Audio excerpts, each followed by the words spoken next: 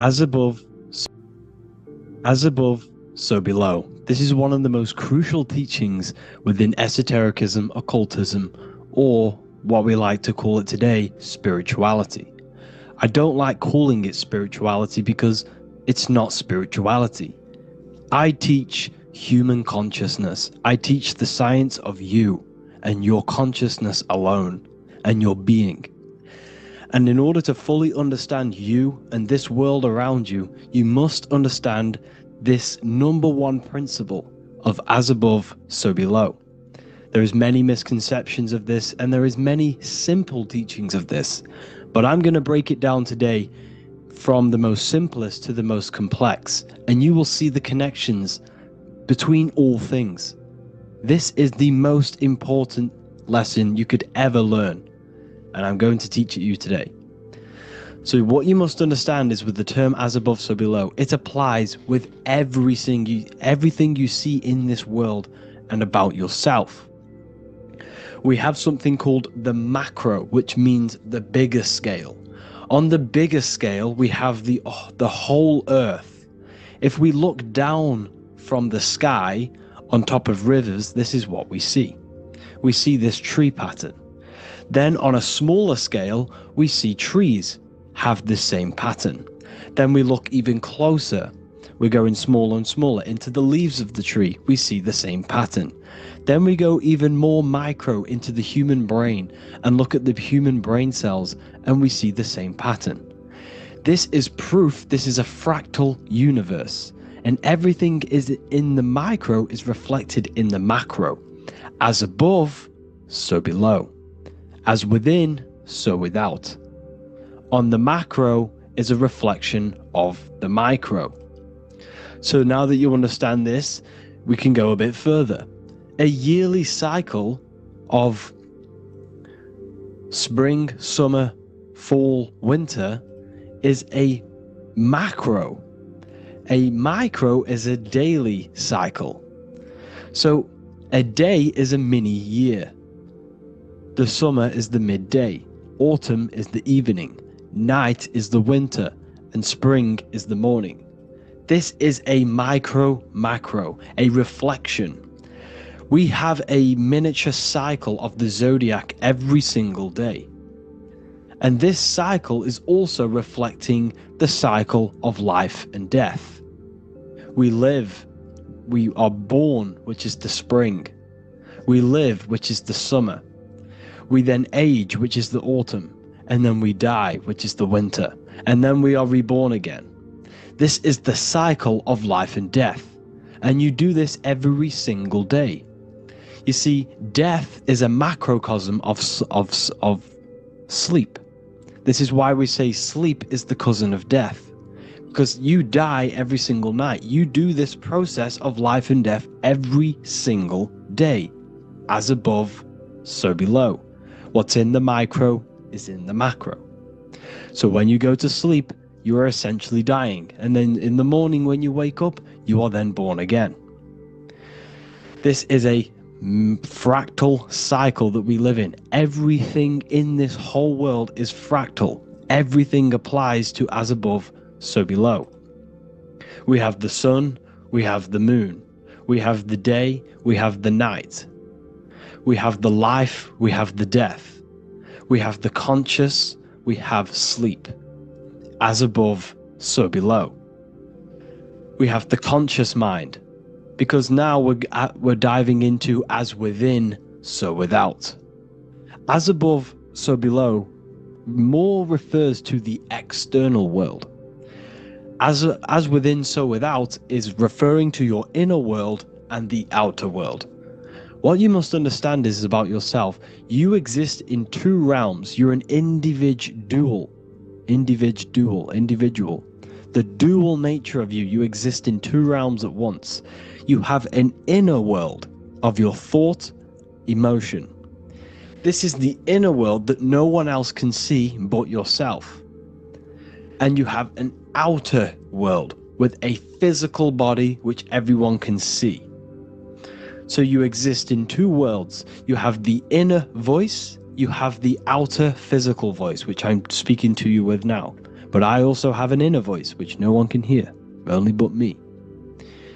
So you exist in the light and you exist in the darkness. The sun represents your external self, your physical, conscious mind. The moon represents your shadow self, the inner self, the psyche self, the spirit self. There is an as above, so below. The sun is within you. The moon is within you. Everything is within you. Now that you understand as above, so below, what is your body? Your body is a miniature earth. Let me repeat, your body is an earth. Your body is the earth. Okay? Because like I say many times in all of my videos, you are not in the world. The world is you. You are the universe. Your brain is a computer creating this reality. What you see with your eyes is produced in the back of the brain called the visual cortex. You don't look into the world, the brain produces the world. The body produces the world.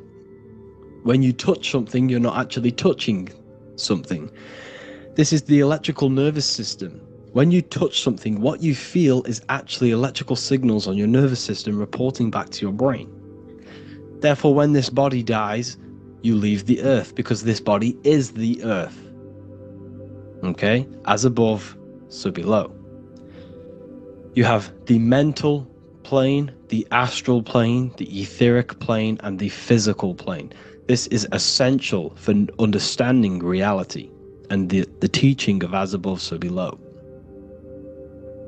Everything in this material plane began in the thinking mind.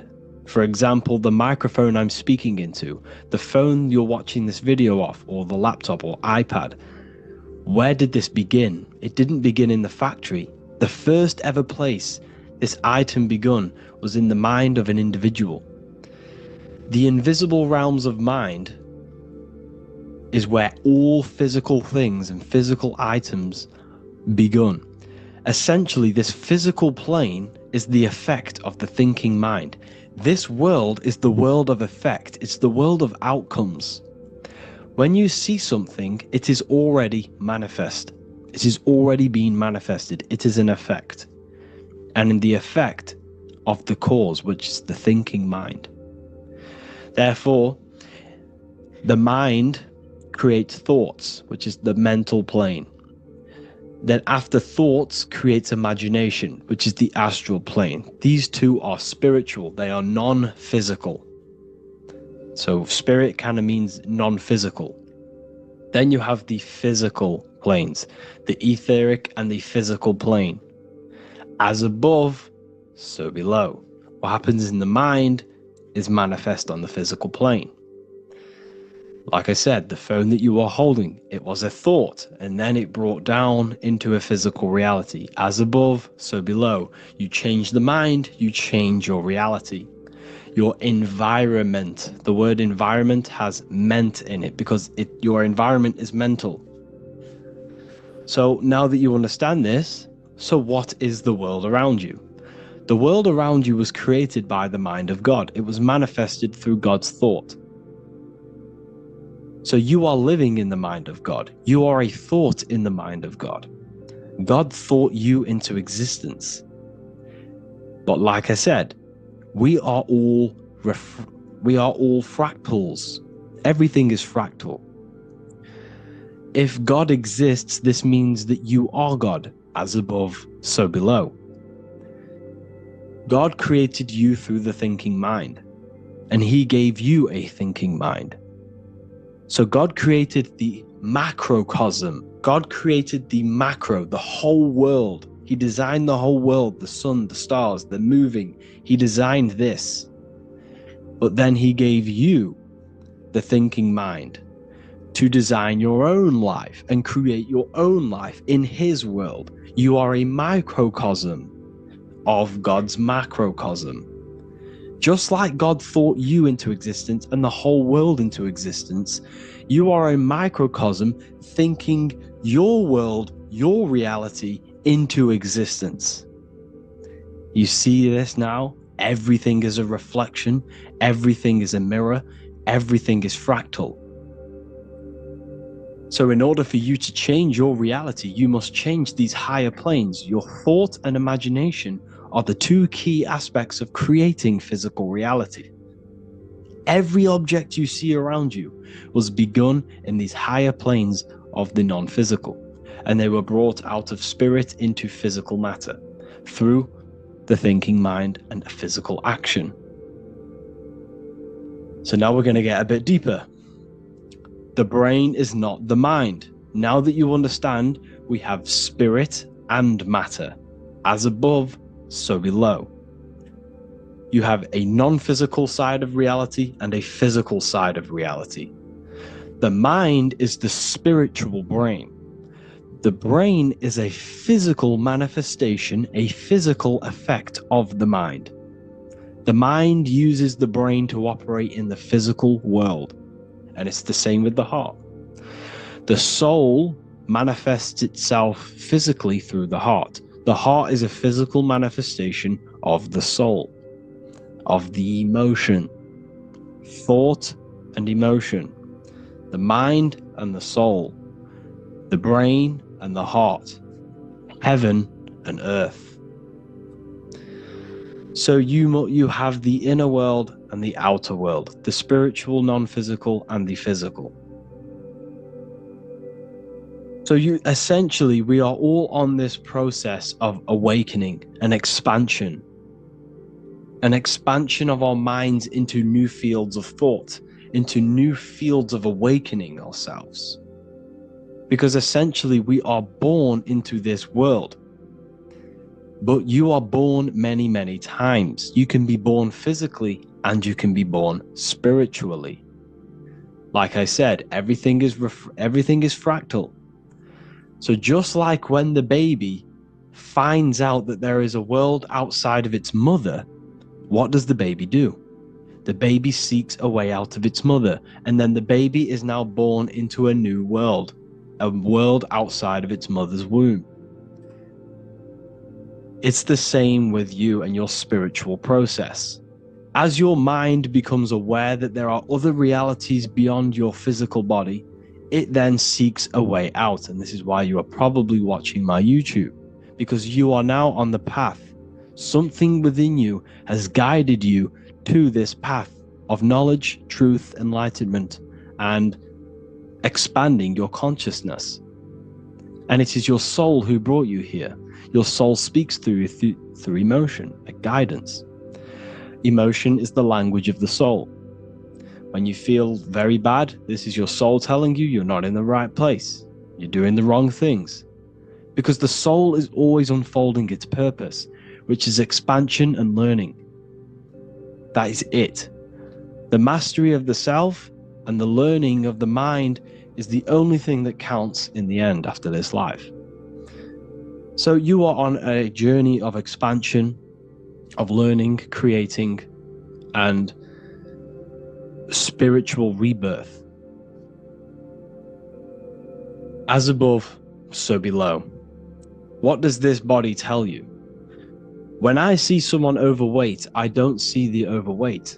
I don't see the body. I see the mind. I see an undisciplined mind. I see a mind that lacks self-control. I see a mind that seeks external validation. That's what I see when I see an overweight person. I don't see his body. I see the result of his mind. Because what does the Bible tell you? You shall know them by their fruits. It's the same saying as above, so below. You shall know them by their fruit. The fruit is their manifestation. Your body is a direct correlation and manifestation of your mind. Your inner world projects your outer world. As within, so without. As above, so below. Now, what do you see when you see this man's body? I see discipline. I see strength. Mental strength, not physical strength. I see mental resilience of pain. Because all of this man's mental energy has been manifested physically within his muscle.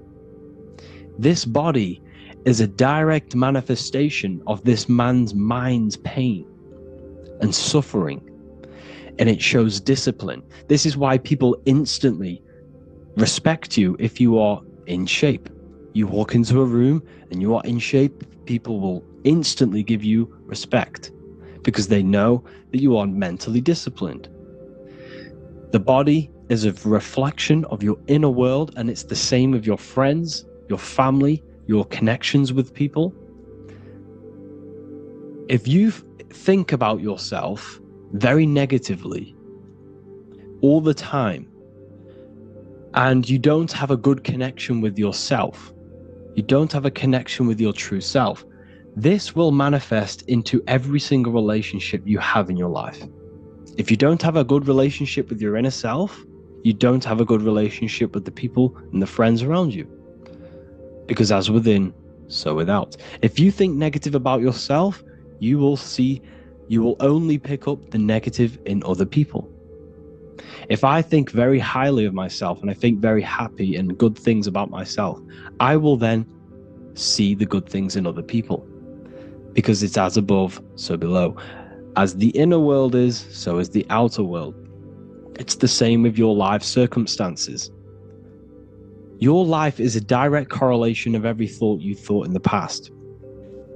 If you possess millions of pounds, millions of dollars, this is because you have thought this into physical reality. You live the life you are deserved. You live the life that you manifest through your thought. If you live a very poor life, this is a reflection of your mind. This is a reflection of what you have thought into physical existence. Because like I said, everything begins in the mind. As above, so below. And this is even present within the body. So where is the head? The head is at the very top of the body. And where does all manifestation begin? In the mind. That's where the mind is, in the head. And then the thoughts we think travel down the body into the heart, which is the emotion. Every thought we think is in the emotion. Every thought we think creates an emotion. This emotion then drives the action. Where does the action come from? The feet, because the feet move our body. We move with our feet to take action. Our hands. You see, so the body is even a reflection. I can't even say it. Reflection of the order of manifestation. This blew my mind when I figured this out. You see, the head, the thoughts begin here. This is the beginning of all manifestation. Then it comes down to the heart. This is the emotion. Then you take the action. The thought and emotion then sparks the action, which is taken with the hands and the feet. And where's the lowest point on the body? The feet, and that's touching the physical earth. So the head is where the thought is, the non-physical, and the lowest point on the body, which is touching the physical earth. So the head represents spirit, the feet represent matter, spirit and matter. Your room, if I walk into your room and I see a messy room, I don't see the room, I see a messy mind. The room is a reflection of the mind. If you have a messy room, this is your mind. It's an externalization of your unsorted mind, undisciplined mind. So like I said, we are all God, and we must find the God self within us. And I teach all of this inside the Book of Wisdom, Volume 2. This is not just a book, this is a revolution. This is the beginning of a new age with this book. If you have read it, I congratulate you. You should feel very proud of yourself if you have an open mind. You should feel proud of yourself for watching these videos, because not many people have an open mind. Remember this, people. You are special if you're watching these videos. You have the mind. You have the ability to see through the illusion. And I take my hat off to you. You want to take this to the next step? Read the book. Or if you want to take it to the serious levels, join the university. The university, you gain access to every piece of my material that I've ever done, all of my books, all of my lectures that are hidden from YouTube. Welcome to Revival of Wisdom. Today, we're going to be talking about portals, portal symbolism, what portals are, okay, and how they show them to us, because they have to tell you the truth, guys. This is the thing with the universal law. They have to tell you the truth. And they tell you through symbols, they tell you through movies, and different things like that. But let's jump straight into this. So, first, I want to talk about the Freemasonry symbols. Okay, so first we got, obviously, this is some Freemasonry art, but notice how you've got the ladder with a key. Okay, so this is ladder symbolism with a key. So maybe this is talking about ascending. Okay, because look, because this is ascending into the heavens, because it's a ladder with humans going up it with a key. In order to ascend, you must have the key. Okay, so what else do we have with a key? Well, the Netflix show Lock and Key, which is all about portals and keys. Because what the keys do, they open doors, gateways. Okay. So what's interesting about this is that they've got this key here, which represents the Kundalini energy rising up the spine. Okay, but we'll come back to this. But it's that same portal key symbolism. We've also got the Vatican. The Vatican is in the shape of a key. Okay, so you can see the start of it here and the end. So this is key symbolisms. Keys open doors. And notice how it's got the 8-pointed star. Okay, what is the 8-pointed star? Okay, we'll come back to this.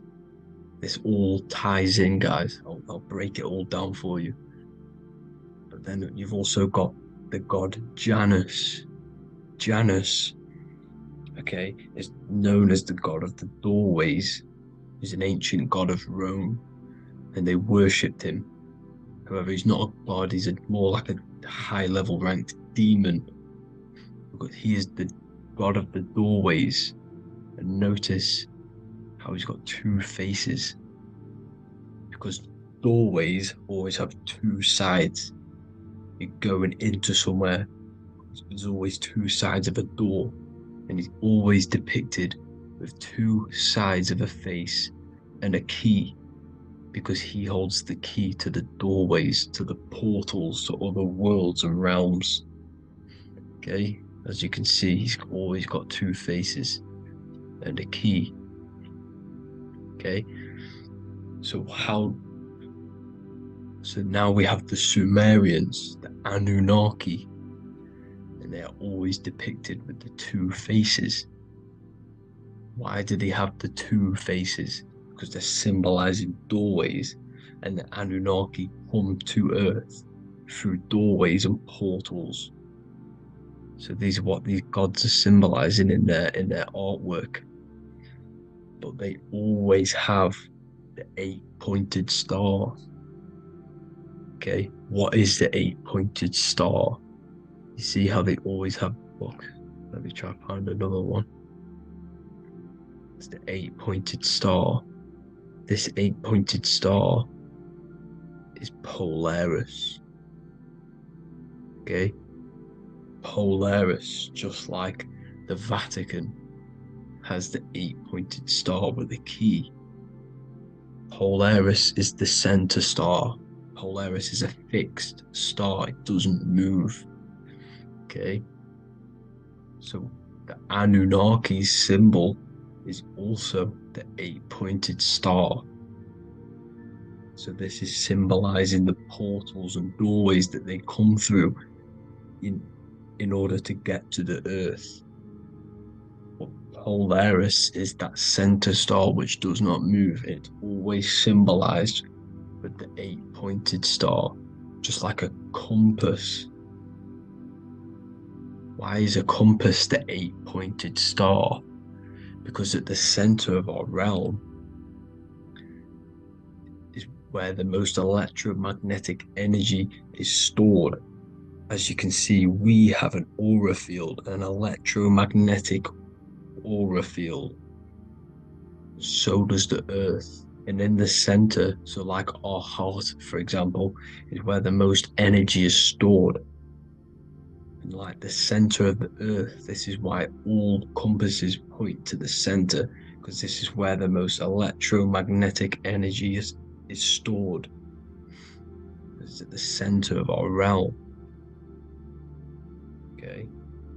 So like I was saying with the lock and key series, see this here? The Kundalini energy rising up the spine, just like your Kundalini energy rising up the spine. Let me try. I can't zoom in, but you know what I'm trying to say here. Let's go back to Polaris, because at the center is where pole. Can you see the pole of electromagnetic energy? Polaris, the North Pole. It's symbolized. The truth is in the words. It's like a pole of electromagnetic energy. And this is where the aurora borealis comes from.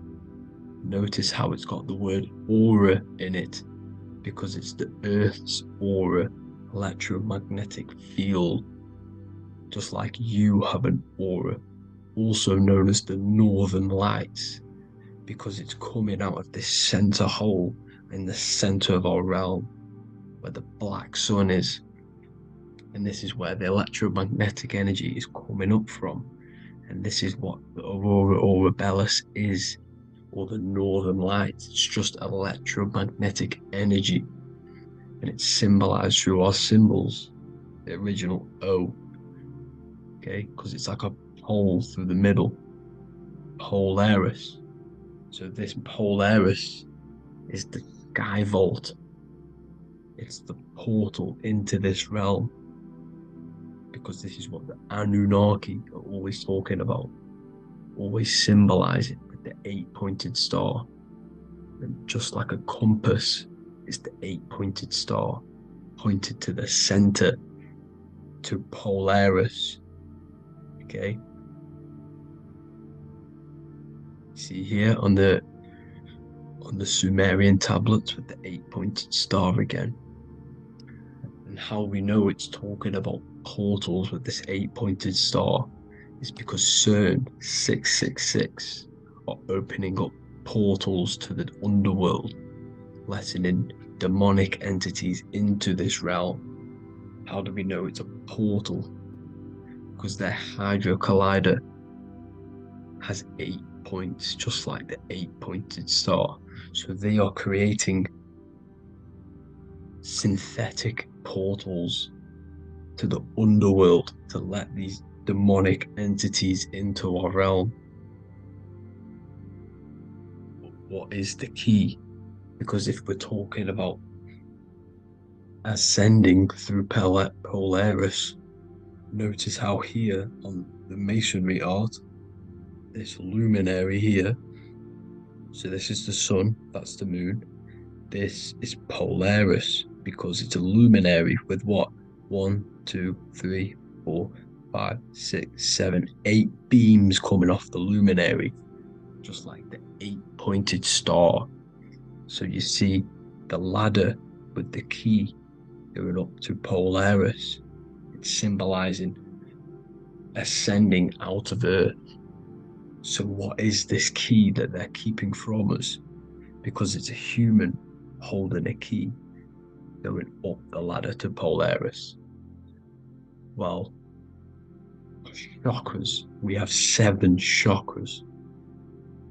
Okay, so this is what they are telling us in the lock and key symbolism. The Kundalini energy rising up the spine. Okay, just like they have 33 vertebrae on the back of your spine.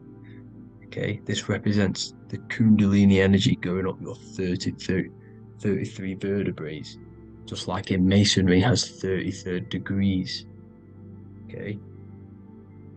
So what is the key? Your chakras. Your chakras have to be unlocked.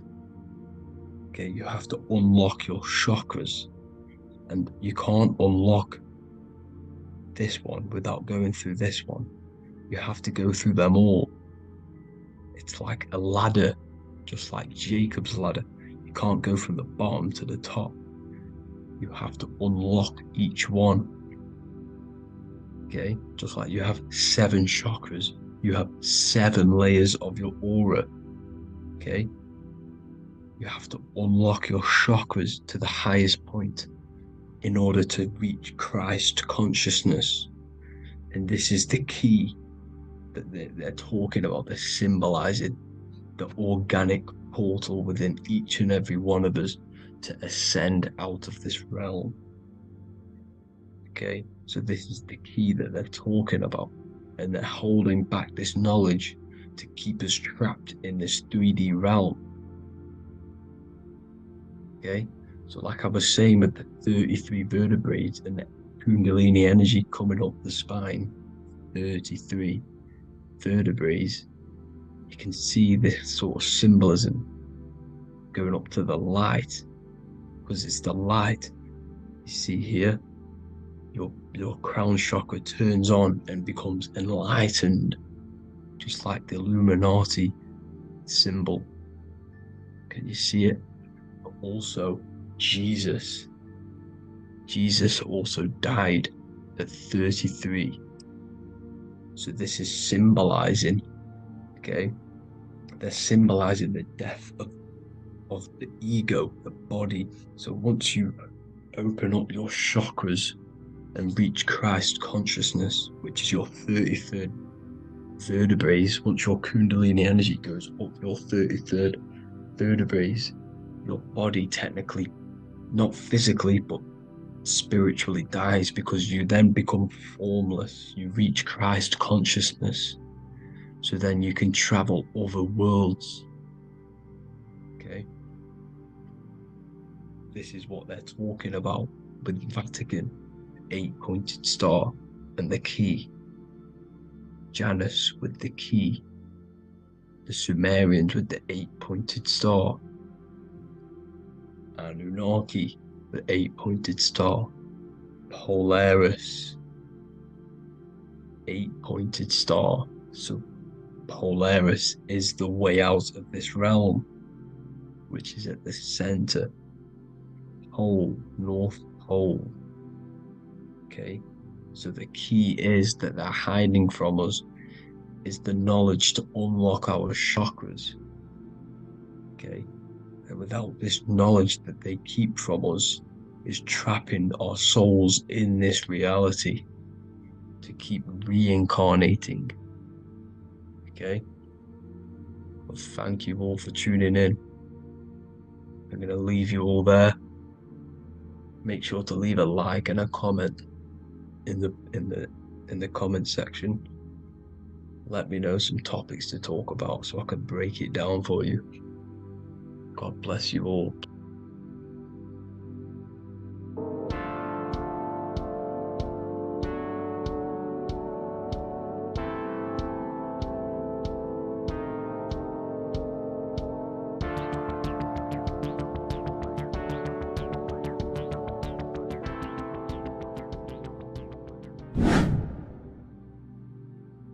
How are we doing, people? It's Revival of Wisdom. We're back today talking about sun worship. Okay? And please enjoy, sit back and enjoy the video. First thing we need to understand is that the sun is the risen savior. It's the light of the world. Without the sun, we have nothing. Now, the sun is the Son of God. We didn't make the sun. No one owns the sun, but who created the sun? Obviously, the Creator created the sun. Therefore, it is the Son of God. And that is what Jesus is symbolizing in the Bible. The Bible is a metaphorical story. That's why it's called the greatest story ever told, because it is a story about the sun, the zodiac. It's about you, the systems in the body. It's about everything that is sacred in this creation.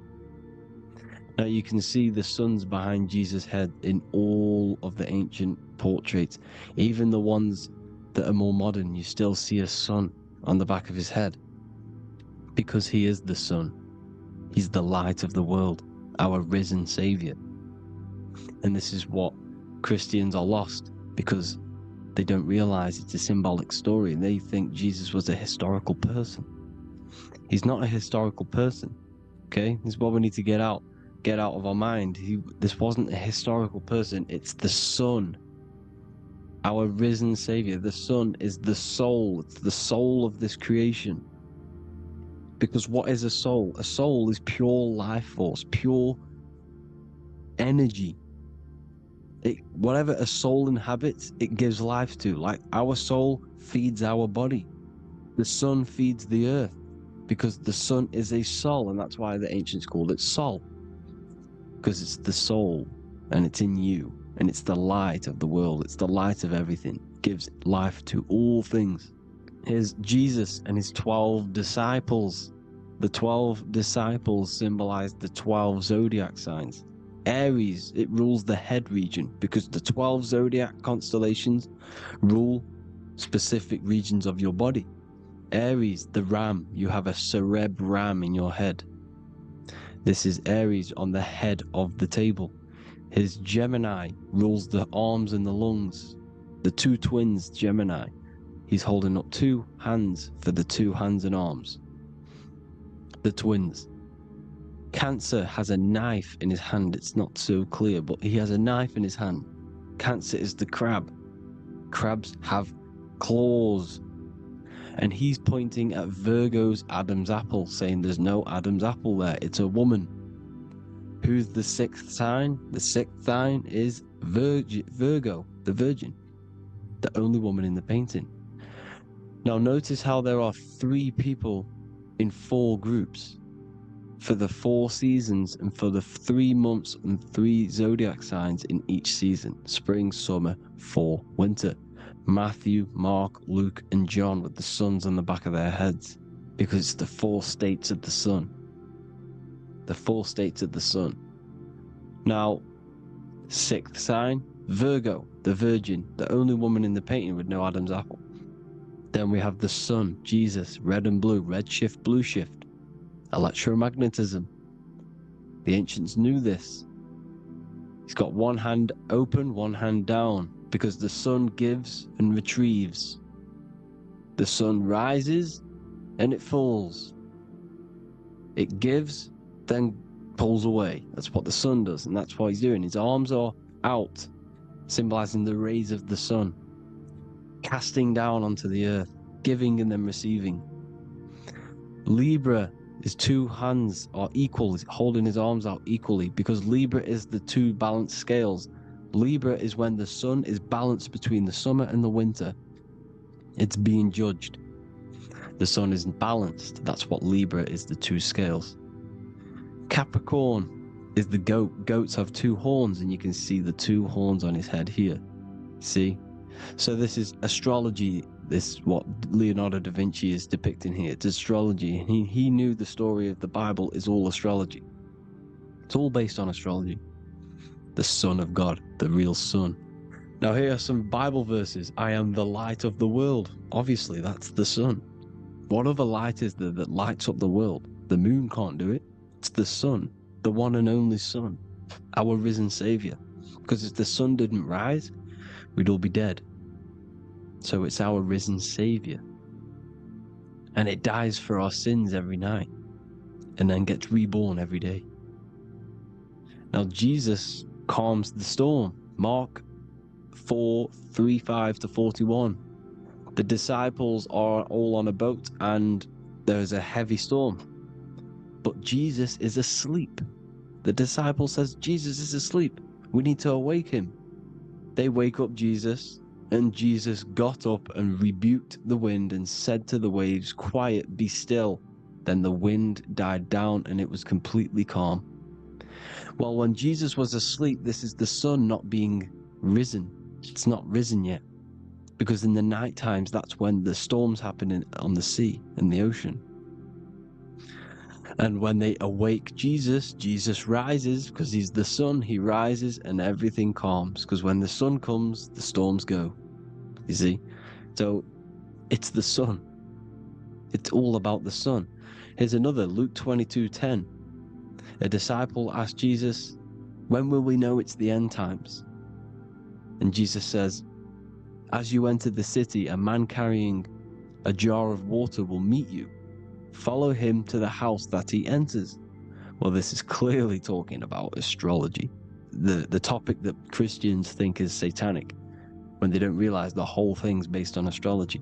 Because the end times is the end of Pisces, which is the two fish, which is the age we've just gone out of. And you can see all these ancient churches here with two fishes, because they knew it was the age of Pisces. There's an ancient artwork with the two fish, Pisces.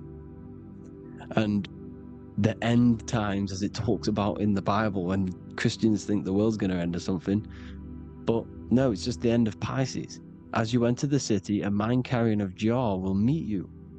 Follow him to the house. The house is the zodiac sign that he enters. And the zodiac sign is Aquarius, because that's what it is, a man carrying the water. We know this is astrology because a woman, that is a woman's job in the ancient times. In the ancient times, the woman used to get the water. You would never see a man collecting water back then. That was the woman's job, whilst the man builds the houses, for example. You see, so we know it's talking about astrology because astrology is the man holding the bucket of water. It's the end of Pisces. Now we are in Aquarius. And of course, Luke 24:36, the risen Savior, the Son. Now the Son is also born on the 25th of December, a virgin, just like Horus, Mithra, Buddha, Krishna, Hermes, and thousands of other gods, all born on the 25th of December. Well, it's because the sun moves 1 degree northward on the 25th of December. And on the 22nd to the 24th, it stays in the same degree because it's moving south. But then on the 22nd, it stays in the same degree on the Southern Crux constellation. And the ancients called this the sun dies on a cross, because the cross is the Crux constellation, the Southern Cross. And it stays on that same degree for 3 days on the cross. The sun dies on a cross, and then on the 25th moves 1 degree northward, bringing back the summer, the light, the warmth, the growth of crops. And this is the sun being reborn again, a virgin, because it's pure. And here's Mithra, another sun god before Jesus was around, before Christianity. It was Mithraism, and Mithra, Ra is Ra, the sun god, Egypt. It's all about Ra, the sun. You can see the crown of thorns on Jesus' head, symbolizing the rays of the sun. And here are the rays of the sun on the back of Mithra's head. Krishna, the sun. Buddha, the sun. Horus, horizon. All born virgins, all did miracles, all resurrected. Dead for 3 days. Well, here he is, dead for 3 days on the cross. And resurrected, because it's the most ancient religion ever been on the face of the earth, the worship of the sun. And we should worship the sun, because without the sun we are nothing. The sun feeds us, feeds the earth, feeds everything. Without the sun we are nothing.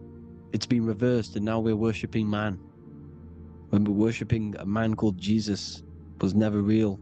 It's all about the sun, the most high, the most powerful, potent, celestial body in the sky, the orb that feeds us every day. It dies for our sins and rises every day. It's the sun. Now on the Holy Communion Day, it's the worship of the sun. They give out mini suns. It's Jesus holding a sun. And they raise the sun on Sunday, because they go to worship their sun god on Sunday. Not Saturn Day, not Moon Day, Monday, but on Sunday when the sun is exalting. And they hold suns up above their heads because the sun rises. They're symbolizing the sun rising above their heads as Savior. It's the Son. It's the Holy Communion Day. And here's Jesus giving a piece of himself to the children. It's the Son, the light. Judas was known as a backbiter, a backstabber, because he stabbed Jesus in the back. He betrayed Jesus. Well, this is just another astrological story about the constellation Scorpio, because the Scorpio is the J, looks like a J. J for Judas, the scorpion, the backbiter. Scorpions backbite, they bite with their back. And what does Judas do? He betrays Jesus by kissing him to let the warriors know who they need to get. So he kisses Jesus and Jesus gets stabbed in the back. Well, when you get stung or bit by a scorpion, they leave like a kiss. So Judas kisses him and gets betrayed. Well, this is because the sun, when it hits Libra, it's balanced. The sun is balanced because it comes through summer. Now the sun's starting to die. The sun's starting to die. It hits Libra. And then as soon as it hits the Scorpio, it gets betrayed because now the sun has to fall to winter. And Saturn is there waiting to take over the darkness of the winter. So he gets stabbed in the back by Scorpio, Judas, the Scorpion, the backstabber. You see, it's an astrological story. Here's Mary. Mary means marry, which means pure. The sun is pure. No one gave birth to the sun but the God. And it's born every day. It's born every day on every year. It's born pure. There was no controversy. There was no, activity for the sun to be born. It's pure. Now, the 7 metals come from the 7 planets. The sun gives you gold, and this is why the sun is golden. It looks gold. And this is why the banks are backed by gold, because gold is the most valuable metal, because it's the sun, the most valuable celestial orb in the sky, in the heavens. Well, here's Jesus, another ancient symbol of him being crucified on the cross with the big sun, the Southern Crux constellation. The sun dies on the cross constellation. And if you go to the old etymology dictionaries, you will see sun and son is the same word. They come from the same etymology roots. You can use them for no matter what, but they've been confused today. But if you go back to the old dictionaries of etymology, they are interchangeable. You can use them. Son, sun, sol, it's all the same thing. The 12 disciples, 12 brothers of Joseph, 12 tribes of Israel, 12 breastplates on the stones, because it's all the 12 astrological signs. They could have used any other number, but there's 12. Because 12 is the mind, which is God. 7 is the number of matter, which is man. 7 energy centers in the body. 12 cranial nerves in the brain, because it's the mind. 12 is the 12ness. The zodiac is literally the mind of God, the signs of God. Now here we see here, Job 38, 31 to 33. Can you lead forth a constellation in the season? He's asking you, can you read the sky? Can you read the heavens? Canst thou bring forth the Mazzaroth in its season? Mazzaroth means 12 signs, the zodiac. Why did they translated every single Hebrew word in the Bible into English, but they decided to leave out Mazzaroth? Why?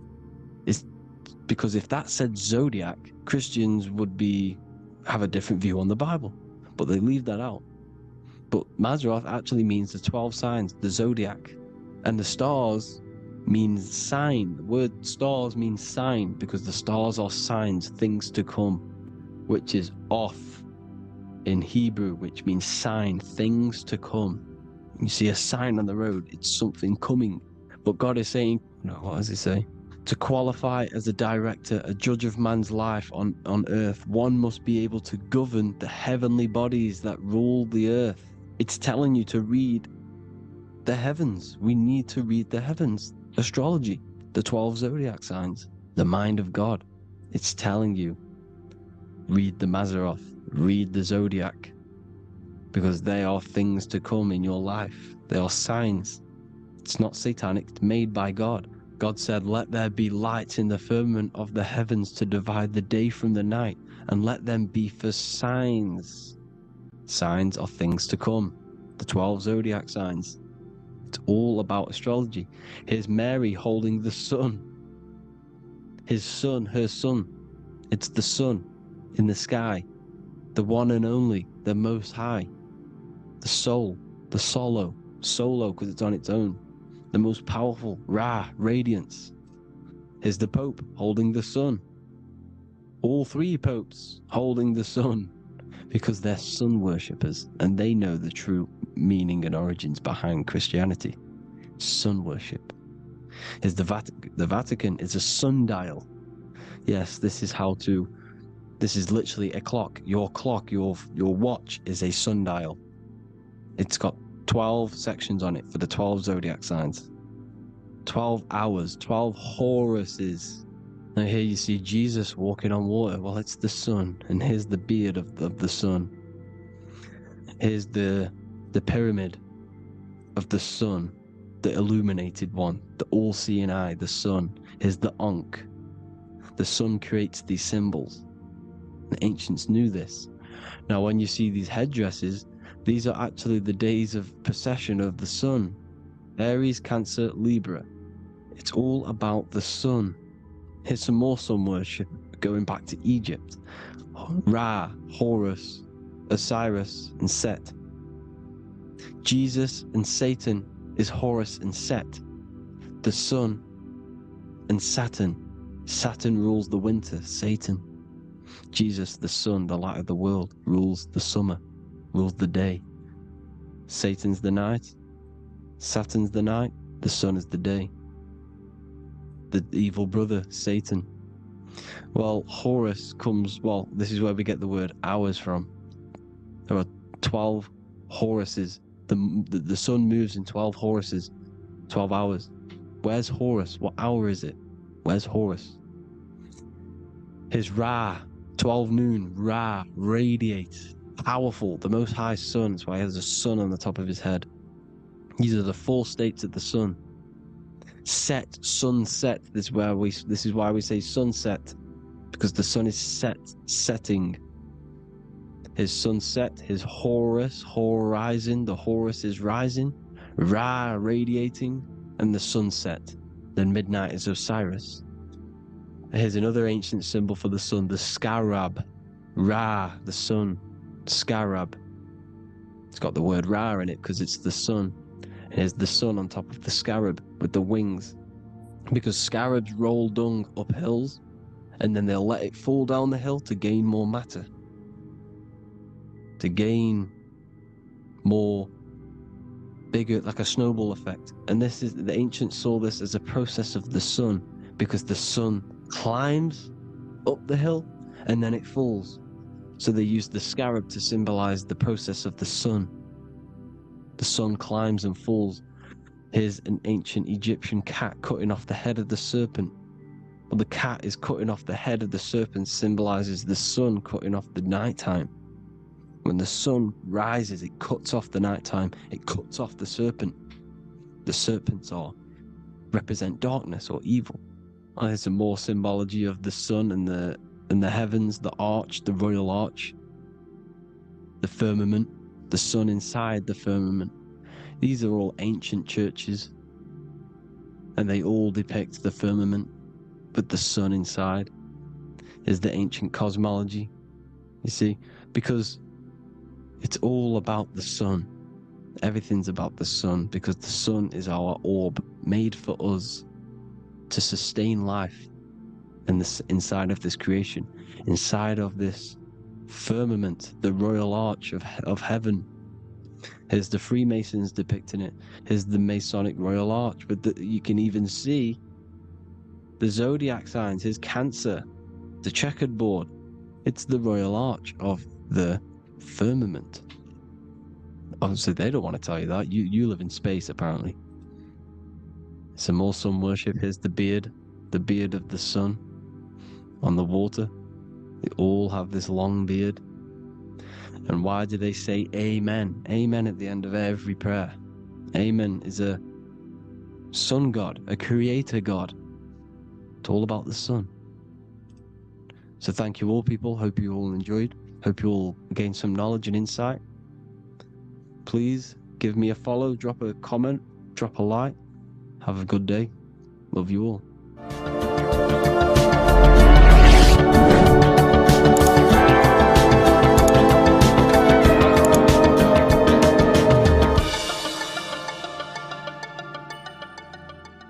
Neo is plugged in on the back of the neck, which is the reptilian brainstem. The reptilian brain is all to do with survival mode, survival state. It's always scanning the environment for safety, whether that's physically, emotionally, or mentally. It does not think. It is instant. For example, do I smack the guy or run off? If something happens to you, like a car's coming really quick to you, you do not think about this. The reptilian brain is the animal instinct that will instantly move your body on the instant reactions. Hence why it's the closest brain to the rest of the body. It has instant access to the electrical nervous system to control the body at instant reactions. Now, Neo is plugged in on the back of the neck, which is the reptilian brain. Therefore, the matrix is the body itself. It is the lowest state of consciousness. This is what it represents. The word matrix means womb. It translates to womb because your body is a womb. Your body is a vessel for universal consciousness, for God consciousness. And the body is also a womb where you can be born again outside of this body by raising your consciousness, by awakening the neocortex. This is why Neo is called Neo, because it represents the neocortex. This is the higher aspect of our brain. This is all to do with new things, higher reasoning, higher thinking, new learning. You see, the brain is a receiver for universal consciousness. And what do I mean? It is a radio receiver. Think of it like this. You have a radio tower which emits frequencies. And each little frequency, 00.1, 00.2, 00.3, each 00 point is a different person. We are all the same universal consciousness, encapsulated inside of a different vessel. This is why our body is the temple of God inside of the Bible. Your body is a sacred temple of the divine essence of the universe. However, consciousness is controlling this physical body. And I'll show you this diagram here. Consciousness consists of imagination, emotions, thought, and memory. All of these things are not physical. They're not made out of atoms. You cannot think with atoms. If I split open your brain while you are thinking of a cheesecake, I would not see a cheesecake. It's because these things exist metaphysically within consciousness. They are not physical. The body is physical. It's part of matter. It's part of time. You see the Leonardo da Vinci, the circle and the square. The square represents limitation, beginning and end, because when you draw a square, there is a beginning and end. It represents the body, the mortal self, the ego, the echo. Then you have the spirit raised above, which represents spirit over matter, mind over matter. Invisible forces create physical forces. Everything physical exists in non-physical. This is also the Freemasonic square and compass, why the square is below the compass, because the compass creates the circle, which is spirit or mind. Then you have the square, which is matter. Mind and matter are the same substance. Mind creates matter through thought. Everything in this physical universe manifested through thought. Everything began as thought. So you are spirit and matter. You have a material body and a spiritual body. And you are right in the middle. This is why humans are very, very important. Because we have an animal nature, the reptilian brain, and a higher consciousness, the neocortex. And we must awaken out of the matrix, which means womb, which is the body. And Neo is waken up from the lower self, the reptilian brain, and moves into the neocortex. Because the brain is a radio receiver for consciousness. Now, what do I mean? I went over this before. Your consciousness is controlling the brain. The brain is a computer. And when our consciousness, our imagination, our emotion, our thoughts, and our memories are all contributing towards just survival things, food, safety, fear, all of these things, and our consciousness is locked into a survival state, we are using the reptilian brain. We're no longer thinking. You don't think with the brain, but the consciousness is thinking, which activates the different parts of the brain. When we think for higher reasoning, we use the neocortex. It stimulates the neocortex. When we think about survival, we're using the reptilian brain. So therefore, when Neo wakes up, he wakes up to the higher aspects of consciousness, which is only utilized by the neocortex, by learning new things and expansion of the mind and expansions of consciousness. Okay? So the whole matrix is to keep you designed, well, the whole matrix is designed to keep you in a survival state, in the three-dimensional awareness. They want you constantly scanning for safety, scanning for food, scanning for emotional safety in relationships and other people. You see, they do not want you to think. They want you stuck in that reptile, that animal state, that beastly state that most people are in. Most people, all they do is eat, listen to music, consume, have sex, lust, desire. This is all the reptilian brain. So when we say the world's being ran by reptilians, it's symbolic. There is no physical reptilian humanoid beings controlling, manipulating human consciousness. We are all the same consciousness. However, there is a corrupted state of consciousness running this world.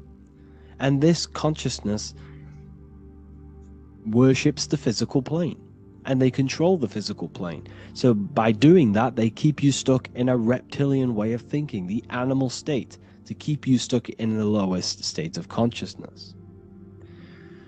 Now, this is the god Osiris, which represents the reptilian brain. None of the Egyptian gods ever existed. They are all symbolic for the brain and anatomy of the human body. Osiris represents the reptilian brain. As you can see, this anatomy compare to the brain stem and Osiris statue found in Egypt. And we also see an ancient artwork of Osiris with green skin and two reptile crocodile alligators next to him, which also symbolizes the reptilian survival state of human consciousness and the activation of the reptilian brain. This is what it symbolizes. Now, this is what the Matrix is all talking about. It's talking about the awakening, the expansion of consciousness. The word divine is dive in because you connect with the divine by diving inward. There is no man in the sky going to save you. You must connect with the self. Know thyself. Truth comes from within. All of these things I'm telling you comes from within you. I'm just pointing it out. All of this is self-realization. A lot of people say, well, what are my sources? My sources is knowing thyself, observing thyself, using the neocortex of critically thinking, sitting down and thinking about yourself and having deep realization of yourself. You can realize that your thoughts are not of this physical world. It's quite simple. The brain does not think. The brain does not imagine. The brain does not hold memory. All of these things exist in consciousness, the one consciousness, but we are all fractal, infinite parts of. This is the eye on the triangle, consciousness being given down to the rest. This is separate. Consciousness is separate from the rest of the pyramid. The pyramid is your body. Neo is the one consciousness. This is the Egyptians symbolizing the one consciousness giving Ankh, which is life, to all the different life forms. However, you can see that the central sphere is giving a big Ankh to the humans, because humans, like I said, possess the advanced consciousness, an advanced brain that allows us to turn above our reptilian animal self. For example, we can go against our reptilian lower animal nature and turn to our godly nature. Animals cannot do that. They are stuck in instinct. They are stuck in a reptilian animal way of thinking and operating. Everything they create is to survive. We can turn against our lower nature and create for amazing things like buildings, architecture, technology. We can use our creative consciousness for anything we wish, not just survival needs. And it's the same with your spiritual journey. You can raise your consciousness beyond this animal state that they try to keep you in through fear, consumption, food, and the reptilian brain. We must awaken, start to think critically, and awaken to our divinity, because the mind, the consciousness within you has infinite potential to expand. There are infinite fields of knowledge that you can explore. The mind can never be filled. It can never ever be full of knowledge. It always expands, and that's why you are alive. That's why you are part of this universe. That's why the science always says the universe is always expanding, because the universe exists in your mind, and the mind is always expanding into new fields of thought, new fields of knowledge and information.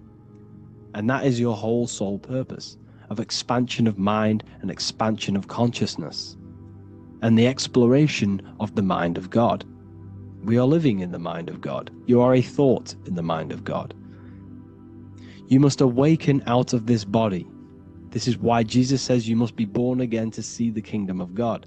You must be born again. You must raise your consciousness beyond physical limitation and awaken to your divinity. And this is pretty much it for this video. I hope you all understand this, that this is all symbolic for consciousness.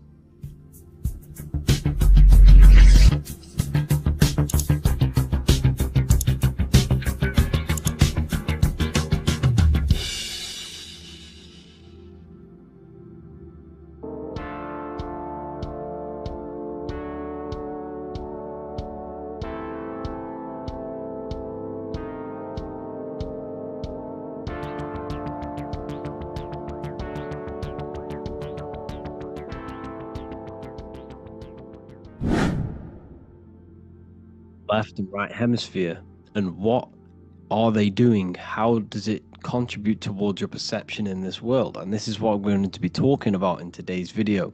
We're going to be breaking down the two hemispheres of the brain and how they function in your life. So first, we have the left hemisphere. This is the logical hemisphere. This is the analytical, divided, scientific, or verbal hemisphere. The right hemisphere is creative, wholeness, artistic, symbolic, and metaphorical. The right hemisphere does with non-verbal things. It produces a holistic perception. It is more to do with creativity. Because what you must understand is that we are not in the external world. The world is produced by our brain. We see with our brain. Our eyes are a part of the brain. What we touch is the brain's interpretation of electrical signals on the nervous system. What we smell is the brain's interpretation of smell through the nose. What you taste is your brain's interpretation of chemical reactions on your taste buds. So what you are experiencing is the brain. The brain is a computer creating a simulation. And you have two hemispheres which breaks down this reality. So essentially, the brain is the perception creator. It creates perception. So if the brain is creating this, who is the one experiencing the brain? Well, that is you, the consciousness, the mind, the all-seeing eye. You are the all-seeing eye experiencing the brain, the observer behind the brain, behind reality, behind the emotions.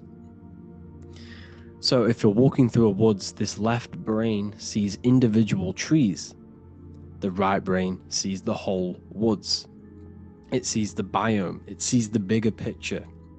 So when you are walking through this woods, the right brain picks up a holistic perception of reality. It creates the woods as one unified woods. The left brain's job is to break this down and analyze it so that we can see individual things. And this is also necessary for humans to have the ability to break things down and manipulate things in this world. So without this left hemisphere, we could not manipulate things and break things down. So this right hemisphere is important because it sees the whole woods. It sees humanity as one unified consciousness. However, the left hemisphere sees individual egos. So the left hemisphere is the place of the ego because it only understands it sees the world very divided. Okay, so for example, here's another example of the left and right hemisphere. If someone pulls out in front of you in traffic, your left brain's going to start going crazy and analyzing them, calling them names. The right hemisphere, however, sees the bigger picture. Maybe he didn't see you. Maybe it's just a mistake. Maybe he's in a rush. You see how the two brains are very different. They do the same thing, but they function in different ways. The right hemisphere is feminine, the left hemisphere is masculine. So, like I said, this person pulls out in front of you, you start to think with the left. If you start to perceive that in the left brain, you're going to start analyzing them, you're going to start going crazy and calling them names because you're analyzing it. You're not seeing the bigger picture behind it. You're not seeing it from his perspective. So there is a crossover. So the left hemisphere of the brain controls the right side of the body, the right ear, the right eye. Everything to do with the right side of the body is connected to the left hemisphere, and the right hemisphere controls everything on the left side of the body, including your eyes, your arms, your legs. So everything is crossed over, and even your visual field is crossed over. So this is your visual field, as you can see here, and even the left side of your visual field goes to the right brain. There is a crossover. No one really knows. There's not really a reason for this. However, this is how the human body is designed. As we all know, the human body is the most advanced piece of technology on the face of the earth. They cannot replicate the human body. And they tell you it has no creator. This is crazy. People are that brainwashed, they can't even understand that their body is the most advanced piece of technology. Your body is so advanced, the computers that you use are mimicked of the body. Everything they create is mimicking nature, but they don't show you how intelligent nature is because they don't want you to understand you're in an intelligent design.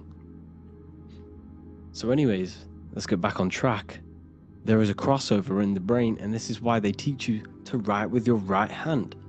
And I was speaking to someone who's in a nunnery, or whatever you want to call it. They were a nun, or they knew someone who was a nun, and they forced these people, these nuns, to write with their right hand. You had to write with your right hand. This is why, I'd say at least 70% of the world, or 80%, is right-handed and right-legged, because they taught us this to activate the left hemisphere more because of this crossover that happens in the body. So when we are using this right side more, we are using that left hemisphere more. Why are they doing this? Well, they also called it writing.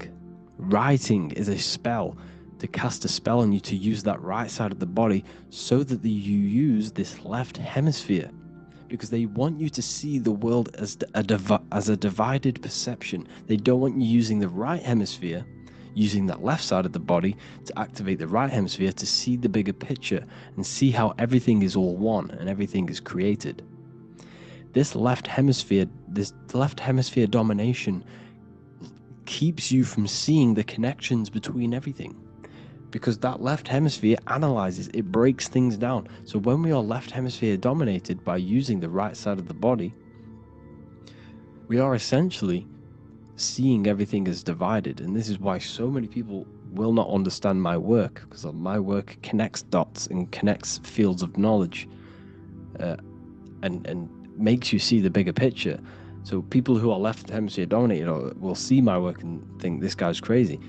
But it's all about activating that right hemisphere. So they called it writing because every word you say is molding your mind in some sort of way the things you see is molding your mind. Everything you take in through the five senses is molding your mind. And language is a massive spell, especially the English language. They called it writing, so that you use that right side. It's a spell because your subconscious mind picks up everything you say. And 90% of your daily basis behavior and thought patterns is produced by these subconscious programs within the subconscious mind. Essentially, your conscious mind is only the 10% of you. The conscious mind is just what you're aware of, what you're wearing, how you're feeling, what you're thinking. That's your conscious mind. The subconscious mind is controlling every system in your body. It's telling your heart to beat without you being conscious of it. So essentially, this is what they're programming. They're programming this system in the back of the mind, which is controlling everything through the words. And this is what spells are, because it's all about creating perception in the subconscious. So they want you to use that right side more. I truly believe the ancients, they were balanced. They used the left and the right side of the body. They didn't have a stronger side because they understood this science of the body and how the body works. So this is actually called phonetics. It's not etymology. Etymology is the study of root words. Phonetics is the study of how words sound similar. The way words are spoken. So phonetics, phone, is why we call them a phone. Because you speak into a phone. So this is write and writing, to use that right side to activate the left hemisphere more. So your hands are a manifestation of your brain. The left hand is the right brain, the right hand is the left brain. And as a child, we were always taught that when you place your hands together like this is the size of your brain, which is true because your hands are a part of your brain. They're an extension of your brain. Every part of your body other than your brain is an extension of the brain. Everything's working and feeding back information to the brain because you're experiencing the brain. So another trick that you can do, or another exercise, is looking in the mirror and closing one eye at a time. If you close your right eye, if you take your top off, for example, you'll analyze your body if you close your right eye, because you're using that left hemisphere. Sorry, other way around. If you look at yourself through your right eye, you'll use that left hemisphere, which will analyze yourself. You'll see individual body parts. If you close the right eye and use the left eye, you'll see your body as a whole. You won't really analyze it. This is how you can analyze yourself using these two hemispheres. So this whole system is created to keep you thinking logically and to restrict you from creating and restrict you from understanding symbolism, allegories, metaphors, and teamwork. They want you stuck in a logical way of thinking and a logical way of seeing the world. This is why when you go to school, you are told exactly what to do. You're told to think this way and no other way. You're told to do orders, do this. It's a very left-brained system, because if we all started to open up this right hemisphere, we'd all see, wow, everything is all one, everything's all connected. And this is what my work is doing. I'm showing you everything is one. The physical world is an illusion of duality, but everything comes from the one source, the one mind. The universe is a giant mind. I am mind, you express mind. We all possess mind. Behind the physical body is the same mind consciousness. And we are all expressions and fractals of this infinite consciousness called mind. And this is what they don't want us to figure out, is that we are all just one consciousness expressed. It's an infinite consciousness. It's even in the squirrel, it's in the dog. All of these different animals, they're just different bodies, but behind the bodies is the same consciousness, which is mind. That's what the pineal gland is. The pineal gland is not the mind, and it's not the third eye. The third eye is your mind. If you have a closed third eye, it just means you have a closed mind. If you have an open third eye, it just means your mind has expanded from beyond physical things through astral projection and mystical experiences. This is how you gain an open third eye. It's just an open mind. A mind that has astral travel, that has explored the realities within the mind. So everything they do is to keep us in a divided state. Divide and conquer, right? That's their motto. all to keep you thinking how everything is divided. Everything they've done is division. Postcodes, countries, everything is divided. Like football teams and all this stuff. It's also a natural process when you grow up, because as you grow up, your brain is constantly analyzing the world. So this is sort of a natural process of how you become more left hemisphere dominated, because your brain is always analyzing. And unless something awakens you, you can awaken that right hemisphere where you can start to see the bigger picture. Even the music, it's all tuned to 440 hertz, shuts down the right hemisphere of the brain. 440 hertz, Spotify, Apple Music, the radio, every time you turn on the radio, it's tuned to 440 hertz. This was specifically tuned. It never used to be tuned to this. It was in the 1950s. It was changed. The standard music tuning was changed to 440 hertz because it shuts down that right hemisphere of the brain. They don't want you thinking, seeing the world in this way and perceiving things as one. And I'm going to show you. It tells you this in the Bible. Cast the net onto the right-hand side of the boat and you will find the fish. What was Jesus saying? You see, people read the Bible and they don't understand it. If the Bible is not talking about you, then it has no meaning. The Bible, everything you read in the Bible is about you and how it can better your life. It occurs to you. So if Jesus says, cast the net onto the right-hand side of the boat, this is an allegory. The boat is your body. Cast the net. It's the awareness, the perception, onto the right hemisphere of the brain, and you will find the fish. What's fish? What do fish do? They swim deep in the ocean. It represents the knowledge. Deep knowledge. Cast the net onto the right-hand side of the boat and you will find fish. You will find the wisdom. You'll gain understanding when you cast that your awareness into that right hemisphere. You will see that I am you and you are me. We are all one consciousness. You will see everything. You'll see that the trees are the same patterns as the nerves in your body. You'll see everything is connected. Everything is a fractal of the one infinite consciousness. And how many fish did they catch? 153. That adds up to 9. This is now numerology. The Bible's filled with numerology. Adds up to 9. What's 9? Human consciousness. It represents consciousness. You're in the womb for 9 months. Feminine. It's all about consciousness.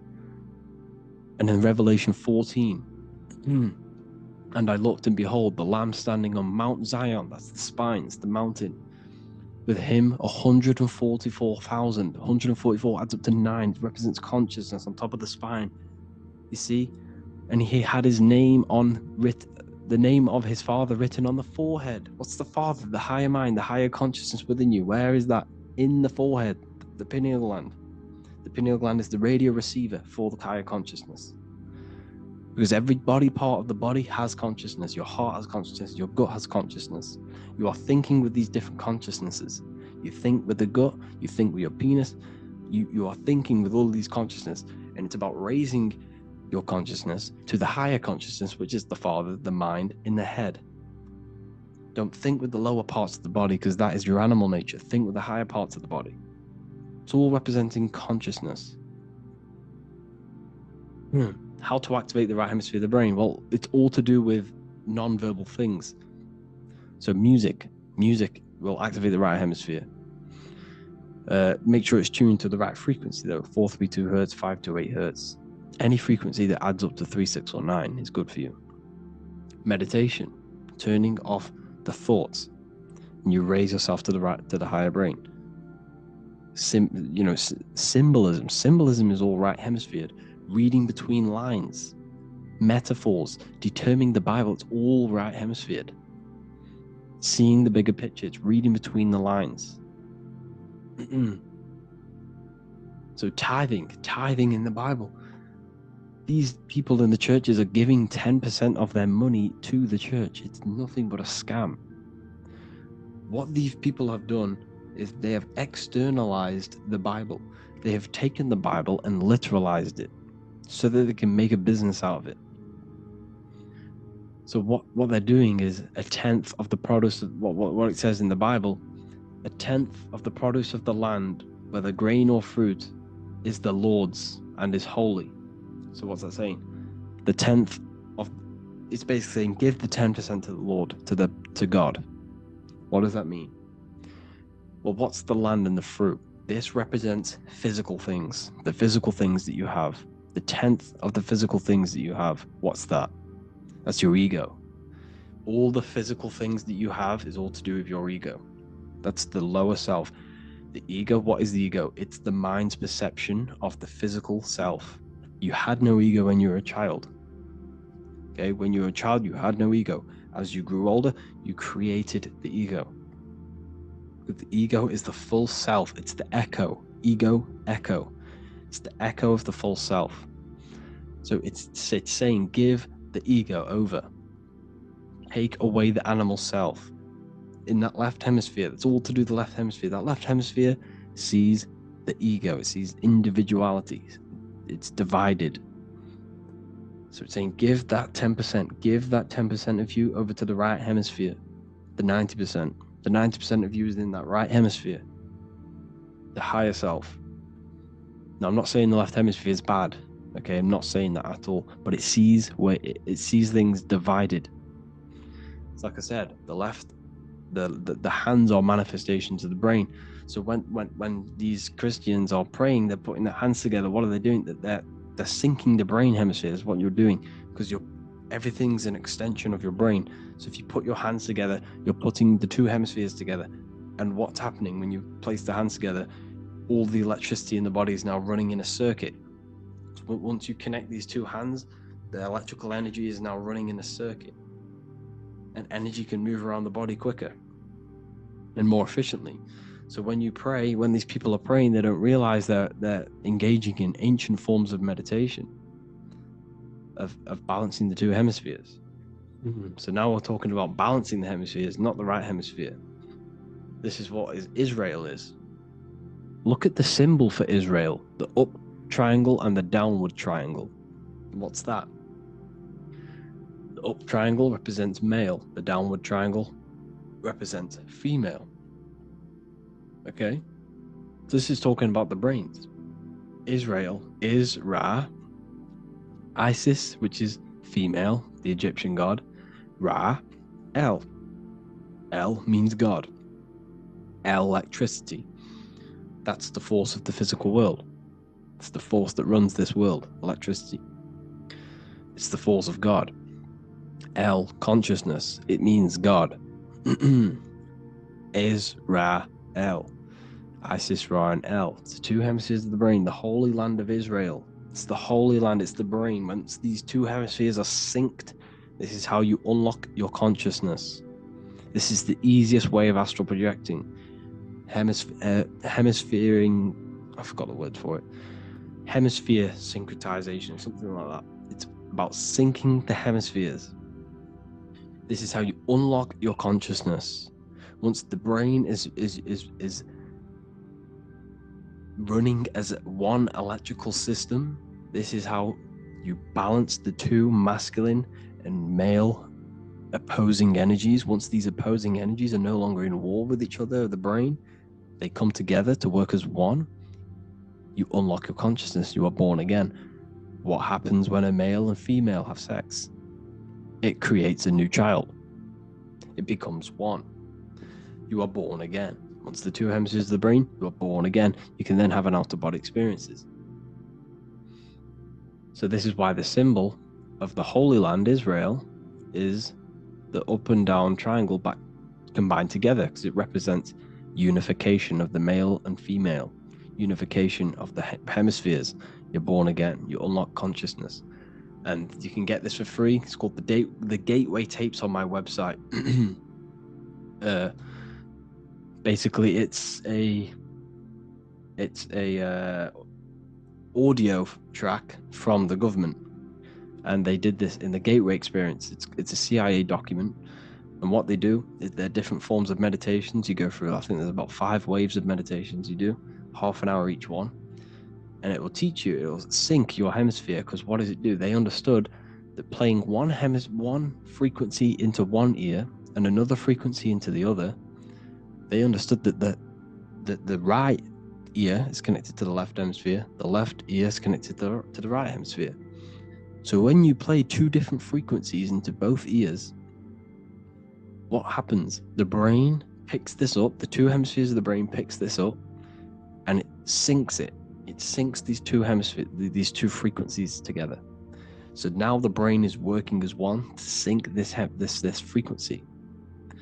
So this is how you can sync your hemispheres through listening to these frequencies.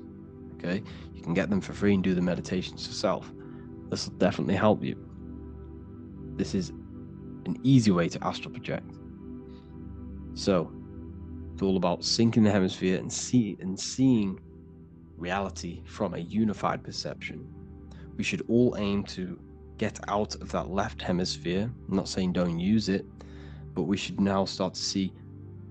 We should not start to read between the lines of the Bible, read between the lines of the symbolism they're showing. Study symbolism, study allegories and myths. What are they trying to tell us through these allegories? And this is how we start seeing things in a better way. Once we understand that we are all microcosms of an infinite consciousness, we can all come to one, because love is the unifying force of this infinite consciousness. We are all divided. We are all disconnected from our hearts. Once we all connect with our hearts and see that everything is one, we can all start to love and come together as one, because love is the unifying force of consciousness. So if you haven't already seen, I now have launched the Ethereal University. I will be doing lectures like this one, but even better, deeper, and even releasing knowledge that I can't talk about online, as they are censored. I'll be doing lectures every single week. I'll be doing live calls every single week. You also gain access to my library, which is filled with over 45 occult books, filled with knowledge. Okay, I'll show you now. Plus, you get my book, The Book of Wisdom, PDF form, and the Human Health Guide, PDF form.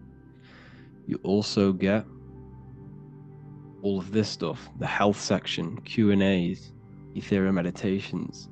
We've got some celestial studies, cosmology, and numerology coming soon. You also get the brand new Manifestation Mastery course, plus the library. And there'll be new books, new lectures, new live calls every single week. Or you can get the Book of Wisdom, use the code WISDOM in all capital letters to gain 40% off. This sale will be ending very, very soon, so if you're watching this, be very quick to get yourself a physical version or a PDF of my book. You can get it in all these languages. Hope you enjoyed this video, people.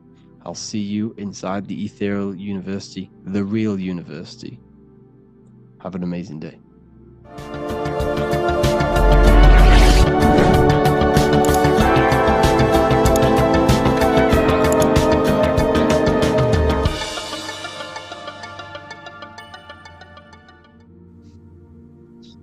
Matthew 21:1, Jesus went into the temple of God. Corinthians 3:16, do you not know that you are the temple of God? Now what is this telling you? That God is within you. Hence why in Luke 21:12 it tells you the kingdom of God is within you. And the side of your head region is called a temple for a reason.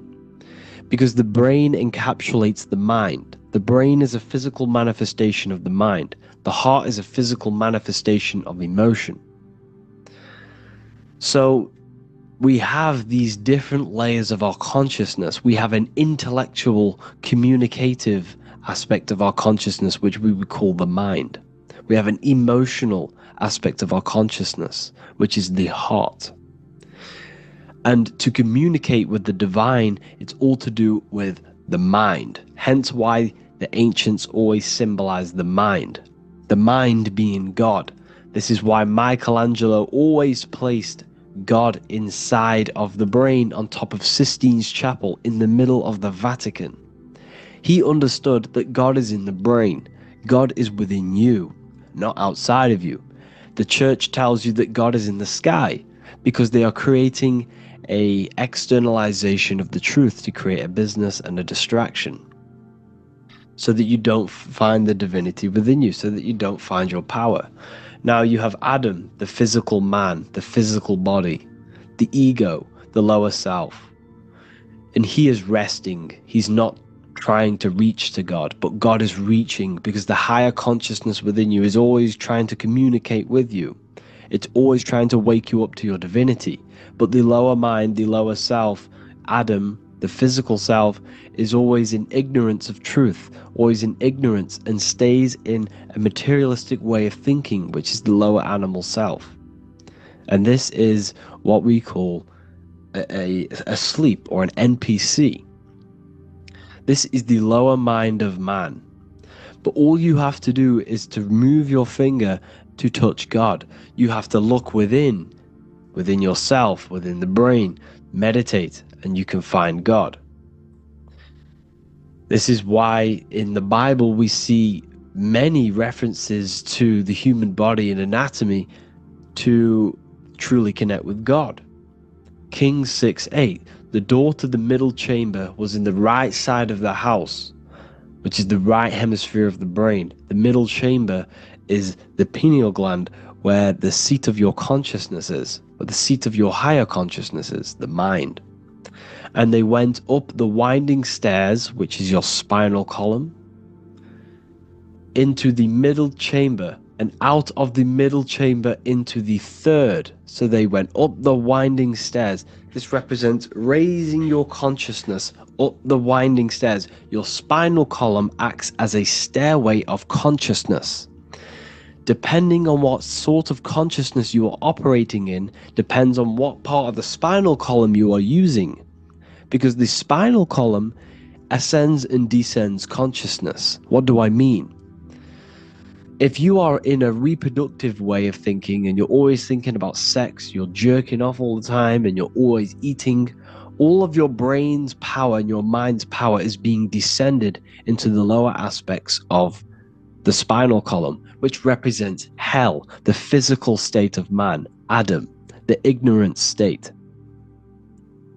We're basically living off low-level pleasures like an animal. And the stairway to heaven is your spinal column. They went up the winding stairs into the middle chamber, which is your mind, your pineal gland, and out of the middle into the third stage of consciousness, physical, etheric, astral. When you meditate and you start to raise your consciousness during meditation, you enter the astral plane when you turn off thought. But this is the middle chamber inside of the brain. Here we see another painting inside of Sistine's chapel of God inside of the brain. This is the brainstem. This is the brain. This is the frontal lobe. This is the back lobe. This is the back lobe. This is the cerebellum. Here's the reptilian brainstem. Here's the claustrum. This is what we are seeing here. Anatomy. Here is another one in Sistine's chapel in the middle of the Vatican. This is depicting the brainstem. God's neck looks exactly like the brainstem. Here we see a real brain compared to God's neck, because the neck is just below the brainstem. And this is what they are symbolizing, because they knew that God is within you. God is a part of the human body.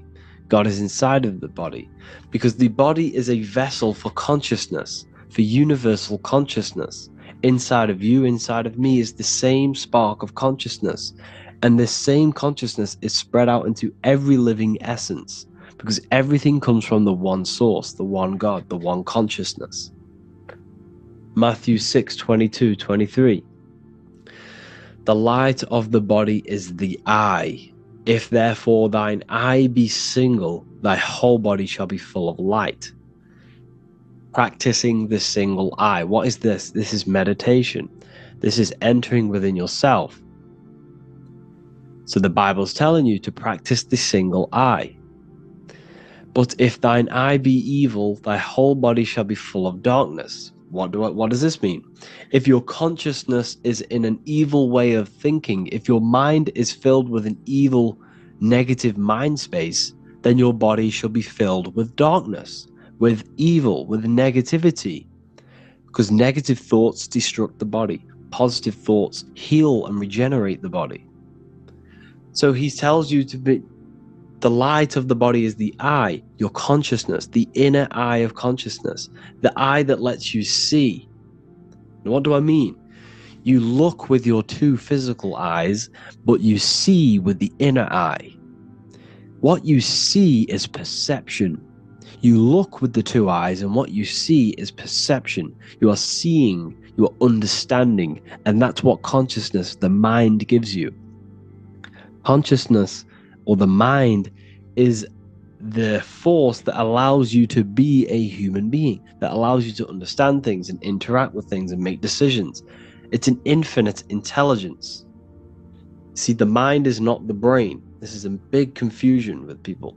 Hence why the eye on top of the pyramid is separate from the bottom half of the pyramid, because the consciousness is separate from the body, the eye, the all-seeing eye.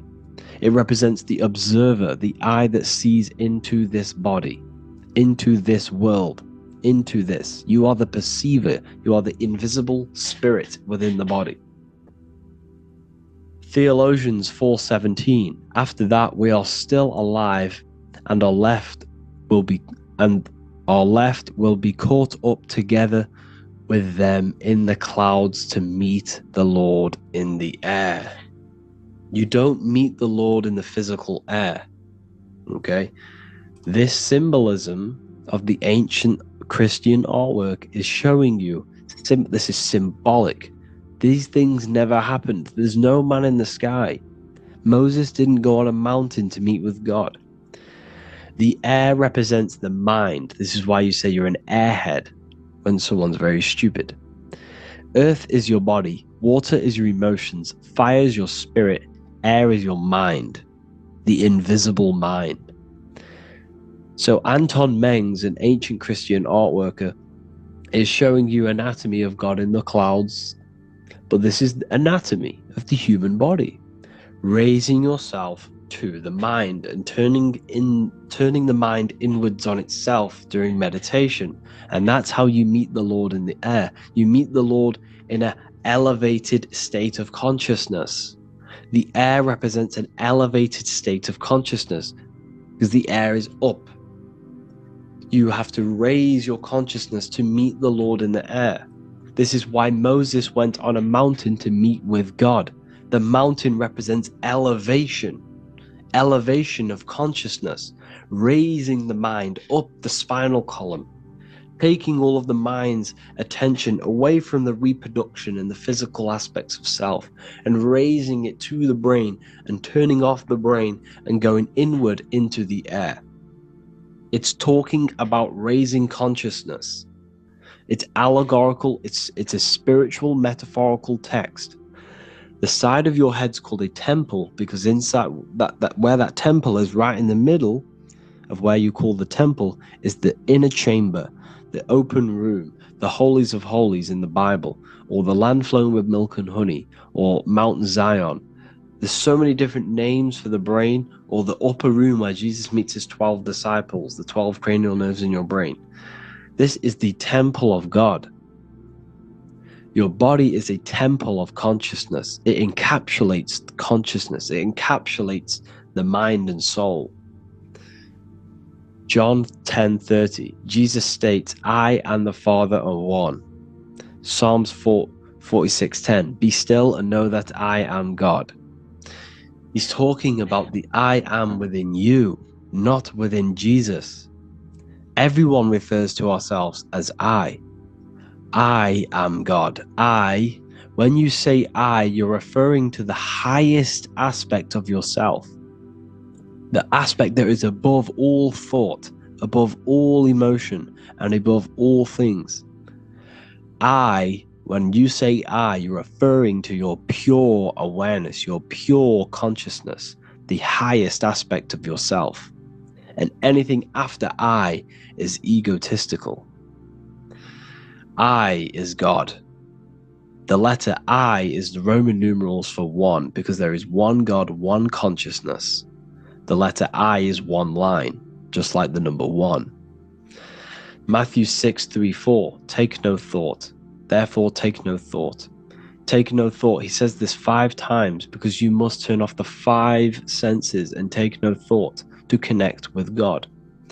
Be still. This is telling you to meditate and know that I am God. The I am within you. I and the Father are one. I and God are one. You, who you think you are, is a completely wrong. The body is matter. Your name isn't you. Your job isn't you. Your reputation, your trauma, your memories, your friends, family, worries, bills, interests, dislikes, goals, passions. Anything to do with the thinking mind is not you. Who you think you are is a part of your thinking aspect of consciousness. But once you remove thought, you are no longer your name, you are no longer your body, you're no longer your reputation. You are the I. You are pure awareness, pure consciousness. Pure consciousness. And this pure consciousness has latched on to this name, this job, the body, and your traumas. Your pure consciousness has attached itself to this character who you're playing in the physical world. And this is essentially who you think you are, but you are not. You are the I, you are the self, you are pure awareness. So in order for you to detach from these things, you must learn how to detach from your name, your job, your reputation. And you do this through meditation, by turning off the thinking mind. Turning off the thinking mind allows other aspects of your consciousness to open up. What do I mean? Your whole life you've been thinking, and all of these thoughts has attached you to this physical body. You haven't allowed your consciousness to open up. And you can only do this by taking no thought. That's why Jesus tells you, take no thought. When you turn off the thinking mind, other aspects of your consciousness starts to open up. Other aspects of your being can open up. And this is how you astral project. This is how you do all these mystical things and things to do with consciousness. It's taking no thought. Imagination, emotions, thought, and memory are all to do with consciousness. These things are not physical. You can't touch thought. You can't touch emotions. You can't touch these things because they are not a physical thing. So you must turn off these things for other aspects of your consciousness to open up. Okay? So essentially, the Bible is a metaphorical, astrological, numerological, metaphysical, spiritual, encoded text that talks about human anatomy, spirituality, and the true nature of the human experience. Everything they teach you in school is to make you think that you are this body. Everything they teach you in church is the externalization of the true teachings of Jesus. Jesus was telling you to meditate. Jesus was telling you to practice the single eye. Jesus was telling you to look within yourself and find God. He wasn't telling you to pray to him. Mark 16:19, he was taken up to heaven and sat at the right hand of God, the right hemisphere of your brain. John 21:6, cast the net onto the right hand side of the boat and ye shall find fish. Fish is understanding. The boat is your body, your brain. Cast your awareness into the right side of your brain and you will find understanding, because the right side of your brain is all to do with the creative aspect and the intuition and the spiritual sides of your consciousness. This is why God is here. This is why Michelangelo depicted God in the right hemisphere of your brain, because this is all human anatomy. And I speak about all of this in the brand new Book of Wisdom, Volume 2, which is now available. The start of the revolution has begun. This book is truly going to change the way people see the world. It's got so many more topics than the last one. It's truly a revolution. It's written in so much detail. It's very practical. I cannot wait to share this one with you. I just want to say thank you for the opportunity for me to create this book, because without you, I couldn't have created this. And I just love sharing my work with you. And I thank every single one of you for the support, the watch, like the views and the likes, everything. Especially the people who have joined the university and stuff like that. And for people who have joined the university, you do get a free Book of Wisdom paperback if you just go to the general chat and follow the description, follow what the instructions that I gave you in the chat, and you'll be able to order a free Book of Wisdom if you are inside of the university. Plus, you get all of my other books, 2 books, and over 45 occult books on occult and esoteric things. You get lectures, live calls, a community, a manifestation mastery course, and a whole library and reoccurring updates every month, every week. So yeah, I hope you all enjoyed this video. Thank you all. Please leave a comment to help the algorithm, and leave a comment on what videos I should make. And yeah, I'll get to uploading on the YouTube a lot more now the second book is now released. I have a lot more time on my hands. No longer using my energy to create the book. I'm now going to redirect this mental energy into the YouTube. So there will be a lot more content coming. So I need some content ideas. So feel free to comment some ideas, some YouTube videos that I can create. Thank you all, people. Have an amazing day.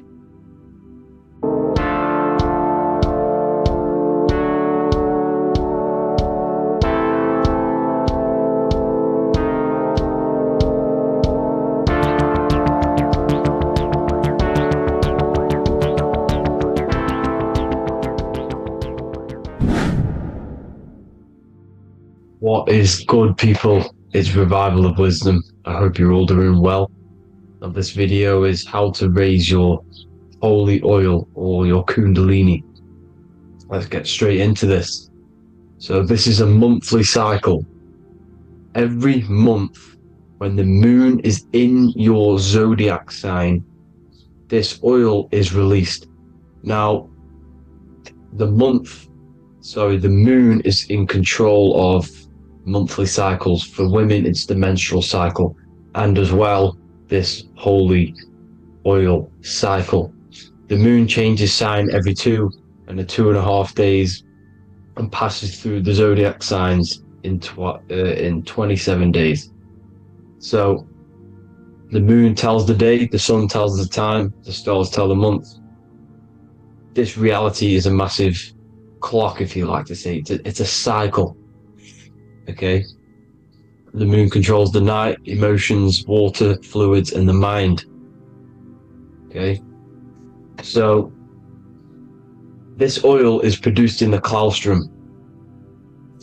It's produced in the claustrum, which is here, right? This is where you get Santa Claus from. Now, the claustrum is at the center of the brain, and it is next to the pineal gland and the pituitary gland. Once it starts in the claustrum, this is the holy present. This is the present that Santa gives to us, Santa Claus. And it goes to the pituitary gland and the pineal gland. And what's connected to the pituitary gland and the pineal gland is the Ida and the Pingala.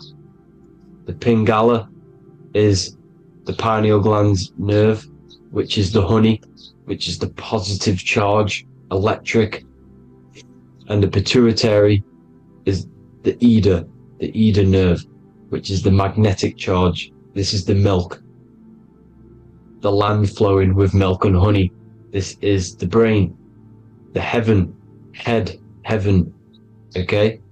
And it travels down the spine using these 2 nerves, these electromagnetic charge. And this is what the ancients symbolized with the 2 serpents wrapped around the spinal cord, the Ida and the Pingala. And this travels down to the sacrum or the solar plexus. Okay, so once it's here, okay, the spine is an elongation of the brain. So the spine is pretty much the brain. It's an extension of it. And it's kind of a microcosm of how we descended from heaven to physical reality, to physical matter, which is our consciousness has done. Our consciousness has descended from heaven into physical matter, and this is a microcosm of it. Okay, so once we're in the sacrum bone, this holy oil, like I've just explained, this holy oil starts in the Sancta Claustrum, goes down the chimney to the sacrum. This is the sacrum, the solar plexus, and drops the present off at the sacrum. Now, once we're at the sacrum, we need to raise our vibration to take this oil back up the spine. Okay, and the River Jordan symbolizes this in the Bible. King Herod wants to kill Jesus in Nazareth, which is here, this is the River Jordan, is Nazareth. He goes to be born in Bethlehem and then goes back up to Nazareth, to Joseph and Mary. Joseph and Mary, the pineal gland and the pituitary gland. The Bible is huge symbolism. It's all metaphors for this sacred process which goes on inside of your body. You are the Temple of Solomon. You are the Holy Land. The Holy Land is your brain. Once this oil is at the sacrum, you need to raise your vibration in order to take it back up. Once this oil has gone back up to the pineal gland, it activates the crystals which are wrapped around your pineal gland. Your pineal gland is this tiny little beam here. This is the claustrum. This is the pineal gland, and it's wrapped in crystals. And when this oil travels back up the spine by raising your vibration back to the upper room where Jesus met the 12 disciples, or the 12 cranial nerves in the brain, and it activates and it turns on this pineal gland, and once it's turned on, it illuminates all the cells and the nerves in your brain and turns them all on and activates the higher God man, the God consciousness, Christ consciousness. And it regenerates the whole body. This is the secret to regeneration. It regenerates all the cells in the body. And this is how the ancients lived for thousands and thousands of years. It's talked about in ancient texts. They lived for hundreds and thousands of years because they knew this secret. And this fluid, this brain fluid, the secretion, or the Christos in Greek, which means gold, because this is the alchemical process from turning lead to gold. Your body is the alchemical furnace. Now the ancients knew about this center of the brain because they symboled it. This is the Eye of Ra, and it's the brain, and this is what's wrapped around our consciousness. Our consciousness isn't wrapped around the brain. The brain is built around the consciousness. We are the consciousness. You don't have a soul, you are the soul. Okay? Now, the head, heaven, hell, heel at the bottom of your foot, that's hell. Head is heaven and hell. Simple. Now, the pineal gland produces DMT, which is dimethyltryptamine, which is known as the spirit molecule.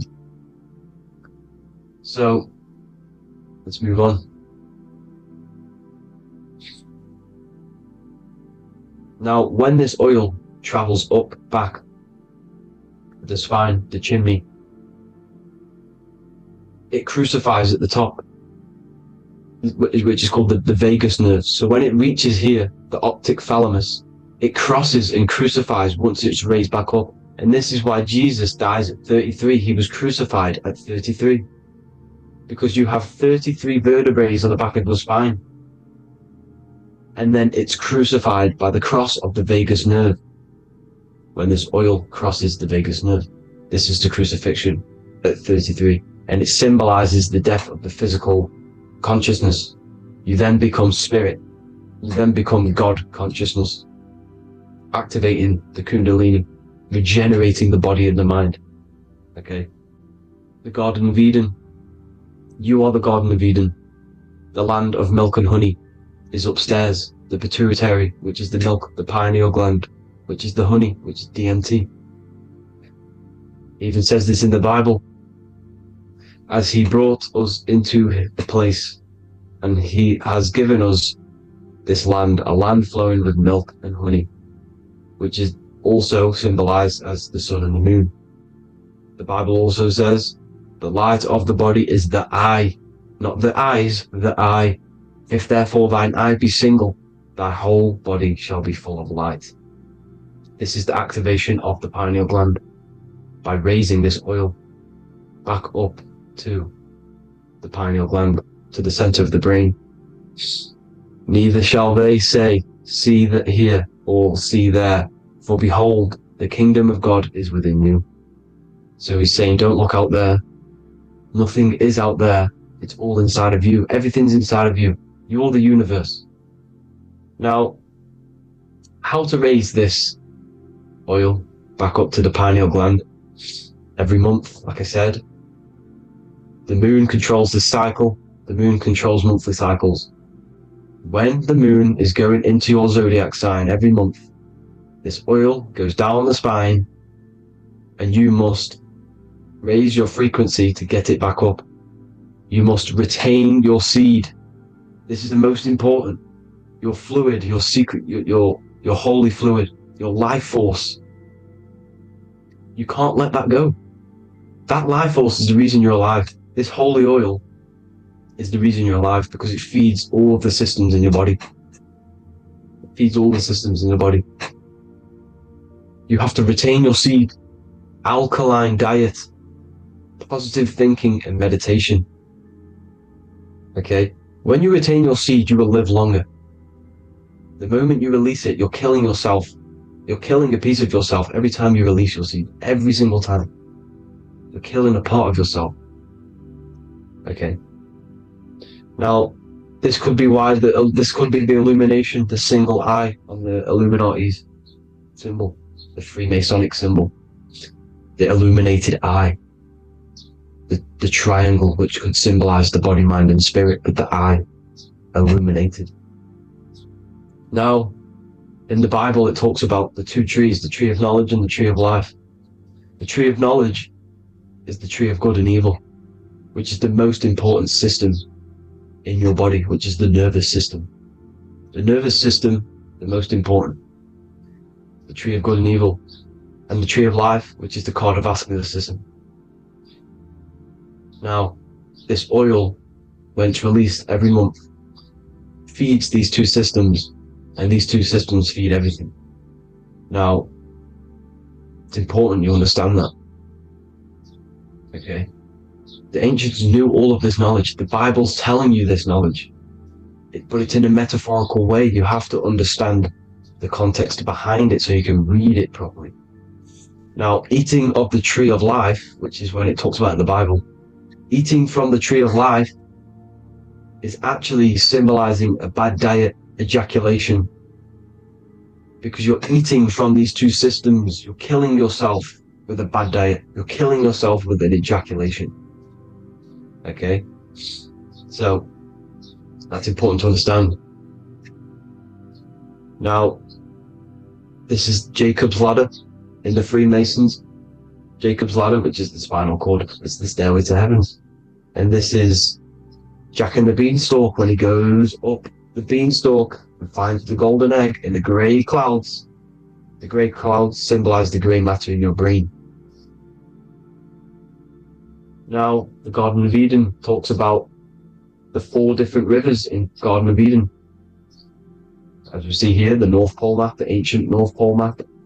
Because the center of the earth is the center of the torus field. Everything's the torus field. Atoms are torus fields. Everything's torus fields. You are the universe. Everything is within you. The North Pole is your spinal cord. This is why they say Santa Claustrum comes from the North Pole. This is the North Pole. And the Santa Claustrum is the center of your brain. Now, there's 4 rivers which come from the Garden of Eden. Is the blood, the Christ oil, which is the oil we're talking about, urine and saliva. These are the four sacred four sacred fluids in your body.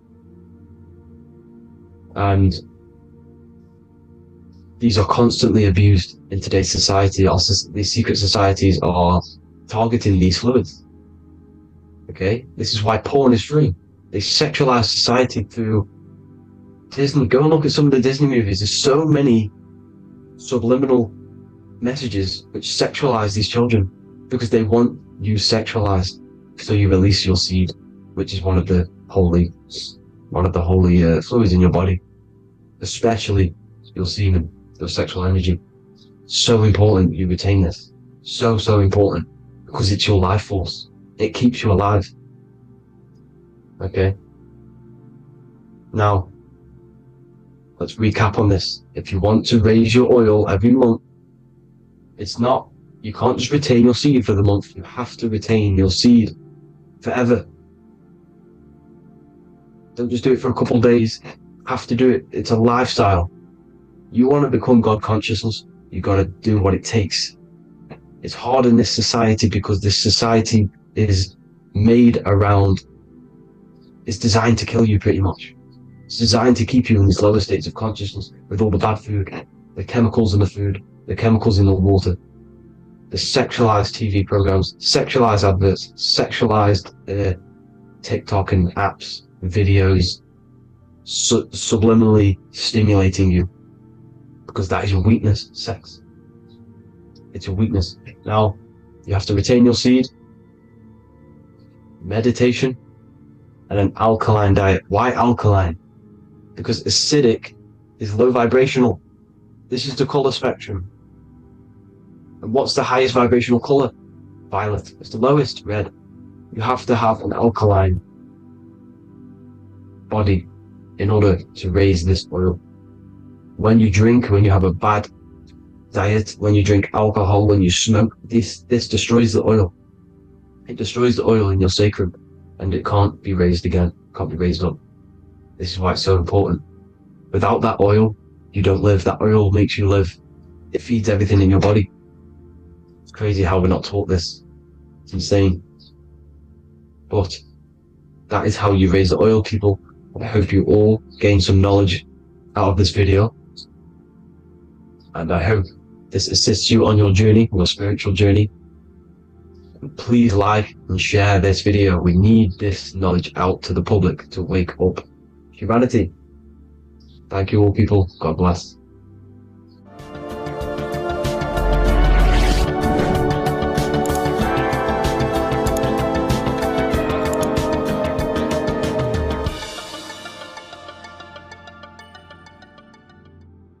What if I told you many people around you have probably sold their souls? It's more popular than you think, and it's very easy to do. Selling your soul is not something that you can just go and meet the devil and do it. It doesn't work like that. But before I tell you exactly how you can sell your soul and how not to sell your soul, what is the soul? So looking at Jesus, we always see two lights surrounding his head, one surrounding the heart. And as of course, if you've been watching my channel, you know Jesus represents you. He represents the divine essence of the universe made in human form. Each one of us possess a fractal of God's infinite consciousness. We are all God. We are all God experiencing himself in a three-dimensional divided form, separated from his oneness. God wanted to experience himself, so he made this world. So each one of us possess a soul, and the soul is the spark of God's infinite loving consciousness, filled with God's loving moral law. So the reason why Jesus is always have a light above his head and a light on his heart is because this represents the brain and the heart. The brain is not the mind. The heart is not the soul. The brain is the physical manifestation of the mind. It is the physical mechanical computer for the spiritual mind. The heart is the physical manifestation of the soul. The heart is a brain. In fact, it contains 40,000 specialized cells, which are the exact same cells found in your cranial brain. Yes, your heart is an emotional brain. Your cranial brain is a thought brain. It's a computer. Okay? Everything that exists physically exists non-physically. This is what the ancients called spirit. Just means invisible force. The mind, the thoughts are not made of atoms. You can't touch, you can't find tangible thoughts, imaginations. These things exist spiritually in metaphysical counterspace. It's the same with your emotions. The emotions are spiritual. They are not physical. You can't touch them.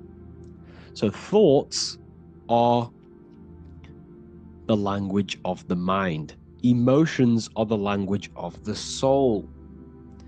Sometimes we can become eluded by thought, and we can become eluded by emotion. If we are led purely by emotion, we can create illusions in our perception. The same if we rely only on thought. We must balance these two. Okay? So the mind is the creator.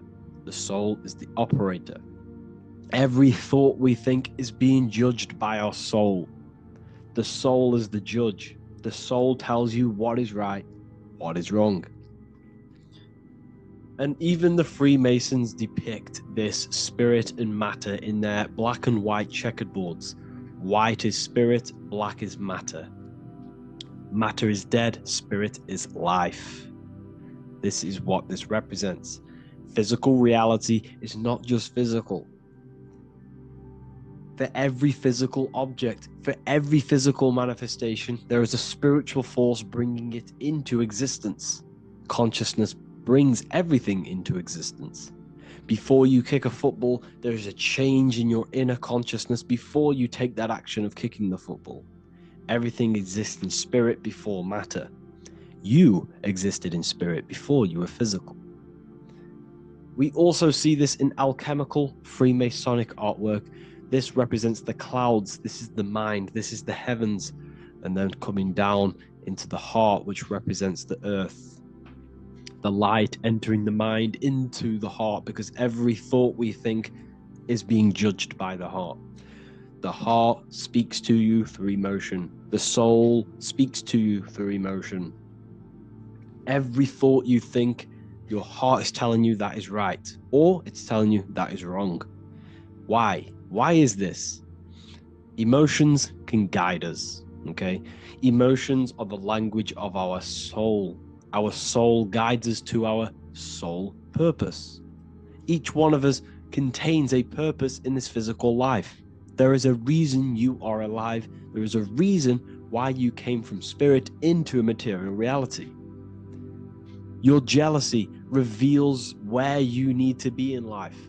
If you are jealous of someone, this is your soul saying you need to be there. That's where you need to be. Your fear reveals your greatest growth in order for you to reach your life's purpose. If you fear something, this is your soul telling you you need to overcome this in order to reach your life's purpose. This is the next obstacle. The soul, your life purpose is not found in your passion. It's found on the other side of your greatest fear. The soul's always seeking, it's always seeking truth. It's always seeking to expand, to learn. The soul must go through pain in order to overcome, in order to grow. That's why we are here, to grow and expand and create. We also see this in alchemical artwork. Again, the mind in the clouds, the heart and the soul. They must work in unity. Each one of us contains the spark of the divine, which is the soul. Okay? Which is the soul. This is the operator. G-O-D. Generator, operator, destroyer. The generator is the mind. The operator is the soul. The destroyer is the body. Everything will generate, everything will operate, and everything will die. That's the Trinity. The Father, the Son, the Holy Spirit. There's always a Trinity, Brahma, Vishnu, Shiva. Okay, so each one of us contains God's law, and it's encoded within our consciousness, within our soul, within our heart. That is what's judging everything you do. Every time you hurt someone, you can feel it. If you've ever punched someone, you can feel it. You know it's wrong. If you've ever stole something from someone, it doesn't matter what you've learned in the past. If you steal something, you know deep down within your soul it's wrong. This is because each one of us are encoded with God's law of love and integrity. I don't care how tough you think you are and how hard you think you are and what you've done in your life. I don't care. You know what is right, what is wrong, because you are encoded with love. Does not matter how far your mind can take you away, how corrupt your mind can become. There is always a spark of love and empathy in your heart, in your soul. You know this when a child. When you're a child, you're not racist. You don't want to hurt anyone. You don't want to steal. As a child, you're pure love, you're pure awareness, you're pure. You would never think about being racist. It's the corruption of the mind that leads us to corruption. Our soul always wants to do good. So the soul is encoded with God's law, and when we go against this law, this destroys our body. Yes, because your body is electromagnetic, and that's being casted from your heart. So every time you go against the heart's guidance, moral law, we weaken our electromagnetic field, which weakens our body. If you've ever looked at someone who's very negative, you can see them. You can see that they are aging quicker. You look at Scrooge, for example. If you ever watched Scrooge, look at how corrupt he looks.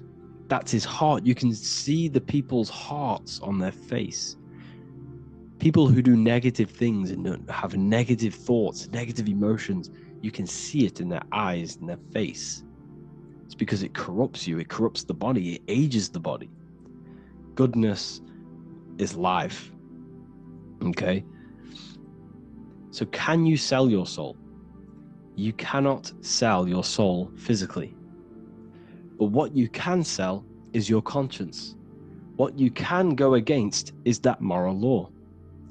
And you can exchange physical material things such as money, fame, cars, houses, business, in order for you can exchange that to go against your inner dialogue.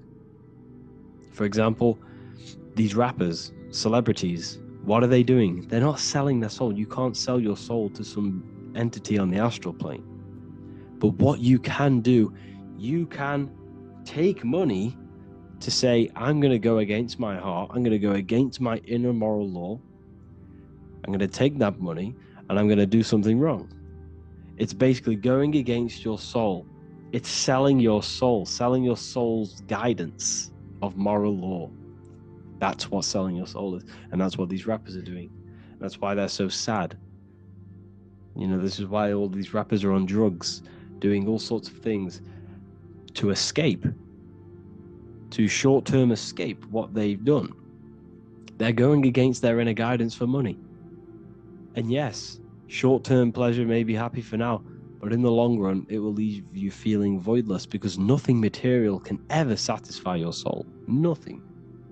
You could gain £1 million tomorrow, guaranteed within 2 weeks you'll be back to the exact same position, mentally, emotionally, as before, because nothing physical can ever satisfy you. Guaranteed, if you received $1 million if you received $1 million now, in a week's time, you'd be hunting for the next million because it does not satisfy you. There's a reason why these billionaires don't stop working, because they're so addicted to earning and earning and earning. It doesn't satisfy you.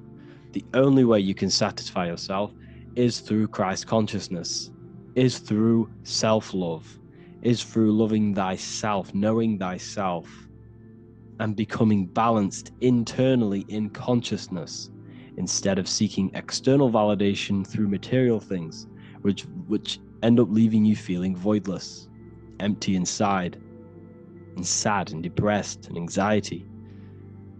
Everyone's looking outside of themselves for validation, when true validation comes from within. True satisfaction, true happiness comes from within, reaching Christ. Christ is a state of being, a state of consciousness that we must cultivate within ourselves, so we can live a happy, balanced life. You can have all these material things when you're satisfied inside, but don't rely on them.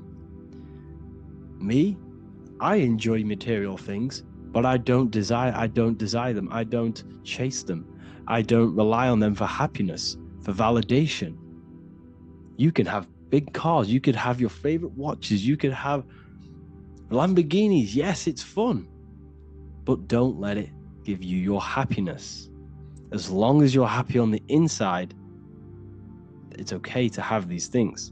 You should seek balance with your inner world and outer world. Okay, so this is what they are doing. Rappers, celebrities, actors, Hollywood, this is what they've done. They've exchanged their inner integrity, their inner law, their inner moral compass for exchange for material wealth, fame, money, and cars. That's what they've done. And power, it corrupts you. They slowly corrupt you. So yes, you cannot sell your soul. And if you wish to learn more, I'll see you inside Ethereal University with my community, where we are learning every day to master ourselves, to expand our consciousness. If you want to lucid dream, astral project, master yourself, create the desired reality you want, learn about human consciousness and your full potential, then Ethereal University is for you, and I'll see you inside. The link will be in the description. Thank you for watching. What if I told you that you are under a spell, and this spell is controlling you in every aspect of your life, and you don't even realize it? Spells are not what you've been taught. They're not fantasy magic wands that are casted over you. No, no, no. Spells are much, much deeper.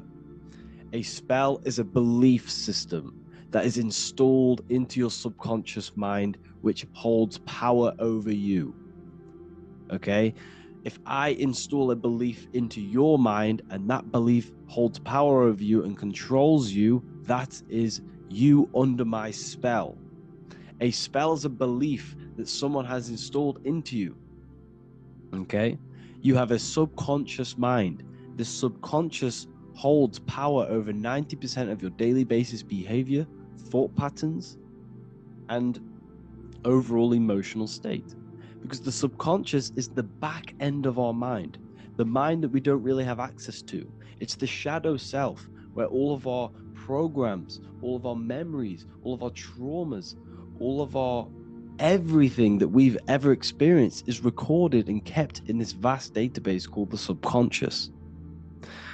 Now, the subconscious is the 90% of our mind. We are only aware of 10% of our mind, which is the conscious mind, which is what you're using now, what you're consciously aware of. But there is a subconscious mind that holds power over your conscious decisions, and you don't even realize it. For example, as a child, you had a very, very traumatic event happen. Let's say as a child, you were not loved enough by your parents. And this feeling of you not being enough for your parents and feeling alone as a child implanted this seed. And this seed was planted by your emotions, a strong emotion. And over time, as you grew older into an adult, this seed grew and grew and grew. And what this seed grew into is you being very needy. You always seeking validation from others. Okay? But you taking this conscious decision 10 years down the line actually stems from this hidden cause within your subconscious mind, within this little feeling, this seed inside your subconscious, where you don't feel like you are worthy. So this results in a conscious decision of you seeking validation from others, being very needy from others. Okay? This is what the subconscious is. The subconscious holds power over us. For example, posting on social media. Why are you actually posting on social media? If you take a selfie with your new watch, new car, and you go and post that onto your social media, why are you actually doing that? On the deepest root cause, it's not because you just want to post a picture. No, it's much deeper. It comes from a subconscious belief or a subconscious emotion of you seeking external validation, whether you believe that or not. But that's what it is. If you're posting on social media, you're seeking attention, you're seeking validation from others on a deep level, on a subconscious level. You may not even realize this because it's subconscious. Now, this is what a spell is. Money is a type of spell. Remember, money doesn't actually exist. Money does not exist. Money is a physical object inside of the material plane. But the physical object has a belief in the mental plane. See, the mind is the highest plane. This is the root cause of reality, the mental plane. Okay? So our belief in our mind has given this piece of paper value and a meaning. But in reality, it's just a piece of paper with a belief behind it. But this subconscious belief behind this piece of paper is controlling your daily basis behavior. It's controlling your emotional state and controlling your life without you even realizing it. Without you even realizing that it's all an illusion. Money does not exist. It's the belief that gives the piece of paper a power. And the way we break the spell is by realizing that the money doesn't actually exist. The whole world is under the spell of money, and it's controlling all of us. But the spell is the belief. Once we all wake up and realize money has no value, it doesn't actually exist, it's only a belief. There is no actual money. That's how we break the spell. The spell is broken when we figure out that we are under the spell, under the belief, under the illusion of this piece of paper having value, and it's controlling our lives. That's why the word money has Mon within it. Mon is moon, and the moon represents our hidden aspect of our mind, our subconscious, and the sun represents our conscious mind. So you have two versions of yourself. You have the self that you show to everyone, the conscious mind, and you have a shadow self called the subconscious, which is the hidden aspect of you.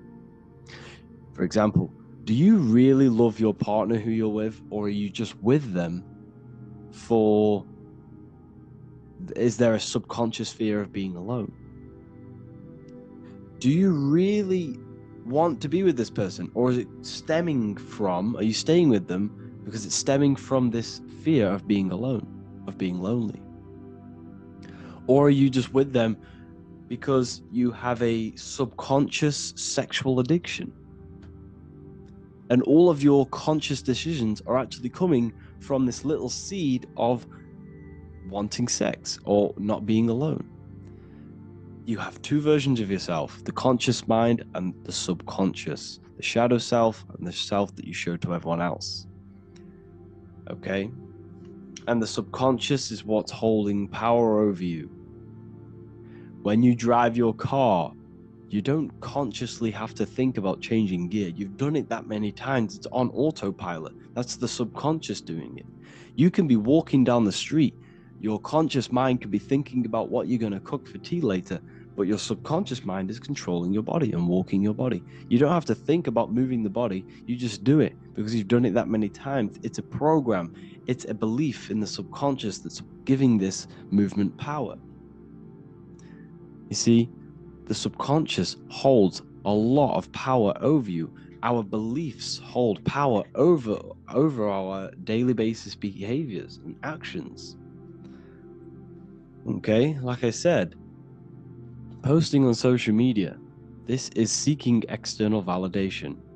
There's a subconscious there's a subconscious urge bringing this desire into conscious reality.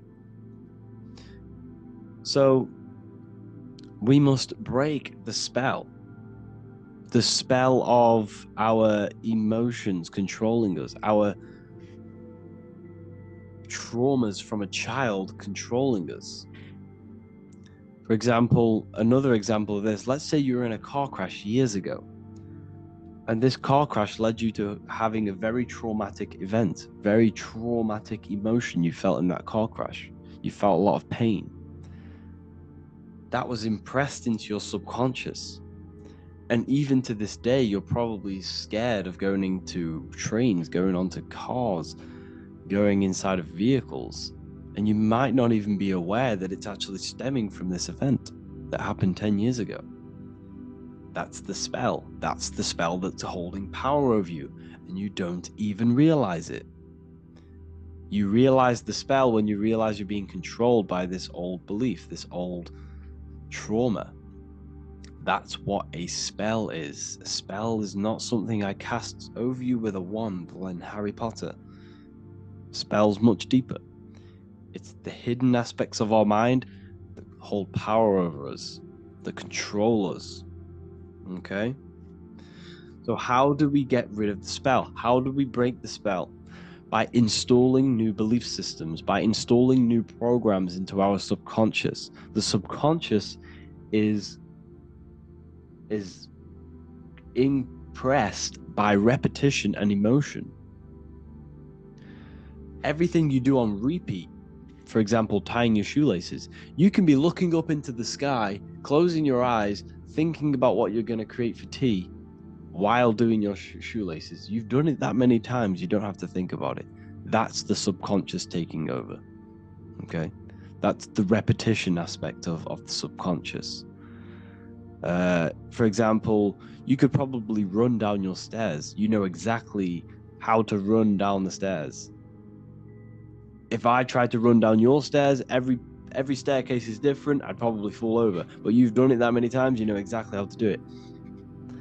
It's what we call ritual. When you have an evening ritual, when you tidy the house, you do your skincare routine, you wash your teeth, that's a ritual. This is what the ancients called ritual. When we do rituals, we're trying to implant something into our subconscious to either remove an old program, an old seed that is controlling us, for a new one that's going to grow into new light, into a new reality. So you can implant messages, implant new programs into our subconscious, which will then grow into a new reality. Okay? Because if I tell you something over and over and over again every single day, for example, if I say, you do what I say every single day I repeat the statement into your ears, about a month or 2 months in, you're going to start to believe in that statement, and you're going to start to be under my spell. You're going to start to do everything that I say. So this is what spells are. Spells are subconscious beliefs that hold power over you, and you don't even realize it. So we need to remove these old programs we have that are controlling us for new programs. And we do that through ritual, affirmation, and imagination. Repetition and emotion is key to impressing the subconscious. They are the two ways that spells are created, that programs are created. The subconscious only knows the now, and it only knows you. So every word you say is a spell. So when you call someone else a name, you're calling yourself a name, because your subconscious takes everything you say as truth, because it only knows you. It doesn't know anyone else. So every night we can do affirmation. We affirm the reality we want. This is what we call a ritual. We sit down or we stand up, whatever it is, you affirm the reality you are, I am statements. and then you imagine that reality, and you do this over and over again, every day, twice a day, 3 times a day, however many times. And this will cause repetition. This will install a new belief system into your subconscious, which will then start to show in your external reality. It will start to put you under a spell of the new program. For example, if I install into my subconscious that I believe that I am rich, every single night I affirmate that I am rich, I am wealthy, I am free.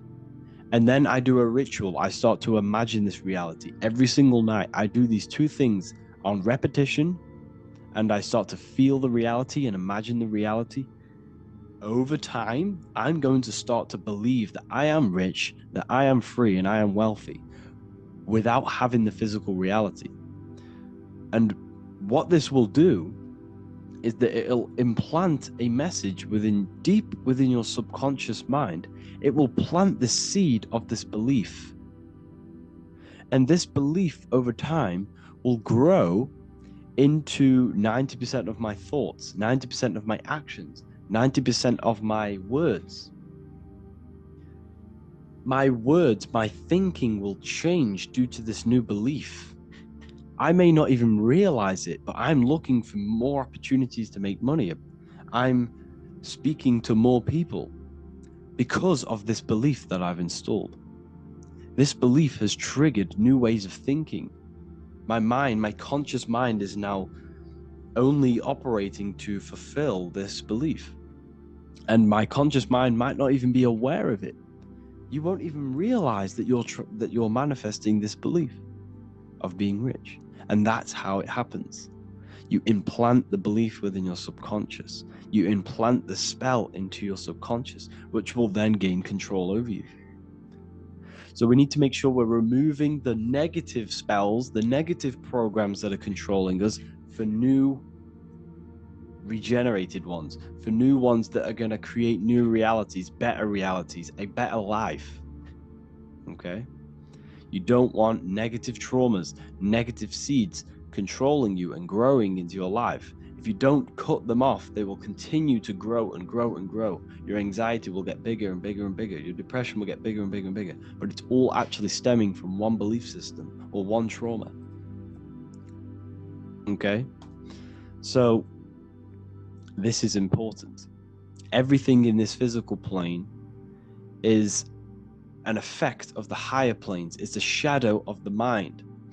Everything we think, all physical objects, began as a thought, then an imagination, then energy, then a physical reality.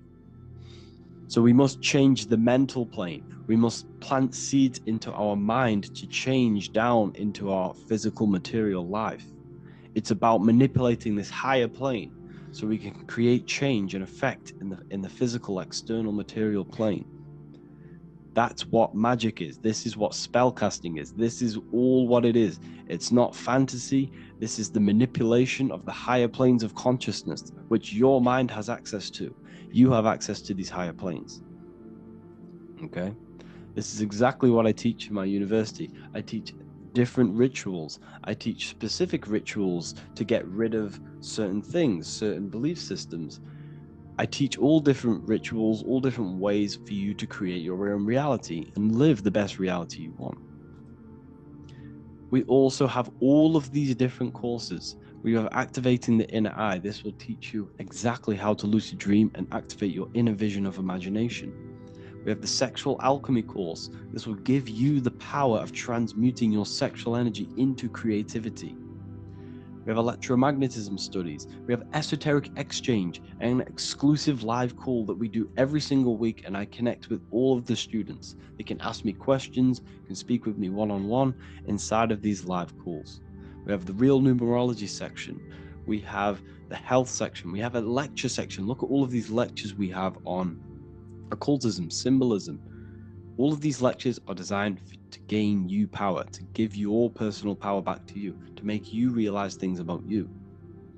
We have a meditation section. We have a library section where you can download all of our library, all of our books, different books on occultism, symbolism, Freemasonry, astral projection, And of course, we have the Manifestation Mastery course, which teaches you exactly how to create reality, so you can live that desired reality that you want.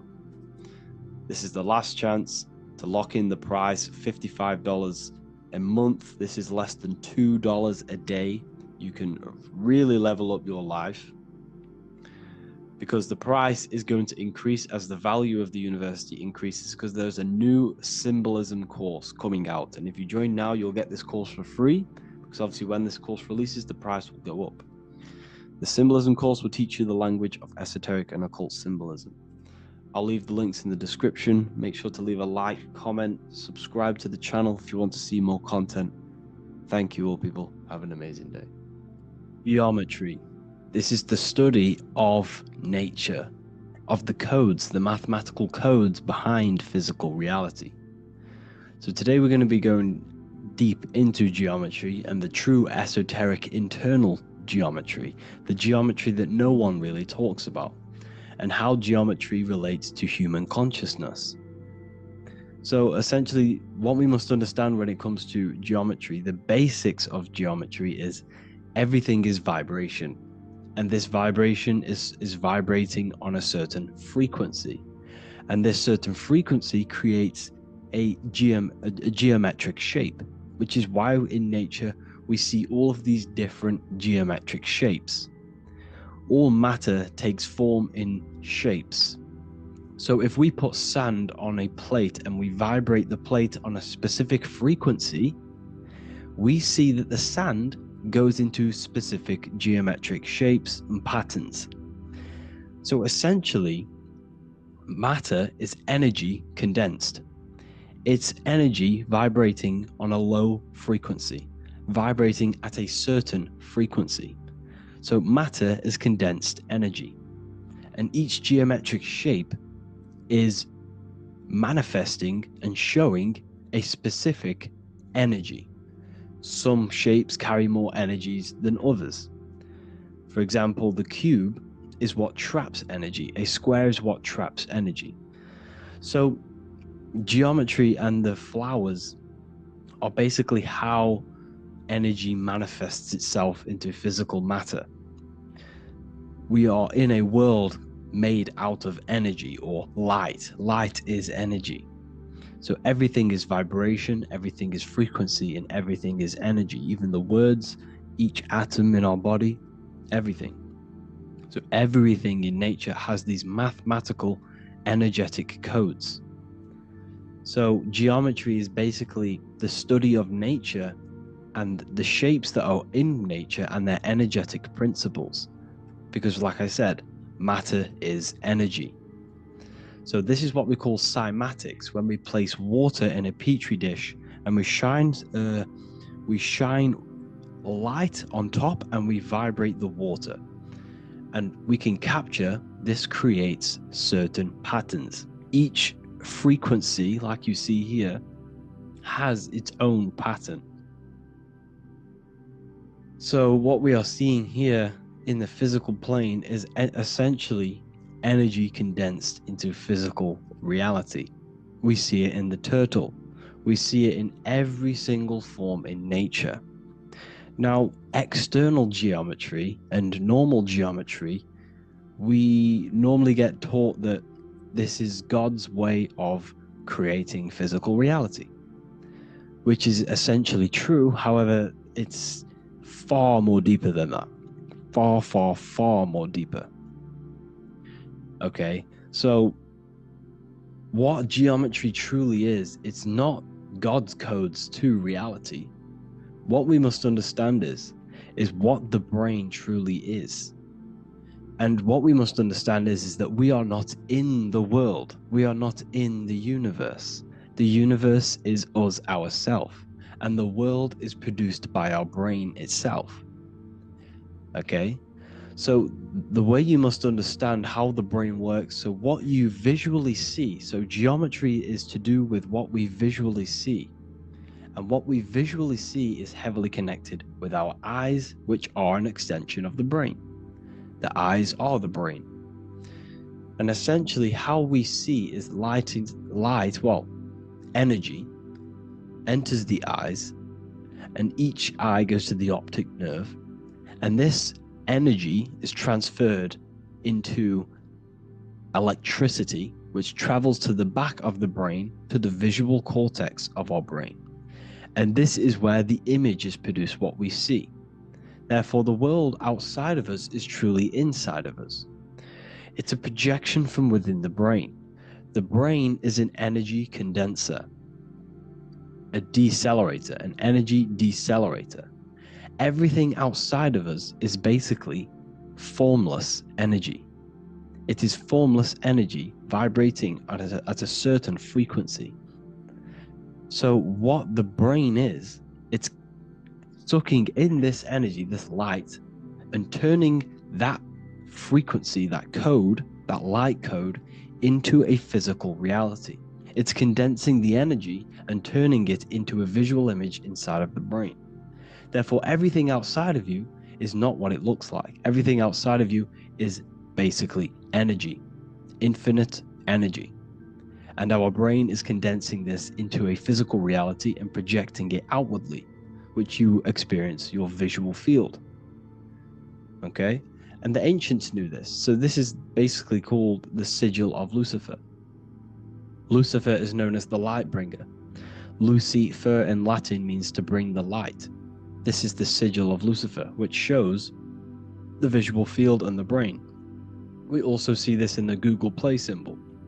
It's a powerful symbol showing you the visual field, which is basically a symbol that tells you that reality is inside of the brain. The brain is what produces reality, but consciousness is not produced in the brain. The brain is essentially a consciousness downloader. It's a computer, and it's a reality simulator. The body is a simulation of physical reality. You are inside of the body experiencing the body simulation. The body produces this reality. It's a piece of technology.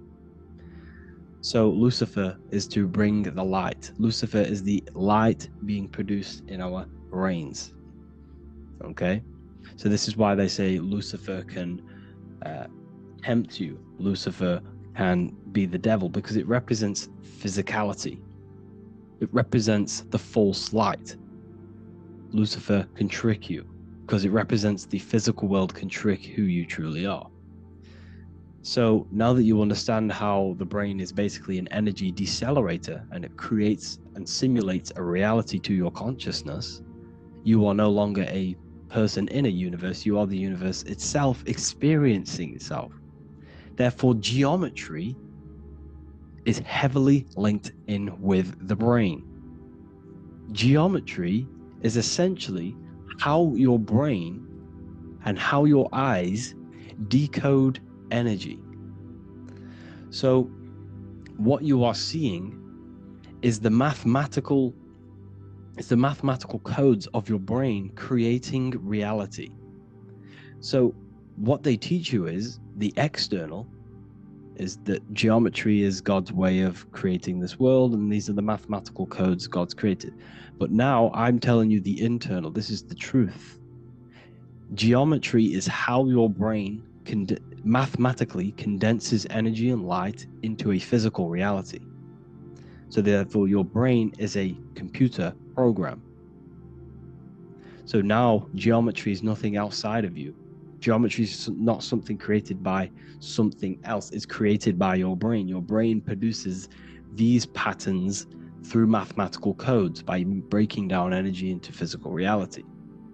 And this is why you see geometry in everything around you. This completely changes your view on geometry. It's in your ear, it's in your face, it's in everything. Geometry is everything. Okay? So now that you understand this, now, as we were talking about the visual field earlier, the ancients knew about this. The ancient Egyptians knew about this. We can see this symbolism inside of the casket, the Egyptian casket. See, this crossover represents the visual field. This represents the back of the brain. This is the left hemisphere, the right hemisphere. And now some of the most simplest teachings in geometry is that straight lines are masculine and curved lines are feminine. And we even see this in the human body. The feminine human body is curvy, and the masculine human body is liney. And even with the genital reproductive area, we have a line and a curve, 0 and 1, the binary code of all creation, 0 and 1, because that's basically all that exists. Nothingness and 1, nothingness and God, nothingness and consciousness, that's all that exists. Now that I've told you that, the basics of geometry and the line and the curve and the feminine and the masculine, what do we have here? You see this stick here? This is a curve. And what's the right hemisphere? The right hemisphere is the feminine, the feminine energy, the feminine aspect of our brain. Then we have a straight line. This is straight lines. Now this represents the left brain. So the Egyptians are showing you the left masculine brain and the right feminine brain because of the curve and the straight line. And this is the visual field, the crossover. So there's a crossover in the brain. The left eye is connected to the right brain. The right eye is connected to the left brain. Okay, so the left eye is connected to the right brain. The right eye is connected to the left brain. The solar and the lunar. So, like I said, everything outside of you is basically energy. Your body is basically a holographic avatar, condensed energy produced by your brain. There's nothing actually outside of you. Your 5 senses are electrical threads of light. And when you touch something, this is basically electrical signals in your nervous system, which are reporting back to the brain. Therefore, what you touch is actually, you're not touching. The feeling that you feel when you touch something is not the true feeling. That's your nervous system you're feeling. You're feeling your nervous system in the brain. It's electrical signals to your brain. So the 5 senses do not decode, well, what you're experiencing as the 5 senses is not outside of you. This is your brain interpreting electrical signals. You don't experience the world, you experience your nervous system and your brain. The nervous system is an extension of the brain. So this is the truth. This is not woo-woo spirituality. This is true consciousness science that I'm teaching you here. Okay? So nothing is truly outside of you. It is a universe. You yourself are the universe, the fabric of the universe itself. The only thing that exists outside of you is essentially energy. That is it. And your body and your brain condenses this energy into reality. So when we look into architecture, why is architecture, the ancient architecture, so important? Because what did I tell you at the beginning? Shapes and physical matter is condensed energy. Each shape holds specific energy. Some shapes hold more energy, emit more energy. Some shapes condense energy. Some shapes transfer energy. Each shape, each geometric shape has an energetic principle because matter is essentially energy. So when we look into cathedrals and the ancient buildings, they were filled with geometric patterns, geometric shapes, because they understood the energy principle. Architecture is basically solid energy. It's physical energy. If we create this pattern here is an energy code, and if you stand next to it, you're going to gain that energy. It's going to be imprinted on your body. So essentially, they filled their buildings with high energy geometric shapes, points, triangles, pyramids are very, very energetic. This is why you have crystal pyramids made, orgonite pyramids. They're always in pyramid shapes. That's why the Egyptians built in pyramids, because pyramids hold high energy. They emit high energy. So this is why you see all these different geometric patterns. Okay?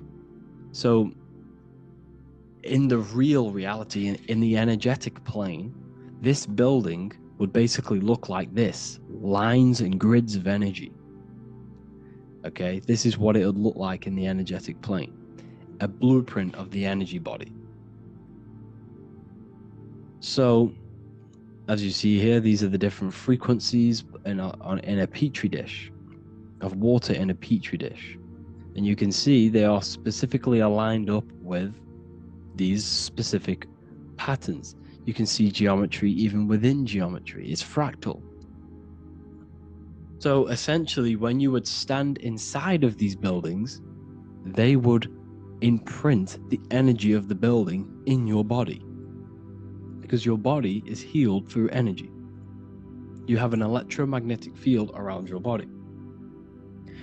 So by creating buildings with geometric patterns, we are essentially increasing the energy of the building, because the building itself is energy. Okay? So when we fill it with geometric patterns, we're increasing the energy. We're giving it a certain energetic imprint. So when you stand inside of that building, you're being imprinted with that energy. Okay? So especially with these windows, these stained glass windows. Well, why are they stained glass? Well, color is frequency. So when you have all of these different colors, and not only were they just painted, some of these colors are specific gemstones, crystals, natural stones, which all hold energetic principles. Each crystal is vibrating on a certain frequency. Wood has its own frequency. Metal has its own frequency. What you must understand is that everything in nature is not just a piece of matter. It's vibrating. The atoms of wood are vibrating on a certain level, which give it a certain energetic principle. Each crystal is vibrating. The atoms of the crystal are vibrating on a certain frequency, which give it a certain energetic principle, quality. So each thing, this is why the ancients were obsessed with natural stones, natural things, crystals, natural metals, and they wore different metals, different things like copper on their bodies, because they understood the atoms of these natural things are vibrating, which give certain qualities to you if you wear them. So you're not wearing it, you're basically putting that frequency onto your body, because they understood this is energy. If I put copper on my body, I'm not putting copper on the body, I'm putting the frequency and the energy of the atoms onto my skin, and that frequency of them atoms are going to vibrate my skin with that frequency and heal my body. So this is why this is so important. So each building is an energetic code. Okay, so when you stand in these buildings, it can heal your body. This is why when people walk into these ancient churches, they feel like they've met God. They feel a certain way. They feel so amazing when they enter these churches. They feel holy, for example. It's not because God's there. It's not because these man in the sky dwells in these holy places. It's because the energy of these buildings affect our consciousness. They increase your energy. They raise your vibration. They heal your body, they heal your cells, they imprint the water in your body, especially with these stained glass windows. Like I went a bit on a tangent there, but these stained glass windows were encoded, well, they use different gemstones, different lights, different colors. And when the sun would shine through this window, well, what's the sun? The sun is light. Light is energy. The sun's light would go through this filter of the window, of the crystals and the different gemstones and the different colors, and the sun's light would be encoded, imprinted with these crystals, with these colors and these natural glasses which have healing energetic principles. And when you are inside that building, the sun's encoded energy of the window would be imprinted into your body, into your energy field, and it will heal your energy field. And it would heal your body, your cells on a cellular level. Because your body is what? 60 to 70 to 80, some people say 80% water. And water is encoded with vibration. If you say certain things into water, it gives it a specific geometric pattern. Like I broke down in the beginning. If you say love to a water and then freeze it, it will go to this. If you say hate, it will go to a distorted pattern. So when you are in these buildings, you're being imprinted by the energetic codes of these buildings, the energetic principles of the windows, of the structure itself. The ancients never used to build in squares. Their buildings, their insides were never square roofs because they understood squares trap energy. They always had pointed roofs so energy can escape. So there's many little things that we need to look into geometry. For example, when you see magicians, when you look at ancient magic, why do they stand in circles with different geometric patterns? They use different geometric shapes. Why? Because shapes are energy. They hold specific energy.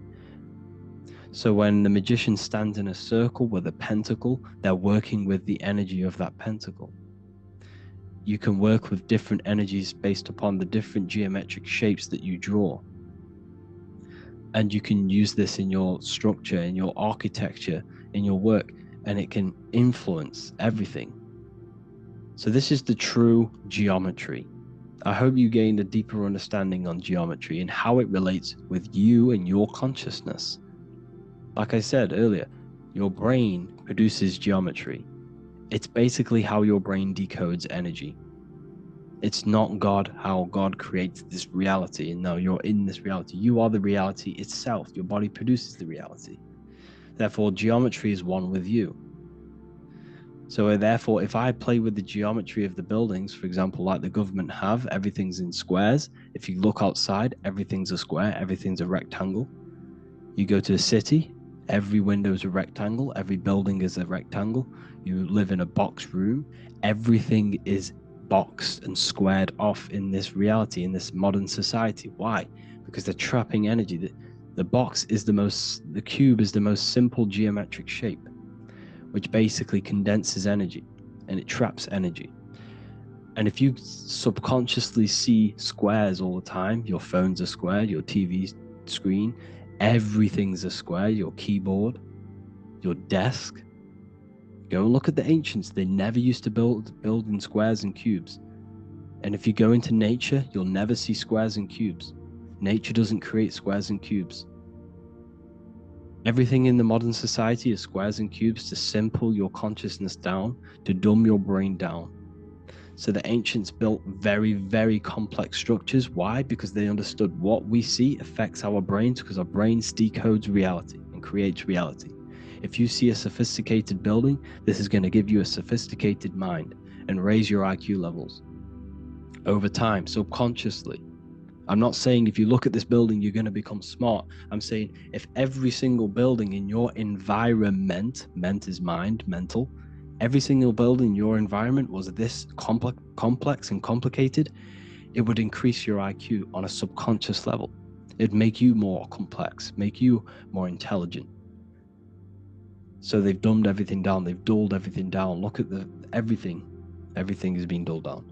So anyways, I hope you all gained a better understanding on this. If you want to gain more occult knowledge and esoteric knowledge, make sure to read the Book of Wisdom Volume 2. If you're inside the university, you can get this book for free. Go to the general chat area and follow the instructions and you can order yours for free. Truly life-changing stuff. Because the issue is with the world is that no one really understands who they are, what they are, and why we are here. That is the issue for people's depression, for people's wrongdoings. They don't understand who they are, what their emotions are, what their mind is, what their body is, what reality is. This book gives you that. This book gives you the sense of understanding, the sense of well-being that will give you a better life because you understand life and what life is. And if you truly want to take your studies to the next level, we have the Ethereal University. This is the place for truth seekers, where you can connect with like-minded people so you don't have to feel insane, because not many people think this way. I've been there when you wake up and not many people around you are thinking the same way and you start to feel a bit insane and you can't really talk to people about these things. That's why I created this, so you can connect with people and learn at the same time and become the best version of yourself by understanding truth and knowledge. If you join, you'll gain access to free live calls every single week, every single Saturday morning. We do live calls. You can ask me questions and all sorts. So make sure to leave a like and a comment, and thank you all for tapping in.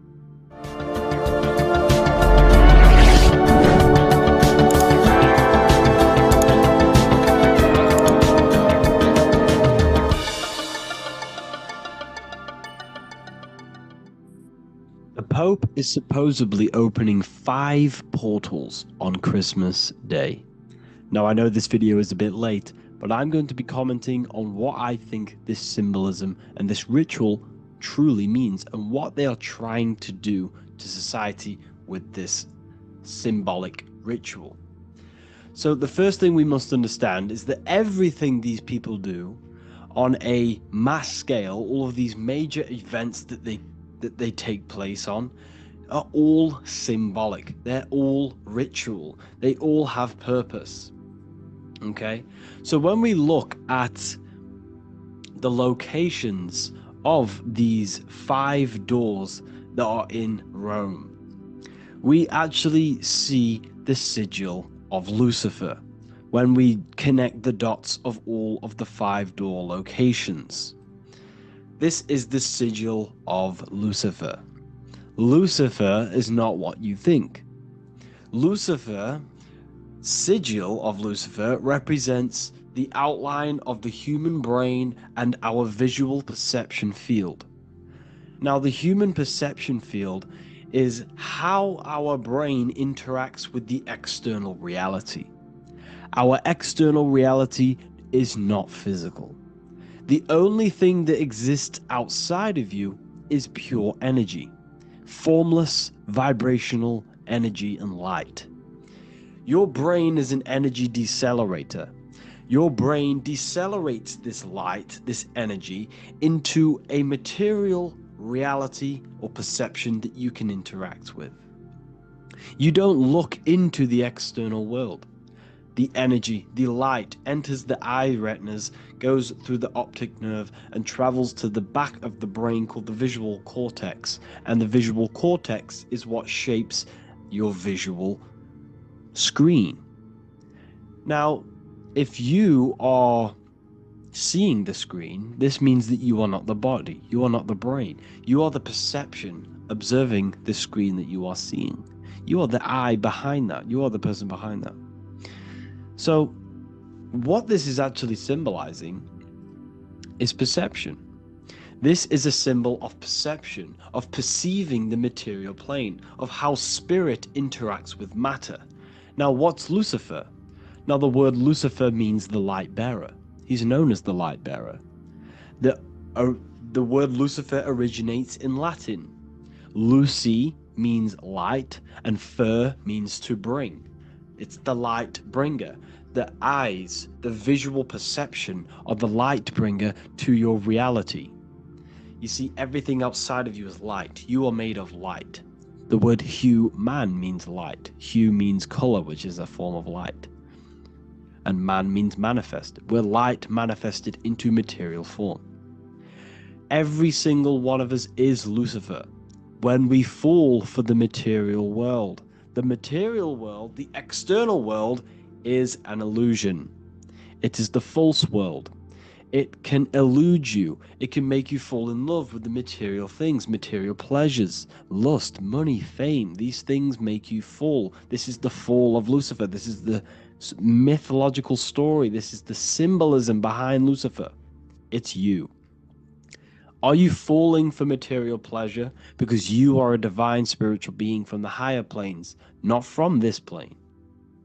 Now, if you let your divine being fall for this material plane and fall for the evil that can take place in this plane, then you are Lucifer. It represents the false light, the false reality. This symbol, the sigil of Lucifer, it symbolizes the interplay between light, consciousness, and the perceptual experience of the physical reality. The external world is truly internal. What we visually perceive is essentially light waves carrying information, which then gets processed by our brain, the central computer of our nervous system. Okay? So, how many doors are open? 5 doors. So 5 is the number of perception as well. 5 fingers on each hand, 5 points on the human body, 5 toes on each foot. We have 5 senses. 1, 2, 3, and 4, they're spiritual numbers. 6, 7, 8, and 9, they're material numbers. 5's the gateway. 5 is the middle bridge of how our spiritual self interacts with the physical self, how spirit interacts with matter. So this ritual is symbolic of perception. This is maybe bringing in a new perception. A new event will happen after this, a new perception of the world. Or personally, I think this ritual was to obviously shape the collective consciousness, because your reality is an externalization of your inner consciousness. It's simply just a mirror. Your material life, your material world outside of you is simply a mirror reflecting with mathematical and geometric precision of your internal consciousness. Your consciousness is creating and causing the effect called reality, physical reality. Your life is a result of every thought you thought in the past. Therefore, with that being said, everyone who perceives this ritual of, the Pope's opening 5 spiritual portals, who's letting in demonic energy into the world, they're going to let demonic energies and demonic spirits all in the world. Well, what if I told you the only portal they're opening is a portal in your own mind for negativity? By you believing in negative forces coming into the world and gonna possess everyone, that's opening up your own mind. The collective spiritual community has been brainwashed in thinking there's going to be demonic energy. Therefore, what will happen?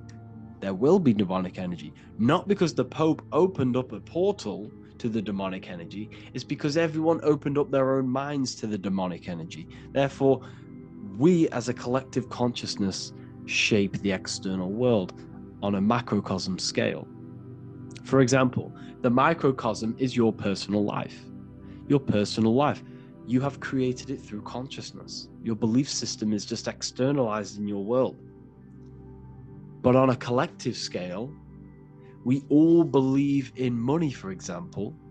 And because we all believe in money, and we believe that this piece of paper holds value in our minds, okay, in the mental plane, this has an effect on the physical plane by shaping the physical plane by being ruled by this belief on a macrocosm scale. Yes, I know that money doesn't exist. It's just a belief in my mind. But that doesn't have an effect because the collective consciousness believes that money has effect, has power, when it doesn't. It's just a piece of paper with a belief behind it. If the collective consciousness stopped believing in money, then the collective consciousness would have broke the spell and we would have no longer had a material plane ruled by money. You see, our beliefs is ruling and shaping our physical plane. This physical world outside of you is truly just an effect of the mind, an effect of our consciousness, our inner world. So I believe this ritual was done to change our perception, to make us think the Pope is bringing this spiritual energy and negative forces into the world, and it's just simply us creating the negativity in the world by believing in this, by thinking this. Remember, they have the power to send messages into millions of people's minds through media, and them messages are then believed, and that belief is shaping our world. What have I told you? That the New World Order is not manifested by the elite, it's manifested by you and us. We're all manifesting the New World Order. They can't manifest it, we can, because we are the ones believing it. We believe it, it is reality, it shapes our own prison. We're all shaping our own prison by believing in the prison, by believing in money. So this ritual was all to do with perception, creating a new perception, creating fear in our minds to, of course, distract us from what's really going on. This is all a ritual to implant messages in your own mind. So I hope you all understand this video, and I hope you all gain some insight. and I'll see you inside the university.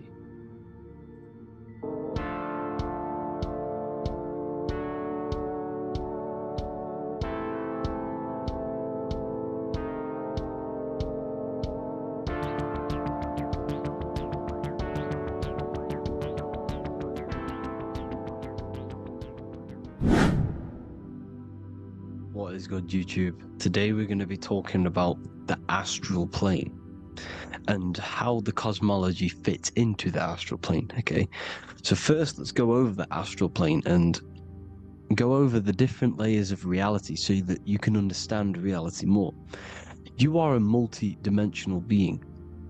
You are not in these, you are in all of these realities at the same time. They all interweave into one big reality. But there are different planes, they are different vibrational dimensions, there are different dimensions of reality. The mind is the root cause of reality. We're living in the mind of God. Everything is being thought into existence from the root cause, from the universal mind. This is why the ancient Egyptians said, all is mind. We're living in the mind of God. And we are a microcosm of this mind. This is why we all have the same mind. This mind is the world of thoughts. Now, this world of thoughts is just the thought alone. For example, it is the thought of a chair. But then when you start to imagine this chair and you start to mentally see the chair, you're now manifesting the thought, the singular thought, into some sort of form. So now you're imagining the chair. You're imagining the form of this chair, which is then manifesting into the astral plane. The astral plane is the world of thought forms manifesting. So when you are imagining something, you are seeing into the astral plane. Okay? Your third eye, it is an eye because it sees the astral plane. It is seeing the other side through imagination, through dreaming. Well, we'll go over dreaming later. So, the thought of a chair is a singular thought. The imagination of the chair is the manifestation of the chair. And in the astral plane, it's basically the world of all the chairs that could ever exist. So you're thinking of the chair as a singular thought, which is the mental plane. The astral plane is the imagination of that chair, is the thought, the manifestation of it. Depending on the vibrational state of the thought will depend what level of the astral plane it will go to. For example, if you're thinking about a chair to torture someone on it, it's going to go on the lower astral plane. Or if you're thinking and imagining happy things, it's going to go to the higher astral plane.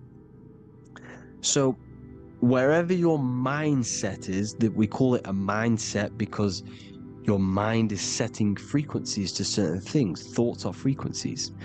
And a mindset is setting your frequency, setting your mind to a certain frequency.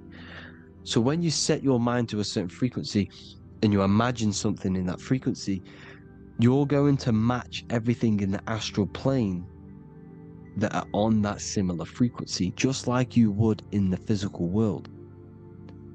Because we're all in these worlds right now as we speak, but we can't see them with the two physical eyes. We can feel it though. When you're around someone and you've just met a new person, for example, you can feel their vibration, and if you're not on a similar vibrational match, you will not get along with that person, or you just won't not get along, but you won't connect with that person because you're on two opposing frequencies, not matching. And this is something you can't see, you can only feel, because it's the astral plane. It exists within the astral plane. Everything in the astral plane is made out of vibrations. So if you do astral project, and if you already know how to astral project, you will see beings and people and things that are on the same frequency as you. This is why before you astral project, you need to sort your vibration out before you enter, before you astral project, because you are projecting your consciousness into this. It's the mind. The mind is the bridge. It can move between realities. You are a observer. You are a observing soul which observes different realities. And the mind is the bridge between all of these different realities. The mind can choose. If you want to project into the astral, you set your mind to it, you can. Okay? So let's not get off track. The lower astral plane is where demons are. The higher astral plane is where heavenly beings are. Heaven and hell are kind of a real thing. The etheric plane is a powerful substance, the ether, the fifth element that they don't tell us about. They if you type in on Google the 5 elements, they will try to remove it with wood or metal, because they don't want you knowing about the ether. Ether is the energy double behind all physical objects. So the ether is very important. It is the 5th element. It is part of the physical world, but it's also part of the astral world. It is on either side. You see how they're showing you the truth in the language? Ether and either are the same word. The ether has 1 foot in the astral and 1 foot in the physical world. It's a substance that connects the physical to the astral world. It is the either. It's on either side of reality. It's on the other side. Other, either, same word. Ether is connecting the physical to the astral plane. It's the world of frequency. Frequencies, EMFs, torus fields are in the etheric plane. It is the energy plane. It's where energy moves through the ether. Okay?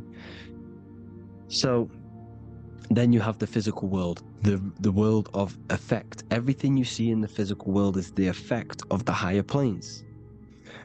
Each plane is a product of the plane above. So, and it melts into each plane. The physical plane is the lowest plane, it's the most densest, and the highest is the most fluid. This is the most fluid, this is the most dense. This is where we get the saying, as above, so below from. As above, so below comes from the different planes of reality. And magicians understand this. This is why magicians always say as above, so below.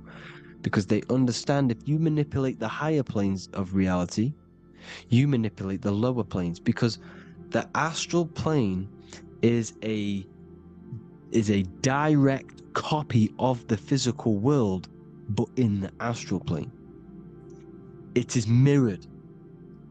The physical world is mirrored in the astral plane. They are both the same world, but just different vibrational states of the world. Kind of. It's hard to put this in words, people. So just try and understand. The astral plane is the double. It is whatever happens in the astral plane happens in the physical plane. This is why magic works. This is why demons work. This is why spirit communication works. Because if you manipulate the higher planes, you manipulate the lower planes. As above in the astral, so below. Leonardo da Vinci showing you to look up, pointing up. You gotta look up. He's telling you to change the mind, you change the physical world. You change your emotions, you're on the astral plane, you change the physical world. You change your reality by changing the higher planes. This is the Masonic 11. The 2 pillars. This is the 11 also symbolizing the 2 hemispheres of the brain here. But the 11 symbolizes the 2 mirrors. 11. 11. 9, 11. 9, 11 adds to 11. 9 plus 1 plus 1 equals 11. The Twin Towers were an 11. Flight 11 was hijacked. Because it's a mass ritual within the astral plane.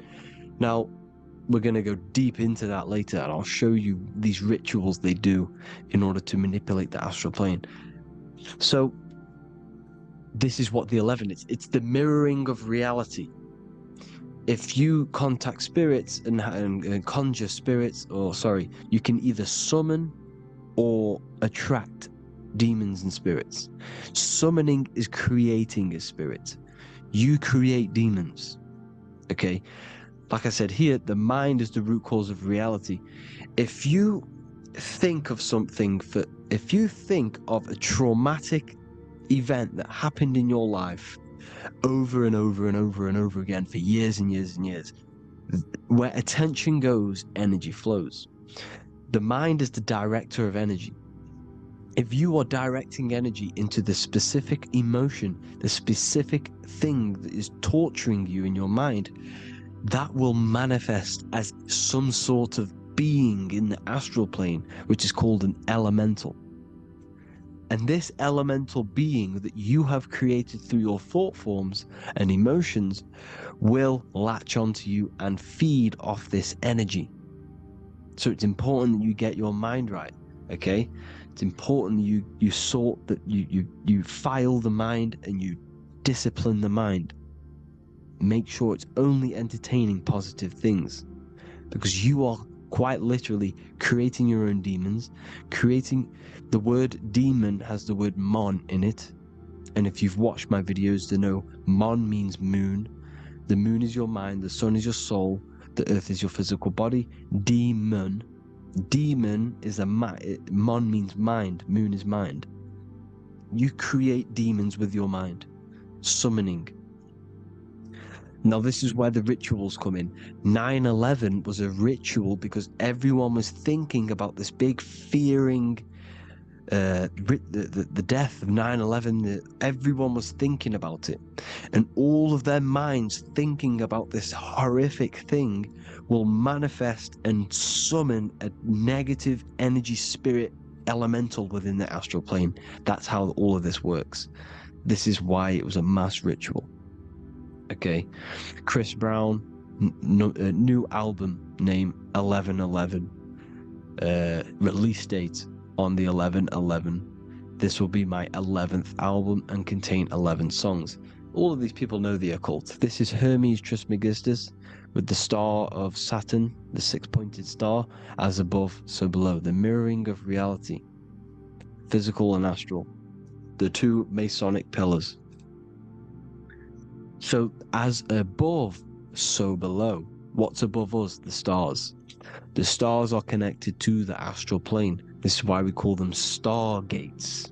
When we dream, we are experiencing these different realities. And what are stars? They tell in the Bible, it says Genesis 1:14. And God said, "Let there be lights in the firmament of the heaven to divide the day from the night, and let them be for signs."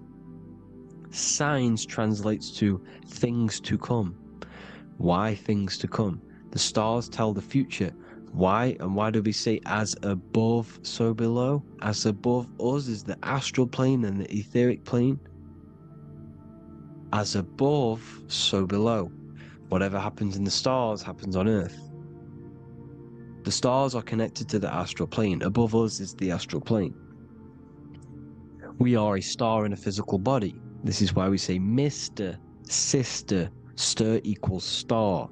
The E and the A are interchangeable. We are stars, and the stars are the start of our incarnation. We start in the stars, same root word, and we descend through the 7 energies, which are our 7 chakras. Then we enter the heart of the soul system. The heart rearranged spells Earth. And this is the true cosmology. Here's the Masonic cosmology. This is Masonic now. Here's the firmament.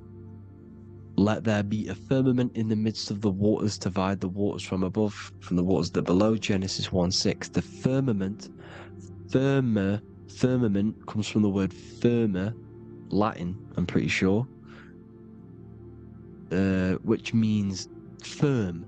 When something is firm, meaning it's stable, it does not move, it is firm. The firmament is firm.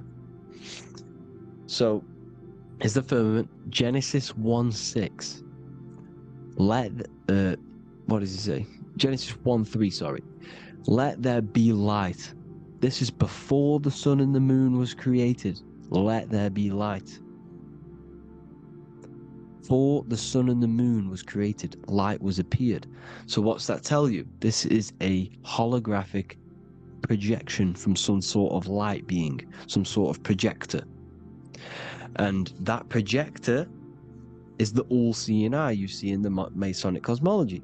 This is the all-seeing eye projecting the light beams. Let there be light. Everything is made out of light.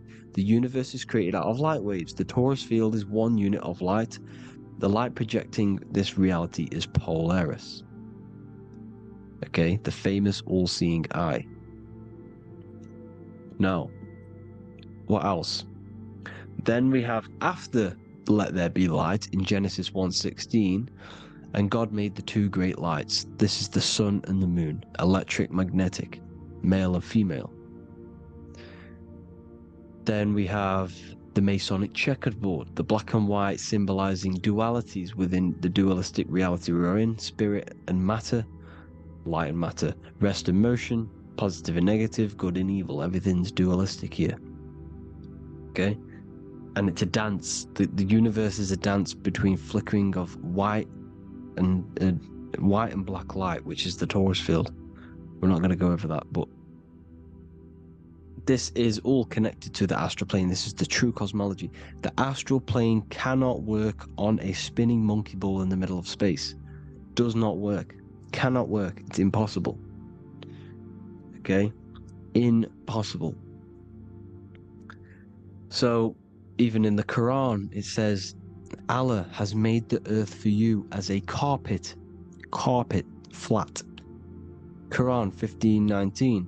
And the earth we have spread out like a carpet, set there on mountains, firm and immovable.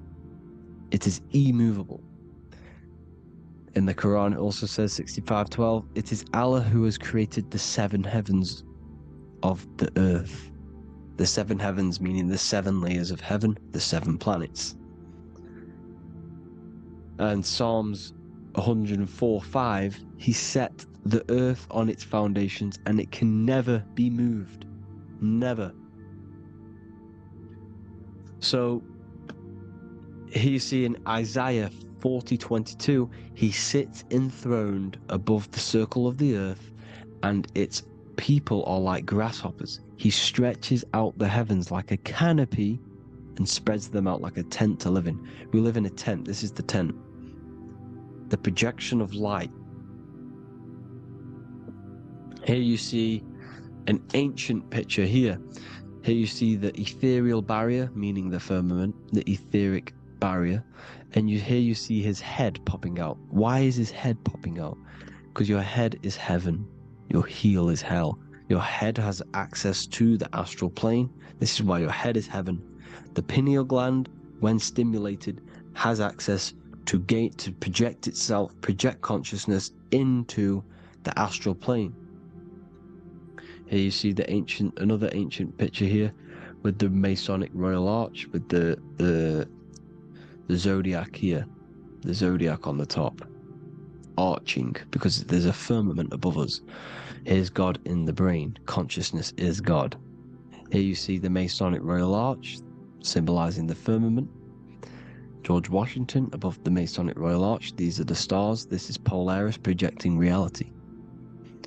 Here's ancient churches with the dome. Polaris projecting reality with Jesus. Disney World is under the dome.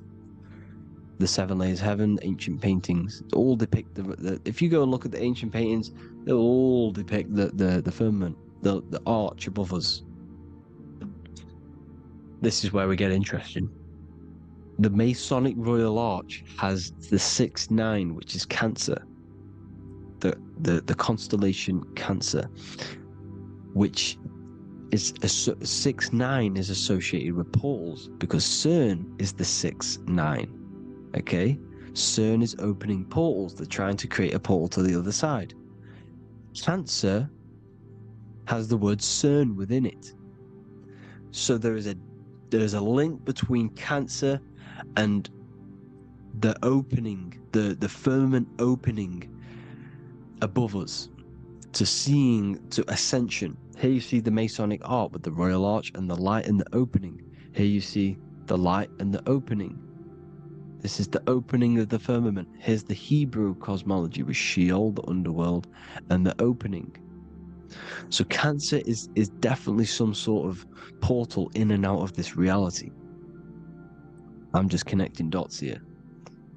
Now, we're going to go change a bit now. These celebrities that you are seeing they have not sold their soul to Satan, okay? They have not sold their soul to Satan. Satan is a demonic, low vibrational energy that has been summoned over the thousands and thousands and thousands of years of evil occult arts. So since Babylon was summoning this demonic energy, and this demonic energy in the astral plane will grow and grow and grow. It has no form. It has no physical form. Okay? But you can see it in the rappers. If your third eye is open, you can see clearly that these people are demonic. You can sense the energy that they're manifesting. Selling your soul is not what you've been told. It is gaining, because your soul is pure love, okay? Your soul does not want to do anything bad. So when you sell your soul, you're gaining physical gain. You're gaining physical wealth, for example. Like for these rappers, they will be given millions of pounds because the people in control of the music industry, which is the dark occultists trying to brainwash the masses, the people in charge, they're dark occultists. They understand Satan and the energy. They are satanic energy, which has been summoned in the astral plane. They see that they have influence over the masses, so they will go to them and say, "I will give you this amount of money forever if you manifest this satanic, demonic energy through the music and through social media to blind the masses, to brainwash the masses into this demonic energy." Because when you listen to music is frequency. Whatever you listen to, you become that frequency. So if you're listening to these people, they're throwing energy, this demonic, satanic energy that they sold out to. Soul, same word. When you sold something, you've got your soul involved. They have exchanged money, physical gain, so that they manifest this satanic energy within the astral plane and through the music, through the videos, through social media, to keep us in this vibrational frequency, in this low state of consciousness. This is what it actually is. It's not, you're not selling your soul to some sort of devil. This satanic energy has no physical form it is formless in the astral plane. It's a summoned energy. Now, the root chakra is red. This is why the devil is red, because it symbolizes the animal nature of man. When you are operating off your root chakra, you will kill, you will fight, you will do anything to survive, because it's all about survival mode in the root chakra. They want you keeping in that fighting mode, that surviving mode, so that you are manifesting this low vibrational frequency, this satanic energy, this demonic red energy. This is why the devil is red. And the devil has a tail with the red arrow pointing down, because it symbolizes your light body. This is your Merkaba. Your Merkaba is your light body. Mer equals light, Ka equals spirit, Ba equals body. Merkaba, this is the devil's tail pointing down, the descension, your heel, up to your heel, hell. Ascension to heaven, head. You see, this is the all-seeing eye with the illumination coming off it, your head, when you're illuminated. The Merkaba is your celestial sphere to portray different planes of reality. It is the vehicle of ascension. It is what It's your light body. It's in the word Kabbalah. Kabbalah. Ka, spirit. Ba, body. La, light. Same thing. Kabbalah. Merkaba. Same thing. It's all about the light body. This light body sees different realities. So when you see the goat in the music industry, it's this satanic summoned energy that's been summoning for thousands of years within the astral plane. When it becomes to the physical plane, it will manifest through different things. A goat, an owl, Satan, Moloch, Baal, same deity, same demonic energy that's been summoning in the astral plane. And this is why the Baphomet has a goat head. Drake's new album is the goat. The Polo G, the Masonic G, with the goat. And here's Rylo Rodriguez in the mirror, with the goat in the mirror and him in his physical body. It symbolizes, the mirror symbolizes the astral plane, because he's manifesting the goat, the demonic energy. He's sold out to the demonic energy, and in the physical plane, he's his physical body. The mirroring, the Masonic 11, the mirroring of reality, the astral and the physical. And what do you call them when they're an amazing rapper, the best rapper? You call them the goat, because the goat, you're the goat because you're manifesting the goat energy, the satanic, demonic energy within the astral plane. So Baal, Moloch, all the same thing. Because in the astral plane, if you want to gain spirits to come to you and communicate you, in the physical world, if you want to communicate with spirits, you have to gain their attention. You can either gain their attention or come together and agree to create some sort of being, which is Satan. Okay? You can, like I said earlier, you can create these beings, you can summon them or attract them. One way to attract them is sacrificing. In order for you to become God, man, to turn to God, you have to sacrifice your life. You have to sacrifice, not drinking, not doing things, not doing anything demonic, not doing anything bad, not eating meat. You have to sacrifice yourself to become the light. However, if you want quick, instant gains in the physical world, you can sacrifice something else to communicate with these spirits, because these demonic energies feed off demonic energy, your demonic energy. So these dark occultists will give away babies, they'll sacrifice, torture babies so that they gain, so that they can communicate with these spirits for physical exchange. Yes, you can do this. These powerful spirits, these powerful demons can give you powers. They can give you certain things. And this is what they are doing. They're summoning and attracting these demonic energy. This is why, trafficking is one of the most, Balenciaga. Baal is the demonic energy in the astral plane, which requires child sacrifice for his presence. Balenciaga, and they were trafficking children. They were trafficking, killing them, and offering them to the spirits. This is what they are doing. Balenciaga. It's in the name. Here you can see here a stick man with two horns. The goat, obviously, it's all the same deity. Baal, the goat. Moloch, is Moloch the owl, the Egyptian owl, because it comes from the owl of Moloch, which is Baal, which is Satan, all the same demonic energy. And it's on the dollar bill, a tiny dollar bill, on the $1 bill. All the same thing. Bohemian Grove, they worship the big owl, Moloch.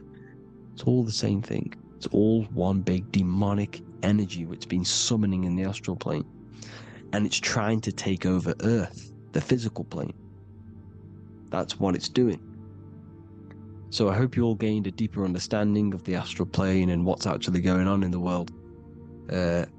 Please leave a comment if you can to help the algorithm. Drop a like if you like this content. And hope you all learned something today. And God bless you all. Thank you all.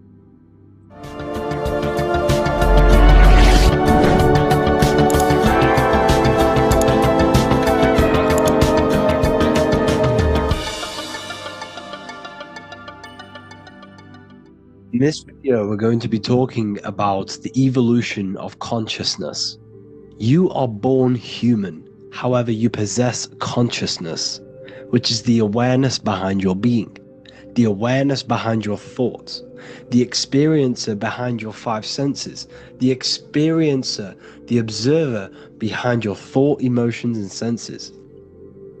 You are an eye, an invisible consciousness looking through a lens, which is your body. Your body produces this physical world that you experience. Your brain produces this world. Your brain and body is a technological computer. However, you are an infinite, ever-expanding consciousness behind this physical body. And there is an evolution of consciousness, a cosmic journey of expansion. And this is why we see so much pyramid symbolism in the occult and esoteric world, and especially within Freemasonry. Because the pyramid represents climbing, an evolution, a raising state of consciousness, a journey. Steps symbolize a journey upwards. This is the raising and the evolution of consciousness, our inner world. The transmutation of our inner selves, of our souls and consciousness and our minds. So when we see this pyramid, we're seeing a evolution, a way up to source consciousness. And the eye in the pyramid represents your source consciousness. It represents illumination. It represents divine guidance through this evolution of consciousness. This is why we see the ladder. Consciousness is ever expanding on an infinite journey of evolution. Each individual is a part of this cosmic process, contributing towards the ongoing expansion of both mind and awareness. As we evolve, we collectively explore deeper levels of existence, expanding the boundaries of thought and consciousness. The mind has the ability to expand infinitely into new realms of thought, into new dimensions of mind. The mind cannot be filled up. It is not a physical substance. The body can be filled up because it is a physical thing, but you cannot fill the mind. Therefore, the mind is constantly expanding, ever expanding into new fields of thought. So what we see in Freemasonry, the ladder, is again a journey, an elevation of consciousness. When we are born with an infant consciousness, and as we gain older, we gain an adult consciousness. Our inner world, our inner mind, and our emotional intellect changes and evolves. We are significantly different from when we were very young as an infant. It's because our consciousness evolutes, it changes, it alters like water. So just like this evolution of your own consciousness as growing up, there is consciousness of beings existing in cycles beyond our own. And their consciousness is unimaginably different from ours. They operate on a higher level of understanding and knowing, experiencing reality in ways that transcend our current comprehension. Our minds right now cannot comprehend the highest states of consciousness. There are entities, there are beings beyond our own, existing in higher dimensions of consciousness that we cannot comprehend because they have expanded. They are on a further way up the ladder of consciousness. However, we are all on the same journey. None of us can take the same journey. There is one ultimate goal, reaching source consciousness. However, this is always ever expanding. However, we are all on a different journey. There is one truth, one source, one goal. However, there are billions in different ways of reaching it, and we are all on these different paths to source consciousness, to this ladder, this evolution of universal evolution. Okay? Their awareness is attuned to new dimensions of existence, reflecting a more advanced stage in the cosmic journey of consciousness evolution. So when you take DMT, you are shot into these higher realms of consciousness where you meet these beings who look similar to these images. They are not speaking to you physically. They don't speak to you three-dimensionally through vibration and words. They speak to you mentally. If you have done DMT, then you know this. And if you have met these beings, then you know this. You might have even met some of these types of beings on mushrooms or any psychedelic drugs. Because ultimately, when you take these mind-altering substances, it's altering your consciousness. It's merging your consciousness with the spirit of that substance. And you are essentially attuning your mind to higher dimensions of consciousness. That's why we say we're getting high when we take these substances. Therefore, when you meet these beings on DMT, you are essentially meeting beings who are attuned to higher dimensions of consciousness, and they speak to you mentally. They speak to you telepathically through thought, because the universe is mental. Everything exists within the mind. The way you are now, your physical existence, is a state of mind. Mind, thought creates matter. Spirit and matter are two opposing ways of thinking. If we have a very spiritual mind, we have an expanded mind, we are a spiritual person through the mind. However, if we have a very low state of consciousness where we think about food, sex, lust, and all physical things, then we have a physical consciousness. Matter and spirit are two opposing forces, two ways of thinking. The mind attunes itself to different levels of understanding in different dimensions.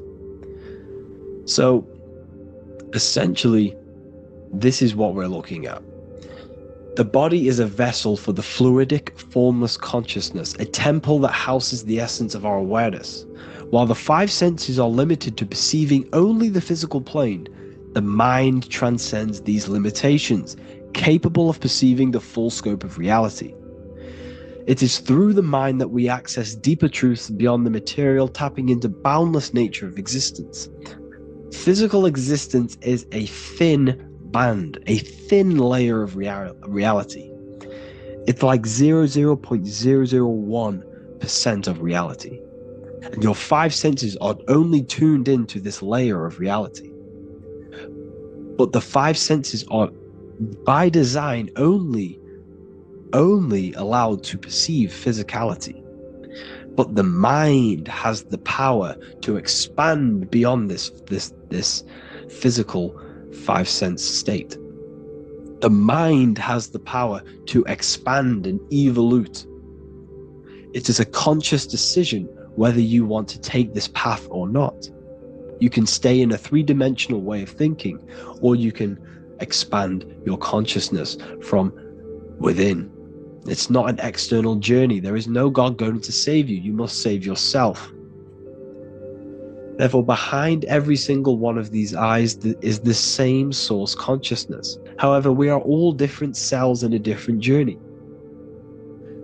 The organs in your body, the cells in your body are all alive. They all possess same consciousness, universal consciousness. However, we are all on a different journey of evolution. As above, so below. As the baby is in the mother's womb, when the baby becomes conscious, there is a world outside of its mother. What does it do? It presses and seeks a way out to be born in the other world outside of its mother. It is the same with your consciousness, your mind. When your mind becomes aware that there is realities beyond the immediate surroundings, it seeks a way out. And this is exactly what I'm doing to you now.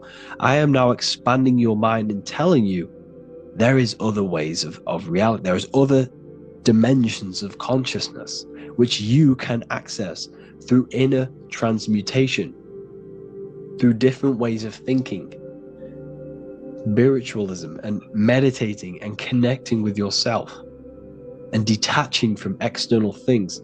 We can upgrade our consciousness. Your body is a womb. Why Jesus says you must be born again to see the kingdom of God, because you are born physically and then you must be born again spiritually, awakening your inner consciousness.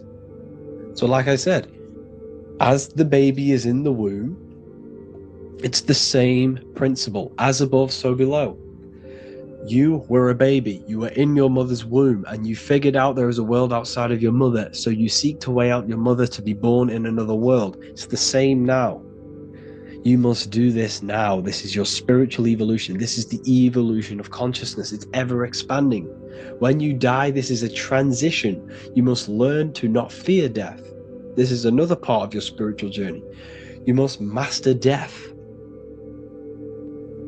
Therefore, like I said before, the mind has limitless capacity to expand into new realms of thought, continuously exploring uncharted ideas and concepts without boundaries.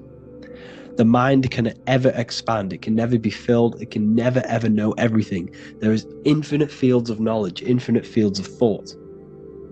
Your current state is just one stage on an infinite pathway. You won't remain human forever. The human experience is a crucial phase where we learn to balance polarities, master the fundamental laws of the cosmos. It is a period of growth and transformation, preparing us for the next stages in our cosmic evolution. The goal is to strive for perfection, yet the true perfection is unattainable. It's like a tunnel, and there is a light at the end of the tunnel. And as you walk through this tunnel, the light is ever moving backwards. You should forever seek to meet that light, but you will never meet that light because consciousness is ever expanding. You should strive for perfection, yet knowing that perfection is forever unattainable. The journey is endless, with each step revealing deeper layers of understanding and experience. The pursuit of growth and expansion is itself the essence of our evolution. You can find all of this knowledge in the amazing book that I have read for years. I have read this book, The Emerald Tablets of Thoth, the Atlantean, by M. Dorial, translated by M. Dorial. I'm telling you now, this book, now that I've told you this, you have some context on the book. The whole book is about evolution of consciousness. He's talking about higher dimensions beings. He's talking about how you can transcend this physical plane. It is truly the most amazing book you will probably read. One of the best spiritual texts you'll see. It's hard to understand, so you must read it over and over again. And the more your mind progresses, like for me, I read this every couple months. And the more I learn about consciousness, the more I expand my own consciousness. And every time I read this book, I pick out something new that just completely blows my mind. Because you can only understand this book to your level of consciousness, to your level of understanding. So now that I've told you all this information, go and read this book and it will absolutely blow your mind. And so will the Book of Wisdom Volume 2, which is now available. I released it the other day. I'm just going to read a page out now. This page is called Spirit and Matter. The Earth is not merely a dense, lifeless rock drifting through space. It possesses spirit, a living essence that animates its form. But what do we mean by spirit? Spirit in esoteric terms refers to the energy, the life force, animating the principles infused in matter. So essentially, what this page is talking about is how everything has spirit, consciousness within it. You are the middle, you are spirit and matter. You have the ability to expand your mind to the God self and raise above our animal instinct, our material self, and know the divine and expand. Animals cannot do this. Animals are not self-aware. Humans possess self-awareness. We can observe our consciousness. We can say, why do I exist? We can look in the mirror and know that we need growth. And this is what Anunnaki means. Anu means above. Anu was the supreme god of the sky, which is a metaphor. He represents spirit above, heaven. Anu came down to earth and married Ki, the goddess of the earth, which represents matter. It's a myth, it's an allegory. Anu married Ki and gave birth to the Anunnaki. Spirit came down and infused with matter and gave birth to the human, which is you. You are spirit infused in matter, Anu and Ki, Anunnaki. You are the Anunnaki. And this is just one of the teachings in my book. I honestly, this book is absolutely amazing. If you truly, truly want to expand your consciousness, give this book a read. And obviously, if you're inside the university, I give you this book for free. A paperback version. If you join the university, follow the steps inside of the general chat, you'll be able to download this book, or sorry, not download it, order a paperback for free. All you have to do is pay for the shipping. You'll also gain amazing knowledge inside of my library, where your mind will just be overblown with the amount of esoteric books. There's over 45 rare occult books, plus you get a PDF of the Volume 1 and Human Health Guide. You get reoccurring updates where I expand on symbolism, occultism, where you will just feel absolutely amazing once you understand esotericism in yourself. You'll also learn how to create the dream reality that you want with the Manifestation Mastery course, where I teach you how your consciousness creates reality. You'll have a real lectures where I post lectures on symbolism, occultism, esotericism. There's a conscious community and live calls and Q&A where you can ask me questions and I'll answer your questions. I just want to say thank you to everyone who has joined the university. Thank you for even liking and watching this video. Any support I just appreciate every single one of you. Please, if you can, leave a comment and a like on this video and let me know any videos you want me to make in the future. And I will start uploading a lot more to the YouTube. So yeah, thank you all for tuning in today. Have an amazing day.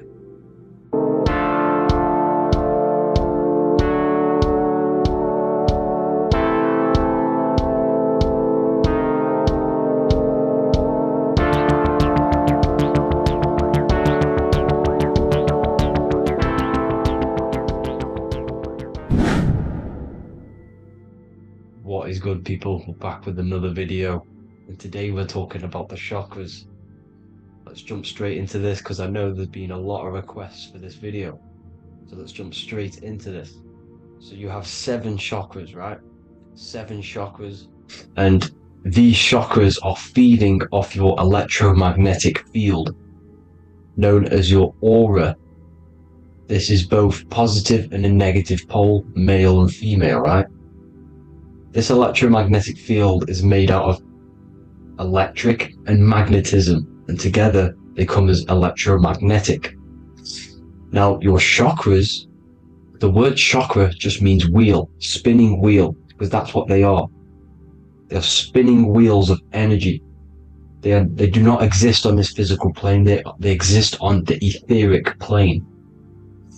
Okay, now, these energy centers are known to regulate your emotions, and each energy center controls the organs and cells in that particular area of the body. So for example, your sacral chakra will control the cells and organs of your sexual reproduction area. Okay, the navel chakra or solar plexus will control the digestion in your body. Same with the heart, same with the throat, right? So they are like mini brains for each center of your body. They run along up the spine, but notice the crown chakra exists outside the body. It's just above the head. Now, this process of the chakras is obviously the 7 colors of the rainbow, starting from red, which is the lowest vibrational color, all the way to violet, which is the highest vibrational color. This, like I said, these energy centers are feeding off your electromagnetic field. So if these chakras are unbalanced, they are taking too much energy from your electromagnetic field, making it weaker. Now, this is the North Pole. As you all know, the Earth is flat, and we live inside of a giant torus field, and the North Pole is the Earth's heart chakra. And this is why the Aurora Borealis, or the Northern Lights, whatever you want to call them, that's why they are green, and they are being emitted from this center point of the Earth, because it's symbolizing the heart chakra, which is green, right?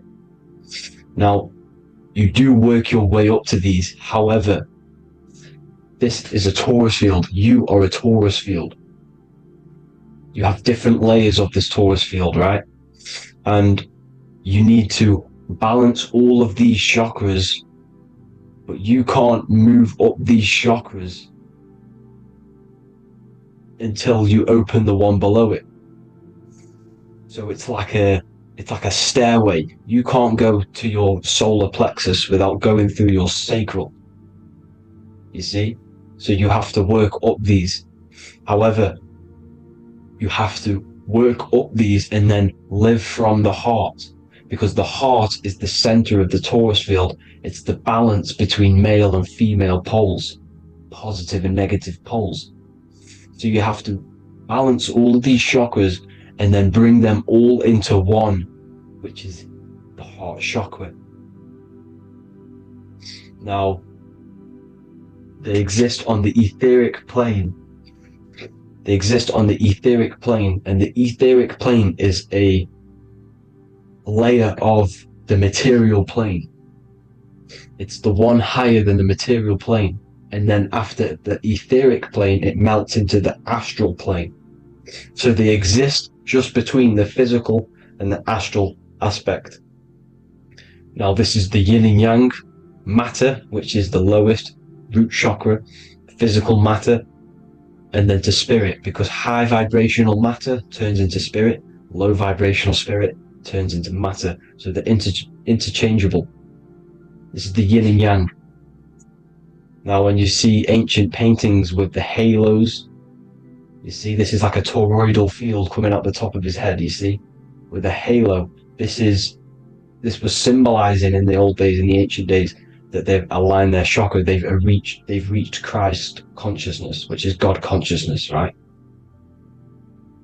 Now, this electromagnetic field is the apple that we bit out of in the Bible, because you see that apple is a torus field. So they were metaphorically or personifying the torus field. That's what the Bible is. It's a massive personification. It's all metaphors. You have to read it properly. It's got a greater meaning behind it. Now, when we bit from the apple, we ate from the tree of knowledge, which is good and evil.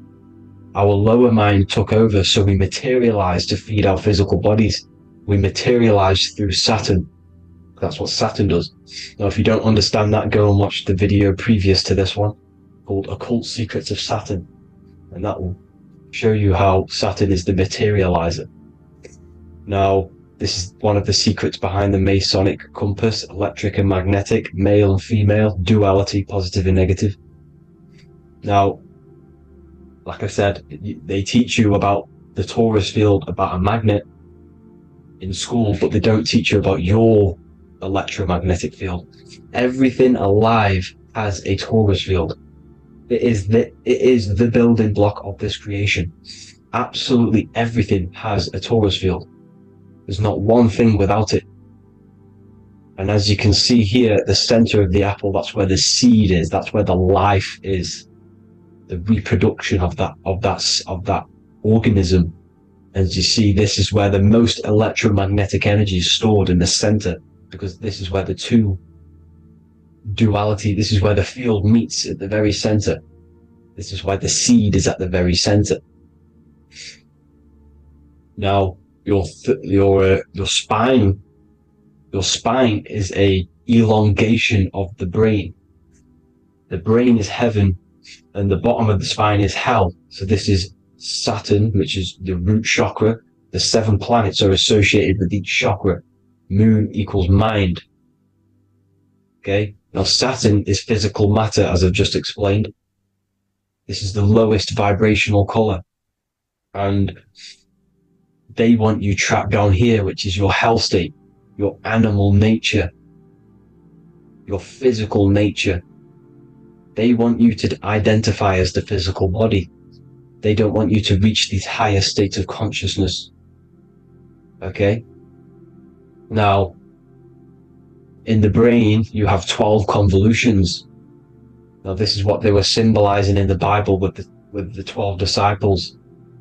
And obviously in the Bible, it says the upper room where Jesus met with his disciples. This is heaven, the brain, the higher states of consciousness.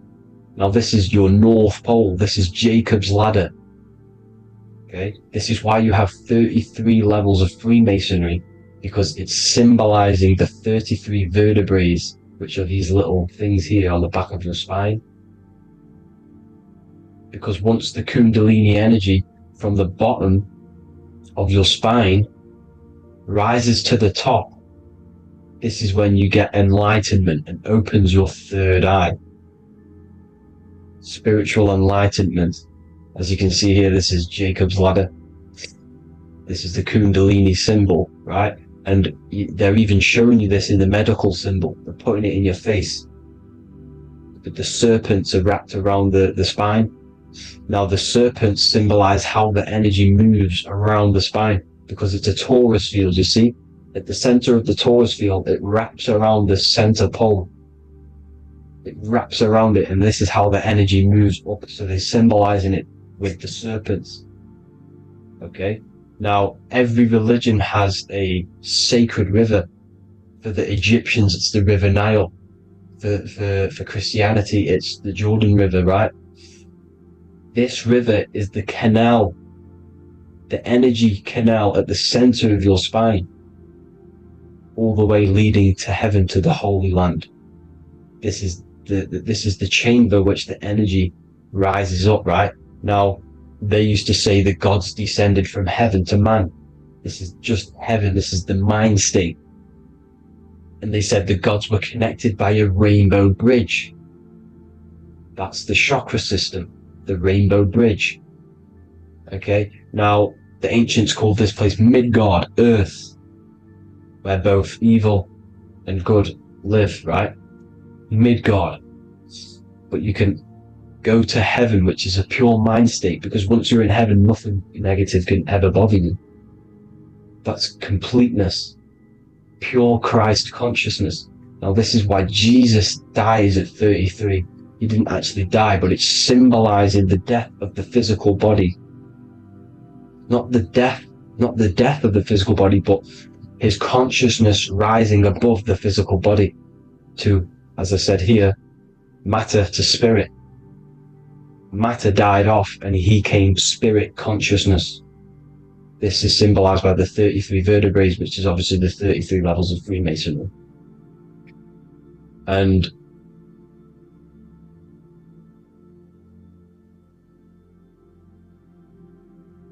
now the pineal gland, which is at the very top of this Jacob's ladder, or the River Jordan, the canal, your 33 vertebrae on your spine.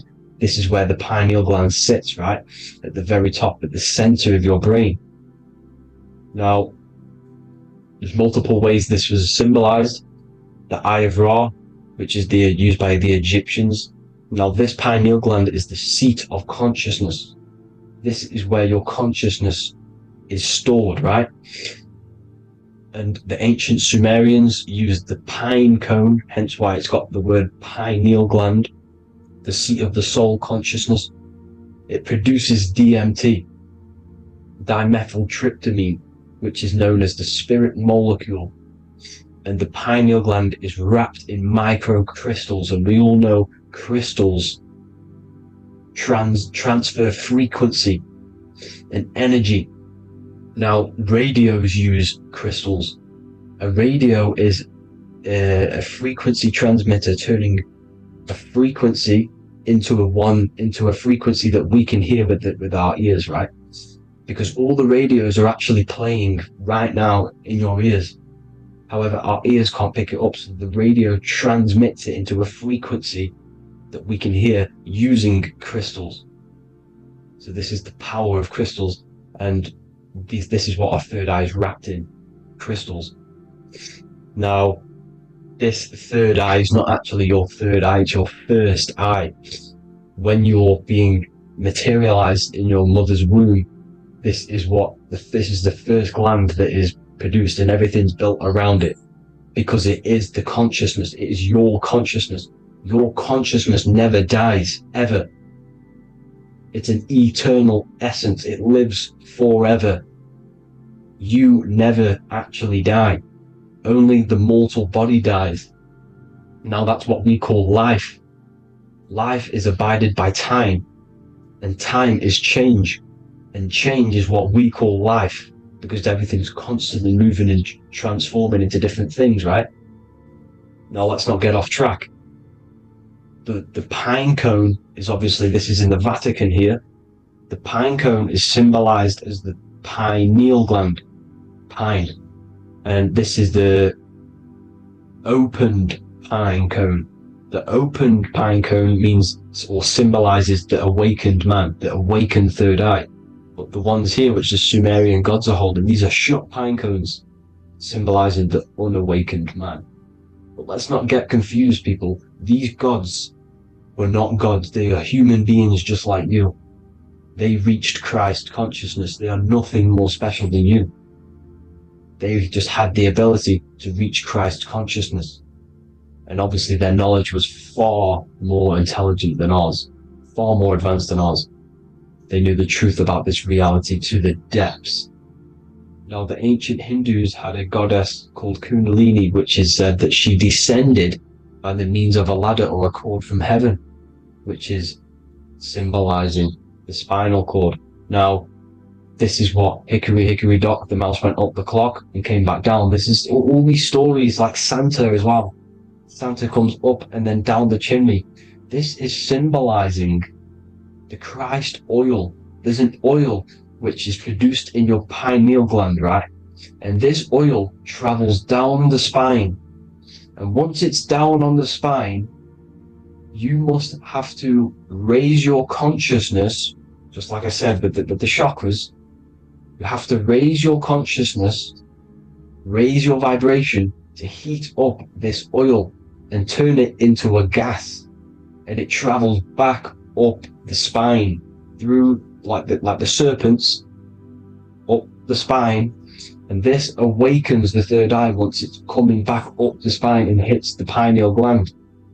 This is the secret behind Santa and Hickory Hickory Dock, because Santa comes down and feeds the presents and goes back up the chimney, and he lives in the North Pole, the positive pole.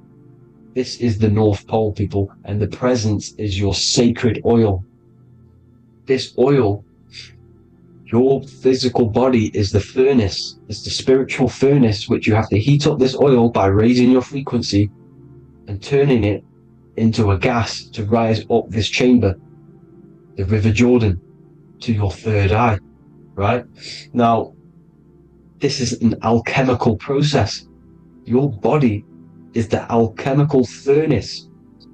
It says in the Bible, if therefore thine eye be single, thy whole body shall be filled with light. I shouldn't have cut that out, but that's what it says. The light of the body is thine eye. If therefore thine eye be single, thy eye shall be filled, their body shall be filled with light. This is symbolizing the pineal gland, enlightening the body, the spiritual body, filled with light. Now, as I said, they want you kept down here, which is the root chakra, which is your animal nature, which is obviously mind, matter over mind. This is the symbol of Saturn, right? As you say, we're built of body, mind, and spirit, the Holy Trinity. That is the sun, moon, and earth. The sun's your soul, solar. Moon is your mind. Earth, which is the cross, which is your physical body, the 5 elements, right? So body, mind, and spirit. So the Saturn symbol is actually made out of the cross on top, which is the earth, and the moon on the bottom, which is symbolizing matter over mind, because earth is physical matter. You don't want to be matter over mind. You need to be mind over matter.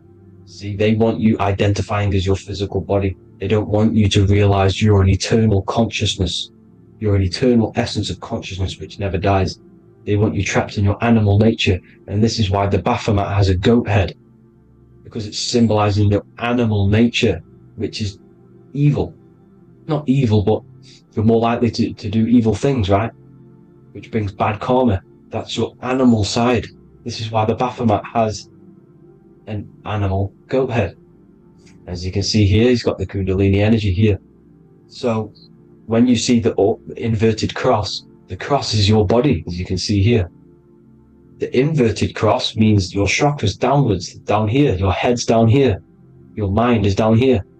but your mind needs to be up here, which is the upwards cross, which is Christ consciousness. And as we all know, 7 colors of the rainbow, 7 planets, 7 chakras. Red light is low frequency and long range. This is why Saturn is the slowest moving celestial body, and it's the lowest chakra, because it's low frequency, long range.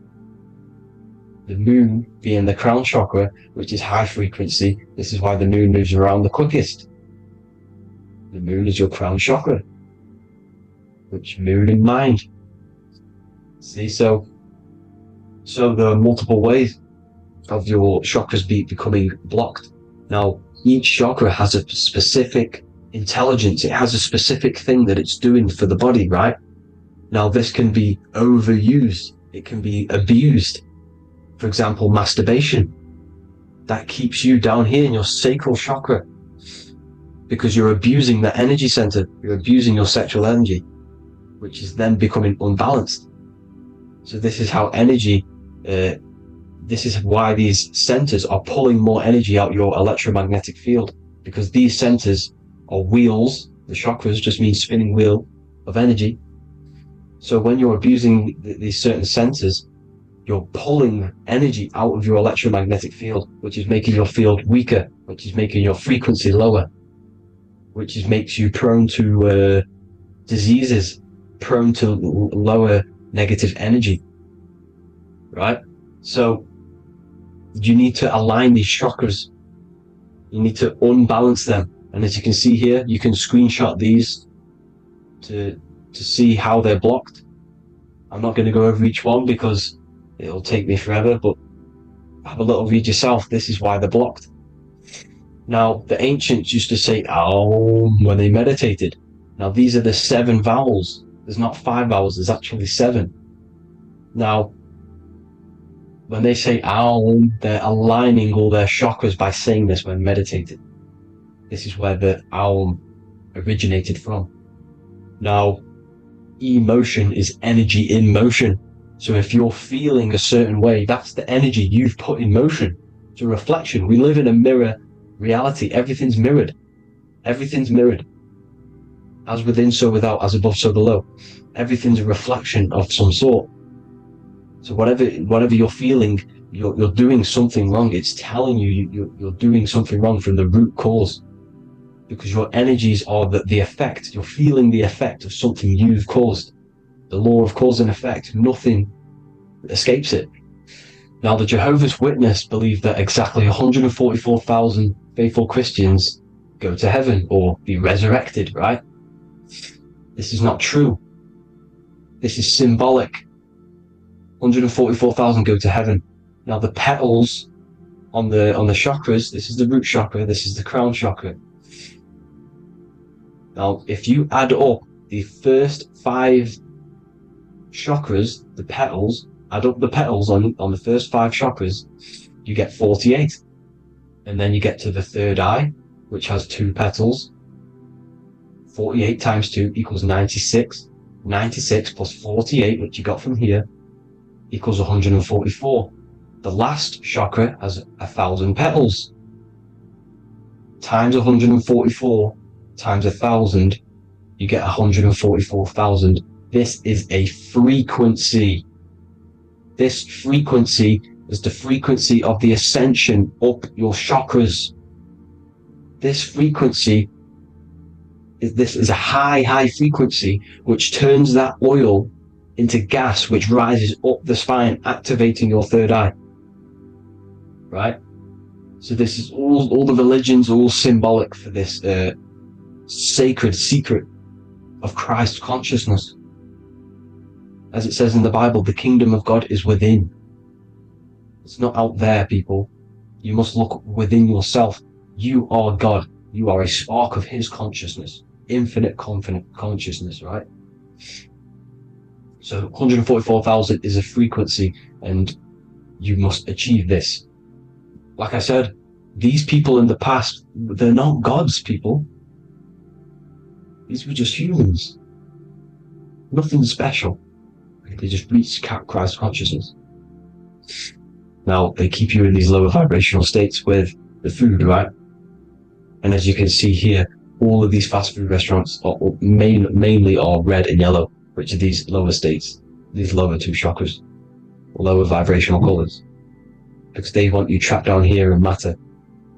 And these foods are so low vibrational, they will keep you down here, because your gut produces, I think it's like 80% of melatonin. Melatonin is your feel-good hormone. These foods will not make you feel good. This is very low vibrational. Meat, it's not meat, it's raw flesh.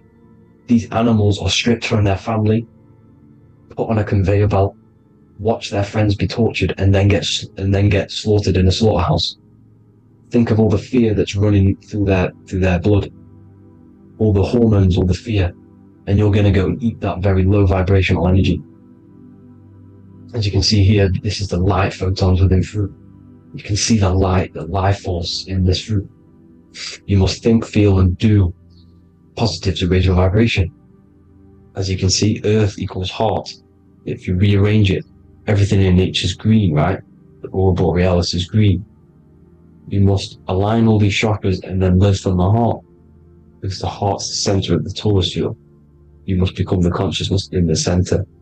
So that's it for this video, people. Thank you all. God bless.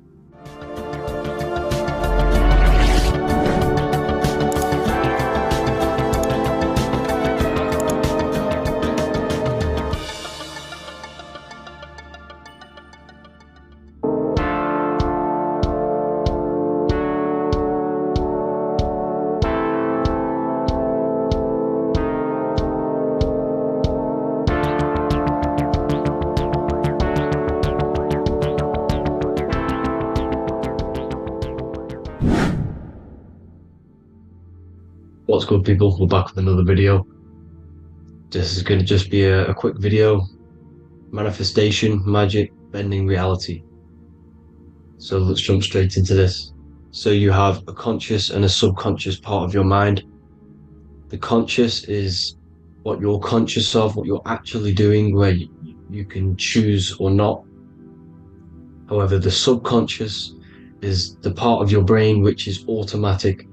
So all of the systems in your body, like the digestive system, your heartbeat, these are automatically being ran. And you do not have to tell these systems to do anything. You do not have to consciously tell your heart to beat. It's automatically doing it. And this is what the subconscious mind is controlling. It's like the dark aspect of your brain or your mind. It is the way bigger aspect of your mind. Okay, it controls all the systems in your body. Okay, and this is where all of your programs are. So when you're in it, from your childhood, what you've learned in school, all of these things are being kept in your subconscious, maybe traumas and stuff like that. So the subconscious is the female aspect, and the conscious is the male aspect, because the male is all about action and doing, and the female is more about creation, creativity, intuition. So you have a right and a left hemisphere of your brain, and these are obviously male and female. The right side of your brain is your female. It's to do with creativity, imagination, intuition, insight. Okay, and this is one of the most important sides of the brain. This side of the brain is the most attacked by the elites, whatever you want to call them. This side is one of the most important, because obviously your intuition is a massive part of reality. And if you don't have intuition, then you lose track of the things around you. You can't consciously feel if things are wrong or right.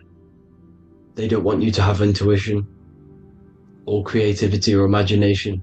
They want you in the left side of your brain, which is just reasoning, logic, and basic things. So they just want you to tell you what you want, tell you what to learn, and then that's it. They don't want you thinking for yourself, which is the right side of the brain. So whatever the conscious side of your mind impresses the subconscious side of your mind. So if you do affirmations, for example, if you consciously do affirmations every day, you're reprogramming your subconscious mind. You're impressing a vibration and a word into your subconscious mind, and therefore it will reprogram it. So the male and female aspect are symbolized by the Star of David as well. The male being the upside triangle, the female being the downside, connected all in one, because we both have male and female energy. So every thoughts are electric, which is the male aspect. Emotions are magnetic, which is the female. Each thought creates a wave of vibration in all directions. So think of it like a water drop in a pool, but it going out in every single direction. It's not just flat. And these thoughts have a certain frequency, has a certain vibration. That vibration has a certain frequency. And this affects your aura. Every thought, every emotion directly impacts your aura and the strength of your aura. So if you're angry all the time, your aura in the astral plane will look red. However, if you're happy, it'll be more like blue and green. So it's very important. Your electromagnetic field is created out of your emotions and thoughts. And that affects reality, because you're 60% water, and frequency and vibration creates certain patterns and has a certain effect on water. We'll get into that after this slide. So each thought that people are thinking around you, you are actually subconsciously picking up these thoughts, because it's emitting this vibration in all directions. So this is why you can pick up thoughts of other people on the odd occasion. However, when you're more in tune with your intuition, your right side of your brain, you can start to pick up on vibrations, thoughts, and other people's auras. You can pick up on the energy once your third eye is open, and you know whether you should be in that environment or not. This is what we call an atmosphere. When we go into a room and you can feel the tension, if someone's been arguing, for example, this is the atmosphere, this is the vibrations, these are people's auras emitting these certain frequencies and vibrations. Okay, so our aura is contained of multiple layers. Obviously, we have the physical body. This is the electromagnetic layer. However, you have the different planes of existence: the spirit, mental, astral, etheric, and then physical. The physical is the lowest plane of existence, and the physical plane is a product of all of the planes above. So the mental impresses on the astral impresses into the etheric, and then the etheric creates the physical object. So the mind is the root cause of reality. The mind is the cause of everything. Your consciousness is pure cause. There's no effect. Everything you see in this reality is the effect. Everything that you experience is the effect, because the root cause was the mind. The decisions you made you experience that certain experience, and that decision was created on the mental plane. And this is just pure thoughts. And thoughts are things. If it exists in your mind, it is a thing. It's a certain frequency. So if you have a certain level of thoughts, if you're thinking positive, for example, you're going to have a strong aura, you're going to have a higher vibration, and that attracts like. Like attracts like when it comes to thoughts and vibrations and electromagnetism. So if you're thinking positive all the time, speaking positive, doing positive, you're then creating a higher vibration, and that's going to attract people on that similar frequency to you. Everything is electromagnetism, frequency and vibration. Everything. You see, so this is why, for example, if I put my hand to a TV screen, if my finger was the same vibration as the TV screen, it would go straight through it. However, the particles in my hand and the particles on the TV screen are two separate vibrations, and this is what causes the friction to stop, and not my finger to go straight through it. So like I said, when you don't feel the vibe of someone, when you don't feel right, you don't really get along with someone, this is a vibration, Your vibrations are not matching, they're not similar, they're two complete different vibrations, and they're not aligning properly. So music has a massive part on this.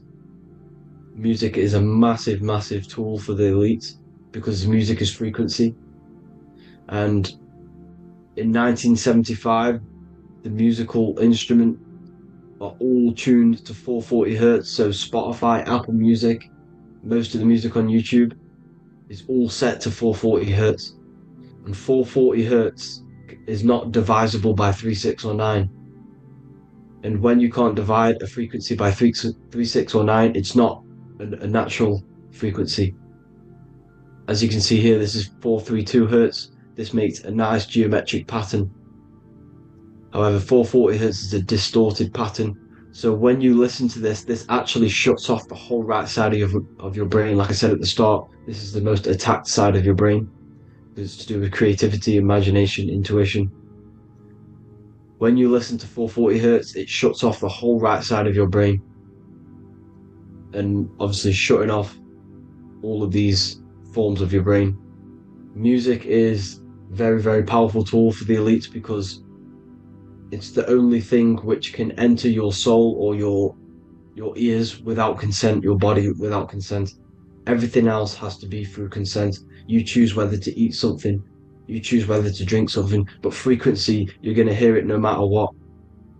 This is why it's so powerful, and music influences the body in many different ways. It's the most powerful imitator of everything. It directly affects all listeners. It directly affects intentions, gestures, movements, and actions. It stimulates your mind, and certain songs, certain catchy songs, can reprogram your subconscious mind, invoking certain emotions. This is why when you listen to slow beat songs, it makes you feel more sad. When you listen to upbeat songs, you feel more energetic.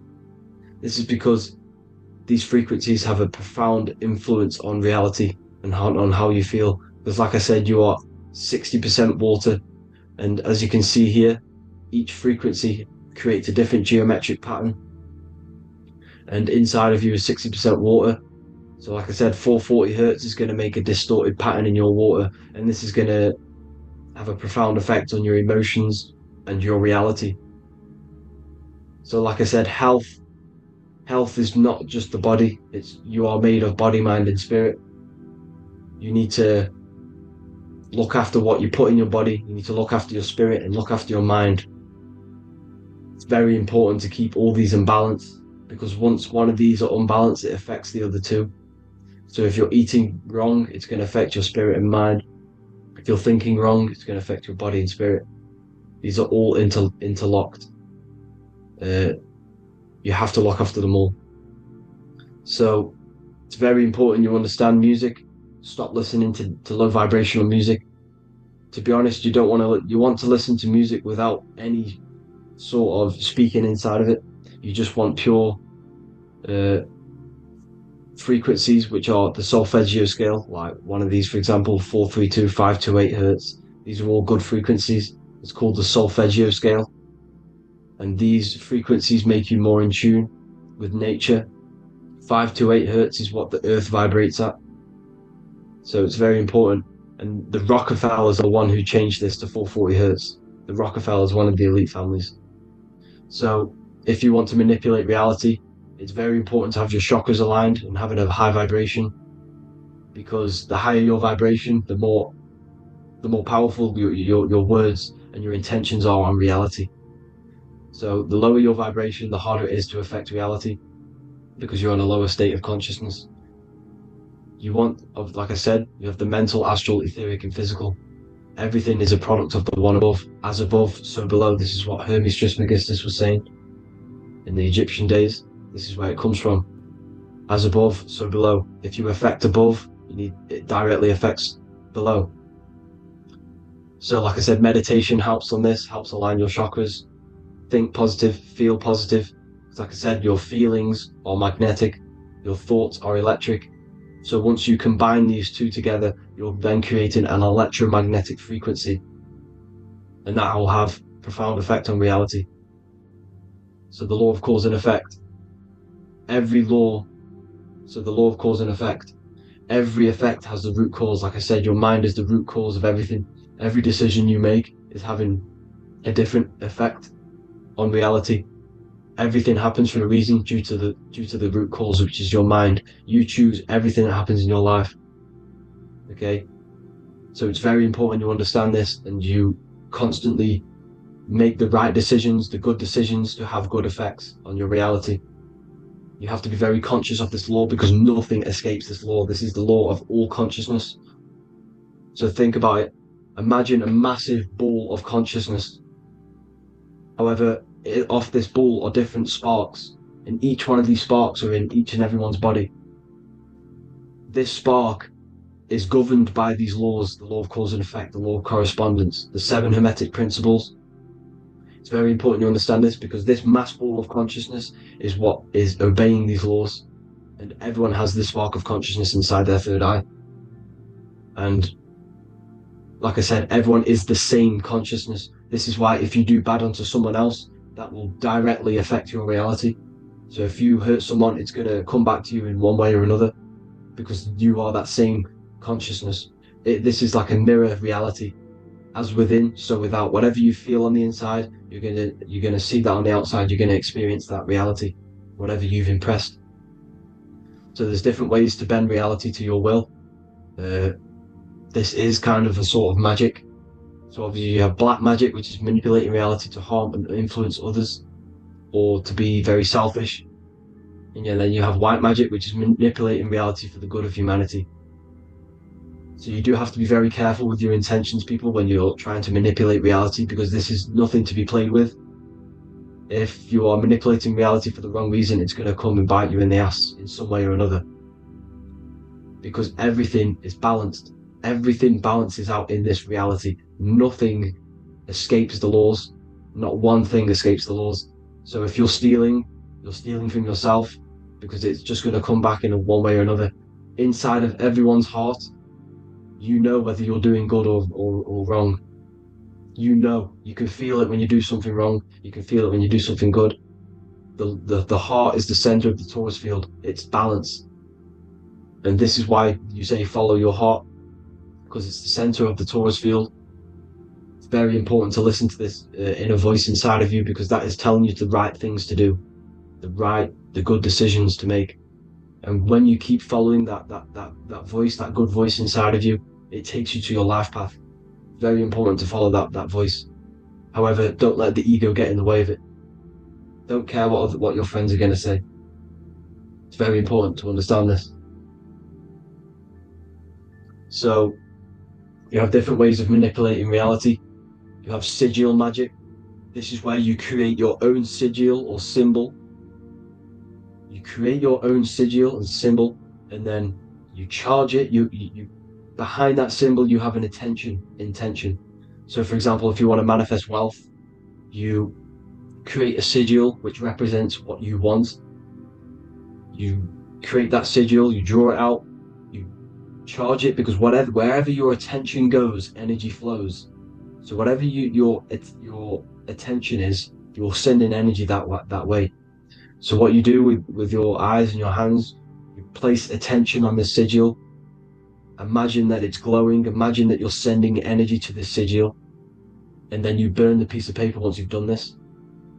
And then after this, you meditate on that symbol. You constantly think about that symbol, because that symbol is the frequency, is the thing that you want to manifest. So that's one way. Or you can just meditate on your reality. So imagine yourself having already what you have. This is what they call a mindset. You must set your mind to the frequency what you want to manifest. Okay? So if you want to manifest wealth, for example, imagine yourself being wealthy. What would it feel like? What would you be doing? Imagine a scene in your mind. Constantly do this, and you're putting out that frequency. Like I said, you must think, because the thoughts are electric, and then you must feel, which is magnetic. Together, this creates an electromagnetic frequency, and this is how you attract things to you. You will attract the certain people to come in your life to bend reality to your will. Okay? Or you've got mirror magic. stare yourself in the mirror, because a mirror reflects light, it also reflects energy. So you've got to be very careful of what you say to a mirror.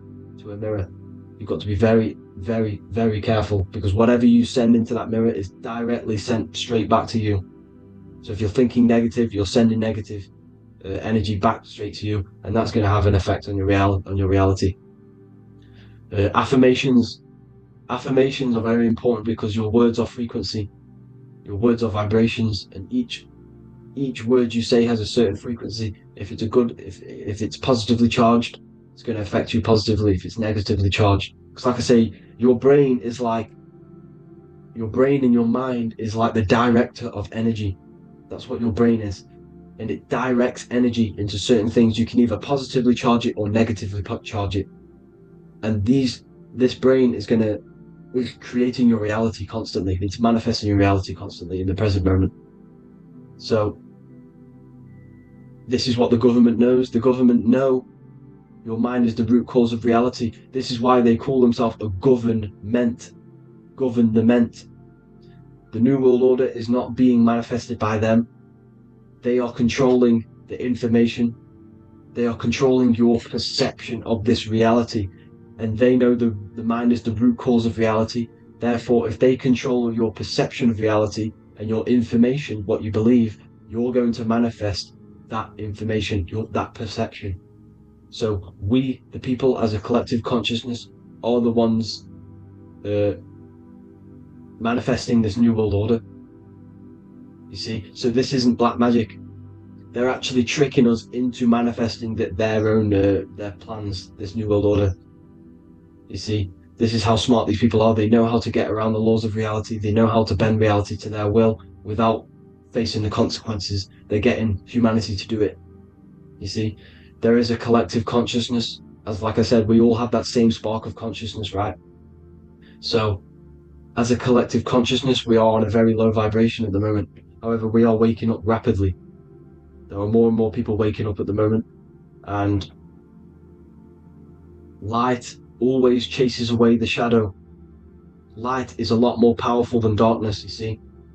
So one person waking up has a massive effect than one person being asleep. It has a profound effect, because like I say, the light always chases away the darkness. It's more powerful. The light is always more powerful. High vibrations are more powerful than lower. So that's it for this, people. I hope you all enjoyed. This is a short, quick video. God bless you all.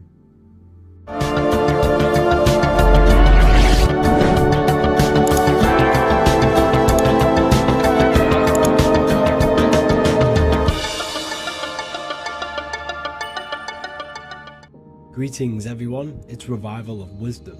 I facilitate human enlightenment through occult and esoteric teachings. I hope this video expands your mind into a new field of thought. In this video, we're going to be discovering the true esoteric meaning of the 7 planetary energies. So let's jump straight into this. In order to fully understand this, you must understand the esoteric teaching of as above, so below, and as within, so without. Our inner world is mirrored into our external material reality. We have a physical voice, which you are hearing right now, and I also have an inner voice, which no one else can hear. The inner world is invisible, and the external world is visible. In other words, the inner world is the spiritual world, and the outer world is the material world. The inner world of ourselves reflects and projects our outer world, which means everything in our external reality is somewhat reflection of our internal self. You are made in the image and likeness of God. You yourself are the universe experiencing itself in a 3-dimensional physical form. The Newtonian science has programmed you to believe that you are a physical being inside of a physical universe. They did this to limit your mind to only believing there is a physical universe and that you are separate from the universe or God. But you yourself are the divine essence of the universe, experiencing itself in a physical plane, which means everything you see is inside of you, including the stars, the planets, and the elements. As above, so below. As within, so without. An example of this is the 4 physical elements: fire, earth, water, and air. In the external world, these are physical elements. In our internal world, they represent the 4 bodies of consciousness. We have 4 different bodies. We have a material body, we have a spiritual body, an emotional body, and a mental body. The mind is not made out of the same substance as the body. The emotions is not made out of the same substance of the mind and the body. These bodies exist in 4 different dimensions, 4 layers of consciousness. With that being said, the 4 physical elements are inside of us. The earth is our material physical body. Fire represents our spiritual astral light body. Water represents our transformative and emotional body. Air represents the mental body, the communicative and thinking body. This is the teaching as above, so below. If that resonates with you and you can comprehend it, please leave a like and a subscribe to this channel to see more content. And feel free to leave a comment on any video suggestions. Okay, so now we've gone over the 4 physical elements and how they correspond with your inner world of consciousness. This is going to make it easier for you to understand what the planets actually are. The planets are a bit more in-depth and more detailed aspects of our consciousness. The 4 physical elements are generic, but the 7 planets go deeper. They are deeper aspects of ourselves. On a macrocosmic scale, the 7 planets rule the material realm. Every object, every animal, every plant, every stone, everything we see in this plane is governed and created under one of the 7 planets. I don't really like calling them planets. They are energies. They are spiritual forces that drive things into existence. An example of this is if we look at a tree.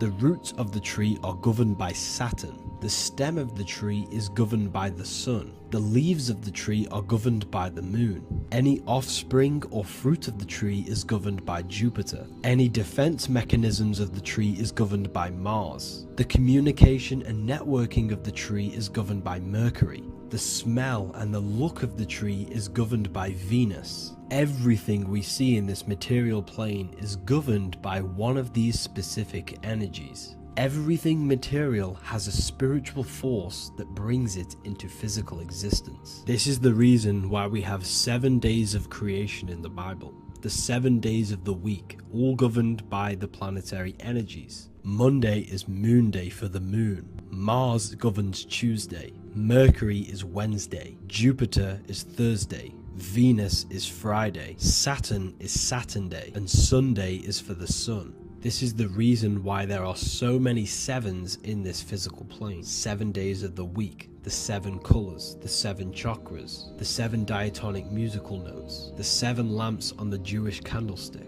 the G inside of the Masonic square and compass. G is the 7th letter.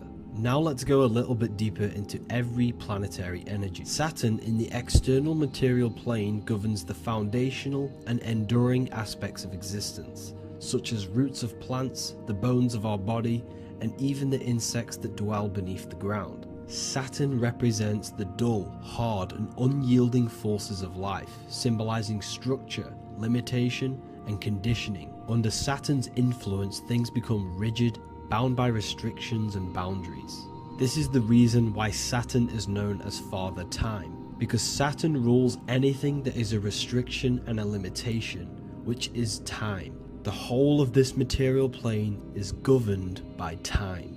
You will be born and you will die. This explains why there is so much Saturn symbology in this material plane. Saturn is one of the most important planetary energies. You are a spiritual being in a physical body. Your light, your consciousness is bound to the physical body until you learn how to escape the physical body. The body is a limitation for our infinite minds and spiritual bodies. Our infinite mind is stuck in this material body, governed by Saturn's limitation of time, matter, and space. Now let's dive into what Saturn means to our consciousness within our internal world. We've gone over what Saturn means in the external world. What does it mean to our consciousness? Internally, Saturn embodies the conditioning within our consciousness. When the Saturnian aspect of our consciousness dominates, we become overly rigid, fixated, and restricted in our thinking and actions. For example, Saturn's influence is strongly felt in today's world, where many people's minds are confined to societal norms and conditioned responses. Saturn is the aspect of our consciousness, our minds, such as limiting belief systems and limiting thoughts and emotions. This is the negative thought that you can't get rid of, that's holding you back. This is a Saturn aspect of our consciousness. However, this is not a negative thing. The Saturnian aspect of our consciousness is a great teacher, guiding us through difficult life lessons that ultimately lead us to growth and expansion. Saturn's energy allows us to experience and overcome fears and limitations so our minds can expand into new fields of thought, into new life. Although Saturn's energy is harsh and often challenging, it helps us develop resilience, discipline, and wisdom. However, in the modern day, this Saturnian energy has overpowered the minds of the masses, fostering excessive rigidity and limitation. This is why we see so much Saturn symbolism. It's literally everywhere because our minds are being dominated by the Saturnian limiting aspect of our consciousness. Now, let's move on to the moon. The moon, or lunar energy, in the external material macrocosm plane governs the elements of water, influencing the natural cycles such as the ocean tides, which rise and fall in harmony with the moon's phases. Beyond water, the moon also guides instinctual behaviors such as animal migrations.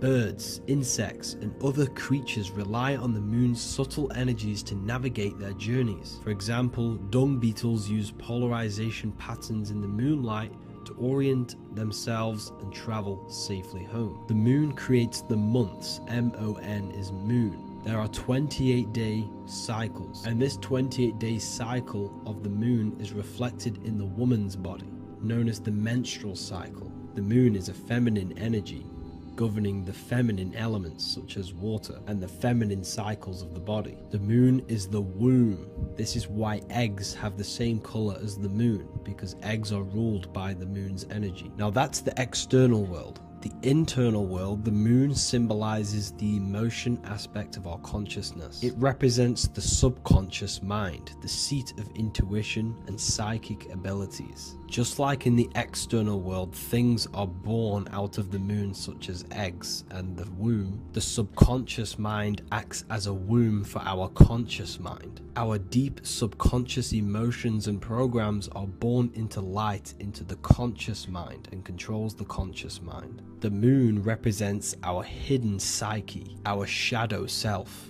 Now let's go on to the sun. The sun represents the life force. In the material external world, the sun is ruling over pretty much all life. The sun gives life to all things. Without the sun, animals could not exist, the human body could not work, and plants would not grow. The sun is the life force. It's the soul of the world. Now, in our internal world of consciousness, the sun represents our passion, our drive, our conscious mind. The aspect of our internal world that wants to drive things and give life to physical manifestation.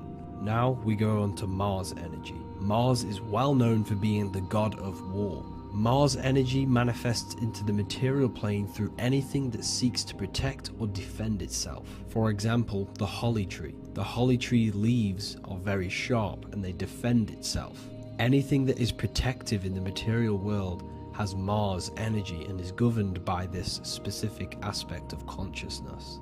For example, any predators or animals such as hedgehogs with spines on their backs for protection. Mars represents all things that is driven by conflict, aggression, and defense. Now, internally, inside of our inner world, Mars symbolizes the aspect of our consciousness that is focused on self-preservation and protection. Mars governs our ego, the instinctual urges of anger or maintaining reputation. Mars is not evil, it's necessary. Sometimes it's necessary for us to protect ourselves. Mars is the aspect of our consciousness that is anger, rage, the desire to fight or conquer. When this energy is activated within our consciousness, we become defensive, assertive, and even combative.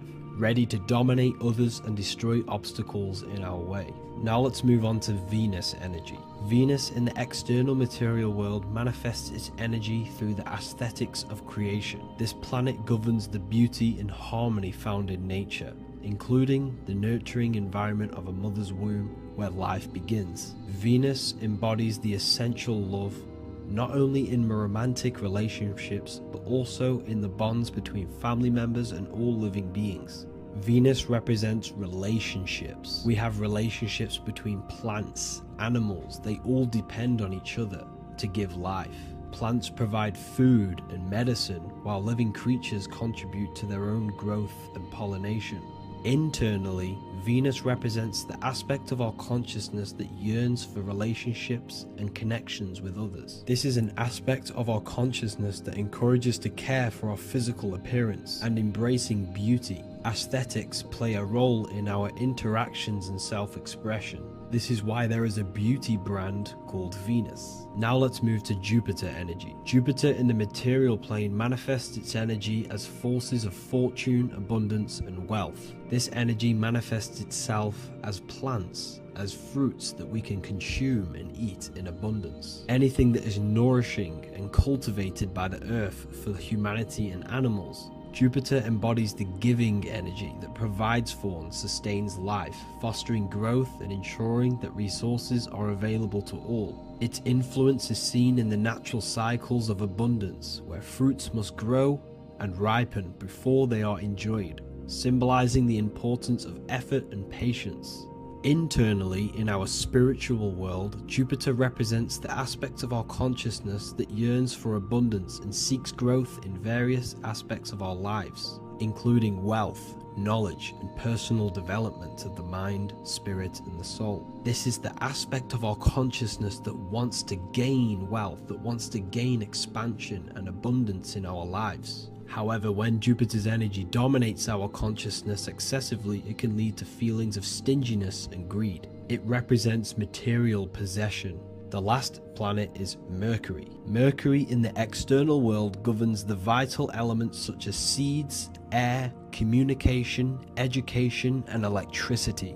Known as the messenger of the gods, Mercury rules over intellect, communication, and the transmission of knowledge. Mercury's state of consciousness manifests itself in the material plane as the network between trees and plants, how they all communicate together. It represents the intelligence behind all physical things. It's the intelligence behind the seed that allows it to grow into a plant. Mercury's creative energy is manifested in the nervous system of the human body and all living animals. The intricate messenger that transmits signals from the body to the brain and then to the mind. This intelligence within us allows us to facilitate thought and movement. Internally, in our spiritual aspects of consciousness, Mercury is the state of consciousness that seeks knowledge, understanding, and intellectual growth and expansion. This part of us is curious, eager to learn, and driven to communicate ideas and information. It represents our mental body. The Roman god Mercury is often depicting flying because this symbolizes the air. Air represents our mental body. When the Mercury aspect of our consciousness dominates, we become highly intellectual, constantly seeking information, analyzing situation, and communicating our ideas. While this can enhance our understanding and ability to interact with the world, an excess of Mercury's influence can lead to overthinking, excessive analysis, and focus on intellect over emotions or intuition. Okay, so they are the 7 planetary energies in the external world and your internal world of consciousness. These energies are manifested in the Roman mythology as human beings. They are depicted as human beings, but this is nothing but symbolism. These gods never existed physically. They represent aspects of our consciousness and spiritual forces that govern the material plane. Every material object, every intelligence, every piece of life in this universe is governed and brought into existence by one of these spiritual forces. Now I hope this video has expanded your mind into a new realm of thought. Make sure to leave a like, a comment, and subscribe to the channel for more occult and esoteric information. You can read more about this topic and many more occult and esoteric teachings inside of my books, the Book of Wisdom Volume 1 and the Book of Wisdom Volume 2. I honestly advise that not everyone reads these books. These are books which will completely transform your view on reality. You will feel a lot better reading these books because you will find a connection with yourself and the universe. Understanding truth and knowing thyself gives you a sense of well-being. Like I said, this is not just a book. This is a beginning of your journey of expansion and growth. Reading them can be life-changing. Inside my university, I host live calls where you can ask me questions, and you can watch all the pre-recorded live calls. You also gain the ability to manifest your own reality through the Manifestation Mastery course. There is also a library with all of the PDFs that I've read in the past of occultism, symbolism, and esotericism that you can gain access to. There is a whole lecture section where you can watch all of my occult lectures. This is a place of transformation. The price of the university will be going up very soon. If you join now, you will gain a free sexual alchemy course which will teach you how to transmute sexual energy into creativity. I'll leave all the links in the description for the university and also my website where you can get my books. I hope you enjoyed this video. Take care.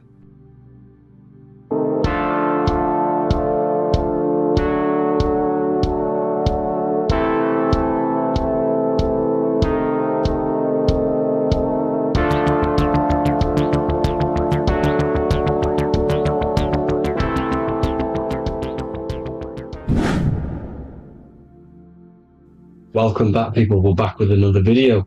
Let's jump straight into this. Make sure to tune in till the end because this has got so much information in this video. So sit back and enjoy. So everything's Taurus fields. The Earth's a Taurus field. Everything's Taurus, which is electromagnetic field, electric and magnetic. The center of the Taurus field is where the two opposing forces meet in the center. And this is what creates the plane of inertia, the dielectric plane of inertia. Okay? You got red shift, blue shift, positive, negative, south and north pole, right? This is what the ancients were showing with the tree of life. As you can see here, this is the plane of inertia and this is the Taurus field.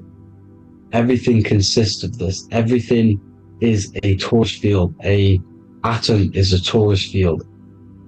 Okay, now the inertia is the 0 point. So this plane is a 0 point.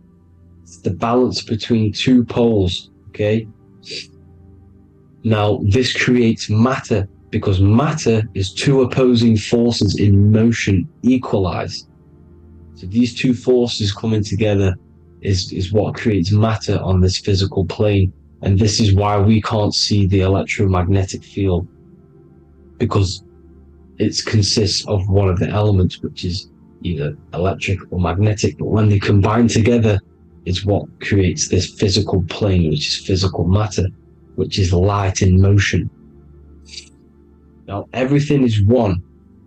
Don't get confused by duality.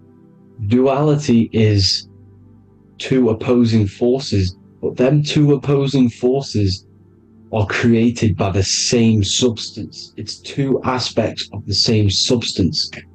So for example, water and ice are the same thing, you know what I'm trying to say, but it's two aspects of the same substance because all is one. The whole universe is one. All goes back to the one, which is God, the creator, or magnetism, whatever you want to call it, because magnetism pulsates. Electricity has two poles, red shift, blue shift. Okay, so red shift, blue shift is electricity, and electricity vibrates, and all vibration always comes back to a standstill point. But magnetism is what pulsates. This is why your heart pulses. You breathe, which is a pulse. This is the breath of the universe, magnetism. Now, this is why the earth is green, okay?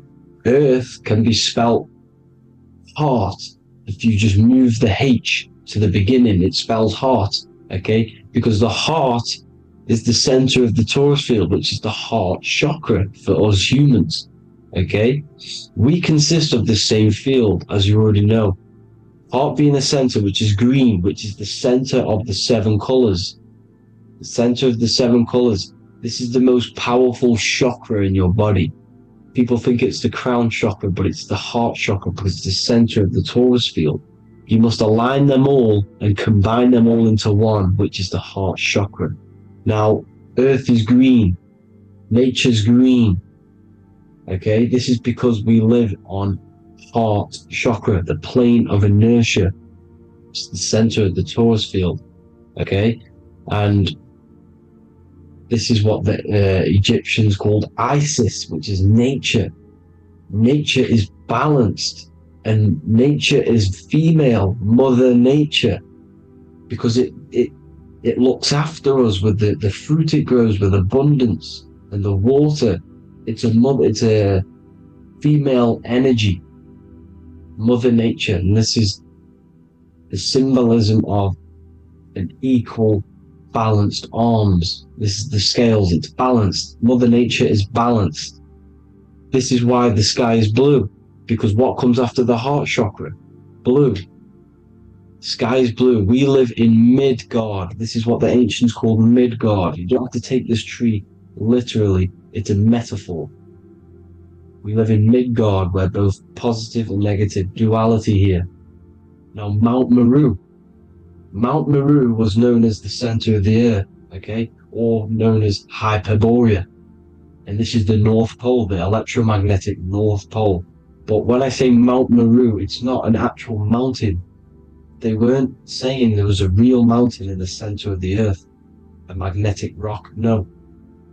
The plane of inertia, okay, there's something called a hyperboloid.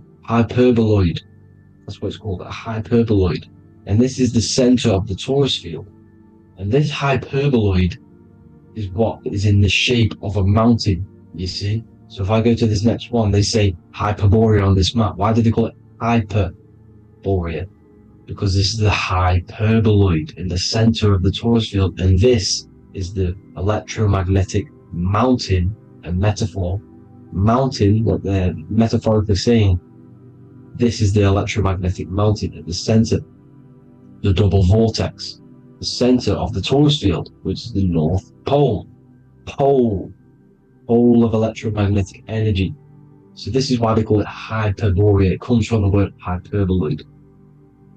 And the center of the earth is so sacred, and they symbolize this with, obviously, the North Star, which is Polaris. And this is where the swastika comes from, because it's the 4 seasons moving around the North Star.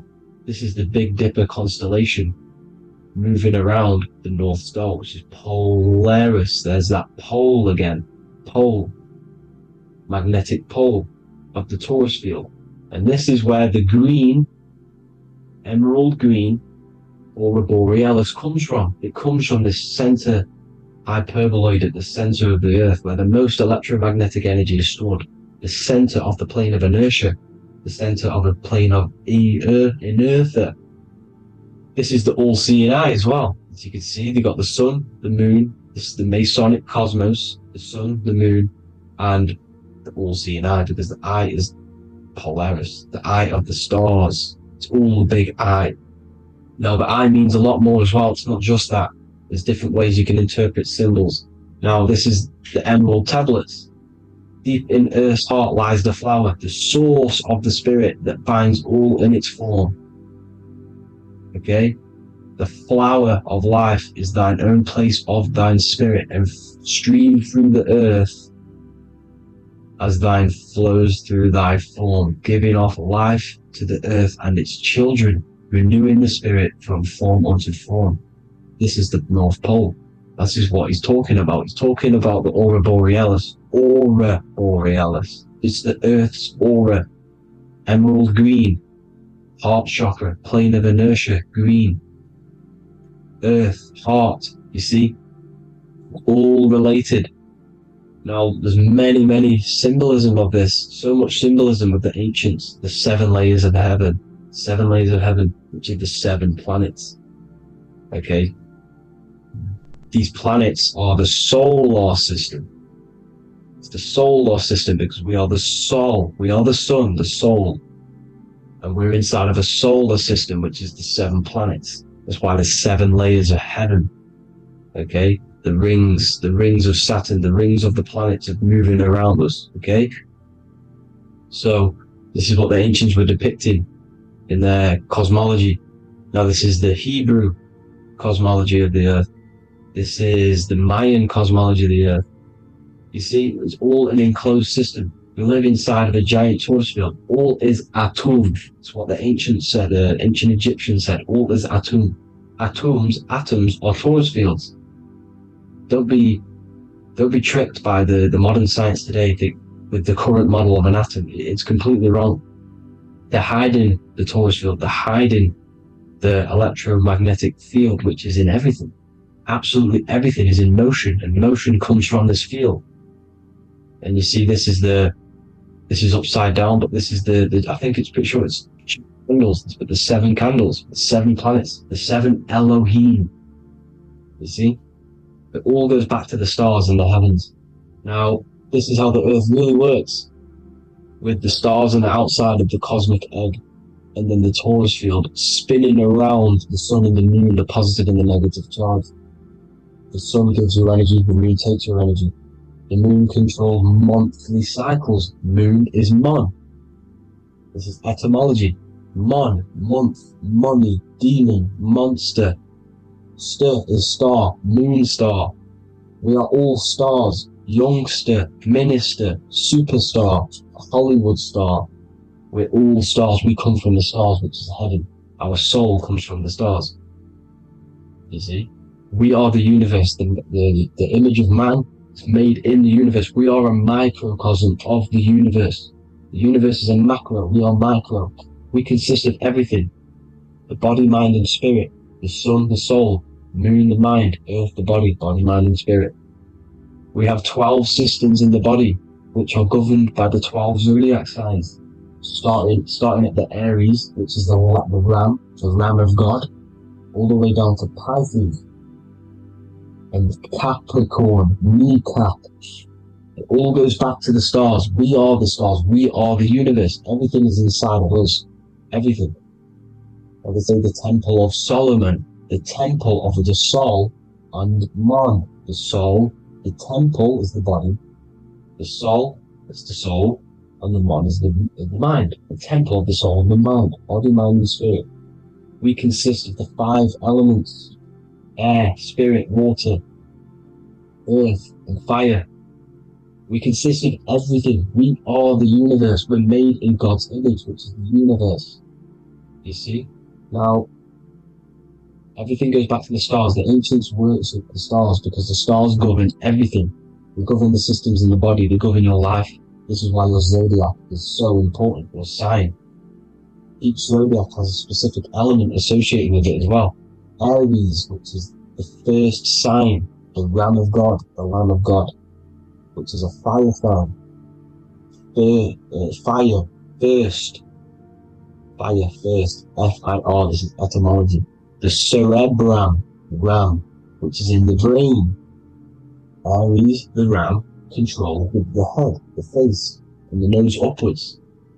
So it controls the cerebrum. The Torah, which is, I'm pretty sure it's the Hebrew Bible, which is the Taurus. Tornado comes from the Taurus field. You see? Everything's inside of you. It all goes back to the Taurus field, and the Taurus field is everything.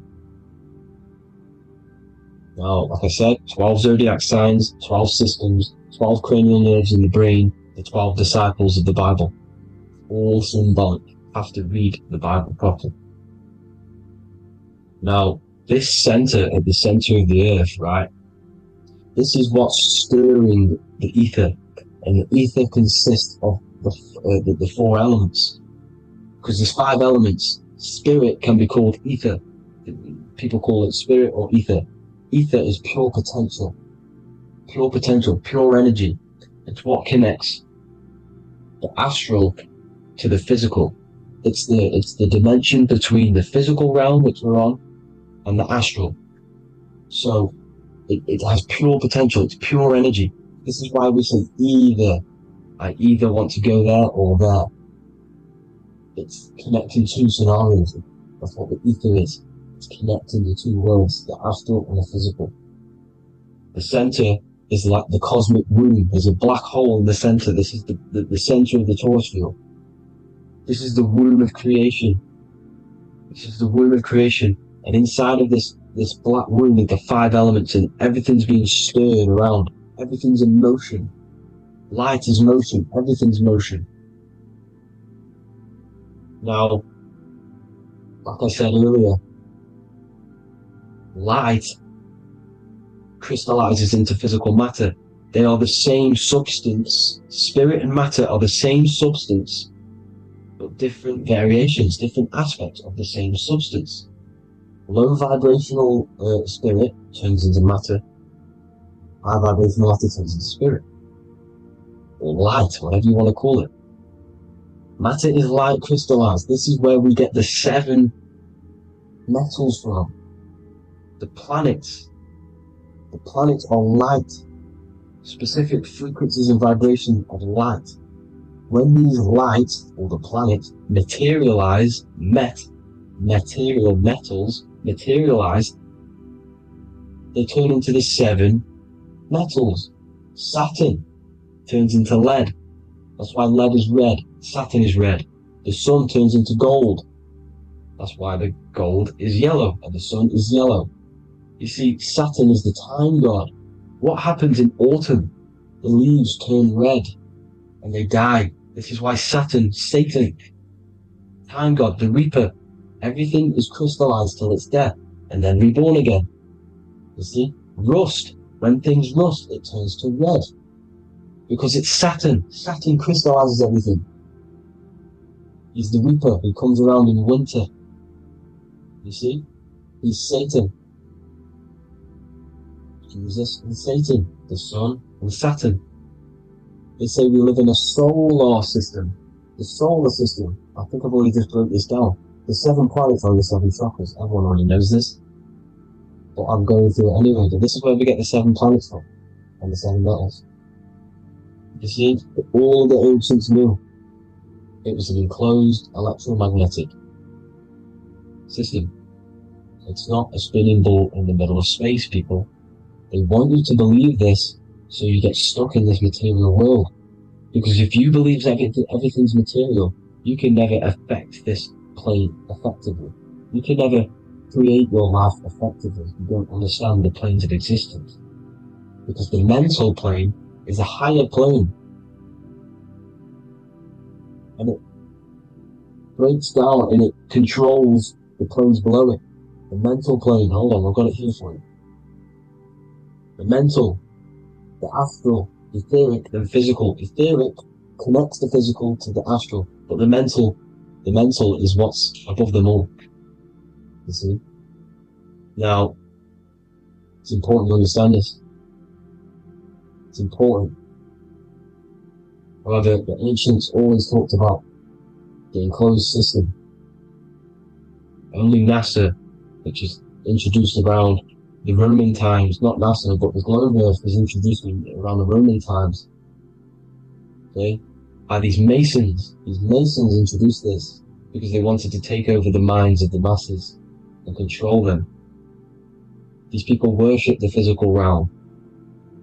They know how it works. They know the ins and outs of it. They know how to do the magic. They know how to do it all. They understand it all.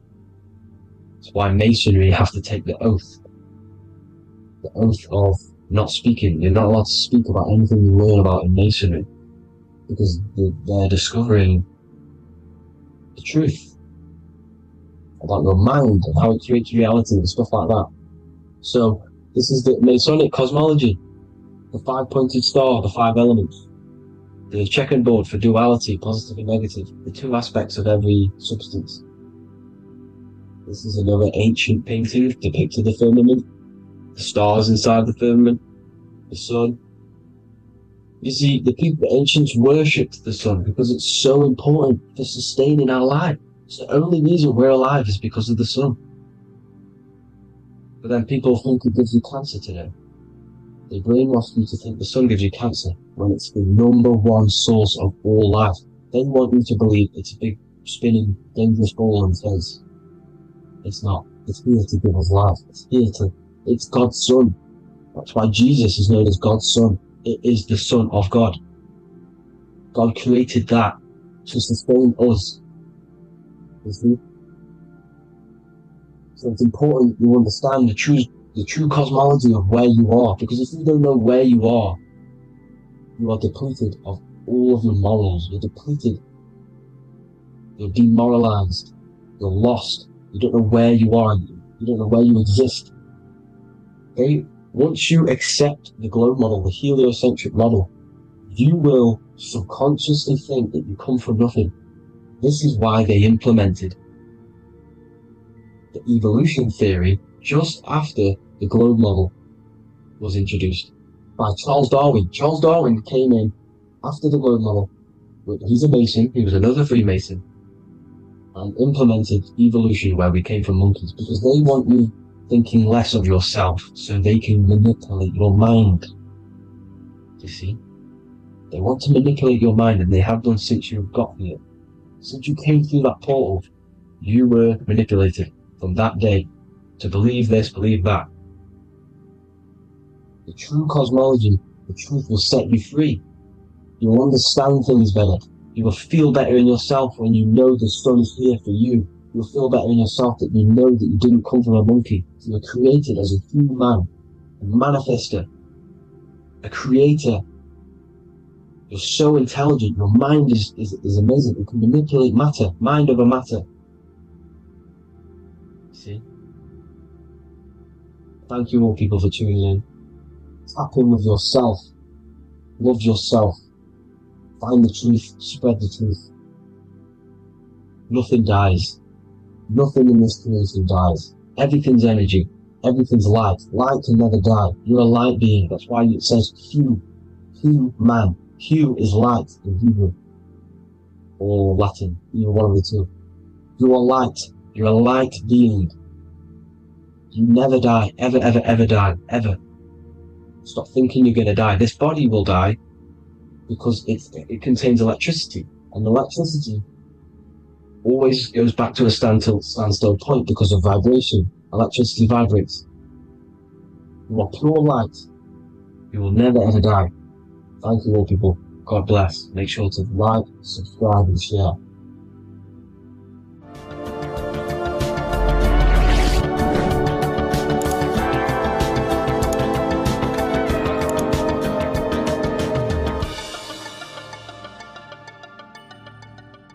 Welcome to Revival of Wisdom. What is good, people, is Revival of Wisdom. We're back with another video. Today we're going to be talking about the importance of Saturn and the occult. Let's jump straight into this. So Saturn is the god of the earth, right? It's the time of God, change, destruction, physical matter. He creates and destroys, because the energy of Saturn is the key to crystallization. It wraps things in physical matter, right? He creates everything, all life forms, and he takes things back, because the day that you're born, that's the day that your expiry date is coming. The time is ticking until Saturn takes your life. This is why he's known as the Reaper. Okay? As he's personified as eating his child here in this ancient Roman painting. As you can see, he's eating the child. We are all children of Saturn, right? He creates physical matter, our physical bodies, right? He's the god of time because he's the slowest moving celestial body. He's the Lord of the Rings, as you can see here. He's the last one on the ring. He's the slowest one moving, okay? So, he is the Lord of time, of destruction and creation. Okay? This is why his name is Satan. He's the devil. Okay, but I'm not saying Saturn's evil, guys. It's a part of life. Everything lives and dies, right? He's the key to crystallization. Now, as we have the clock here, our god Saturn, or Chronos in Greek, just means time. He's also the god of time, as I've already said. 60 seconds in a minute, 60 minutes in an hour, 24 hours in a day. Add 2 plus 4 equals 6. 60 seconds, 60 minutes, 2 plus 4 equals 6. That's 666. Okay? And as you see on the clock, 6 take away 12 equals 6. 7 take away 1 equals 6. 9 take away 3 equals 6. 6 is the number of Saturn. It's associated with Saturn, right? He's the god of time, of justice. Everything goes back to the Reaper in the end. Everything lives and dies. Now, the artwork of him, he's always got the Reaper staff. You see, it's personifying death. Now, when you see this, the Romans were not saying Saturn was a real person, a real god in human form. No, this is personification. This is what the ancients always did. They personified, just like the Bible. It's all personification. So the personifying Saturn eating its children because it eats, it's the Reaper. No one can escape the Reaper. No one can escape death. Now, Saturn is 666, which is in the Bible, the number of the beast, right? The number of the beast, Satan, 666, right? So on the North Pole of Saturn, you have a hexagon which makes a cube, right? Now this hexagon, when you join up all the corners, creates the 6-pointed star known as the Star of David, right? In the Jewish religion. Now, as you can see, the 6-pointed star has 6 points, 6 mini triangles, and a 6-sided hexagon. That makes 666. And also, you have Saturday is named after Saturn, the 6th planet, the 6th day of the week, and has a 6-sided polygon on its north pole. That's also 666. Now, this Star of David, this symbol goes back thousands of years, and it originates from Saturn. It's not the Star of David, right? It originates from Saturn. It symbolizes the physical and spiritual aspect combined into one, which makes us humans, right? Also symbolizes the male and female combined into one. These two sacred energies create the human. We consist of both male and female energy, also known as the Seal of Solomon. And we all know if Solomon was a real person, he talks about communicating with 72 demons. He could apparently, in the text, he could communicate with 72 demons, and this is sorcery. This is black magic.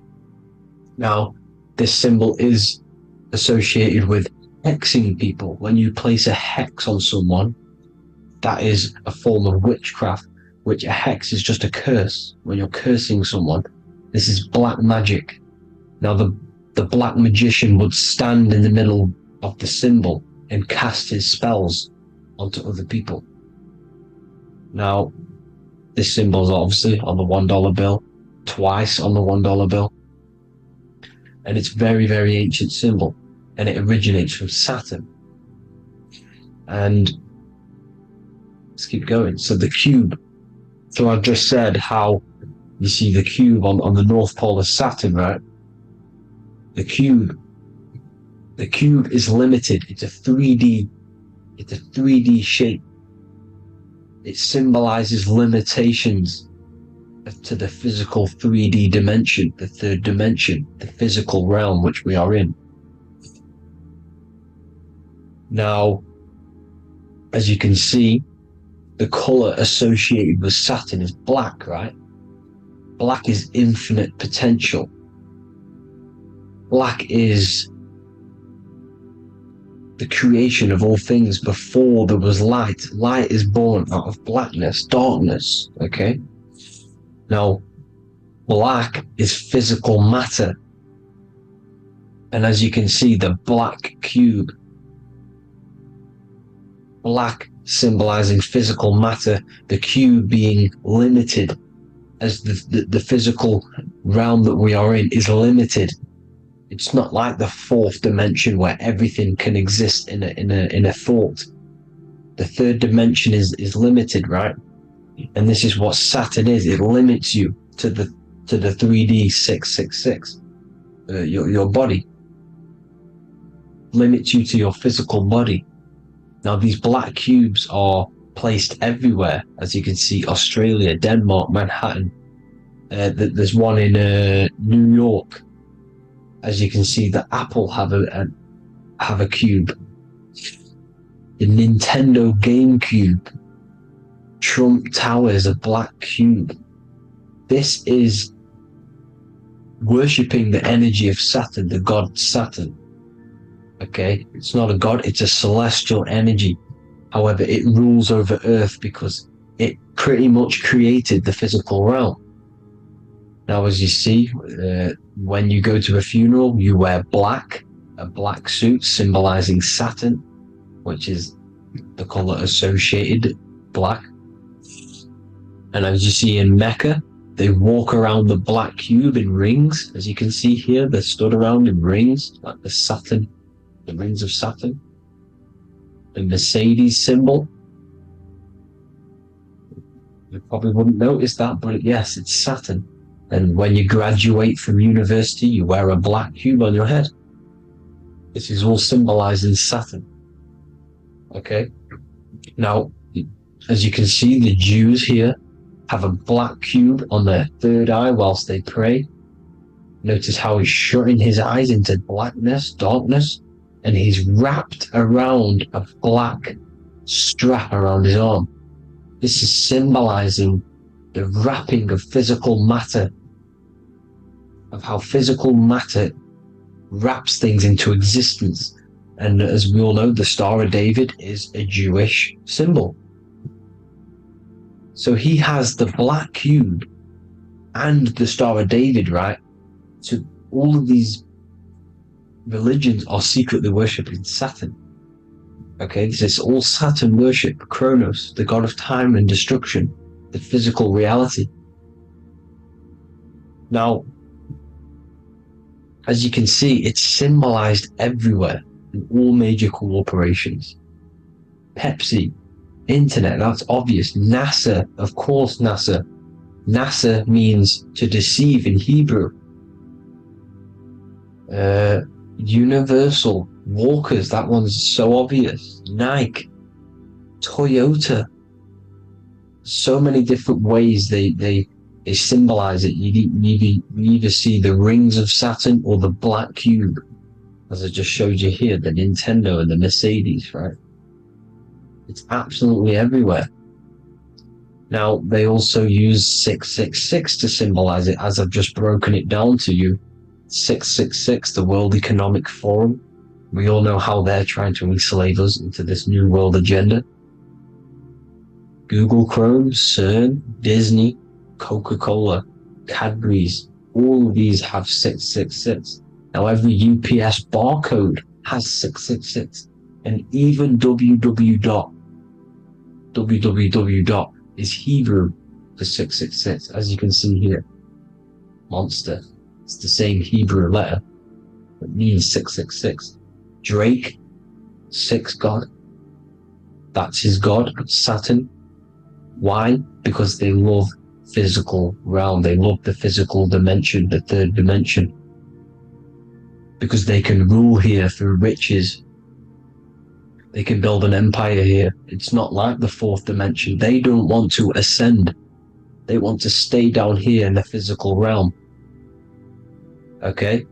Now this is why they're cloning. They can move their consciousness into other clones to live forever. this technology exists. This is why they love the third dimension. As you can see, all of these sellouts here, Drake, Leonardo DiCaprio, you know, all of these people doing 666 because this is their God. This is their God. They love the physical realm. They sold their souls for wealth and fame in this physical realm. So why would they leave? You see? Now, this isn't all just evil, okay? So you have 7 chakras, right? You have 7 days of the week, 7 solfeggio scale notes. These are frequencies, the solfeggio scale. Now, it's called the Saturn Moon Matrix because the moon symbolizes your mind, because you're created out of the Holy Trinity, which is body, mind, and spirit, right? That's the triangle, the equal triangle, body, mind, and spirit.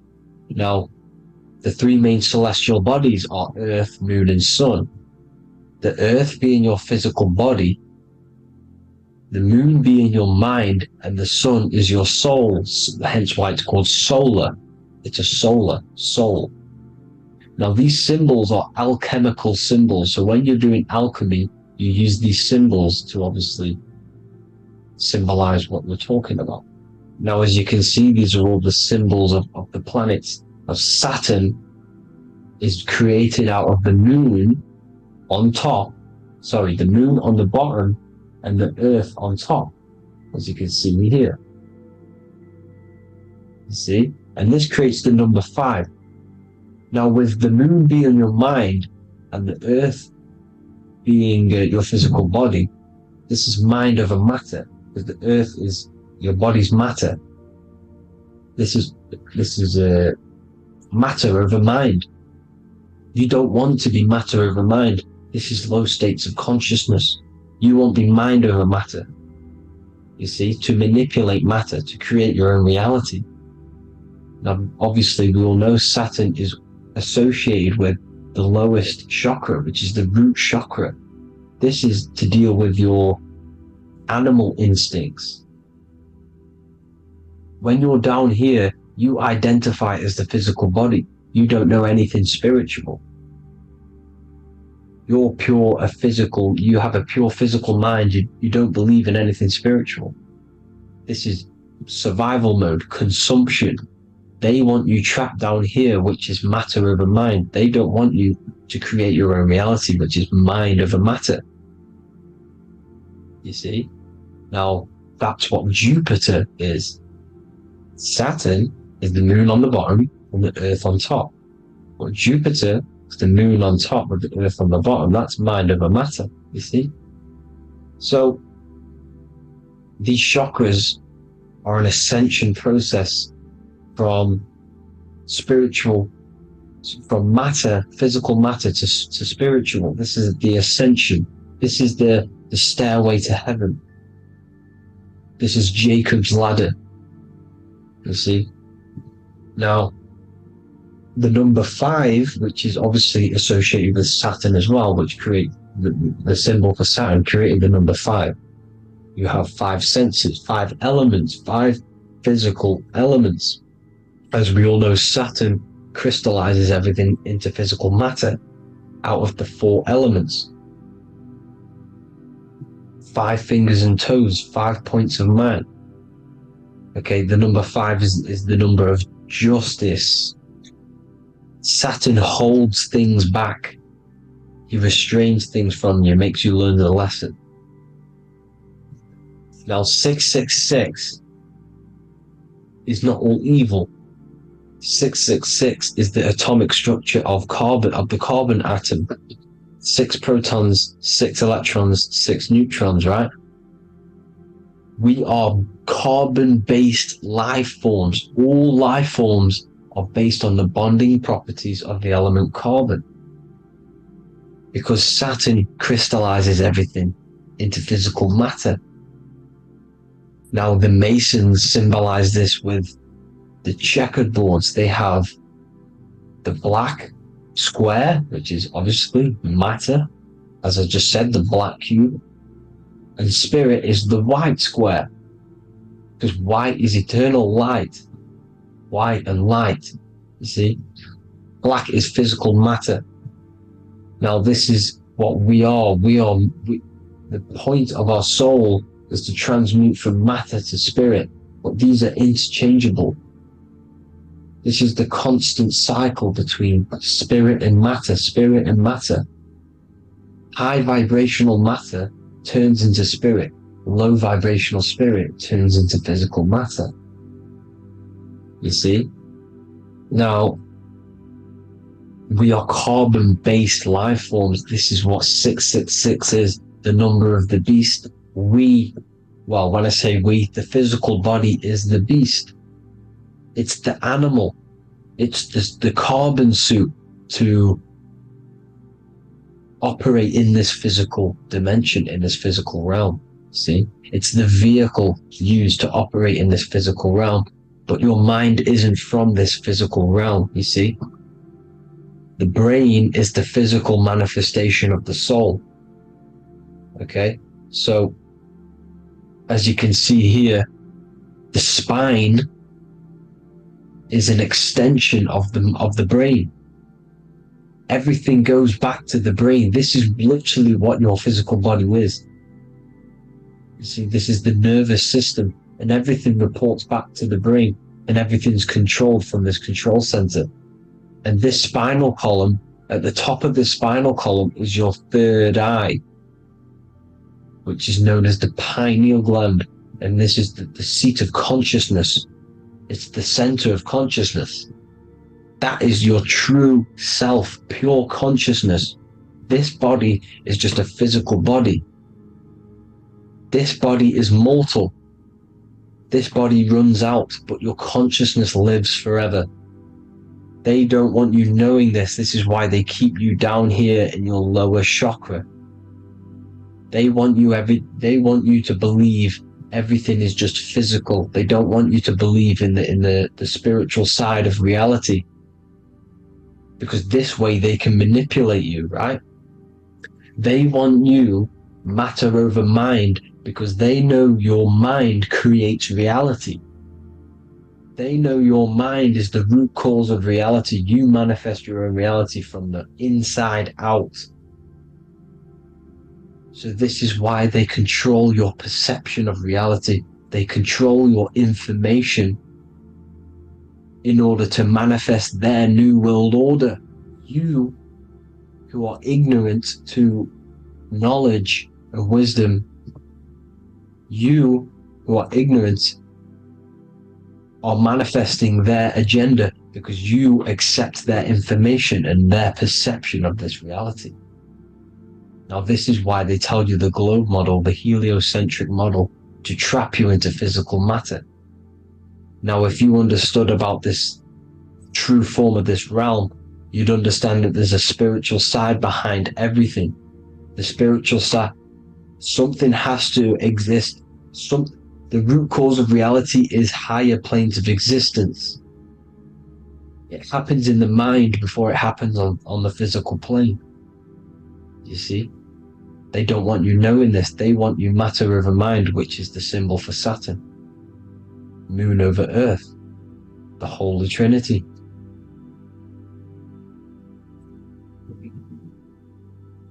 Now, as you can see, the cube also makes IXXI. This is Roman numerals.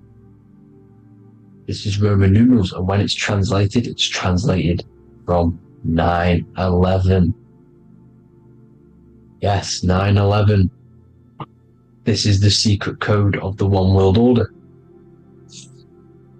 The two twin towers, when the two become one. Okay, when the two become one, this is how you reach the higher states of consciousness, the physical and spiritual. Now, as you can see, the 9/11 memorial are two black cubes.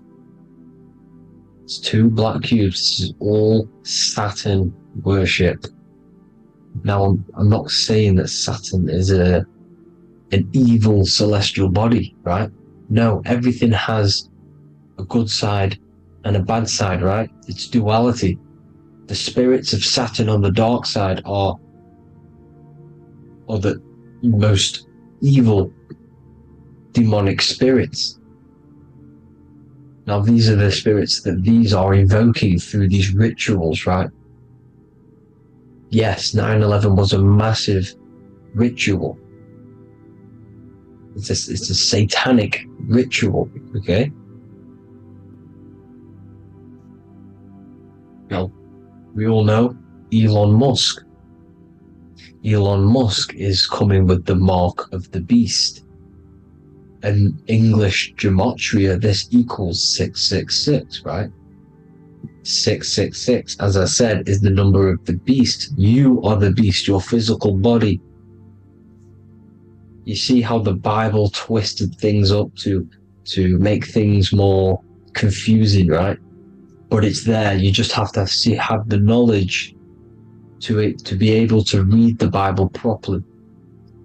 As we all know, we had this virus. I'm not going to say the name because I'll get flagged.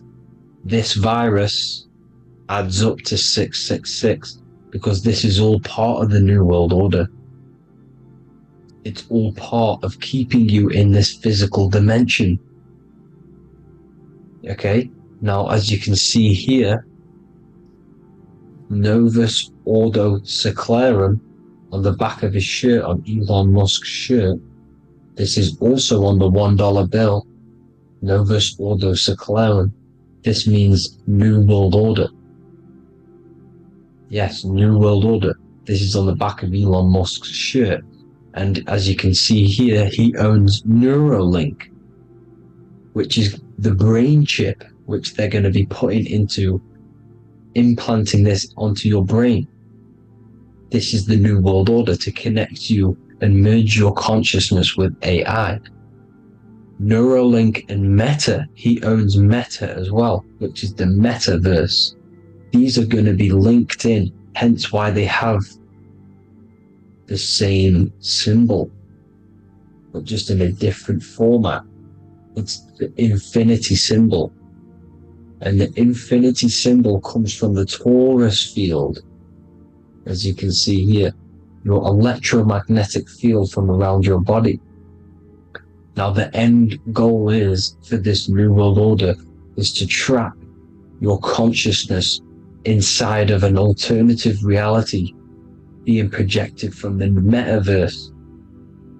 Because the metaverse will be the reality, Neuralink will be the brain chip inside of your brain, projecting your consciousness into an alternative reality while they harness your energy of your physical 666 body. Now this stuff gets real deep, people. Now this is the end goal of the New World Order, is to connect you with AI. This is why they're trapping you and keeping you in these lower states of consciousness in the Saturn associated root chakra, so you don't find out about the spiritual side of reality. Because if you knew the truth of this reality, you wouldn't connect to AI. You see, you have the power within you to travel to other worlds, the astral plane, for example. You travel to different worlds when you are sleeping.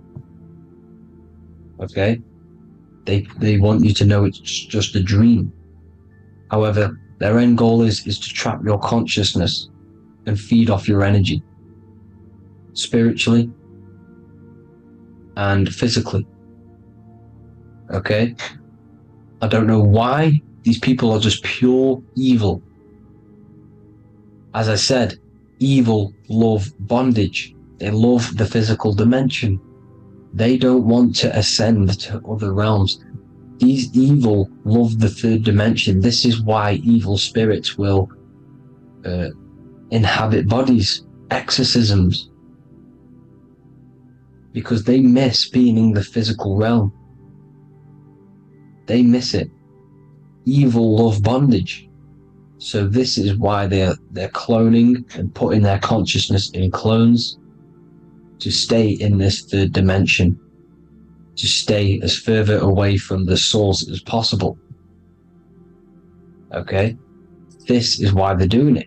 And this is how it's all linked in. So I hope you all enjoyed this video. Hope you gained some wisdom. Please feel free to join the Telegram. And please leave a like and a subscribe. Thank you all, people. God bless.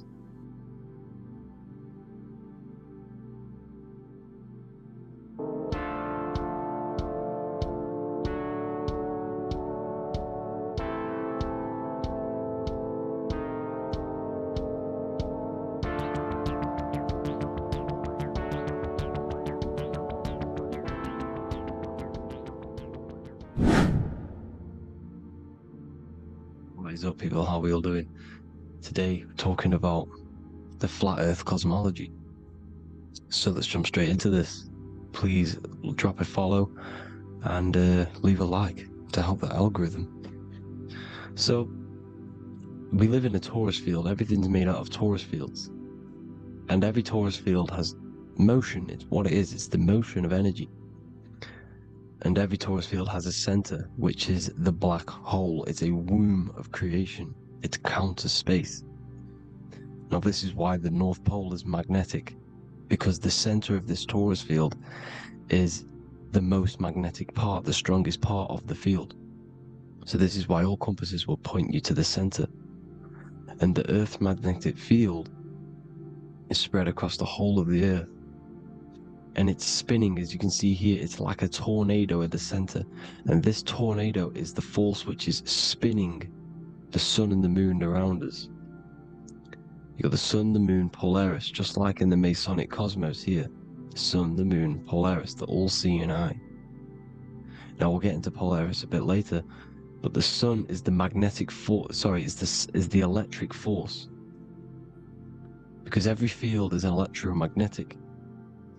Now, the sun is electric. It's positively charged. It's gonna give you energy. It's feeding energy. The moon is more magnetic energy, which is taking your energy away from you. And this is why you become sleepy when the moon comes out. Because it's taking away your energy. So, these two forces is the balance. It's the yin and yang. It's the balance. Everything in this creation is balanced. Because the torus field is the Earth is the plane of inertia, the 0 point within the field. Because physical matter is a result of two opposing forces equalized on the plane of inertia. And that is where matter crystallizes into physical results. And this physical plane is the plane of inertia, planet Earth. And at the center of this plane is the black hole, the womb of creation. And outside of this black hole gives birth to light. So the torus field is constantly rotating, going into counter space, the black hole, and then out of counter space gives birth to the white hole, white light. You see? So it's going around, black hole, birth again, black hole, birth again. And it just keeps going around. It's an infinite cycle of energy. And this is where the infinity sign comes from. This is the motion, this is the force which is creating everything to spin inside of this circle. Okay? And it's making the stars spin. It's making the sun and moon spin around us, around this center point. Now here you see Horus and Set. Horus and Set putting their feet inside of this dome. This is the royal arch, the arch of the dome above us, which is like you see in the Masonic cosmos, the royal arch of Freemasonry. This is the dome above us, the firmament that the Bible talks about. You see, they're putting their feet in because Set symbolizes the moon and Horus is the sun. Horizon, Horus. Horus is rising, the sun. So they're both putting their feet around this center magnetic pole, which is the pole, North Pole. And above the North Pole, you have Polaris, the pole of electromagnetic energy. You see? And this is how we get the sun and the seasons. Because the sun, for us, when it becomes summer, it's on the Tropic of Cancer. Then it spirals outwards, going out and out and out, then goes to the Tropic of Capricorn. That's winter for us. Then it comes back in and creates summer again. So it's constantly spiraling around this center magnetic North Pole. You see? So this roof above our heads is the firmament, and this is what they've taken off of us. They haven't physically taken it, but mentally they have taken this away from you. It's a female energy, and this is what the Egyptians called Nut, the sky god Nut. And this is the womb. We are inside God's creation, God's womb, and the woman's womb when she has a baby is a microcosm of this, because everything inside of this creation is micro, macro. It's a reflection of the bigger things, as above, so below. So the dome above our heads is the dome we are in when we are a baby. And you can see the sacred geometry of it is the exact same. It's the dome. And when we are inside of the womb, the woman, the sacred maker, which is the M, the Masonic M, this is the G-male symbol. The Masonic M is maker, mason, matter, male. She delivers the male, you see? She delivers the male because it's the maker, the female, the magnetic.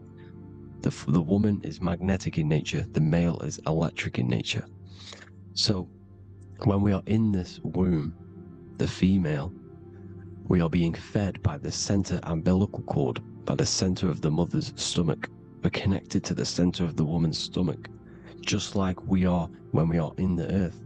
The center is where the aurora borealis is being emitted from, the electromagnetic aurora borealis, the northern lights. This is our spiritual umbilical cord, connecting us to counter space, connecting us to the realms beyond this world.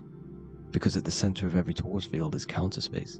And at the center of the earth is our spiritual umbilical cord, and this is the earth's belly button, as you see. As above, so below. We had a physical umbilical cord, we have a spiritual umbilical cord, and this gets cut when we die, when we're cut away from the physical reality. You see, here's the ancient Egyptian tablet showing this female. You can see the hair, it's a female above us, because the female energy is nurturing, helping, looking after. And that's exactly what the dome is. It's protecting us. It's the Ark of the Covenant, the Ark covering us, you see? And this is what they've taken away from us. By you believing in space, it completely destroys the idea of this being a sacred creation. They've taken the roof off your head, whether if you believe in space, you believe that there's chaos, there's planets, there's asteroids that could kill us at any moment. But this isn't true. They've made you fear your own creation that you're inside of. They've made you fear what's above you. You see, and it's to hide the power of astrology, the power of the lights in the firmament, which are constantly flowing through the ether. These powers which are above us are sending rays down to the earth, which are influencing our psychology and how we behave. And this is what astrology is. It affects human consciousness. It interacts with our consciousness. And there's a different energy every day because the planets are in different houses, different alignments. And this is, we'll go into this a bit deeper later on. So the world tree, this magnetic north pole, the pole of electromagnetic energy, was symbolized as a tree, the great tree at the center of the earth. You see? And this tree is symbolized everywhere. You can see here how the center person, this Egyptian person, is holding up the sky. This is the North Pole, the hyperboloid, at the center of every torus field. And this tree was in the Mayan cosmology. This is an ancient depiction. This is the torus field. Here's the plane of inertia. Here's the center tree. Here's the tree in the center, the magnetic North Pole, the woman holding the stars. Here's the Hindu, with the two birds symbolizing the sun and the moon revolving around this center tree. The Mayan tree, his Horus and Set around the North Pole. They all knew this flat earth cosmology. They knew these secrets. It's so sacred you understand the creation that you're inside of. Because if you don't, you'll be led astray. You don't know where you are. You're lost. See? And here's the Masonic art, with the rays of the stars coming down, with the tree in the center. So it was personified as a tree. And we are in Asgard, Midgard, the middle garden. where there's good and evil. So the 7 layers of heaven, which is talked about in the Quran, each planet has a different layer of the firmament, and this is the 7 layers of heaven, and these are our 7 layers of the energy centers in our body. So we start in the stars, so we are stars in a physical body. And this is why we say Mr., sister, fraudster, sinister. Stir is star, and we are in the stars, and our star descends into the soul system, not solar system. And as we descend into the soul system, we enter Satan's kingdom, Satan's world. As it says in the Bible, Satan is the god of this world. Well, if you've been into my research for a while, you know Satan is Saturn. Saturn's world, because Saturn's the outermost ring. He's the Lord of the Rings. And you enter his kingdom, the kingdom of time, and this is why Saturn's the time god. As soon as you go past the rings of Saturn, you're now in the soul system, you're now in time, you're now bound by space and time. And you're bound to the earth plane, the heart. Earth is heart. It's a rearrangement, it's an anagram for heart. And the heart of the electromagnetic color spectrum is green, and that's why the earth is green. And above green is blue, and this is why the sky is blue. In order to go to heaven on the macro scale, you have to go through the blue sky, through the 7 layers of heaven. In order to reach heaven in your body, whilst you're here, you have to go through the blue chakra to your head, which is heaven. It's micro, macro. Everything is micro, macro inside of this creation. It's an ancient, I think this is a French image, piece of art from the ancient French, with obviously the 7 layers of heaven, which they all depict. And notice how it's like a dome. We'll go into this dome symbolization, the Royal Arch of Masonry, which is next. But these 7 layers of heaven give us the 7 metals, the 7 days of the week, the 7 diatonic tones, the 7 chakras, the 7 everything. It's God's favorite number. And this is why the Masons use the G inside of the compass, because the G is the 7th letter, and God starts with G. You see? So it's 7. God is 7. Here's another depiction of the heart, the soul system, the 7 layers of heaven. La fermete. You see, la firmament, but the stars on the outermost layer. Here are the 7 planets: Jupiter, Mars, la Sophie, the sun, la Luna, the moon. So Saturn. So we are in the heart of this soul system. In order to ascend, we need to ascend up our chakra system, reach 144,000 hertz, God consciousness, the God man. You have to unfold God man, master of the mind, mastery of the mind. So, what are the stars? The stars make everything unique.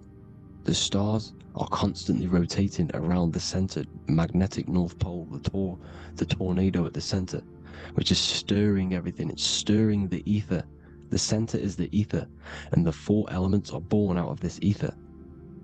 There's 5 elements: ether, spirit, water, air, and earth.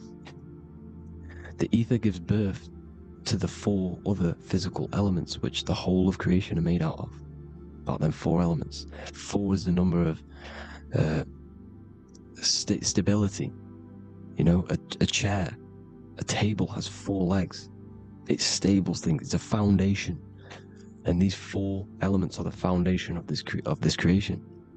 You see, and this magnetic North Pole is stirring this, and the 4 vibrational states of the ether are the 4 elements. Now let me get back to the stars. I just wanted to give you that. The stars are being stirred around this center point. Center. It's stirring everything, and they're always in different alignments. Every millisecond, they're moving in different placements of the stars. And the planets are called the 7 wanderers because they're not fixed. The stars are fixed, but the planets are called the 7 wanderers, the 7 layers of heaven, because they move faster and slower than each other. Each planet is slower and faster, has a different rate of speed it's moving. So these alignments are mixing in with the energies of the different 12 constellations. And this is why you have a unique characteristic. You have a unique look, a unique energy, a unique personality. This is because when you were born and you took your first breath, that energy which was in the ether, because the ether is all around you, and energy travels through the ether. The energy that the stars were casting down and the energy that the planets was mixing in with the 12 constellations was in the ether. So when you came out of the womb and your first breath, because breath is spirit, okay? So that first breath you took, that is the energy that is imprinted within your DNA, your soul. And you reflect that energy, you emit that energy. That's the energy that is with you forever. Until you die, until this physical body dies off. And that's what the stars are. The stars are giving a unique energy, characteristic, personality to every living thing.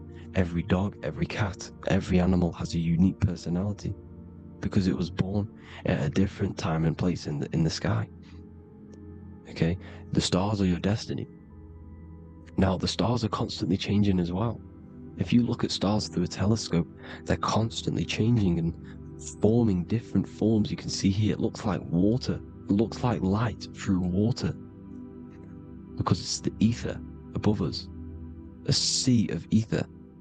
And this light is being emitted through it, and it's just constantly changing, giving different energies, each star. So this is why this is what the zodiac is. It's the expression of energy. It's the expression of the stars. And each constellation has many different personality, different energies, different traits. Each planet has different traits, depending where your planets are, depending what energies you hold. No two person have the same energy. There's no one. It could be similar, but no one's the exact same. It's because of the stars.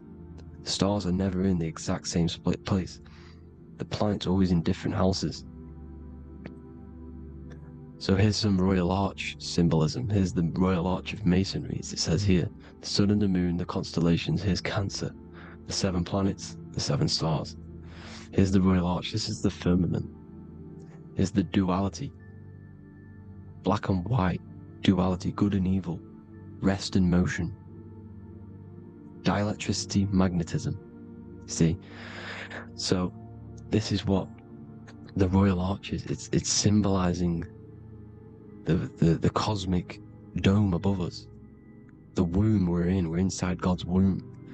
And here's George Washington, the Freemason, inside of the Royal Arch. See? With the G, the Masonic G, God, 7. Here you see another depiction of George Washington with the stars in the dome above his head, his Polaris, the sky vault, Polaris. We'll get into that later. Go inside of all of your ancient churches, you will see the dome. Go to the Vatican, you'll see the dome. All of your ancient churches have this dome because it's the dome above your head. The ancients knew this. This was known. We did not live in space. It was known back then. They all knew. This is Crown Court, which is one of the most important courts in the UK. You can see it's clearly so much Masonic symbolism. You've got the 4 pillars of Masonry. The Royal Arch is like an arrow pointing upwards to Polaris. As a Disney World is under a dome. In his Polaris, the sky vault. You see?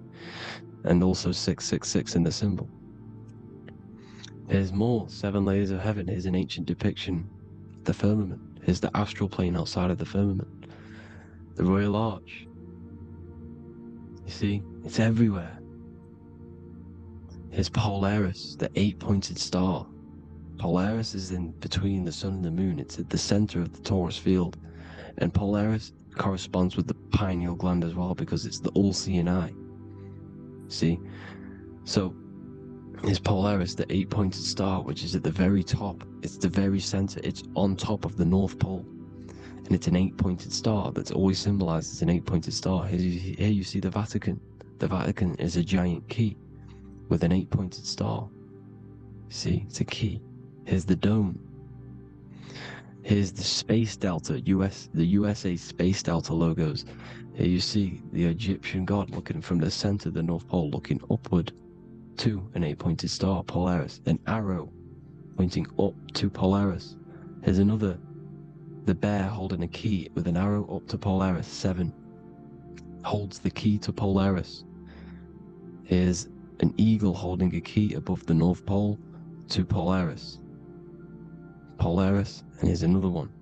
There's another bird, like a dragon, holding a key to Polaris. Because Polaris is definitely something to do with leaving this creation. Okay, maybe, I can't say for sure, but maybe it's to do with ascension, and this is why the Vatican hold the key to the 8-pointed star. And this is why the space, well, we all know space is a lie, but they're showing Polaris and its sacred symbology. Maybe it's to do with something leaving this creation, going to another. Here's some North Pole symbolism. As above, so below. See the four seasons of the Big Dipper constellation going around Polaris.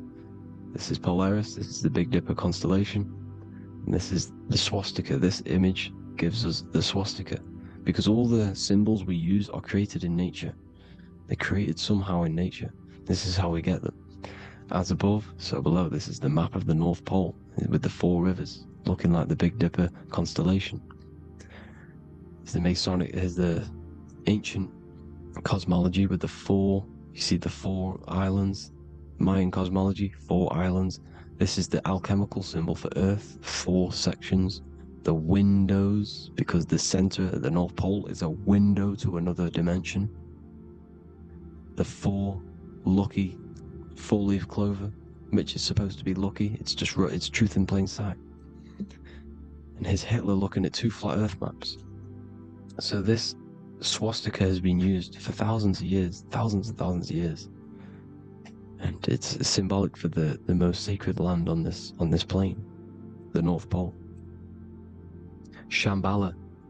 Do some research on Shambhala, people. It's a it's a Hindu mythology about the sacred lands at the center of the earth, and it's known to be full of enlightened beings, and it's all symbolized at the center. You can see their paintings of Shambhala. It's all at the center, the North Pole, and it's known to be the most godly place ever, because it takes you to a portal to the higher places. And maybe this is something to do with Polaris, connecting you to this sacred land at the very center. But anyways, people, thank you all for tapping in. Hope you all learned something. Have an amazing day. Please follow, subscribe, like, all the links in the description for the courses, the PDF. Please have an amazing day. God bless.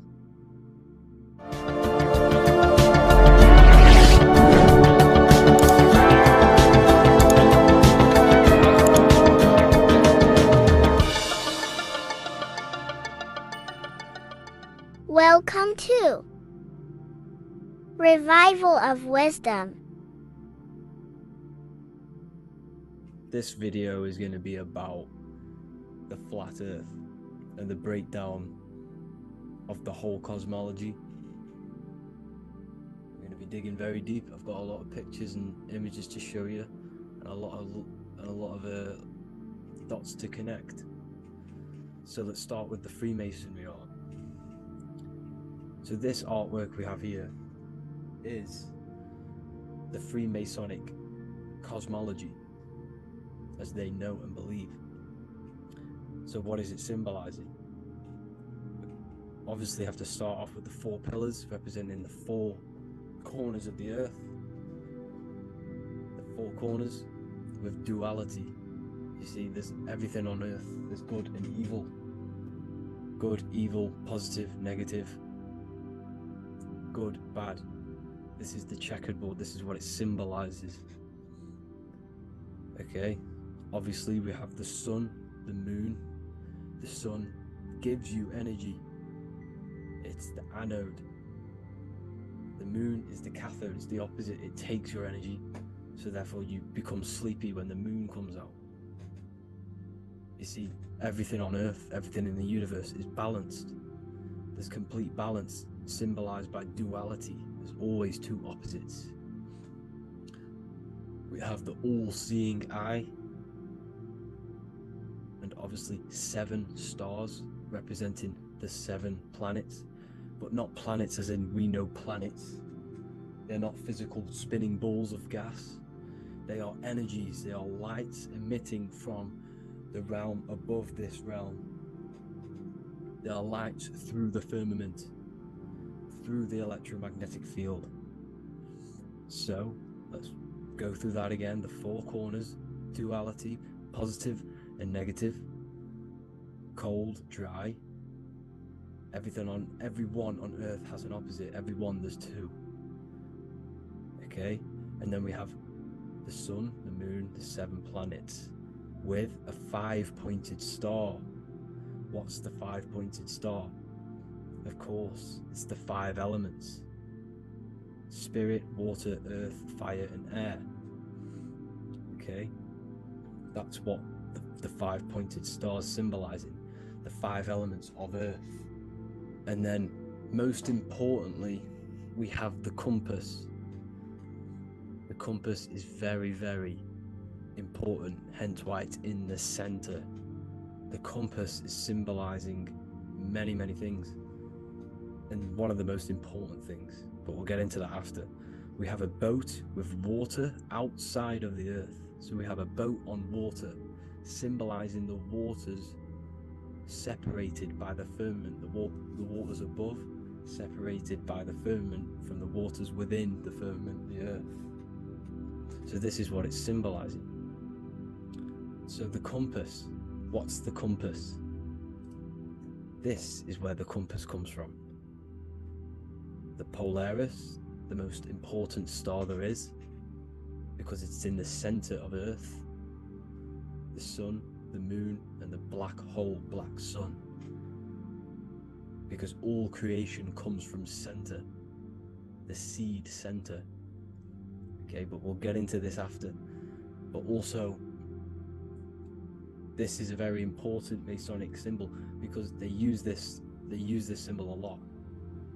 This is one of their main symbols, hence why Neil Armstrong has the Masonic ring with the compass on it.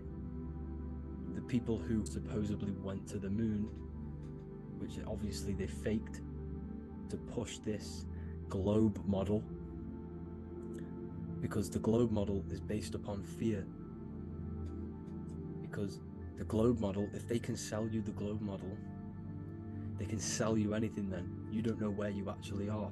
The globe model is to push fear upon the masses, because the globe model means there's not enough resources. There's also risks of asteroids hitting the planet. There's also risks of space extraterrestrial invasions, global warming, asteroids. You see, this is all the fear that they can gain of selling you the globe model. Okay, because they don't want you to know that this is an intelligent design. And also, they're hiding God, the creator, the source. This is why they are satanic. They are opposites. They are lefty, Lucifer, right, righteous, godly. Hence why they do the symbolism on their eyes. 666. This is another famous, famous astrologer. Astronaut. This is another famous astronaut doing 666, showing that he's in the alliance of the occult. But even look at their 10th anniversary stamps. They have a Masonic compass on there. Also the Order Out of Chaos. Order Out of Chaos, double-headed eagle. Okay, the Order Out of Chaos ring, which they wear. So all of these astronauts are in the occult. They are lying to you. They are in with this order, this Masonic New World Order, whatever you want to call it. So let's break this compass down a lot more. Because as I showed you here, the center, okay, this is what the compass is symbolizing. Let's go into the North Pole map. This is from 1595. This is a rough estimate of where this map came from. it's from around the 1500s to the 1600s, maybe 1400s. There's not an actual set date on this map because obviously our history has been tampered with. But let's break down this map and the symbolism that they use towards this map, because this map is the map of the North Pole. Okay, so in the center we have the black rock symbolizing the tower, the pole, North Pole. And what's on top of the North Pole? Obviously it's Polaris, North Pole and Polaris. Okay, with the 4 islands around the center. Okay, 4 islands around the center. And this is what blew my mind, right? They say that Santa sounds similar. And if you look at this pole that's pointing to the North Pole, you see this line here. So this is obviously from the 1600s. What color is Santa? He's red and white. Just like this map pointing to the center is red and white, and Santa comes from the North Pole. So it's not a coincidence that they use red and white. They're mocking this map because obviously they took over after the 1500s, 1600s. They took over around the 17, 1800s. So they're mocking this map with Santa coming from the North Pole with this red and white line to the North Pole. Notice the 4 islands, okay, like windows, their symbol. They obviously, in the occult, they're part of the New World Order, is symbolizing these 4 islands with the blue behind it for the water. Okay, so this is another occult logo. They're symbolizing this center because the center is so important. Okay, we'll get into that. Also, we have the Mayan cosmology. This is the Mayan cosmology. This is what they created. This is their artwork, with also 4 major lands around the center. You see this 4 with green in between them all. 4 major lands with the underworld. You see this underworld is also symbolized by the Masons with the coffin of the skull and bones, the deceased, the dead. Okay, so this is also mentioned in the book of Enoch. Okay, and it's called Sheol, the underworld. Okay, and in the book of Enoch it says all spirits of the dead go to these hollow places, that they will wait until their appointed time of judgment. And it also says in the book of Enoch there are 4 hollow places underneath. 4 as above, so below, representing the 4 islands. As above, so below. That's why that could link in. Okay. The Book of Enoch is very important because it was found in a cave thousands of years ago, and has a lot of truths about this realm and about this world we live in. So let's go back to the Mayan cosmology. So the ancient cosmology, they all must have had some sort of communication. They must all be at peace with each other, because all of their cosmologies link together. See the Greek, Babylonian, Indian, Celtic. Okay, they're all linked in together. They all knew that they were in an enclosed system with an underworld and obviously a firmament. Okay, so this is what they all knew. They all must have had some sort of communication. They were a lot more advanced than us. They knew the center of the realm. Okay, and obviously the United Nations flag also symbolizes their center. You see how it has like a grid with a circle around the center. it's symbolizing that center of the realm, because that center of Earth is so important. They all, the United Nations flag, they all have it. See, some different ones will have that circle around the center. Because the center is the seed. All things come from a center. So the torus field is so important because it is the spark of life. It's the building blocks of the universe, this creation. Because all things have a torus field. Just like an apple with what's in the center of an apple, a seed. Because the center is where the energies hold, it's where the energies meet, and it creates that spark of life. Just like your heart is the center of your body, and it has an electromagnetic field. Because the center, all things come from the center. So this is why the North Pole is so important, because this is why it's so important, because this is where the creation sparked from, the center. This is where the most electromagnetic energy is stored. So this is why the northern lights come from the center. It's electromagnetic energy. This is what the northern lights are. It's being emitted from this black hole in the center. Okay? And obviously what else is on the center? Polaris. Polaris is the center star. Okay?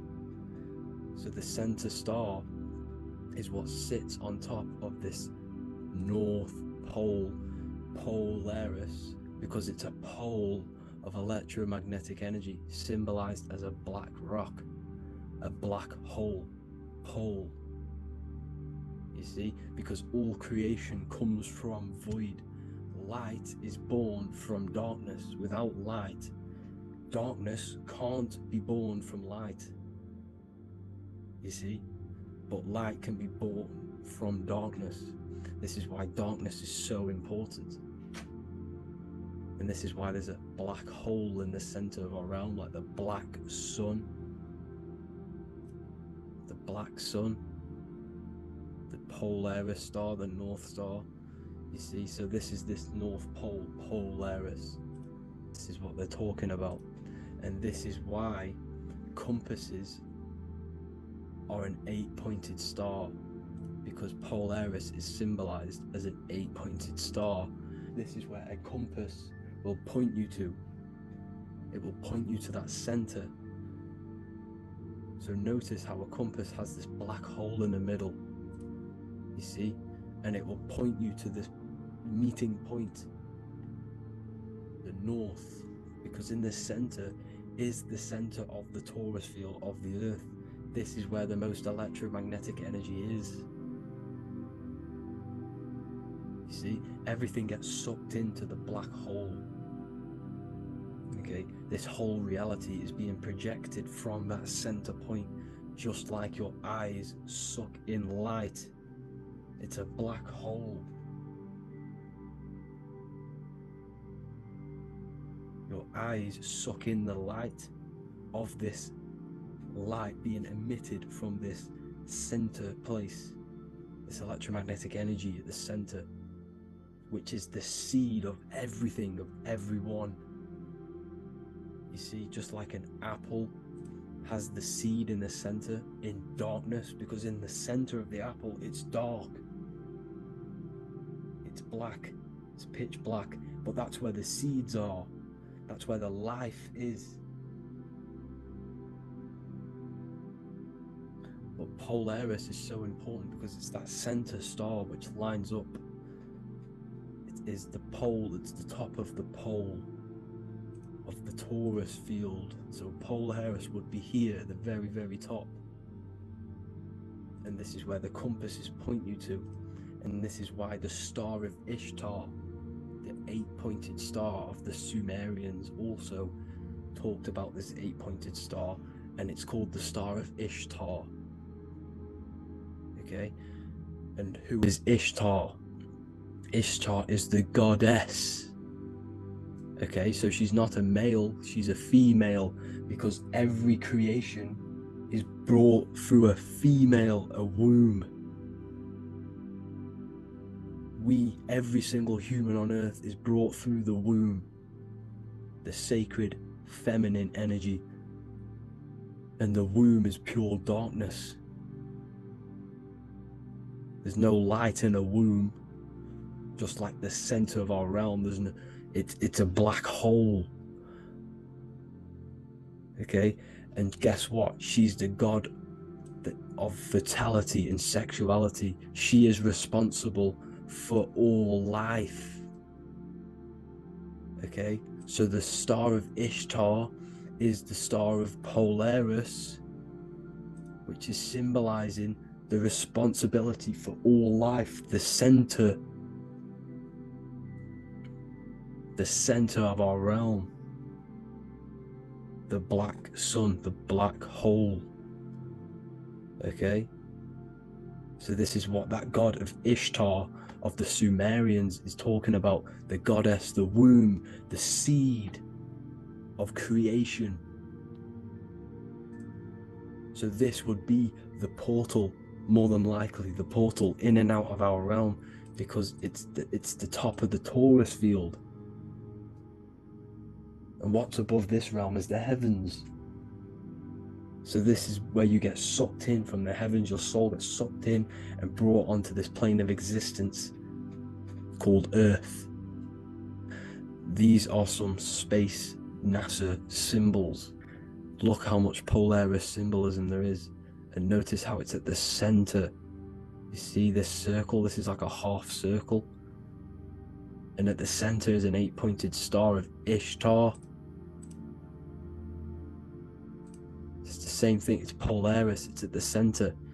And notice on some of these, look, this one is a bear holding the key and an arrow pointing to the Polaris star, so that they hold the key to Polaris. Another one with like a demon holding a key to the what? Polaris on top of him. Also an eagle, which is a Masonic symbol, the eagle holding a key. On top of the center, you see, and notice how there's an arrow going up to the Polaris and an arrow down, as above, so below, to Earth. So you can go out of Earth and into Earth through Polaris, and the eagle holds the key. You see? The eagle holds the key, just like this. This demon dragon holds the key to Polaris. And look at this one, Earth, with an arrow up to Polaris, the 8-pointed star.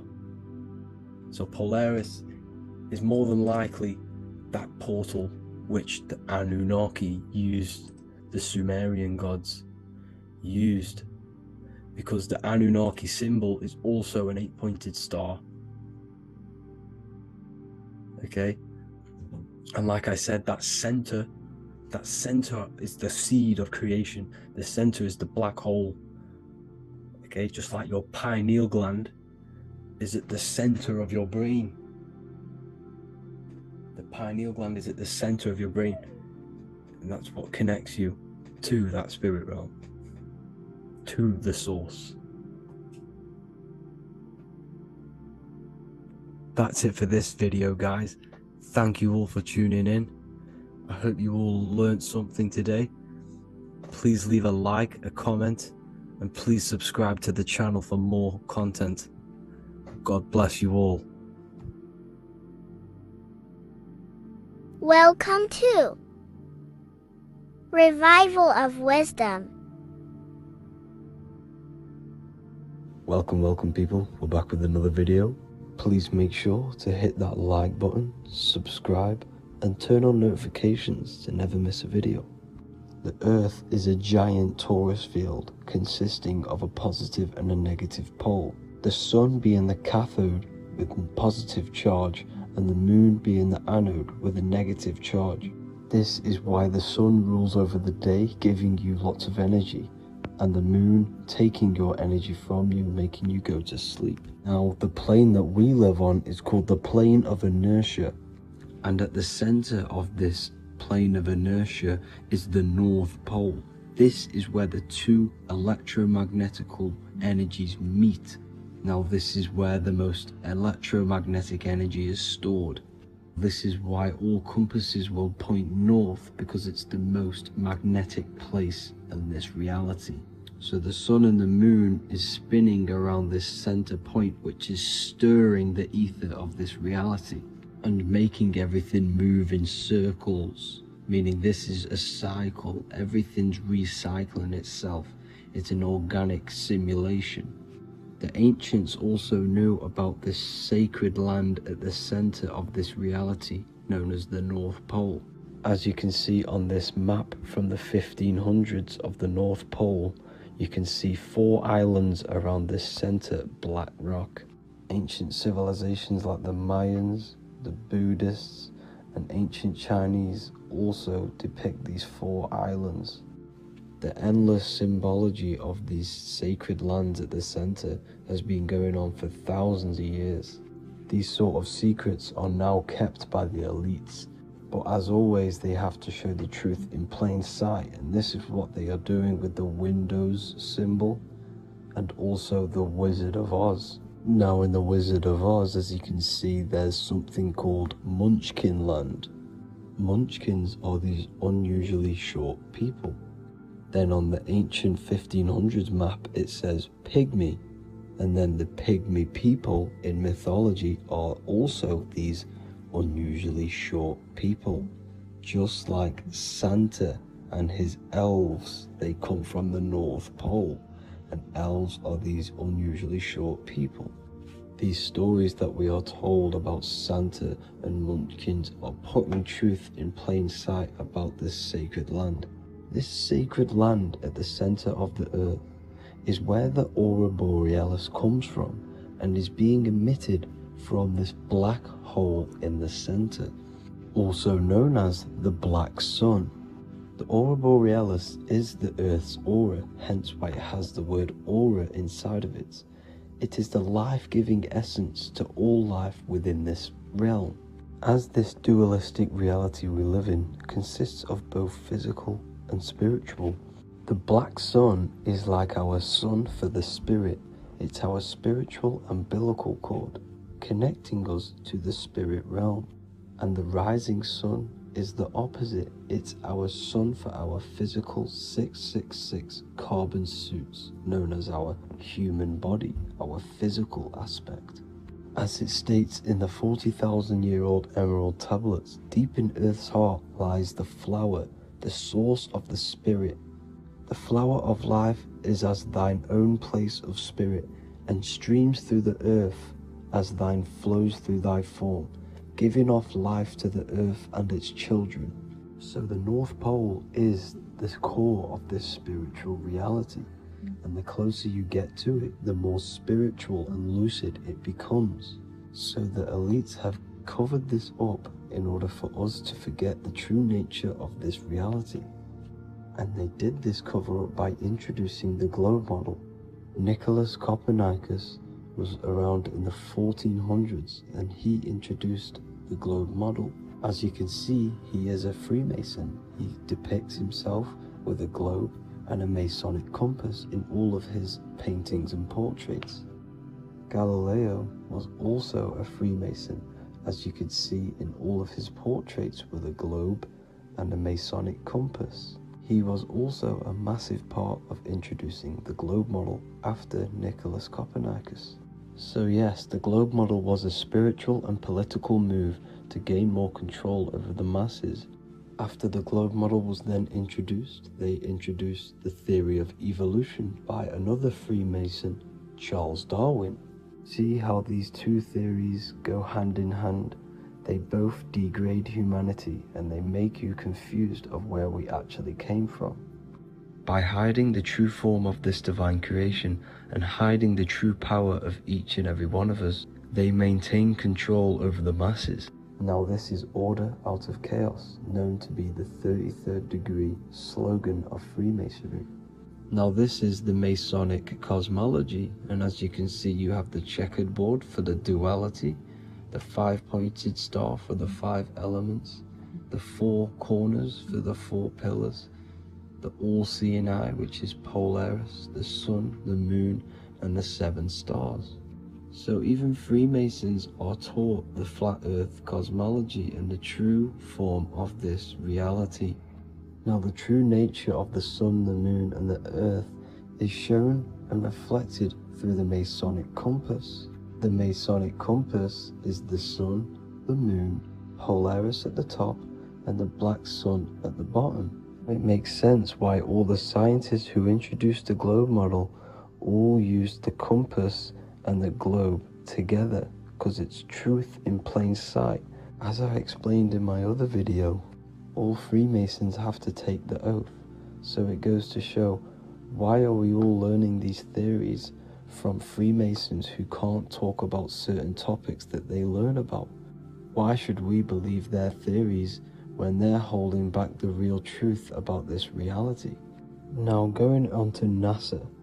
NASA means to deceive in Hebrew, and they are also funded by the government. They are not a private company. The old owner of NASA, Wernher von Braun, on his grave has the Bible verse Psalms 91.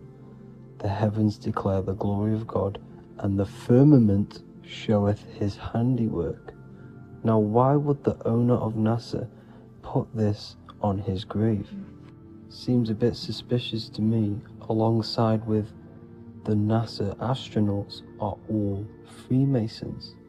And not to mention the countless mistakes they've made on their live videos in space stations, the moon landing, and the CGI footage of the Earth, which is obviously photoshopped. Just by tricking the masses that they live on a spinning ball, the elites gain the perception of the masses. Not only does it hide the divine creation we're inside of, it hides the divine spark within you. It hides the creator, the source. And by believing in space and we live on a spinning ball, it makes people come to the interpretation of that we are a coincidence and we do not have any purpose. And of course this is false. When you come to realization that we are all a divine creation and we can create our own divine life in this reality, life becomes more sacred and you start to enjoy little things. The elites want you to believe everything exists only in the 5 senses. They want you constantly looking outside of yourself because they know that will keep you on lower states of consciousness. Now this brings me to our next point. By tricking the masses into the heliocentric model, the elites started to advertise aliens in the movies, in cartoons and magazines in the late 1940s. Now this is subconsciously programming us about aliens and extraterrestrial threats, which then they can use to their advantage. And this is something called Project Bluebeam. They are more than likely going to fake an alien invasion to push this 2040 agenda, which is for one government and one ruling currency. That's it for this video, guys and girls. Hope you all enjoyed. Please make sure to leave a like and a comment. God bless you all.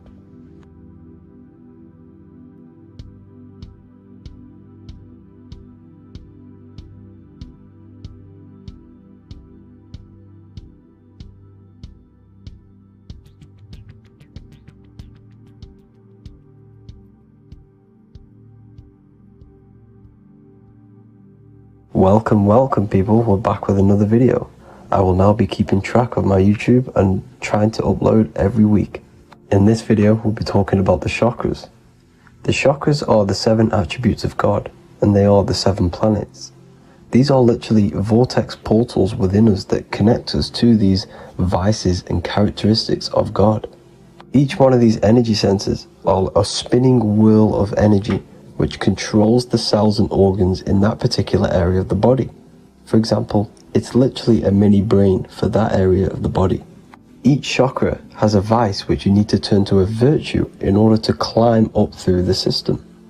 They work like a stairway system. You have to go through each chakra in order to unlock the one above. This process is turning matter into spirit as you descended from spirit to matter. Saturn is Satan, that's why it's the lowest chakra, and that's why the devil is red, because red is the lowest vibrational color. When you are in these lower states of consciousness, you are in your animal nature. This is your physical side of your nature, and you are mainly being driven by your animal instincts or your ego. Moving back to your higher self or your spirit self is not an easy process. It takes a while.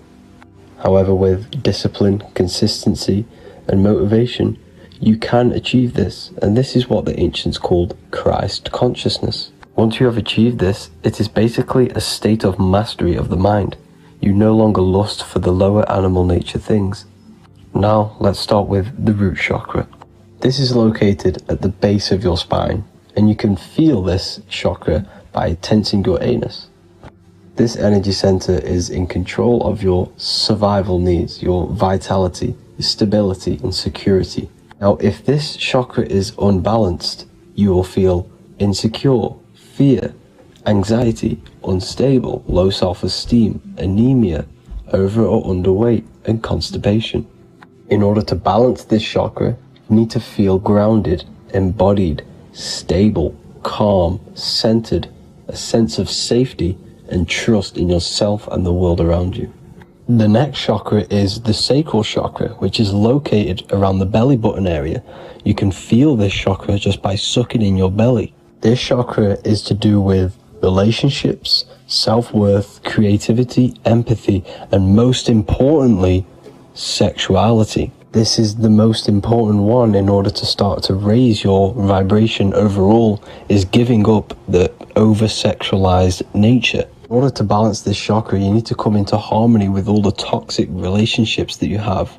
Get rid of the fear, the anxiety, the isolation, and 100% get rid of the over-sexualized nature. Lust is one of the most lowest vibrations you could possibly feel. It is literally manifesting hell. In order to work on this chakra, you need to feel self-worth. You need to do creative things, empathy, healthy relationships, and 100% being confident. The next chakra is the solar plexus. This is to do with personal power, will, metabolism, eating, happiness, and your self-esteem and self-identification. You can feel this chakra just above your belly, below your ribs, and you can suck in this area.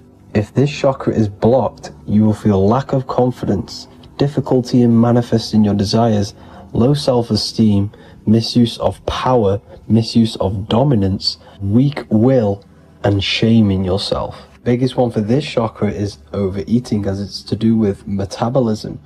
If you are overeating, you are literally unbalancing a lot of your lower chakras, not just the solar plexus. In order to work on this chakra and balance it, you want to have a positive self-identification. You want to feel happy, a happy self-esteem, effectiveness to people, not overeating, and a strong willpower. Now for the heart chakra, one of the most important chakras. Chakra is to do with love, understanding, trust, hope, openness, compassion, balance, and forgiveness. The most important because your heart is the tree of life in the body. It is the center of the toroidal field. It is the most powerful chakra. Your heart is 5,000 times stronger magnetically than your brain. Once you have hit the heart chakra and you start surpassing the heart chakra, you are now turning matter into spirit, as the lower three chakras are dense and physical, and the above the heart chakra are turning to spirit. As you can see already, this is a hard and long process of working on yourself physically and internally. The symptoms of a blocked heart chakra would be lack of love or too much love, difficulty to accepting or giving love, lack of compassion, loneliness, and lack of emotional fulfillment. Finally, a lack of connection with a divine or to nature. In order to balance this chakra, the most important thing and the most powerful thing you can do is loving people, accepting and giving lots of love. Second most important thing to balance the heart chakra is balance. You need a balanced life. You need balance in all aspects of your life. Now for the throat chakra. This is a very important chakra as it's to do with communication. A symptom of this being unbalanced is a lack of self-expression and putting on a front all the time, acting with the ego. In order to balance this chakra, you need to constantly self-express yourself. You can't be putting on a front.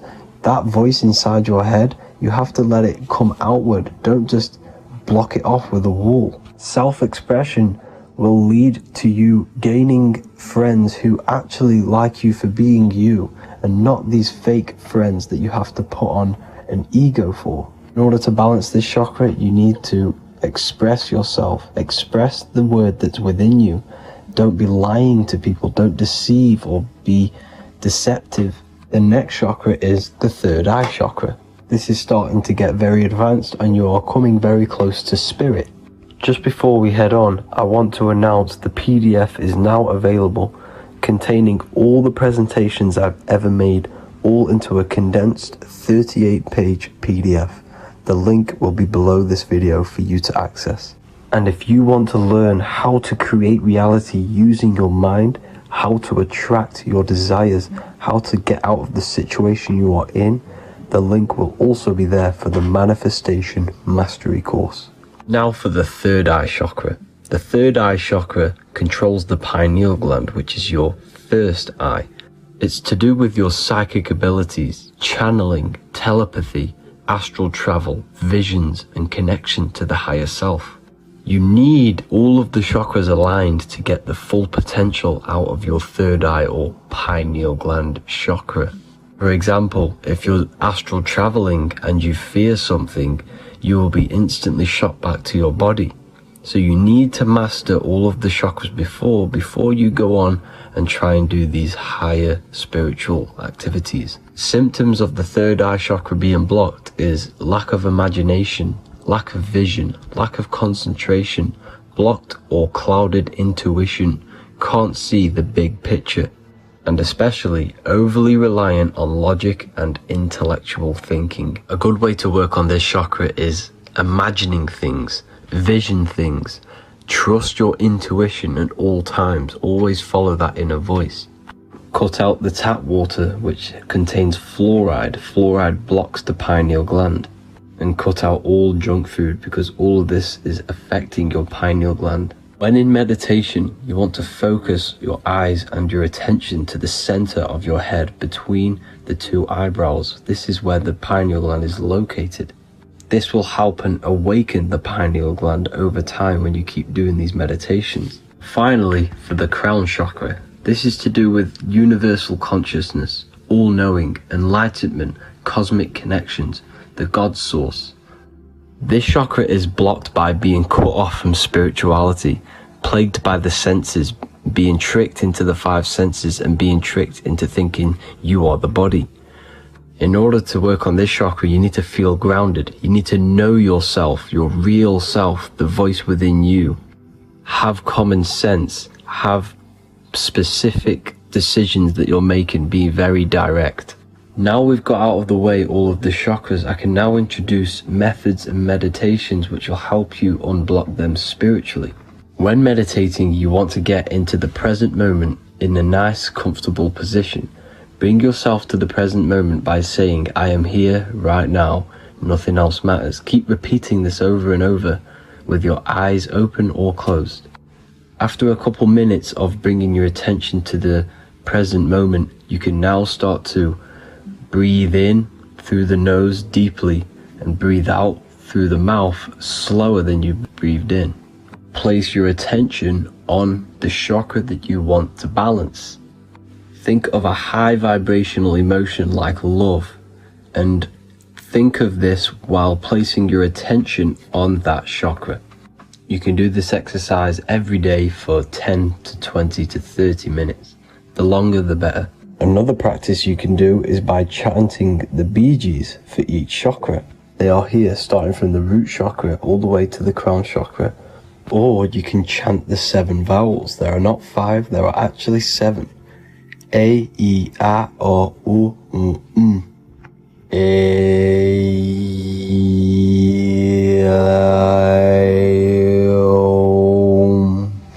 This is the proper way of pronouncing the 7 vowels.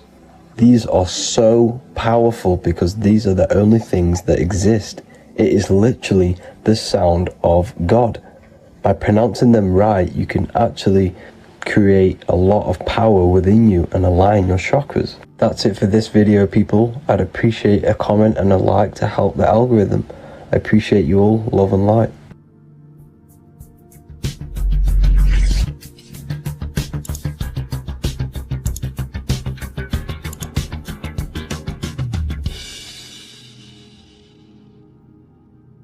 Welcome to Revival of Wisdom. Welcome people. We're back with another video. Please make sure to hit the like, the subscribe button, and turn on notifications to never miss a video. The Vatican is a giant key from a bird's eye view, and it also contains an 8-pointed star. The Anunnaki Sumerian gods also depicted this 8-pointed star. The sky god Anu from the Anunnaki also uses the 8-pointed star for his symbol.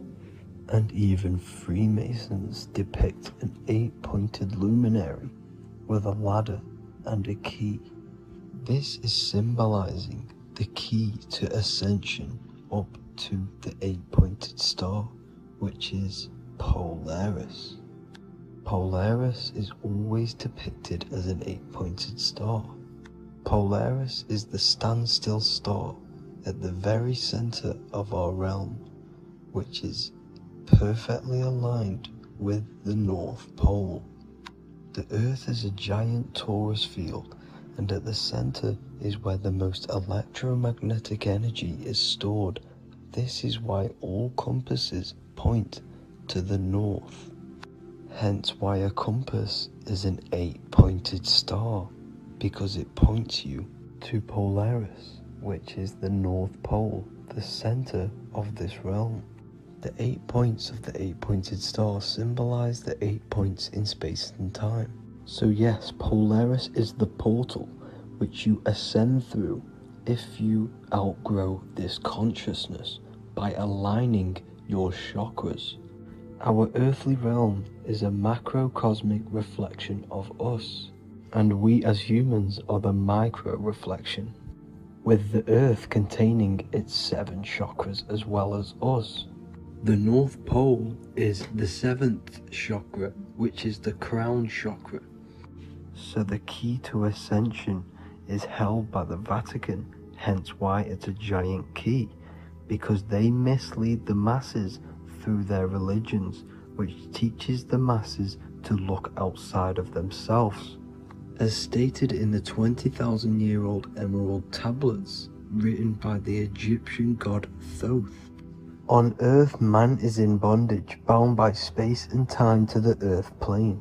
Encircling each planet, a wave of vibration binds him to his plane of unfoldment. Yet within man is the key to releasement. Within man may freedom be found. So the 7 planets are associated with each 7 chakras. The lowest chakra being the root chakra, which is associated with Saturn. This is why the elites love Saturn and reflect it in all of their symbols, because the chakras are an ascension of spiritual principles, starting from the material and ascending up to the spiritual, the crown chakra. However, evil love bondage, and they are trapping souls in the physical realm by stopping and provoking the ascension process. They do this by abusing the energy of Saturn, and Saturn is associated with the lowest chakra. The lower 3 chakras are associated with survival mode, which keeps the consciousness in a constant state of fear and only aware of its surroundings. Once you start to ascend up your chakras, you become more consciously aware of spiritual deeds. And this is the process of returning back to your true spiritual form. Going back to Polaris and its connection to ascension, Kanye West symbolizes this on his music video 24. As you see him rise up into the sky, you see an 8-pointed shape around him, which symbolizes the 8-pointed star, as you see the beam of light. And even NASA symbolized this in their Space Delta logos, a bear holding a key with an arrow up to Polaris, the 8-pointed star. Here's another NASA logo of an arrow from the Earth to Polaris.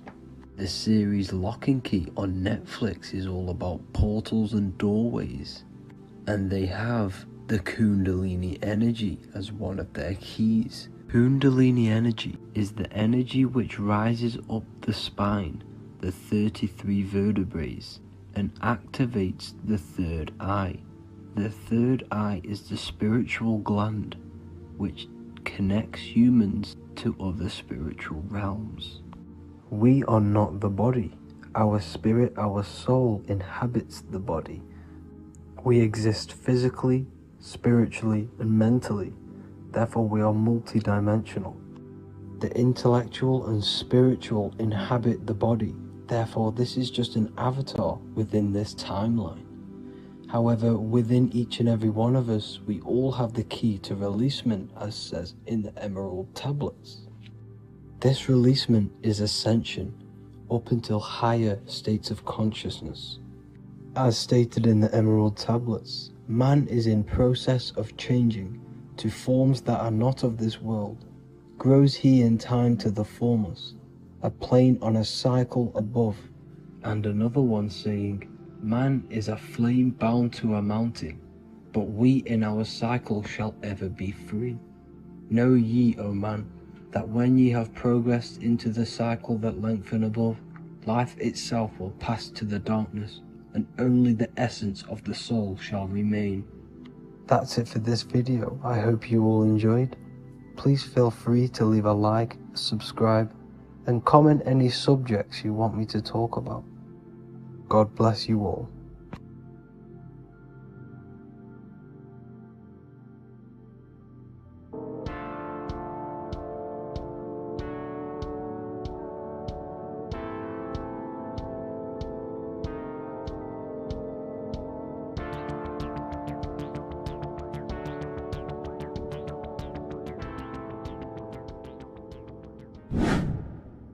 Hello and welcome to another video, people.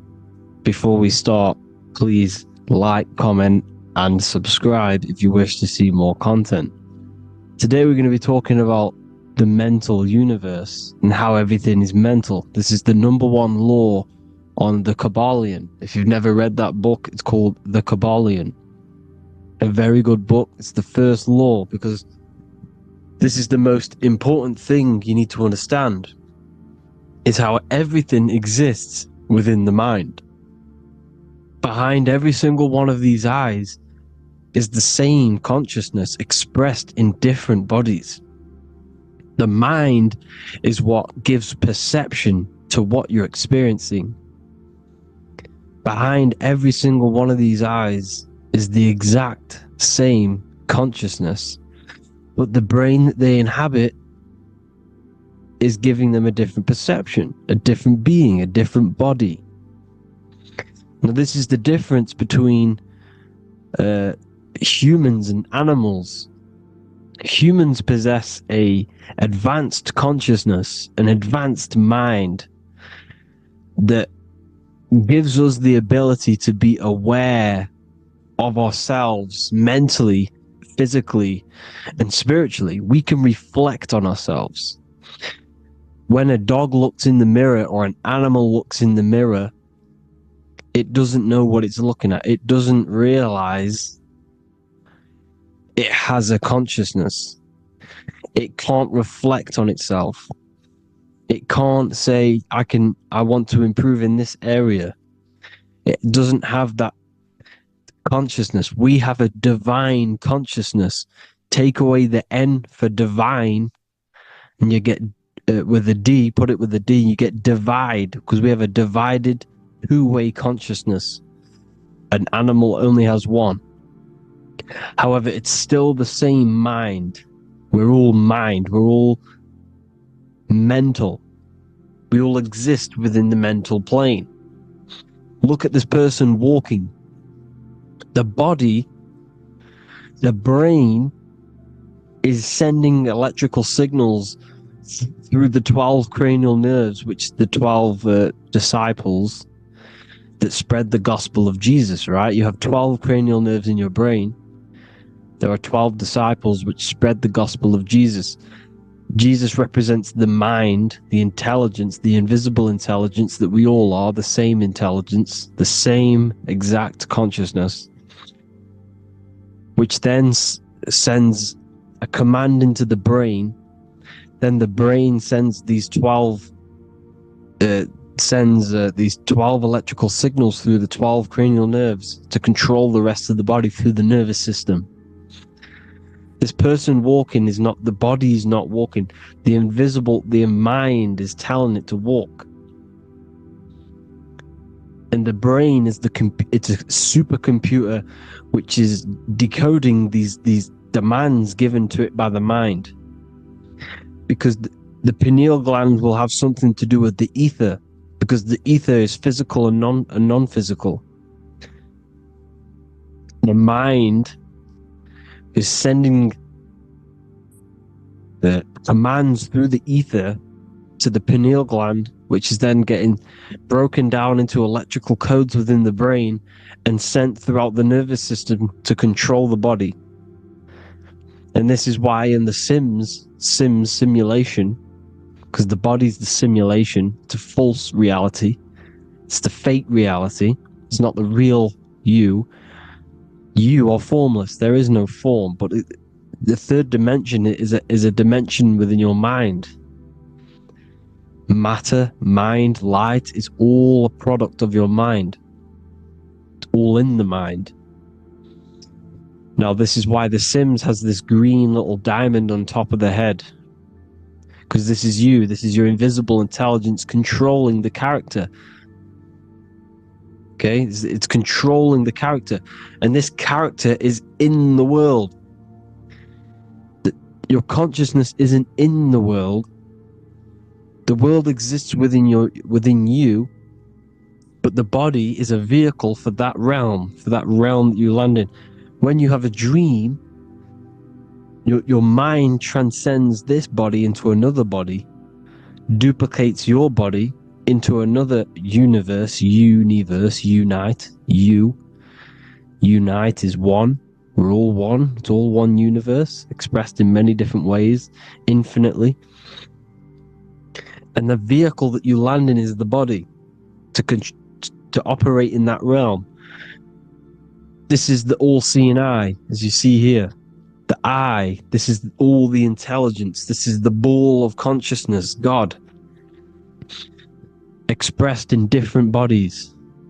We're all this same one in different bodies, as you can see here. And this intelligence is expressing infinitely throughout the universe. An infinite universe. There's no beginning, no end. There was no beginning of the universe. There is no end. It's infinite. Always has and always will. But the mind is what gives you the ability to explore the universe, to make perception of it. We are God in disguise. We are God in disguise. We are God in flesh. But the body can become attached to the mind, can become attached to the body if the mind is not aware of itself. When the mind is that blinded by matter, and we lack knowledge and understanding of what we truly are, a formless, infinite being, a traveler. This is why Freemasons are called Freemasons. Mason means traveler. Free.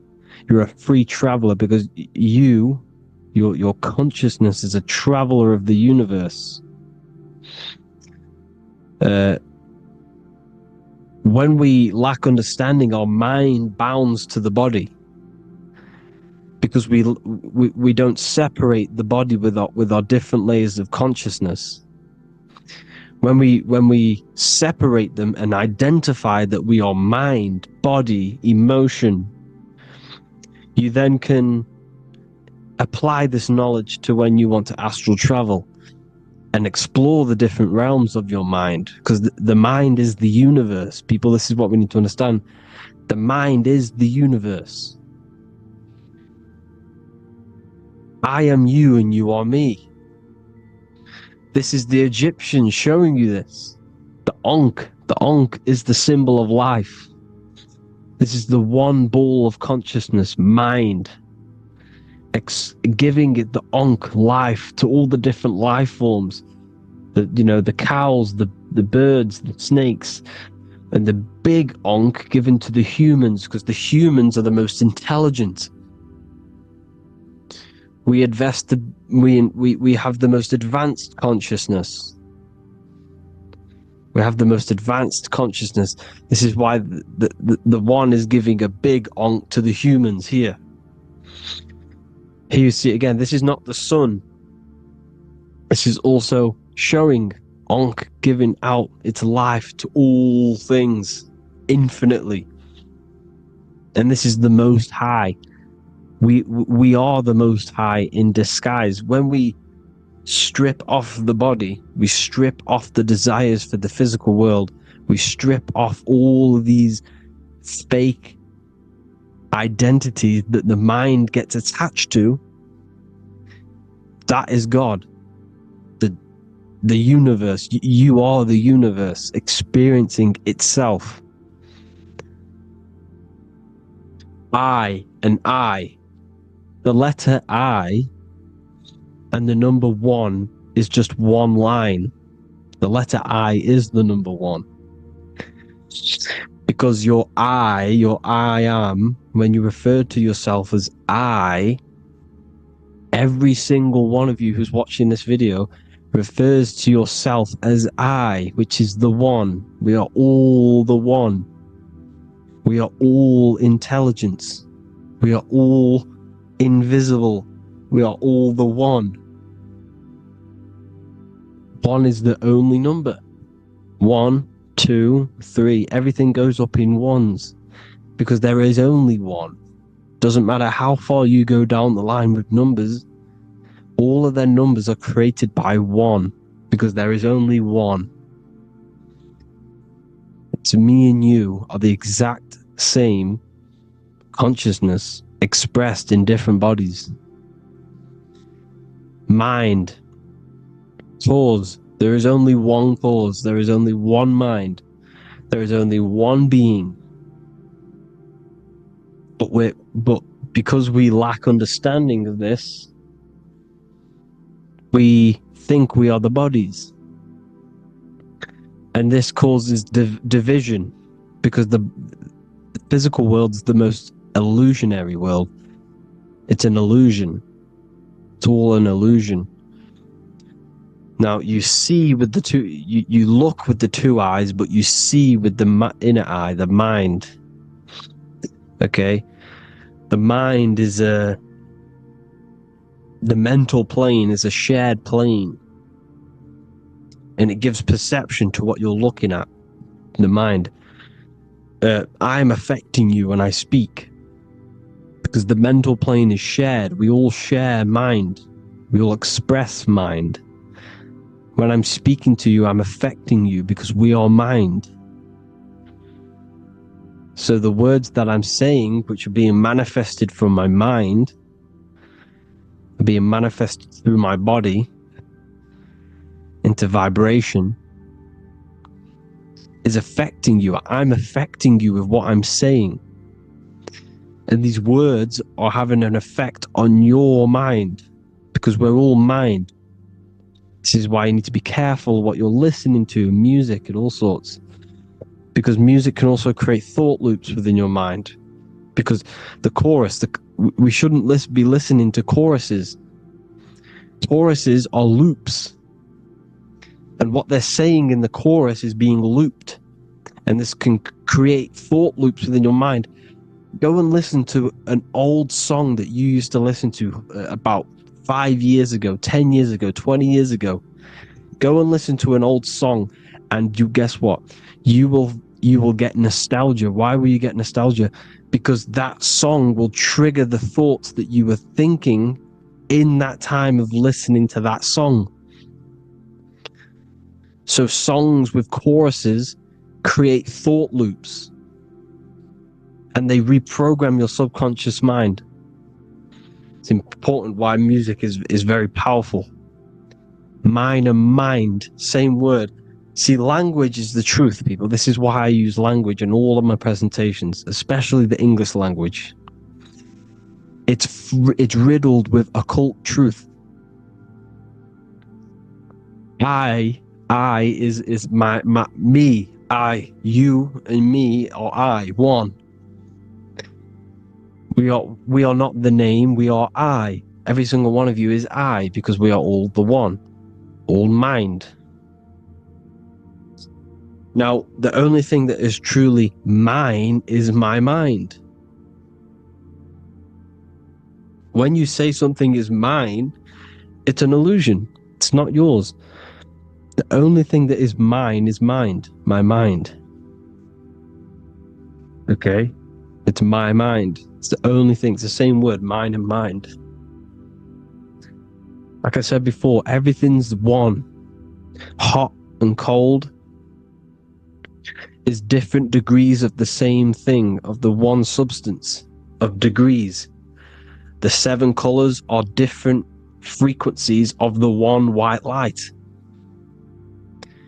Everything is one. There is only one. We are all one. Everything is one. Hot, cold, day, night. It's the same degree of one, which is mind. The mind's perception is what's giving it, labeling it hot or cold. The mind's perception of colors is what is giving it red or purple, hot or cold. There is only mind. The mind gives things perception. There is only one, that is mind. The conscious and the subconscious mind. The male and the female, these are married. The subconscious mind is your hidden part of the mind. Okay, it's hidden. You can access it through different meditations and Reiki teachings. And dreams are manifestations of your subconscious. This is how you know mind and matter are one, because your mind creates matter in dreams. Your subconscious manifests everything in a dream, in the astral realms. The conscious is what you're conscious of, what you're consciously thinking of. So me, I am conscious that I am speaking into this mic and creating this video. My subconscious mind is the hidden part of the mind, which is speaking to my heart, telling it to beat. It's telling my food to digest. It's regulating all my blood. It's doing everything in my body without me being conscious of it. Without me being conscious. The subconscious is the feminine. The conscious is the male. The Bible, of course. Proverbs 12:4. Helpful, not helpful, an excellent wife is the crown of her husband, but she who brings shame is like rottenness in his bones. In the same way, husbands should love their wives as their own bodies. He who loves his wife loves himself. You can take that physically, you can take that literally, or you can take it metaphysically. See, the Bible's written in such a way where you can take it as your level of realization. He who loves his wife loves himself. If you love your subconscious, if you love yourself, you speak good about yourself, because your subconscious takes everything literally. If you say, I hate you to someone, the subconscious does not know the difference between me and someone else. It only thinks me, me, me. Why? Because mind is the only thing that exists. You are mind, I am mind. If I say, I hate you, you're saying that to yourself. Your subconscious picks that up and says, I hate myself. And that's telling your subconscious that's what you want. Because your subconscious manifests 90% of your behavior. The programs within your subconscious. Tying your shoelace is a program. You don't need to be conscious of it. You can just do it. Because it's a program. It's deeply interwoven in the subconscious. Driving your car. Texting on your phone. You don't have to think about what letter. You just do it because you know where the letters are. It's a program. Therefore, if you look after your subconscious, they are a married couple. It's your wife. Your subconscious is your wife. And it manifests 90% of your daily basis thought patterns, actions, behaviors, emotions, all the things that you all the trauma that you've experienced is stored within your subconscious, which is affecting you.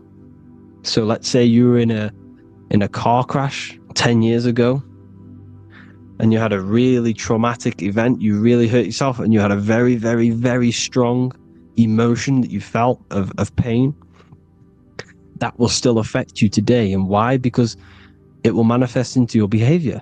How? Well, you'll be cautious of what cars to go in and who.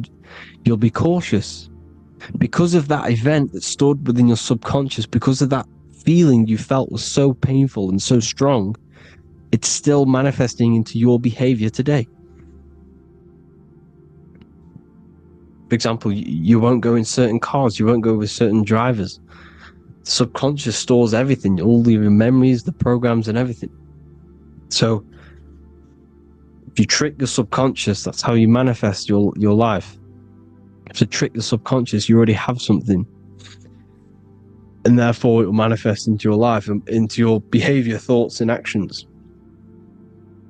This is why the golden rule is to treat others like you want to be treated.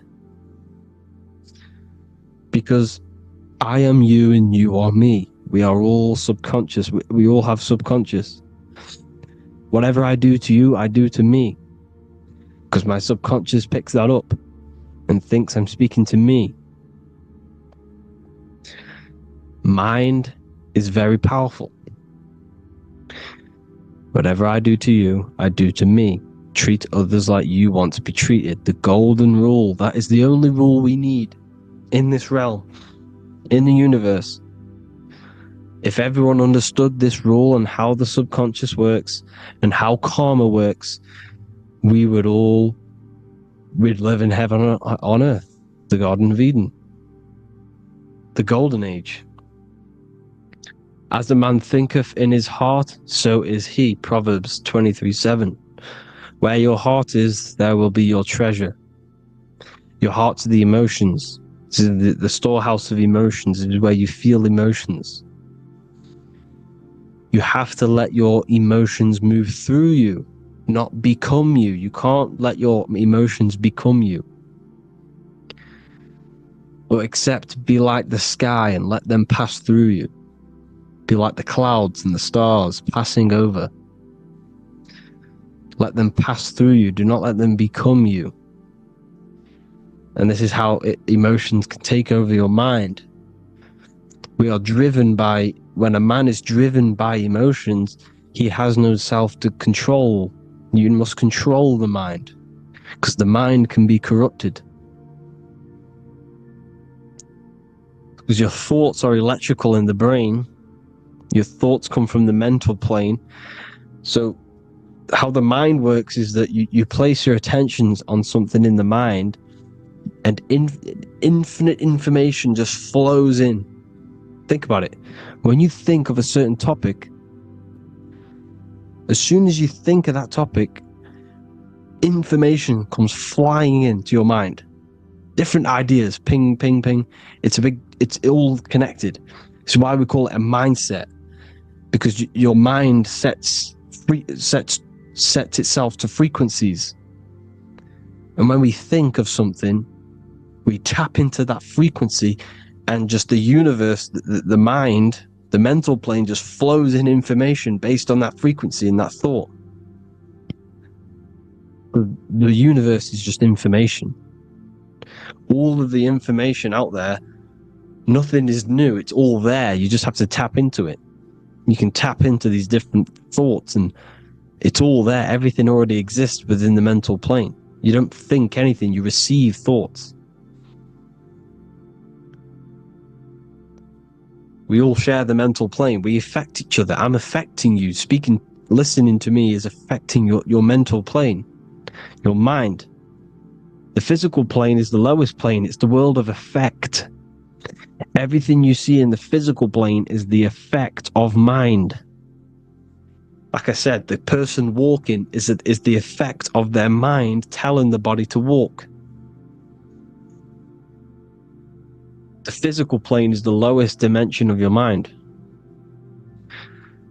Mother Earth, we are in a mother. We're in the womb still. The earth is feminine. It looks after you. It provides you with food for free. It grows on trees, with water. It's Mother Earth. It's the womb. The dome above your head is your mother's belly. Okay? Is your mother's belly. You're in the womb still. You're forever in the womb because your mind's constantly expanding. Because when the baby's mind figures out that there is a reality outside of its mother, it starts to hear the people outside of its mother, what does it do? It figures a way out of the mother, and it becomes born again in the water, in a hospital, into the other world. It's the same with our minds. When our minds figure out there is other worlds beyond this physical, we explore them. The astral plane, for example. You figure a way out of the body. Because when you're the firmament, look at the word firmament, meant at the end. Firm is firm, something strong, something like a rock is firm. If your mind is firm like a rock, you will be stuck under the firmament. So, for example, people who are very programmed and can't think outside the box, they have a firm mind and they'll be stuck under the firmament because your mind is the only thing that's keeping you under the firmament. It's the only thing. When you're doomed, doom is dome. This is the dome, which is your head. Your head is the dome. Above your head, above the earth, is the dome, the ethereal barrier. But that's just an external manifestation of your head. You don't leave the earth, you leave your body to leave the earth, because your body is the earth. It's a dimension within your mind. So when you're doomed, you're domed. Your reality is your level of realization. You realize something, or when you have an idea, the mind, and the EYE or I, same thing, mind, it's all mind. Reality is your level of realization. You realize there's other worlds, that's your reality. Your perception's your reality. Mind in Latin is mens. Jesus was known as the fisher of men, which is the fisher of minds. He was fishing minds worthy of knowing the higher truth, the deeper occult knowledge. Jesus figured out that we are all God. And he got killed for it because in that age they were trying to suppress this information. Jesus figured out he was God because we are all God, every single one of you, and they killed him. Because we're all mind. We are not the body. We're the invisible intelligence, which is God. But you are not God if your mind is attached to this physical world, to the worldly pleasures. If you master your mind and travel the depths of your mind, that is God. Mental and men. Look at the word mental. It has men in it. Men in the Bible means mind. Here you see Masonic. The Masonic symbol with the eye, the mind. Looking over, everything is the one. Everything comes from the one. All the lines coming off it. Giving its life to all of the life forms. Down here, on the bottom, you have duality, black and white. Up here, you have singularity. One and the two. Unification and division. The lower self is divided into the left and the right. So the Bible even says, I forgot what verse it is, but it says, it's better to go through life with one eye than to have two and be cast into the fiery abyss of hell. I'm not sure what verse it is, but you can research it yourself. It's better to go through life with one eye, to be unified. Unified consciousness. Dimension. No brainer. No brainer. The language tells you the truth, people. Dimension. The dimensions are in your mind. Entertainment. Entertain the mind. Disappointment. It's all in the mind. Environment. The environment that you are in is a product of your mind. Within, rearrange spells high twin. Within is your mind, and your external world is mirrored from the decisions you make in your mind. Advertisement, commitment, it's all meant, it's all mind, everything is mind. Everything. So, this is important. The collective thoughts and collective beliefs. The collective, because we all share the mental plane. And because of this is why we are in a weakened state of consciousness at the moment. Because the collective thoughts and the collective minds overall are asleep. And they don't believe in anything. You see, everything is true within the mind. You think of something, it is there instantly. You think of a chair, it's there in your mind. You think of anything, it's there instantly. So everything's true within the mind. Anything can happen in the mind. Anything can happen on the physical plane if the collective consciousness, the collective minds, believe it to be true.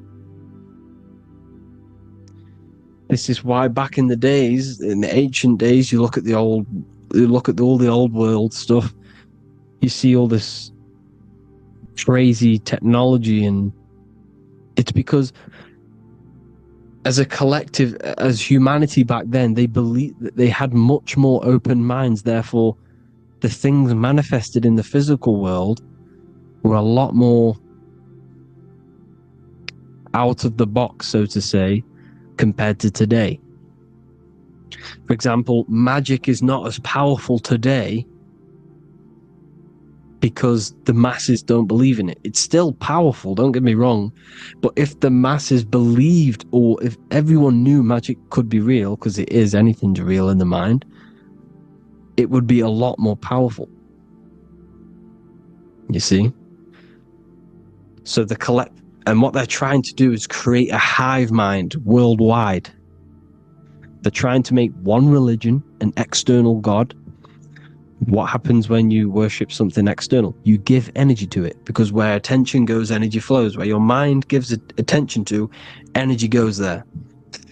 And when we all believe in external gods and give our worship and our power to these external things, we all give energy to it, which will manifest as a demon in the astral planes. It's a hive mind. They're trying to make a hive mind to summon our energy. Trying to summon our energy. And it through mind, through collective thoughts. The hive mind, they want one religion, one government, one currency, one belief system. And that will create a hive mind, which will limit our consciousness, which will limit what we can do in the physical world.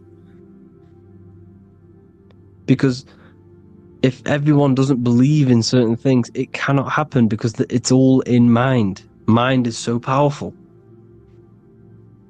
I am you and you are me. I hope you all enjoyed this video, people. If you haven't already, join the Wisdom Academy.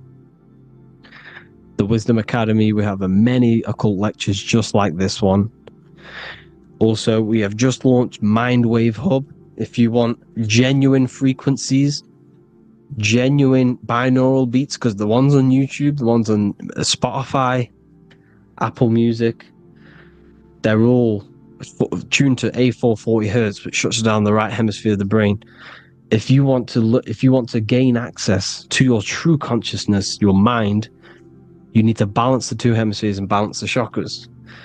You can do that externally by listening to binaural beats. If you want true frequencies, true binaural beats to hemisync the chakras, hemisync the brain, to gain access to the different dimensions of your mind, well, you can gain access anyway, but it's going to help you if you're trying to learn this. Join Mindwave Hub. The link will be in the description. Listen to the binaural beats, meditate to them, listen to when you go to sleep. They'll massively benefit you. Thank you all, people. Hope you had an amazing, lesson. Hope you learned a lot. And please subscribe. God bless you all.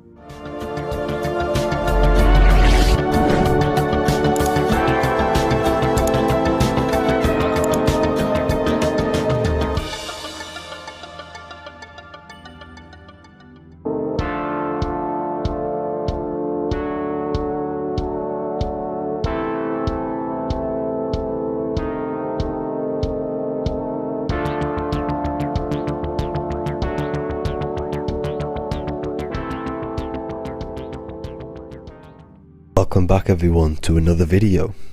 Today we're going to cover everything that you need to know about the mind, starting with the two aspects of the mind, the conscious and the subconscious. The male aspect of your mind is the conscious. This is the 10% of your mind. The conscious part of your mind is only aware of everything around you, your vision, your sight, your smell, your taste, your hearing, and your current state of emotion and thought. Every thought that you consciously think about has an emotion directly attached to it. That emotion is then impressed onto the subconscious part of the mind. The subconscious part of the mind is the female aspect of your mind. It is also a whopping 90% of your mind. Subconscious mind is controlling all of the subconscious processes which happen within your body. For example, your subconscious mind is controlling your heartbeat, your digestion of food, and all of the things that you do not have to tell the body to do. It is the hidden part of our mind which is controlling all of the hidden things. The subconscious mind is like a recording supercomputer. Everything that you have experienced in your life is all recorded and stored within the subconscious mind. One of the most important things about your subconscious mind is that it stores your mental programs. Everything in the subconscious mind manifests into behavior and actions within the body. Your daily basis routine and habits are all mental programs within your subconscious mind. These mental programs are created by mainly two ways. 1, repetition, and 2, emotional impact. The repetition is fairly simple to understand. The more you do something, the more it impresses onto your subconscious mind and becomes a program. That program will then manifest into your behavior. However, with the emotional programs, they work a bit different. The stronger that you feel an emotion, the stronger it is impressed onto the subconscious mind. And then that emotion becomes a program. For example, you had a very traumatic moment happen when you were a young child. The emotion that you felt was so strong in that moment that it impressed into your subconscious mind so hard that you can recall that moment like it was yesterday. That traumatic event that happened to you when you were young will still manifest into your daily basis behavior even to this day. However, it manifests subconsciously. For example, if you were in a car crash, you will be wary to enter cars with certain people. All because of that traumatic emotion that you felt and impressed onto your subconscious mind. Another example of the subconscious manifesting into our behavior is posting on Instagram. Most of the time, the reason why you post is because your subconscious mind is seeking gratification. So before you actually do something, question yourself and find out the root cause of why you are doing this. Another thing that you need to understand about the subconscious mind is that it takes everything you say in here literally. So for example, if you go and say, "You are an idiot" to someone, your subconscious mind will only pick up the word idiot. It only knows yourself. It doesn't know anyone else. You are casting a spell on yourself just by saying that to someone else. This is why the golden rule is to treat others like you'd like to be treated. Now, you can rewrite these programs which are already in your subconscious mind. However, it does take consistency. You have to change these programs which have been running for years. And by changing these programs, you change your behavior, because these programs manifest into your behavior. The best way to do this, personally, is to listen to affirmations first thing when you wake up in the morning, and do this for 10 minutes every single morning. Then at night time, you want to think and feel that you are becoming the reality that you desire. The more that you feel this reality, the more it will become a program and impress your subconscious mind. For example, you're trying to gain financial freedom. If you trick your subconscious mind into creating a program saying that you are financially free, this will manifest into your behavior. You will start doing more work. You will start looking for ways to make money. Your mind will be set on the frequency of money and financial freedom. Therefore, you will receive thoughts based around this program. If you take enough action, your life will dramatically change because of this program that you created in the mind. This is why we call it a mindset, because your mind is a frequency tuner which sets its frequency onto different thoughts, because thoughts are frequency. If you fill your mind with a specific frequency, you will gain thoughts and ideas based around that frequency. To create a stable mind, you need to master your emotions. You need to change your mindset. Everything that you experience is neutral. Based upon the mindset that you see it, you either give it a positive or negative charge. By understanding this deeply, you will then control your emotions. I hope you gained some wisdom and enjoyed this video. Please, if you can, leave a comment and a like, and subscribe to the channel if you like this content. Love and light to you all.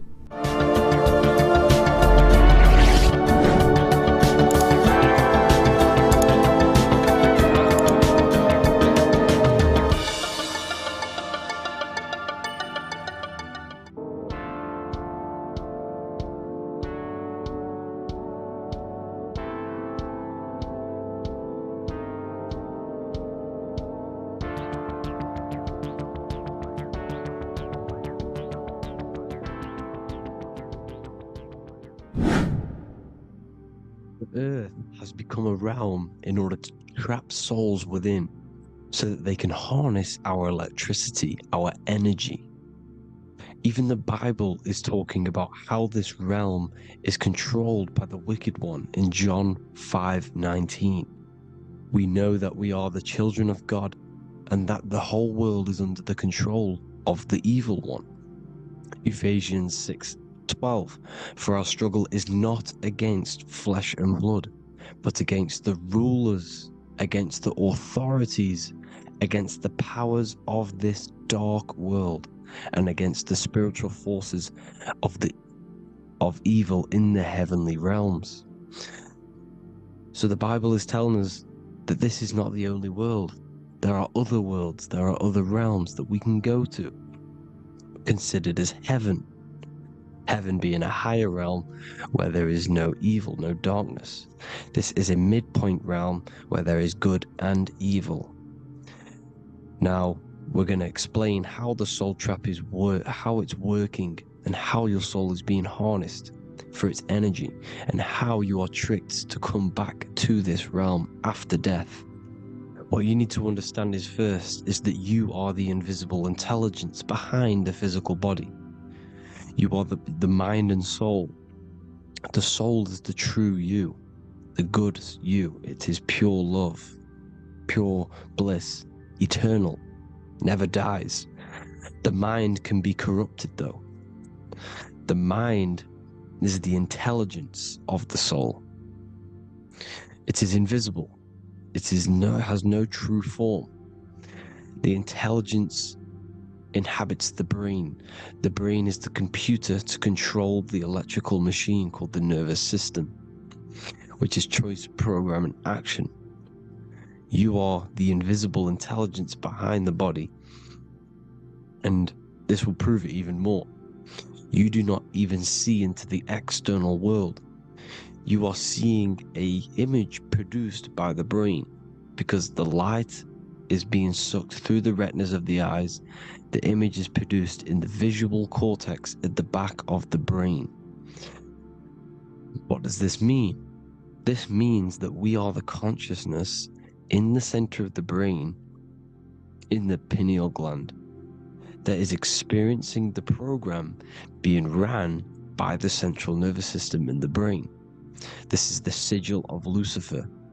Lucifer in Latin is Lucy. Lucy is light in Latin. Lucifer is known as the light bearer. This is how the eyes work, people. It's not a demon or a devil. The sigil for Lucifer is how the eyes work, and how the left eye is controlled by the right brain. The right eye is controlled by the left brain. There is a crossover. It's the same with the body. The left side of the body is controlled by the right brain. The right side of the body is controlled by the left brain. There's a crossover with our hemispheres in the brain. Now, this empty chamber in the center of the brain is where this universal cosmic intelligence is hell, known as the most holy place in the Bible, the throne of God. Okay, this is above the 33 vertebrae on the spine. As you can see here, you are the being in the center of this point. All of the nerves are being sent back to this one particular point, which is the seat of our invisible intelligence. You can see it's an empty chamber. Our consciousness, our intelligence is not a physical thing. This intelligence is the true voice inside of your head. This is why your head is heaven, your heart is earth, your heel is hell. Your head is heaven because this is the seat, the throne of God. God is in heaven because the consciousness, this divine intelligence that's controlling the body, is sat in the center of the brain. The brain is taking commands of this invisible intelligence. When you close your eyes, you can feel your awareness, your consciousness, your intelligence is all in the brain. Your awareness is not in the feet, the heart, the legs, the arms. It's all in the center of the brain. Now, if you meditate deeply, you will find that you are beyond the mind. You are the being observing the thoughts. You are the soul observing the thoughts. Now, with this being said, You are the consciousness experiencing the program being ran by the central nervous system in the brain, because you're not seeing into the external world. It's an image, it's a simulated image produced by the brain and the central nervous system. You do not experience the external world, you do not feel the external world, you feel electrical impulses on your nervous system. Your nervous system is decoding what you are feeling. So the only thing that you truly feel is the electrical impulses on your nervous system. This is why the nervous system is the tree of knowledge of good and evil, because it gives your invisible intelligence, your mind, the knowledge of good and evil. It can detect good things, it can detect bad things. If it's hot, if it's warm, if I need to go, the nervous system is doing this. It is the tree of knowledge of good and evil. Okay, now this universal intelligence is symbolized as the single eye. Okay, Matthew 18:9. It is better for you to enter life with one eye than to have two eyes and to be thrown into the fire of hell. What does this mean? It's symbolic, it's metaphorical, people. It is metaphoric. Your universal intelligence is the single eye, the one eye. It's the balance between the two poles, between the left and the right, the good and the evil. It knows the right thing to do all the time. This is our inner guide. The inner self is the inner guide. And when you are operating your life off duality, using your two eyes, you'll be thrown into the fire of hell, lower states of consciousness. Because you're split. You need to live in oneness, even, balance. Matthew 6:22, the light of the body is the eye. The light of the whole body is the eye. You are a light being. Human. Hue means an attribute of a color. Man is the word manifested. We are light manifested into physical form. Depending on your vibration is depending on what color that you are vibrating on, which is a hue, a human. If therefore thine eye be single, thy whole body should be full of light. Again, it's talking about the single eye, oneness, completeness. When you balance the hemispheres of the brain, we'll go over that later. But anyways, the body is the earth. This is what we need to understand, people. The body is running the simulation, the program that our consciousness is experiencing. So when we leave the body during death and astral projection, we leave the earth. This is how it works. The body is the vehicle for the earth, for this realm. Everything exists within our mind. You have the soul, mind, and body. The soul is the observer, the watcher, the true being. This is why she has many different heads, because the soul inhabits different bodies. This is the serpent, which means knowledge, which is the mind, wisdom. And this is the body, soul, mind, and body, Brahma, Vishnu, Shiva. The mind is the bridge between the soul and the body. So what do I mean? When you astral project, you are using your mind to project your awareness, your observing consciousness outside of the physical body. The mind is the projector, projecting consciousness. By using your mind, you can project your consciousness outside of the body, which is known as the astral realms, which is known as walking on water. Jesus was never walking on physical water, people. It's metaphorical. Believing the physical body. The water is the ether, which is the veil between the physical and the astral realm. It's fluid substance. It's on either side. It's physical and astral. The ether is the fifth element that they hide from us. Why? Because they're trapping you in the physical. They are hiding all of these realms. Etheric, astral, and mental. People think their mind is their brain, It's two separate dimensions. These are completely different dimensions. The mind is way more intelligent. The mind is formless. There is no form to the mind. You can think anything you want. You can manifest anything you want within your mind. It is not a physical object. The physical realm is being controlled by the mind. Everything's being controlled by the mind. Everything exists within the mind. This is why the Egyptian says the universe is mental. So when we project our consciousness outside of the physical, we go to the astral. The ether is the water that Jesus is walking on. This is the veil between the physical and the astral world. The word together has ether within it because it joins the two worlds together, together, the astral and the physical. The word either is ether because the ether is on either side, physical and astral, physical and spiritual, physical and non-physical. In the astral realm, the mind can manifest anything we want.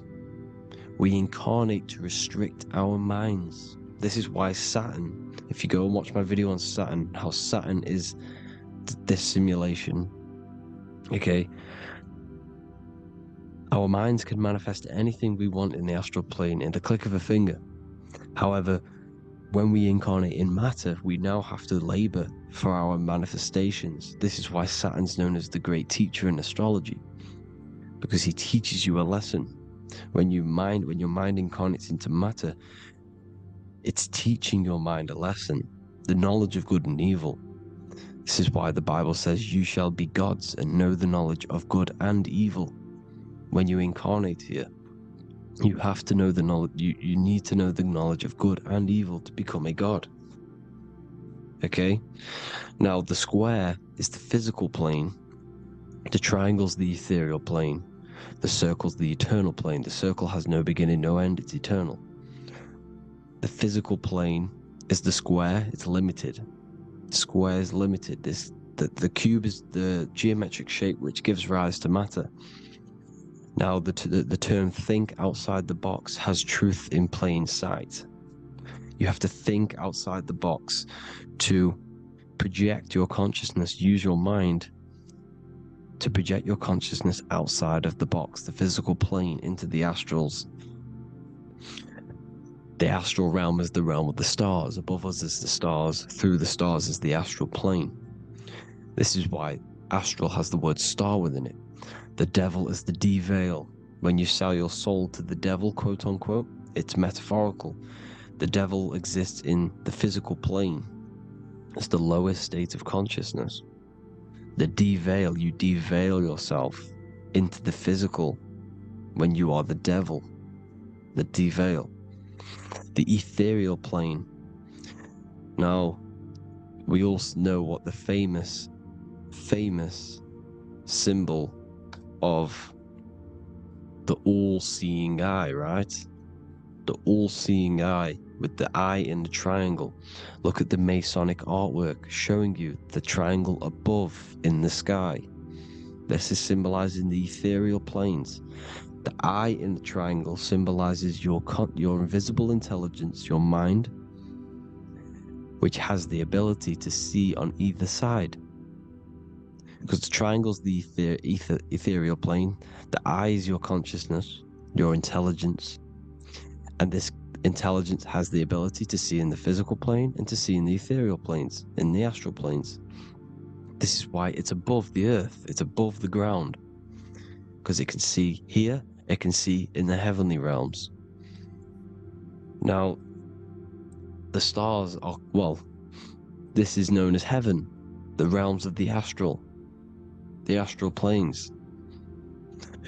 This is some quotes from the Emerald Tablets of Thoth. Out of the darkness ye must rise upwards, one with the light and one with the stars. Man is in process of changing to forms that are not of this world. Grows he in time to the formless, a plane on the cycle above. So there's other worlds. The Bible's telling you there's other worlds, there's other realms. Know ye Ye must become formless before ye are one with the light, the astral light above, which shining through the stars. Not of the earth are ye, earthy, but a child of the infinite cosmic light. You are the invisible intelligence controlling the physical body. The body's not you. It's the vehicle that your soul lands in when your mind projects your consciousness into that realm. Free from the body, I flashed through the night. Unlocked at last for me was the star space. Wow, that's powerful. The star space, the astral planes. This is what it's talking about. We are all a star. We descended from the astrals, which is the star. We are all a star. Look at the ancient paintings of Jesus' birth. It's the star beaming his consciousness down into the physical plane. Here's another one. Here's some Freemasonic artwork showing you, again, the ether, that invisible intelligence, the I, manifesting itself inside of here, in the physical realm, where the people are. You see? It's the same here. This is Jesus. Here's the bird symbolizes the Holy Spirit, your invisible intelligence, descending into the waters, the ether, the ethereal, everything. The ether's the base of all physical matter. Here's Truth in Plain Sight. Mr. Bean, the famous TV program in England, in the UK. He begins the program like we all begin the program for falling from the stars. He falls down with a beam of light. And this is Truth in Plain Sight. This is false. The aliens don't exist. They're a lie, alien.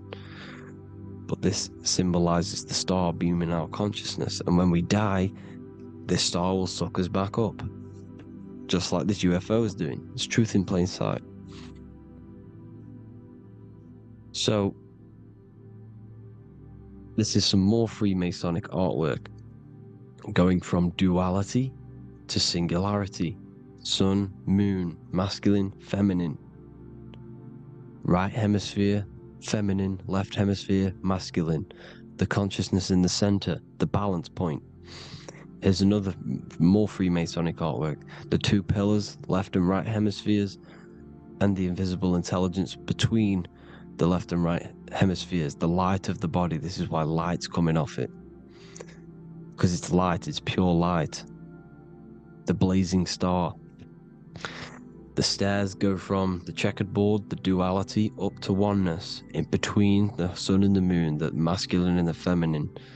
This is symbolizing going into oneness. What did the Emerald Tablet say? You've got to become one with the stars, one with the one with the self. Balancing the two hemispheres so that you can gain, because when the two hemispheres are balanced, you can gain a more deeper connection with your invisible intelligence. Same with the chakras. When the chakras, the 7 seals in the Bible, these are 7 seals because when you conquer the 7 chakras, when you balance the 7 chakras, you then gain a more deeper connection with your internal self, because your mind is not filled, it's not being ran, it's not being dominated by these 7 deadly sins, the 7 seals, the 7 chakras. These are 7 energy centers which are concealing our true form. Balance makes us have a stronger connection with our true cosmic intelligence. Heaven is even. This is why Jesus is pointing at the heart. The even point is the heart. You got to balance the chakras and live from the heart, because the heart is the earth. You're in good and evil. The body manifests the lower and the higher self. The higher self is in the higher parts of the body. Wisdom, intuition, expression. The lower self is in the lower parts of the body. Sex, food, and power. This is how they are trapping your soul, people. Like I said, the mind is the bridge between the soul and the body. So by tricking the mind, not giving it the right knowledge, and keeping the mind stuck in the lower 3 centers, thinking about power, food, and sex, This is low vibrating energy. It's going to keep your mind addicted to the physical realms. Okay? This is why you need to go even, balance, heaven. Okay? I will explain the soul trap in a second, how it fully works. But I'm telling you all the science behind it so you can understand. When you are doomed, you are domed. This is the dome, the firmament, the mind. Ment is mind, firm is firm. A firmament is doomed under the firmament. You must have a loose mind, an open mind to expand your consciousness beyond the stars, beyond the ethereal barrier. You have to vibrate higher than this world. Your consciousness must be expanded more than the physical plane. You need to learn how to astral project. You need to learn how to leave the body, how to operate outside of the body, so that when you do leave the body, you will have recognition. You'll have knowledge. You'll have practice. But this is as above, so below. The woman's belly is the earth. It's as above, so below. It's a microcosm of the macrocosm. We are the children in the womb. We are the people in the earth being ready to be born into the heavenly realms. As above, so below. It's a microcosm, macrocosm. Everything is in everything on a bigger and a smaller and a larger scale. Now, when the baby figures out that there is a world beyond its mother, what happens? The baby starts to move around and tries to get out of the mother. Because once it starts to hear the external world, starts to hear people, it's going to wonder, what's outside of why am I in here? What's outside? So the baby will force its way out of the mother. It's the same with our minds, as above, so below. When our minds figure out that there are other realms beyond this world, we will seek a way out. This is the womb, the Mother Earth, Mother Nature. It's the mother. We're in the womb. We can be born out of this world, which is being born again in the Bible. When you are doomed, you are domed under the dome, under the firmament, the firm mind. The firm mind will keep you under the firmament. Due to the law of polarity, there has to be other realms. There has to be. Because the law of polarity works in this world, and it will work on every scale possible. It's universal laws. These are universal laws. The law of polarity means that there are other realms polarizing this realm. There is a hell, there is a heaven. There is a midpoint, which is Midgard, which is the one we are in now. Earth, heart. Earth is the heart. Heart is the center, good and bad. The balance between good and bad. Your reality is your level of realization. Your mind realizes other worlds, you will seek a way to them worlds. It's that simple. The soul trap is to keep you stuck in this physical body, which is the earth. This body is the earth. It's running the program, like I said at the beginning. It's running the simulation that your consciousness is experiencing. You are an electromagnetic being, and you're hidden in a cage, your rib cage, and you're stuck in cells, a prison cells. You're in cells. We produce electromagnetic energy. Your soul produces this energy. And by trapping your consciousness inside of this physical realm, they harness this energy within the astral realms. They're using you to manifest demons, because your mind creates demons through emotions and mental thought energy, which is a whole nother video. I can make a video on that. You're manifesting everything for them, because They're trying to create a hive mind. This is why they want everyone to believe in one belief system, one government, one belief system, one religion. Because they're creating a hive mind. This hive mind will manifest and be summoned within the astral planes, because the mind manifests the astral plane. The astral plane is the realm of imagination. The mental plane is the realm of just thought alone. The etheric plane is the energy. The physical plane is the matter. So all of our minds together are manifesting these demons within these subconscious realms, the astral. Now, how are they keeping you stuck to this realm? Well, when you die and you're stuck in your lower 3 chakras, okay, when your mind and soul detaches from the body, which is the earth, when you leave the earth, you're still going to have these mental addictions to the food, the sex, the materialism, the phone, the cigarettes, everything. This is why they get you addicted to everything possible. The TikTok, the YouTube, they get you addicted to as many things possible. Because when your mind is addicted to these things, and when this mind leaves the physical body, you're still gonna have these addictions. Okay? You're still gonna have these thoughts. And you will be manifested into the lower astral realms because you're thinking materialistic, you're thinking negative, because your level of realization was your reality. You were manifesting hell on the earth. When you leave the body, you're going to manifest hell in the astral planes, which means you'll be vibrating on the very low, which will put you in the lower astral realms. So guess what? You're going to come back. You're going to come back into materialism. You're going to reincarnate. Because you haven't prepared for life after death. You must detach from the external world. Okay? Moon is mind. The sun is the soul. The earth is the body. The moon is the mind. This is why we say lunatic. In your mind, you have a specific mood. Moon. Money, M-O-N, is the moon. Money exists in the mind. They get you addicted to the money. The Bible's telling you this. Do not conform to the pattern of this world, but be transformed by the renewing of your mind. It's telling you. Of this world, but be transformed by the renewing of your mind. Who knew that the Bible was this deep?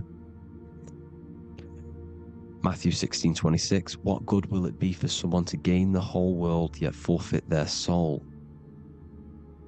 James 4:4, don't you know that friendship with this world means enmity against God? Therefore, anyone who chooses to be a friend of this world, of the world, becomes an enemy of God. John 4:4, dear children are from God and have overcome them, because the one who is in you is greater than the one who is in the world. It's talking about the invisible intelligence. It's greater than the physical world. John 2:15, do not love this world, nor the things it offers you.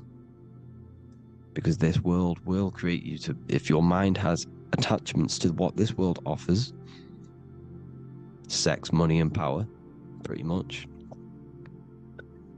you will reincarnate here. You will come back here.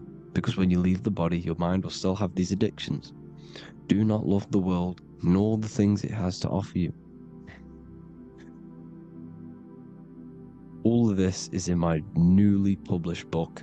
The paperback versions are now available.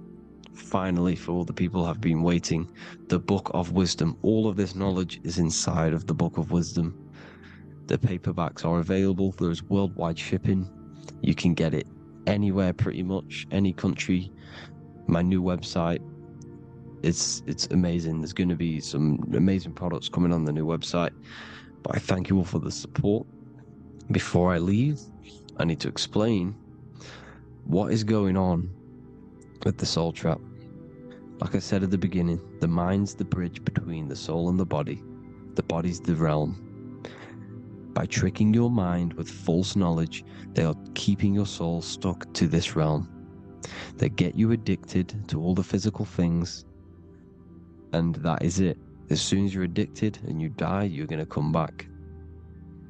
So by tricking your mind, which is the bridge between the realms, they keep your mind stuck within this body. They keep you in physicality. They deveil you, the devil, the deveil.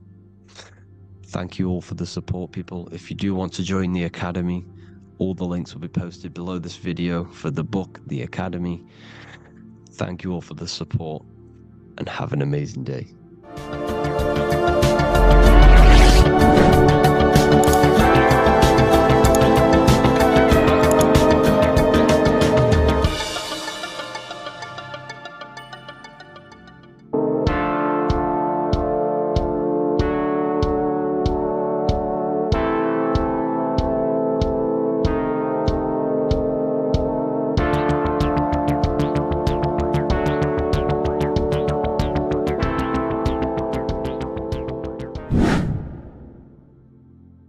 What is good, people? We're back with another video, and this is going to be talking about the connection between the micro and the macro.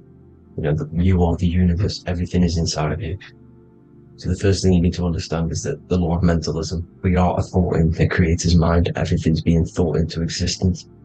We have a spark of this mind, this same mind of the creator, and everything is a state of mind. Particles or atoms, whatever you want to call them, are a mental thing. They're a product of the mind. Everything's thought into existence. Thoughts influence everything. Thoughts are energetic effects which send out waves into the quantum field around you. And your consciousness is actually the universe experiencing itself, expressing itself, and viewing itself.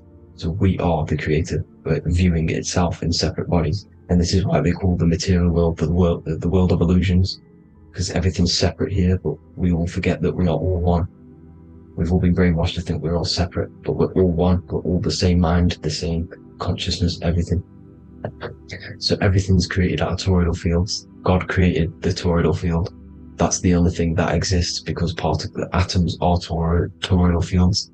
And it's the basis behind all creation. As you can see it in the owl's eyes. It creates the infinity symbol. And this is the apple. That apple is a toroidal field. And the toroidal field is made out of dielectricity, which is ether. Ether is black light, and this is counter space. This is another realm. This is what creates God to be omnipresent, to be everywhere at one place at all times. He is everywhere because ether is everywhere. And ether is infinite potential. It connects everything together, and that's what energy moves through. It moves through the ether. And that's black light. Everything is light, as it says in John 4:2, God is light. Everything's a vibrational state of light. So the torus field is made out of dielectricity, ether, black light, magnetism, which is white light, which is the center of the toroidal field. And magnetism radiates, it has no vibration. And then when white light splits, it turns into electricity, which is physical material, and that has a vibration. This is the Holy Trinity. The sun, the moon, and Saturn. Saturn, the god of materialism. If you've watched my videos on Saturn, you know that Saturn is crystallizing everything into physical matter. And that's why his old name was El. The ancients called him El. And this is why we get El electricity. This is where El electricity comes from. Because El electricity is only a product of the physical world, which is redshift, blueshift, Adam and Eve.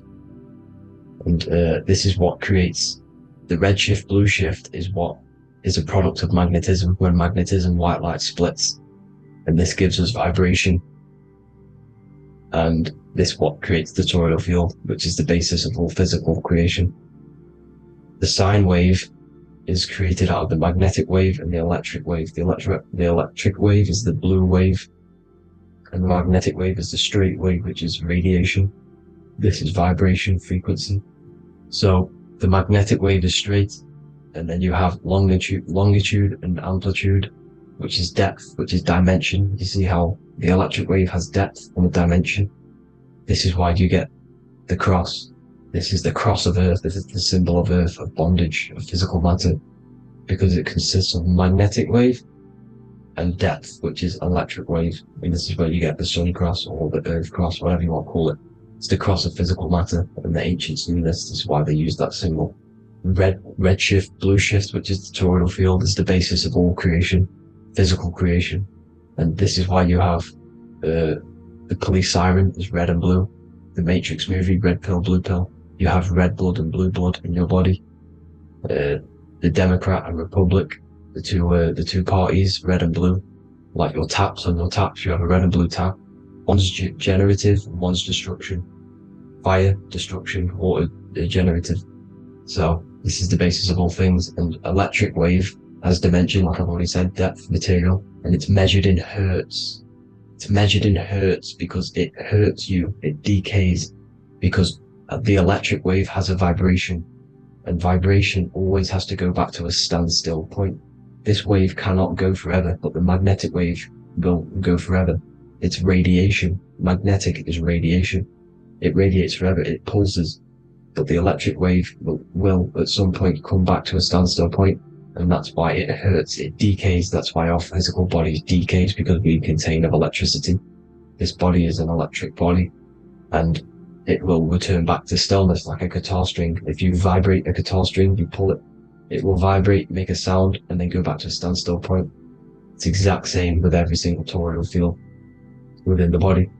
It will decay, and this is why our bodies decay, and everything in creation decays. So we're born into sin. The sin of Eve. The sin of Eve is us biting into the tree of knowledge of good and evil, which is the systems in the body. And the sin of Eve is biting into the sine wave. We bit into the sine wave. The sun moves in a sine wave. Our DNA is a sine wave. Time is a sine wave. Everything in this creation is a sine wave. This is why the dollar bill is a sine wave. Magnetism and electric waves in one. And this is the sun doing its sine wave, which creates, when you go bowling, it kind of creates that pin that you hit over. That's the pin of the sun. The zodiac sign is a sine wave, because the zodiac sign is an expression of the toroidal field, because magnetism unfolds into 12ness. And that's why you have 12 zodiac signs, 12 systems in your body, 12 cranial nerves in your head, in your brain. So if you can imagine this, see where my pointer is, always starts with Aries. Aries is the head. It's the first thing that's created in the womb. And this is Aries, the ram. And this is why it's called a cerebrum in your brain, which is the first thing that creates when you're in the womb. And what's the element of Aries is fire. Fire is the first element. F-I-R, first, because it's the first thing on the wheel, the first expression of energy. As you can see here, my pointer, this is the center of the toroidal field. It would go Aries, Virgo, Capricorn, Pisces, Scorpio, Cancer. Then we go back to Libra. Libra would be center. But you see how the toroidal field is the expression of the 12 energies. That's what the constellations are, the energy expressions of the toroidal field. So it would go outwards, starting from Aries here, all the way back to Pisces, which is beyond the bottom half. But Libra would be the center. That's why Libra is the equinox. It's the equinox. Libra is when it goes from summer over to autumn. It's the equal. It starts to transition into the winter side. Equinox, equal, which is Libra. And that's why Libra has the two scales. It's symbolized with the two scales. That's because of the sun moving over. It's being judged. It's equal now, but then it's going to tip over into the winter. That's why Libra is here, the center of the sine wave. And like I said before, magnetic energy unfolds into 12ness. Magnesium is number 12 on the periodic table.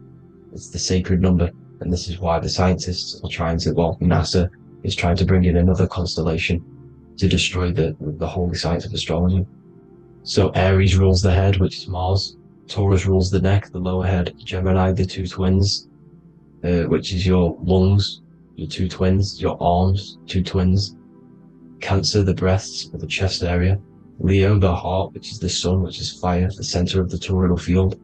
Virgo, the belly, which is the intestines. Libra, the kidneys, the two scales, the kidneys, balancing out everything. Scorpio, the sex organs. Sagittarius, hips and thighs.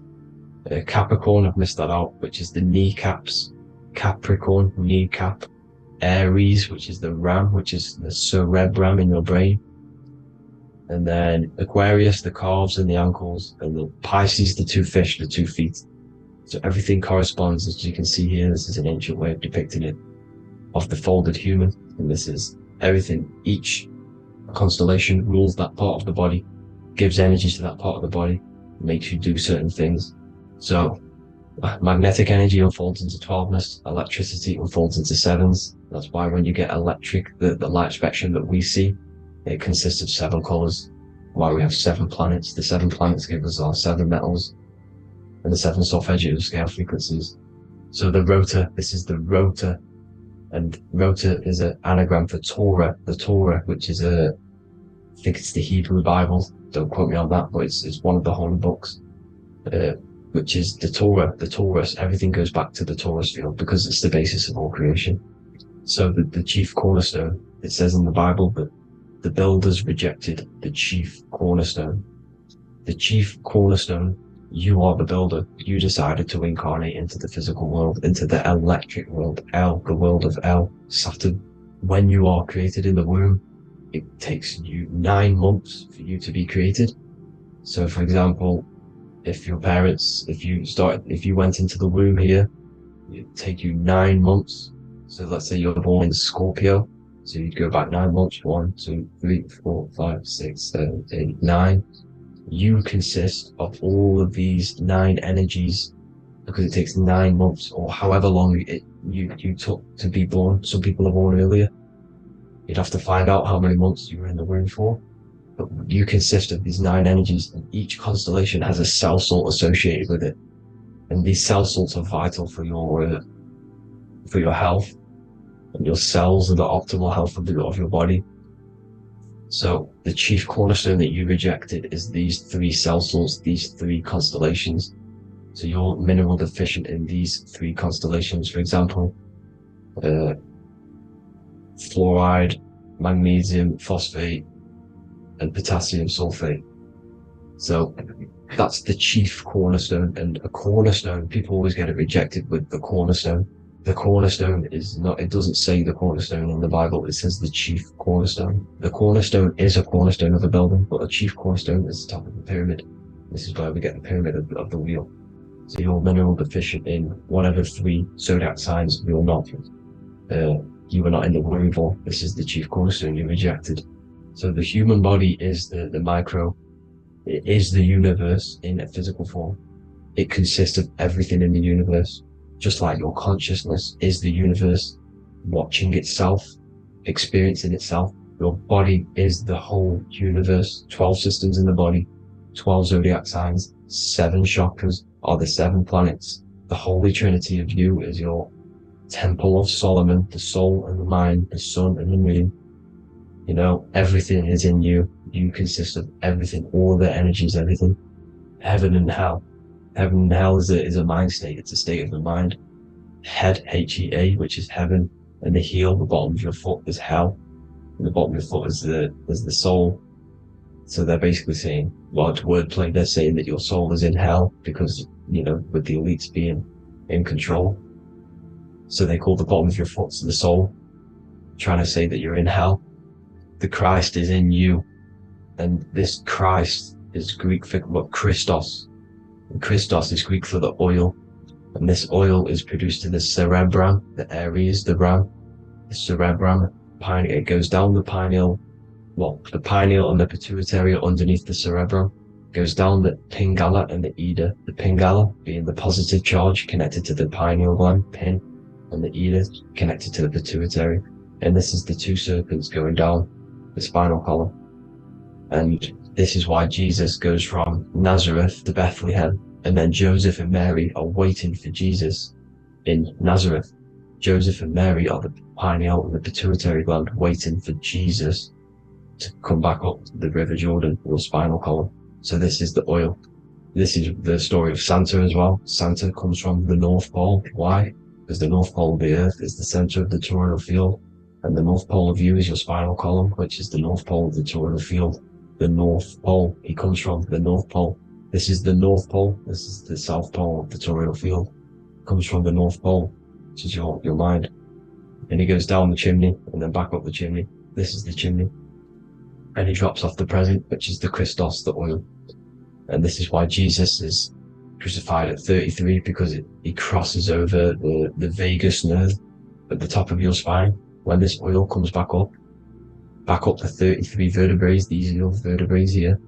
When it goes up the 33 vertebrae, it gets crucified at 33 because it crosses the vagus nerve, and he's crucified on a cross at 33. This is the story behind Jesus and Santa. The Ark of the Covenant in the Bible is the two hemispheres which cover the vital parts of your mind, the brain side, which is the cerebrum, the pineal, the pituitary, etc. So the two hemispheres are the two angels, the Ark of the Covenant. This is the Ark of the Covenant covering the two vital parts of your brain. So these are the optic thalamus is another part, and it protects the Christ oil, which is inside at the center of the brain. See, the Bible is all a massive metaphor about yourself, because you are the universe. You are a microcosm of the universe. Your consciousness is experiencing itself, and the universe experiencing, and your body is the whole universe. Your head's heaven. So Moses crosses the Red Sea. These are the two hemispheres of your brain. This is the corpus callosum, the Red Sea.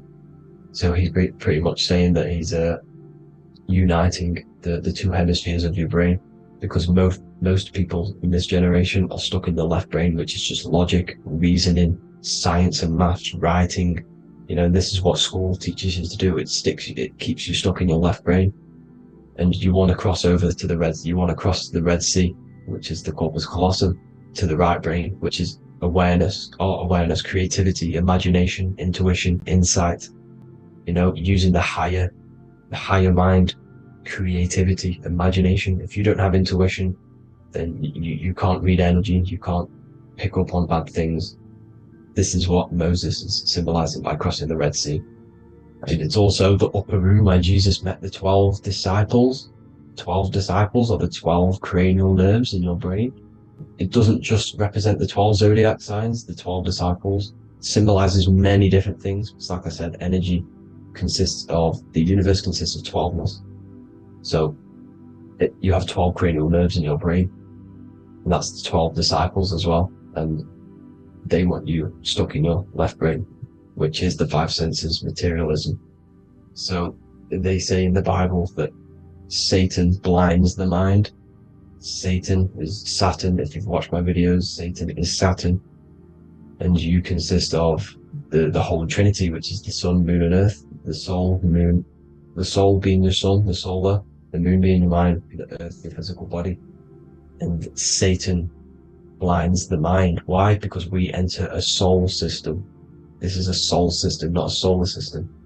And Saturn is the Lord of the Rings, which is the outer ring. When your soul enters the soul system, your soul starts to materialize, it hits Saturn. Why? Because Saturn starts to materialize you. You take on the 7 virtues, which are the 7 planets, which are your 7 chakras. And to get out of this soul system, you must get out of your lower nature, your animal nature, which is lust, desire, greed. You know, the number of the beast, 666, which is Saturn, Satan. So you enter the soul system, you take on the 7 energies, which you turn into physical matter. And this is your descension from heaven to, well, to say hell. And then you must raise back up from matter to spirit. They say Satan blinds the mind. Why? Because your mind gets materialized. Your soul and mind get materialized. And when you get materialized, it's an intense experience. You lose the divinity within you. You forget the divinity. So Satan, which is the first planet, first energy you take on, the material body, he blinds the mind. He makes you forget everything, your divinity.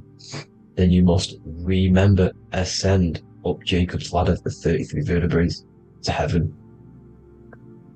And this is a microcosm of the macro, because you will ascend back up to heaven if you do this, when you leave your physical body, when your body decays. So when it talks about in the Bible, completely destroy them, the Hittites, the Amorites, the Canaanites, all the ites, this is what God says to the Israelites. It says completely destroy them.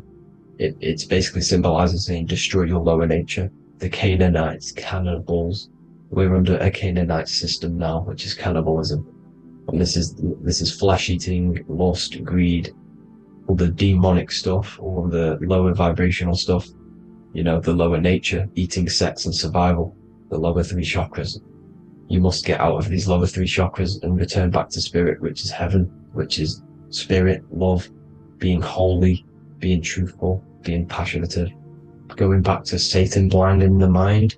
All of the planets are made out of these three symbols. Satan blinds the mind, and that's why Satan's symbol, this is the symbol for Saturn, Satan, this symbol of Saturn is the cross, which is physical matter, the earth, over the moon is your mind. So the Saturn symbol saying matter over mind, he blinds the mind, Satan blinds the mind once you enter the soul system. And you must remember, in the Bible it talks about the Genesis, which is Eve, the sin of Eve, which is biting of the tree of knowledge, with the serpent which wraps around the tree. It says the serpent placed himself on the tree. Well, the serpent is the spinal column. It's the serpent telling you eat from the tree of knowledge of good and evil, which is your nervous system. And eating from the tree of knowledge of good and evil is doing bad things. For example, over-sexualized, overeating, eating the wrong food. That's eating from your nervous system. It's decaying you, and it's preventing you from achieving the God self, the God consciousness. This is the symbolism of, you know, the tree on the serpent, telling you to eat from the left brain, with the left brain being the sinister. Sinister is Latin for left. That's sin. Sin is left. And left is lefty loosey, Lucifer, right, righteousness, right, God, godly. The tree of knowledge of good and evil, which is your nervous system, because it determines good or bad. You know, that's the only thing you experience in this world is your nervous system. And then the tree of life is the cardiovascular system, and the Garden of Eden is your body. So that's it for this video, people. I hope you've got a greater understanding of how you are the universe and everything is inside of you. Just keep in mind you are the universe experiencing itself, and your body is a reflection of everything. The 12 constellations, the 7 planets, everything's inside of you. This world is an expression from the inside outwards. You can't affect the outside world to manipulate reality. Everything's inside of you. I hope you got a greater understanding of this. God bless.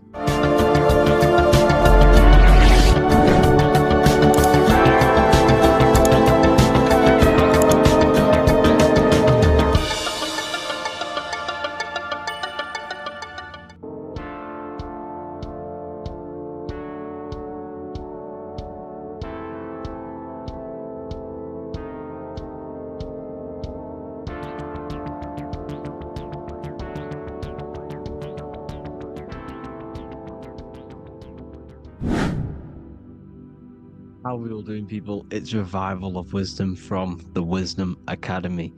Today we're going to be breaking down God, consciousness, and the higher and the lower self, and how to overcome the lower self. Now, the first thing you need to understand is that you are the invisible intelligence within the brain, within the body. This invisible intelligence is known as the mind. But you are not the mind, you are the observer of the mind, which is the soul, the invisible entity. The mind is your intellect, your intelligence. Now, the mind is, it's hard to put this in words, but the mind is something that gives you the ability to explore the universe. And this inner self is the I am. It's the quiet, the inner self, the voice you see in you hear in your head. This is why within spells high twin, inside, internal.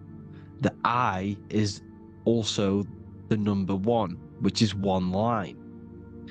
Because the one and only, is the inner self, which is the I am. This is why you say, my name is Harry. You are not Harry, you are the I, the inner self, the intelligence. Okay, this is why Jesus in French is I am. You look with the two eyes and you see with the inner eye. Eye and eye, the same thing. Okay? Because the eye inside is what gives you the perception of what you're looking at. So when someone's trying to explain something and then you catch on saying, I see now, it's because you're seeing with your inner eye, the one that gives you perception, gives you intelligence, gives you the ability to understand things. This is the internal eye, the invisible self, which the physical body is nowhere near as complicated as this inner self. It's in infinite potential. God, G-O-D, generator, operator, destroyer, soul, mind, and body. Brahma, Vishnu, Shiva, the Father, the Holy Spirit, and the Son. They're all... the reason why you see God is always a triad is because it represents yourself. Your invisible intelligence is God. Me and you are the same invisible intelligence.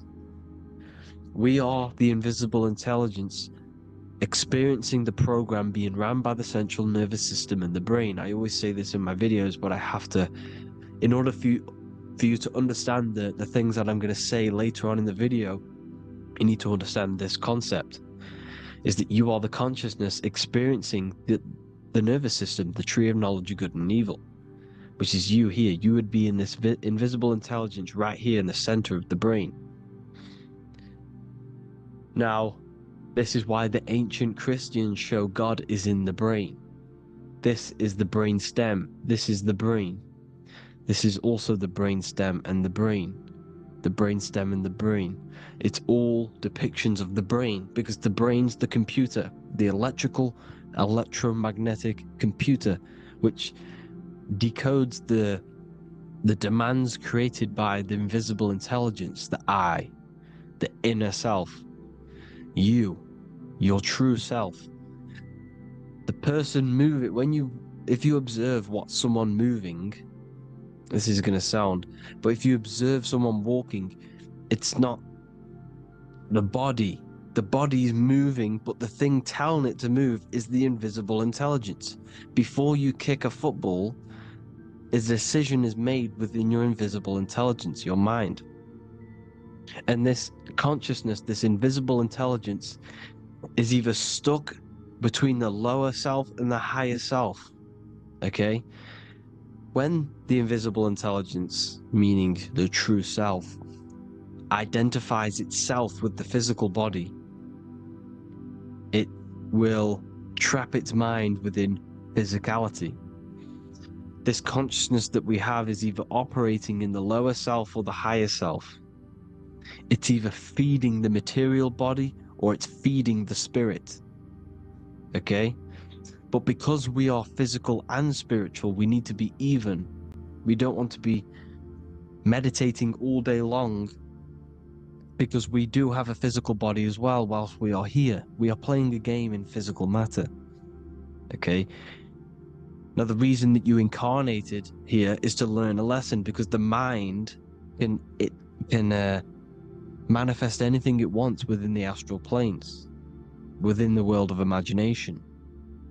It can manifest anything it likes, but it incarnates into matter, into this game, so we can understand labor, because anything in matter you have to labor to manifest. But in the astral, you can manifest at the click of a finger. You come here to learn the knowledge of good and evil. And your consciousness, I came out a bit off topic there, but your consciousness is experiencing the lower or higher self. The lower self is manifested in the lower parts of the body. Sex, food, and power, the lower three energy centers.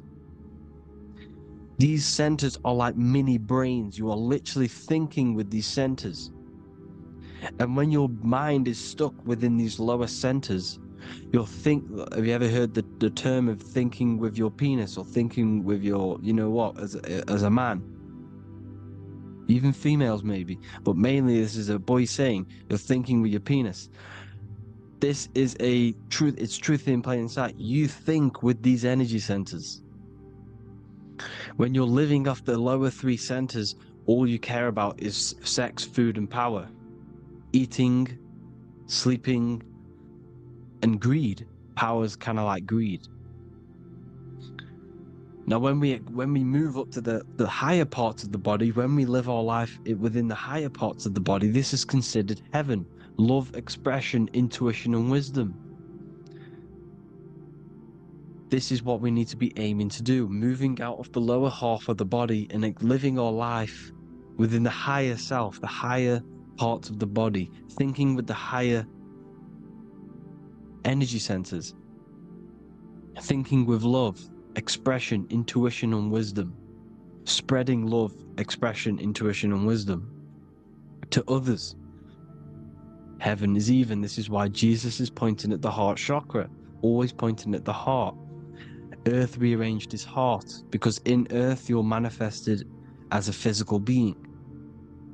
You're in the heart, good and bad. You need to be balanced between the good and bad. Because love can be a demon too. That's a whole nother video, but love can be a demon.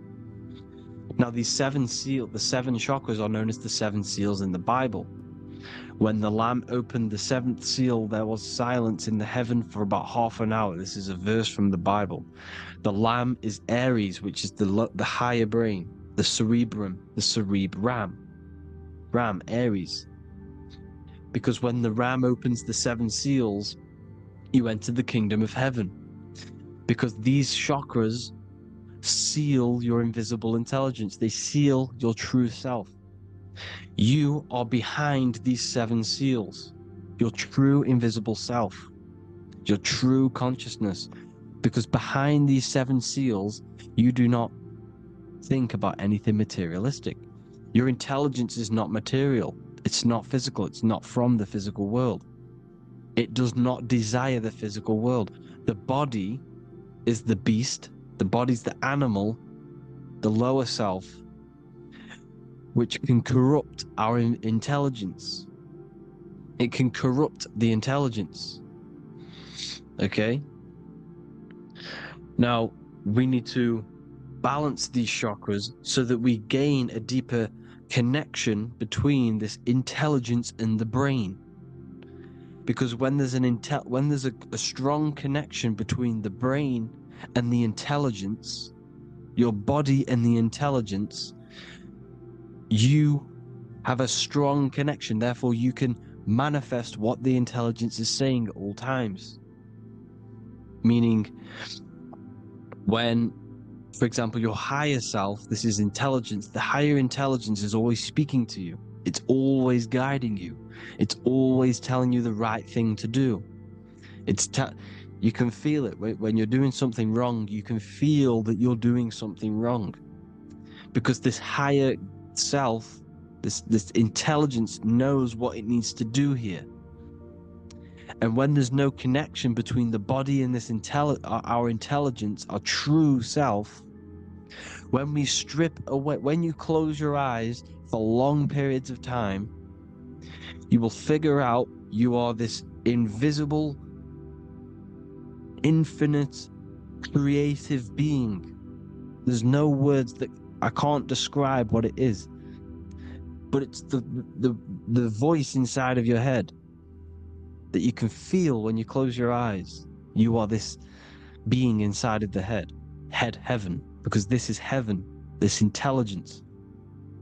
And when there's a strong connection between the body, you can manifest everything it's saying. When everything is balanced, when you're no longer thinking with the lower centers, when they're all balanced, you're not thinking in particular with every center, you balance them all, you can manifest everything it says. Your body will act out what the intelligence is always saying. This is God in the brain, the intelligence, trying to touch Adam, representing the lower self. This is why they're not touching. Notice how Adam is resting, but the intelligence is always reaching out, stretching, symbolizing metaphorically saying it's guiding. I'm always reaching out. The intelligence, your intelligence is always guiding you. It's always reaching out to you. But Adam is ignorant of it. The lower self is ignorant of it. And that's why he's so relaxed and God is so stretching out. Because at our highest self, that when you think of when you want to better your life, that highest true version of yourself is God.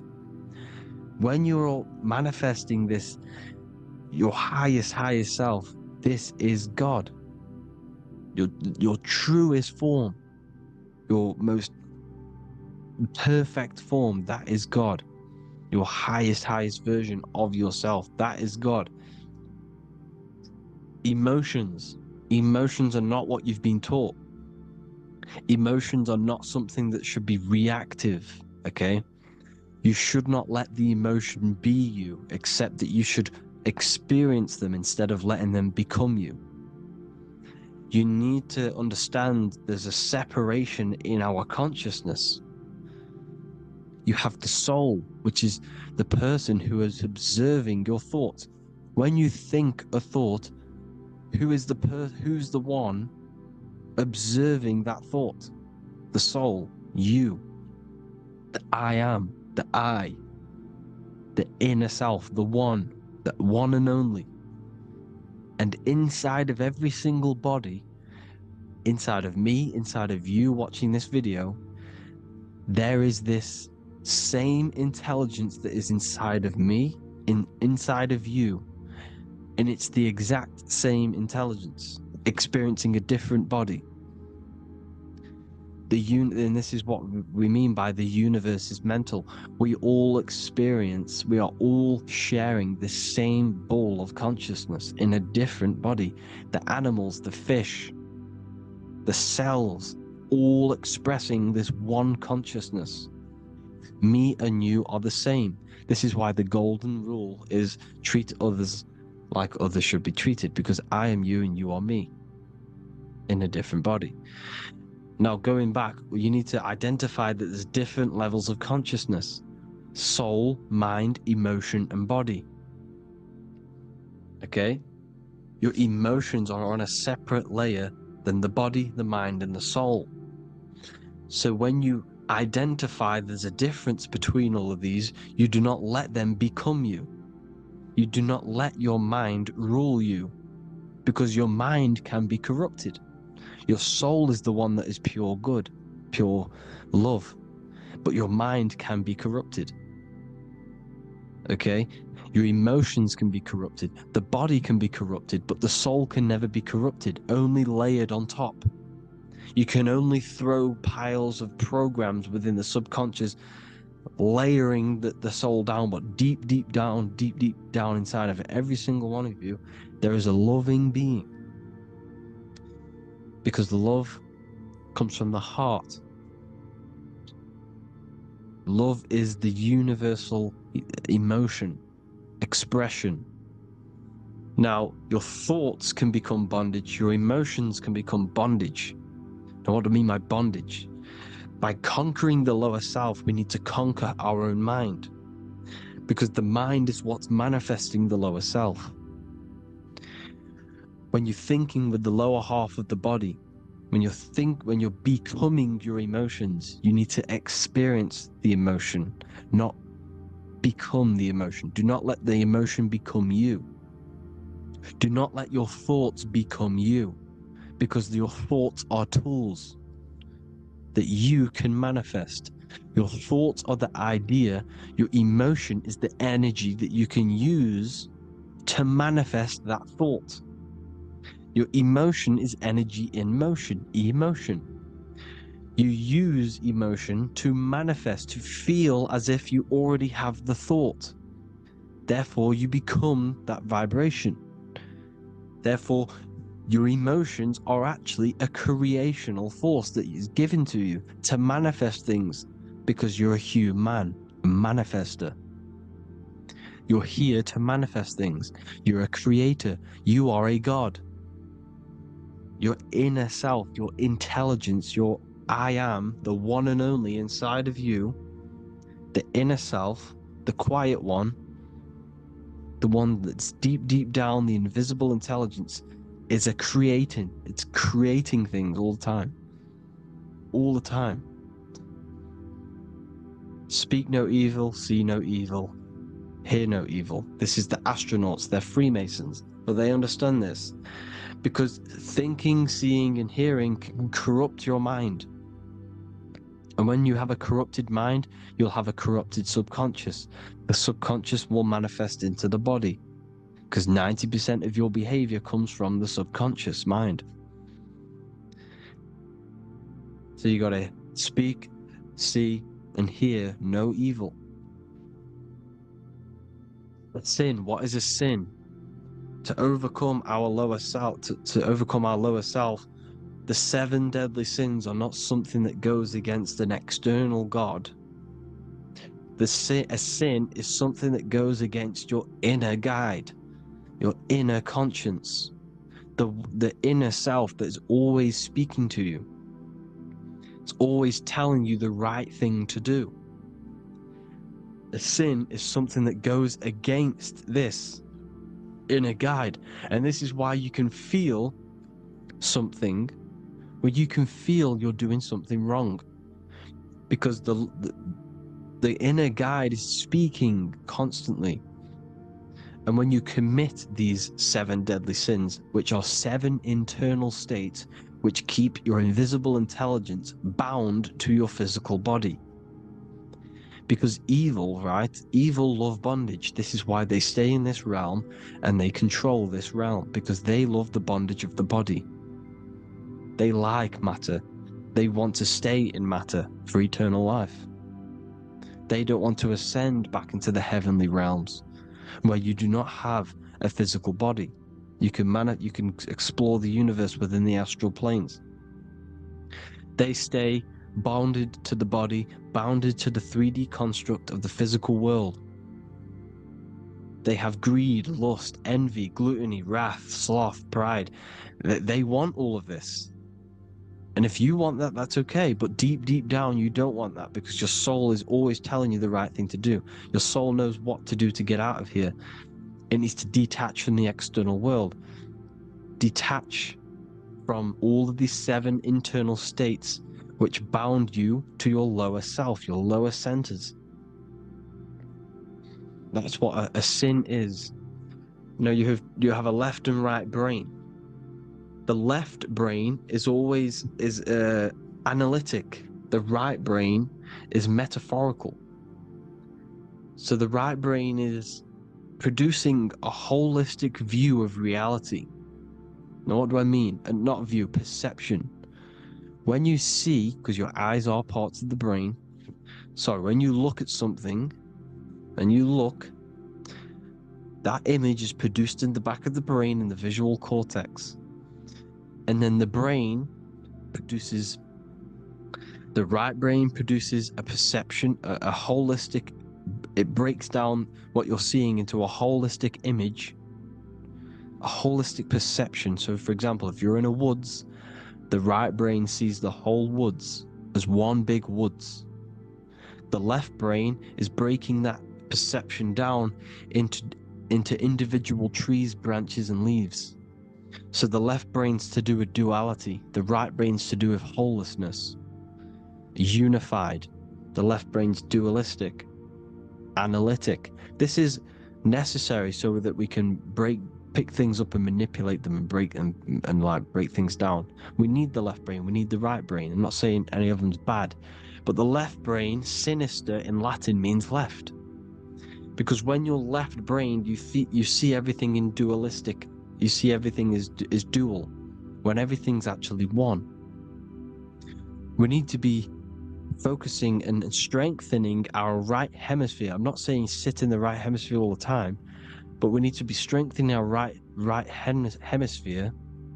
And this is why left is sin and right is right. Because when you focus on the right hemisphere, you see the holistic perception of creation. The right hemisphere sees humanity as one unified consciousness. The left hemisphere sees everyone as individual persons and egos. Because the left hemisphere is dualistic. And this is why the Bible says, cast the net onto the right side of the ship and ye shall find. John 21:6. What does that mean? Cast your energy, cast your perception into the right hemisphere of the brain, and ye shall find unified consciousness. You shall find your higher self, the one and only. If then you have been raised with Christ, seek the things that are above, where Christ is seated at the right hand of God. Wow. Powerful. What does this mean? Seek the things that are above, where the Christ is seated at the right hand of God.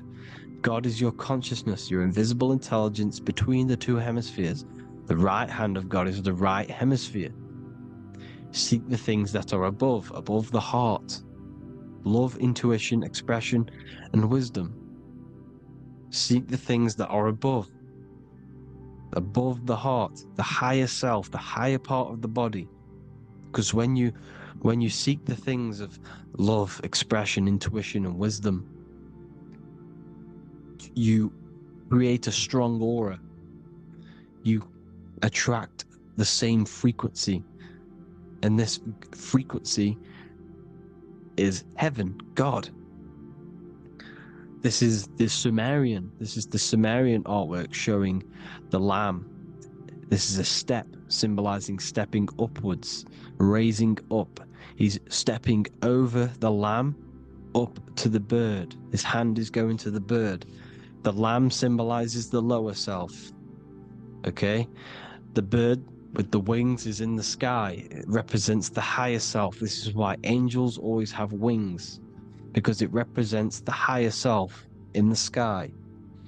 The lamb is a ground animal, symbolizing the lower self. He's stepping over the lamb to the bird, his higher self, his invisible intelligence. Horus and Set, Jesus and Satan. Look, Horus has an evil brother, Set, just like Jesus and Satan. Horus is a bird, higher self.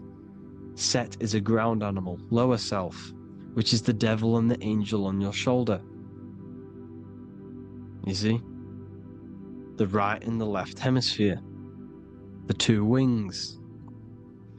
So, the devil and angels always speaking to you. The higher and the lower self. It's the battle between the higher and the lower self. Between the invisible intelligence and the physical body, because the body's the one that wants the sugar, it wants the pleasure, it wants the sex, it wants the porn, it wants all of the materialistic things, it wants the 7 deadly things. Okay, it wants this. There's a battle between the higher and the lower self, your intelligence and the body. This is why you need to become balanced, so that there's a deep connection between the body and the invisible intelligence, the I am. You need to master your mind with discipline, and you gain a connection between the brain, the body and the intelligence. Resurrection, transmuting sexual energy. Okay, this is important. Res is Resh, which is Hebrew. The early Hebrew Resh symbol is the head. This is the head. Resh, erection. Erection is a sexual stimulation. Resurrection is rise erection. You got to raise your sexual energy up the base from the spine to the head. This is the Christ, the Christos.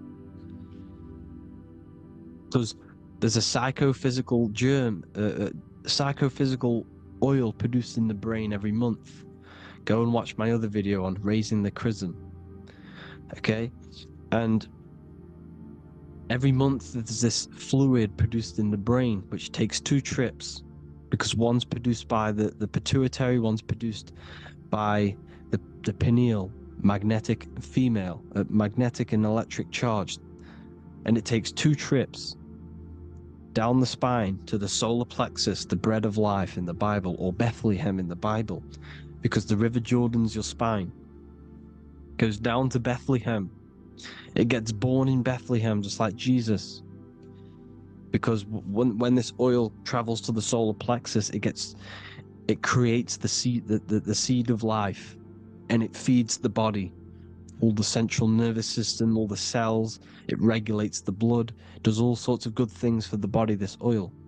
Now when you save your sexual energy and you raise your resurrection, you awake the Christ, you raise it from the solar plexus or the sacrum bone up to the brain, you activate 100% of the brain, and this is the true resurrection of Christ.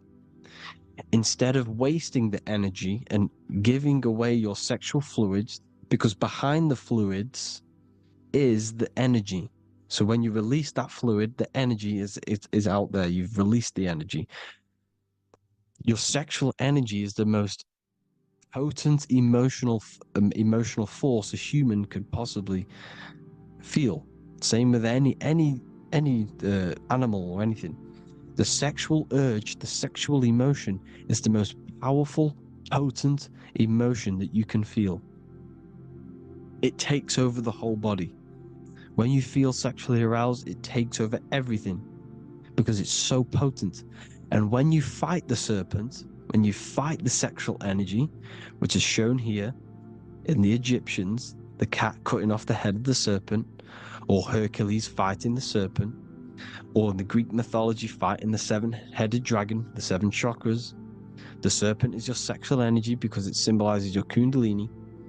When you fight it and you transmute this energy, instead of releasing it, instead of acting sexually on it, you can transmute the energy, transfer it from the solar plexus up to the brain. You can also do this with other tasks. Instead of releasing it, instead of raising it from the solar plexus to the brain, you can use it for other things. So for example, you want to think critically. You can use it for critical thinking. You can use it for going to do exercise. You can transmute sexual energy into anything. But you can do this, you can raise the sexual energy, and you can use this energy to push the cerebrospinal fluid from the solar plexus up through the spine, up the 33 vertebrae to the brain, and it'll activate 100% of the brain. And this is the resurrection of Christ. Jesus was never dead. Jesus was never rose from the dead. It symbolizes the Christ, Jesus Christ. Christ is Christos, which means oil in Greek. The resurrection of the Christ, the Christos, the oil. When it activates 100% of the brain when it's raised, and it can regulate all the systems, it can regulate all the blood, it can regenerate the body. And this is the true Antichrist. They don't want us doing this process. The Antichrist is not against Jesus, it's against the fluid in our body that makes us live hundreds and hundreds of years and makes us live as gods. This is the true resurrection. And when you fight the serpent, you fight your sexual urges, your sexual emotion, the most strong emotion that you could ever feel. You can do this process. And this is the true secret of transmuting sexual energy. Because when you transmute the sexual energy, you can become a god. And this is why Hercules is fighting the serpent. Notice how the serpent is low. He's reaching down to it. It represents the lower self. Because the lower self wants the lust. It desires sex. The body desires sex. There's a fight between the higher and the lower self. But when there's balance, there's even. Heaven is even. When there's evenness between these, this is the kingdom of heaven. This is when heaven is on earth. So at our highest levels of ourselves, the highest level of our intelligence, this is God. God is something that we manifest. We need to achieve Christ consciousness by battling the body. There is no battle outside of the physical body. It's an internal battle. Jesus and Satan have been externalized. Nothing exists outside of you, because I explained in the beginning how you are the consciousness experiencing the central nervous system. Therefore, There is nothing outside of you. It's all internal. Jesus and Satan have been externalized. Why? Because it's business. The church is a business. It's all a business. They've created these figures to be historical when they're not historical. The Bible's not historical. It's all externalized. It's called exoteric, when the truth is esoteric, internal teachings. So anyways, people, balance the chakras, balance the two hemispheres of the brain, balance the conscious and the subconscious. Balance is perfect, the yin and yang. You are spiritual and physical. You live in day and night. You need to be balanced. Oneness. Seek oneness. And this is the true kingdom of heaven. And when we all realize that we are all the same intelligence, the same consciousness expressed in different bodies, when we all realize this, we all realize we're all one. Doesn't matter what race you are. It doesn't matter what race you are, where you're from, your nationality, because none of you are actually from here. None of you are from the physical world. You're manipulating the physical world through the physical body. You are the I am. We all have a soul. Every single one of you has a soul. We all have souls. The reason why they say some people don't have souls is because they're trying to suppress your mind. They don't want you to know that you have a mind. That sounds crazy, I know. But a lot of people haven't realized that they have an infinite intelligence called a mind. And behind that mind, if you can observe your thoughts, the person who is observing the thoughts, you have a soul. Everyone has a soul. Don't listen to all these people saying some people don't have a soul, some people do. We all have a soul. Every single one of us. So anyway, you need to break the lower nature of yourself. At our highest levels, we are gods. Our intelligence, our universal intelligence, the I am, the intelligence that's inside of the brain, is God. Our minds are being corrupted within believing that you are the body, and by the result of this is a society like today, because everyone thinks they're the body, and everyone's living in the lower nature of self, where everyone only cares about themselves. But when we realize we're all one big consciousness ball, we're all the same consciousness expressed in different bodies, there will be peace. So thank you all, people. If you do want to learn more, if you do want to read my book, it's called The Book of Wisdom. I'll put it in the description. It's an amazing book, people. It's going to give you the best understanding possible about creation, yourself, and the world. It's amazing. The Bible, everything.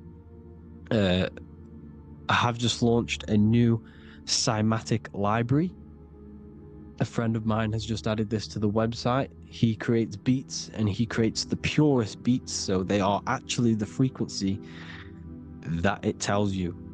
Most of the stuff on YouTube and Spotify and Apple Music it says it's a certain frequency, but we know these major platforms are all playing with the frequencies of the apps. So if you want a real binaural beats, solfeggio scale frequencies to meditate on or listen to throughout the day, join the Occult Library. You can get a 2-day free trial.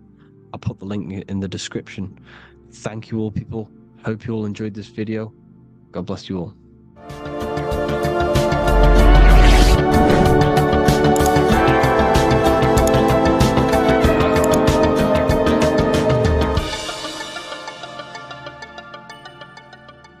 Welcome to Revival of Wisdom.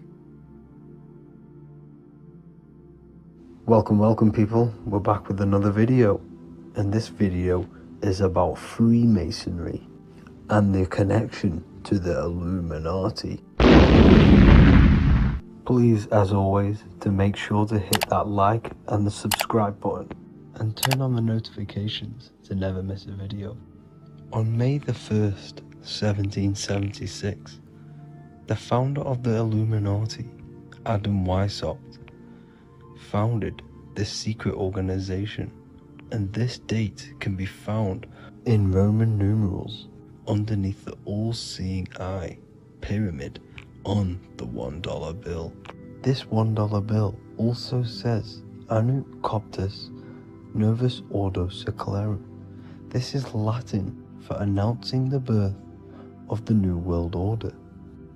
This New World Order will be headed by Lucifer, the all-seeing eye, and followed by the 13 layers of bricks for the 13 elite bloodlines. So your Orsini's, Rockefellers, Rothschilds, Soroses, and the other 9 elite families. So when Adam Weishaupt created the Illuminati, he made it consisting of high-level degree Masons, French and Latin philosophers, and many more powerful people to all become one society.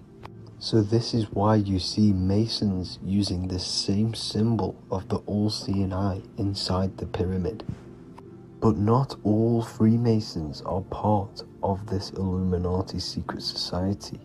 As the 33rd degree Freemason Manly P. Hall said in his book The Secret Teachings of All Ages, Freemasonry is a fraternity within a fraternity, an outer organization concealing an inner brotherhood of the elect.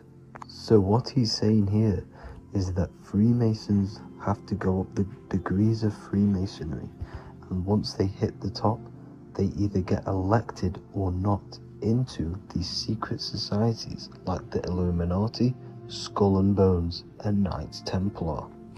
So when you see celebrities doing this one-eye symbolism, either covering one eye, doing the triangle, or doing 666 over one eye, this is showing and reflecting the symbolism of Freemasonry. They have taken the oath to never speak on anything they learn about Freemasonry. Duncan's Ritual of Freemasonry book states the oath they have to take, quote, I ... of my own free will and accord, that I will ever conceal or never reveal any of the secrets, arts, points of Master Mason's degree to any person whomsoever. All this most solemnly sincerely promise and swear.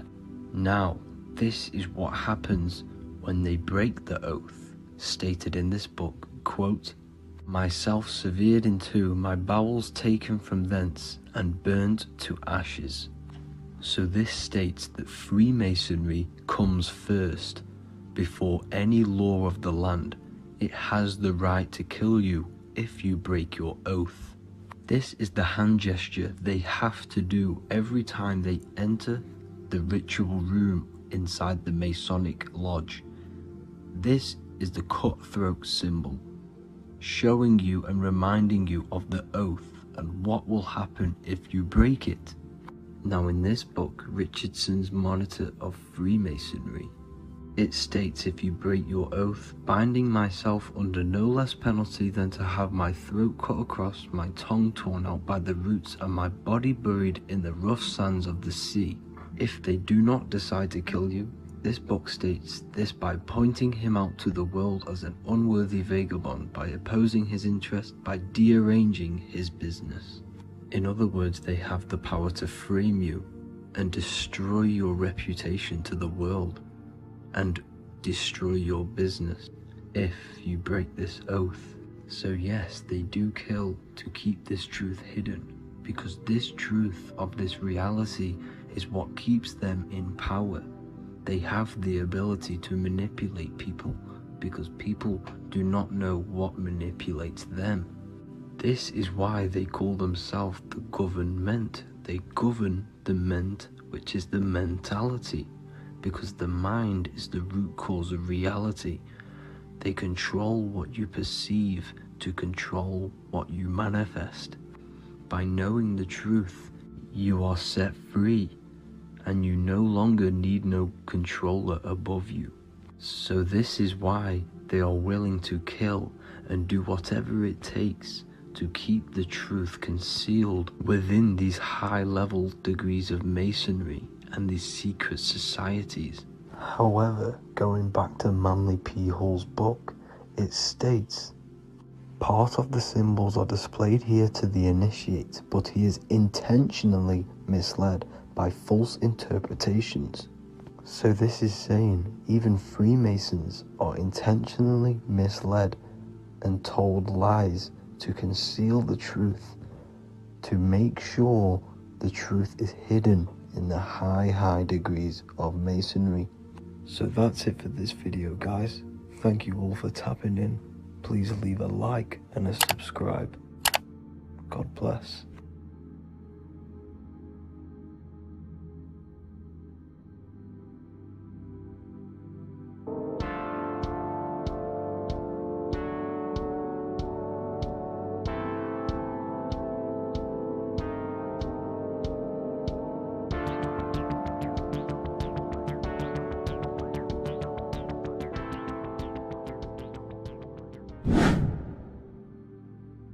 What is good, people? It's Revival of Wisdom. Today we're going to be talking about Saturn.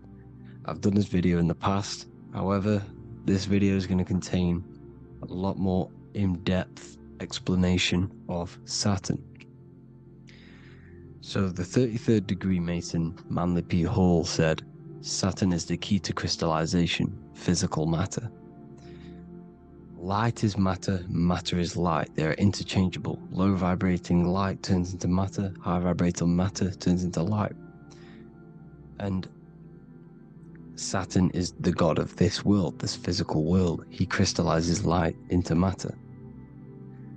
This symbolizes the Masonic checkerboard, matter and spirit, matter and light, light and matter. He's also the god of time, destruction, justice. He creates and destroys, because all things in time die. He creates and destroys you. So, because we live in this physical world, which is the electric world, this is why we say electricity, because it comes from the root word of El, Saturn. They used to call Saturn El, E-L. This is why we used to say Elohim is God. The real god of this world is Saturn, but it's being hid. This is being hid. Jesus is Saturn. All of this is Saturn. It's all Saturn worship. It's the real god of this world, So, physical matter is a result of two opposing forces equalized on the plane of inertia, because everything is created out of electromagnetic toroidal fields. And these two poles equalize on the plane of inertia, which gives you planet Earth, plane of inertia. The plane of inertia is what Saturn is. It's the ring around the center of the plane of inertia. Thank you to Walter Russell saying, physical matter is a result of two opposing forces on the plane of inertia. This is what Walter Russell says, so please check out his work. He's got many books, many books on light and electromagnetism and stuff like that, so I advise you to check him out. So the torus field gives you the binary code 0 and 1, the female vagina and the male phallus. This is the code for this world. Saturn crystallizes physical matter. Now Saturn is the most outermost layer of the 7 layers of heaven, where it says in the Quran, it says, Allah, it is he who created the 7 layers of heaven. Saturn is the outermost layer. He's the top. He's the most high. So when we say the most high, we're referring to Saturn. He's the most high before the firmament, before the stars. So Saturn is the god of this world. He's the Lord of the Rings. He wears the crown. The crown is the rings. Crown, Kronos. So the planets are luminaries, they are lights, they are beings, they are energy, conscious energy. And we're in the heart of the solar system. Saturn is the outermost layer. He is the one of this world. He's the god of this world. Now, On the North Pole of Saturn, you have the hexagon. Add up all the sides, it creates the six-pointed star. Or it can be created as a cube. The cube is very important. The six-pointed star is very important. 6 points, 6 triangles, 6 side, 6, 6, 6. Black cube adds up to 6 in gematria. Now, what did I say in the beginning? Saturn crystallizes the physical world. He creates physical things out of light. You are a light being. This is why we say human. Hue means the light spectrum. Hue, man, we are light manifested into physical forms. Human. And we are incarnated through Saturn. Satan, same thing. The number of the beast is 666, and the 666 comes from the 6.6 triangle, 6 sides of Saturn, 666. We are all known as carbon-based life forms. Carbon, the atomic structure of carbon, is 666, 6 protons, 6 electrons, 6 neutrons. We are materialized into our physical bodies through Saturn, through the number of the beast. These bodies are the beast, it's the animal. The divine, the Christ, is the consciousness within, because you are a physical, spiritual being combined into one, hexed into one. Hexagram. This is a hexagram. You're hexed into physical matter, spirit and matter, light and dark, combined into one. Now you contain of the mark of the beast, the mark of your body. Your body's the beast. It says in the Bible, Satan, who is the god of this world. This world. There are many different worlds, but this world is run by Saturn, and it says that in the Bible. Saturn is Satan. It's the same thing. And look at the crown of thorns are wrapped around the heart. The soul is in the heart. The mind is in the brain. The soul is wrapped around the rings of Saturn. You're wrapped in physical matter. This is what it's showing you. This is symbolizing the rings of Saturn wrapping you. And the cross on top is the cross of the cube. The cube, the black cube of Saturn, unfolds into a cross. So Satan, who is the god of this world, Corinthians 4:4 in the Bible, Satan, who is the god of this world, has blinded the minds of those who don't believe.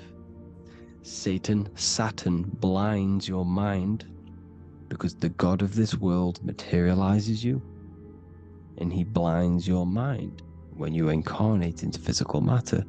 When you enter this soul system, not the solar system, you hit Saturn first. He materializes you.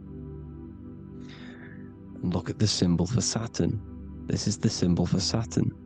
All of the planet symbols are created out of the Holy Trinity. The Earth, Moon, and Sun. Body, mind, and soul.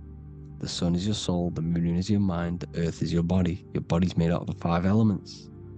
The sun is your soul, because the sun is life force, gives life to everything.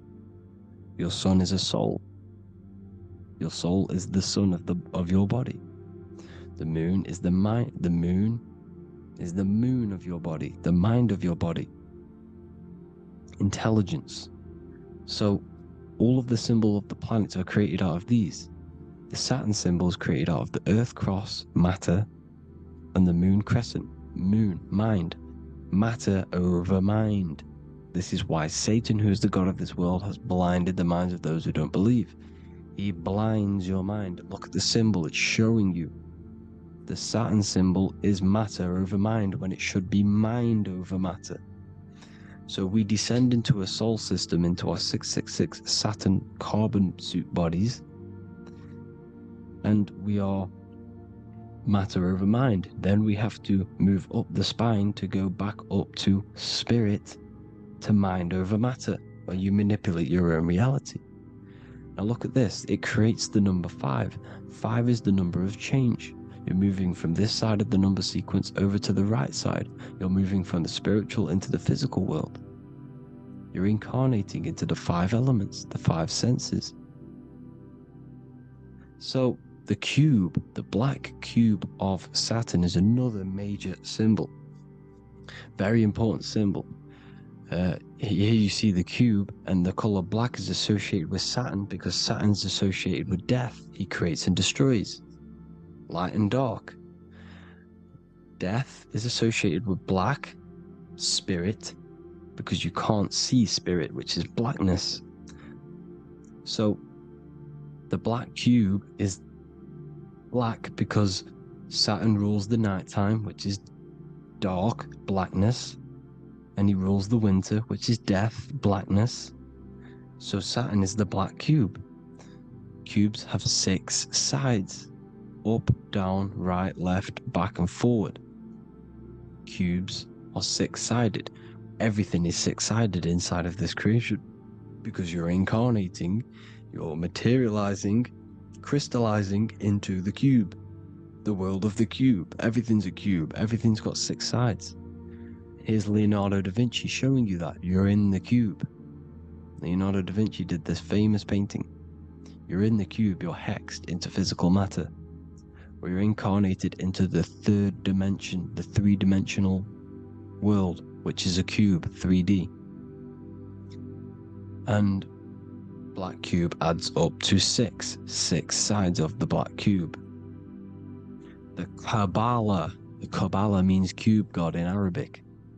And look at what they do. They worship the cube, the black cube, and they stand in rings like the rings of Saturn. Australia, Denmark, Manhattan, Santana all have these black cubes.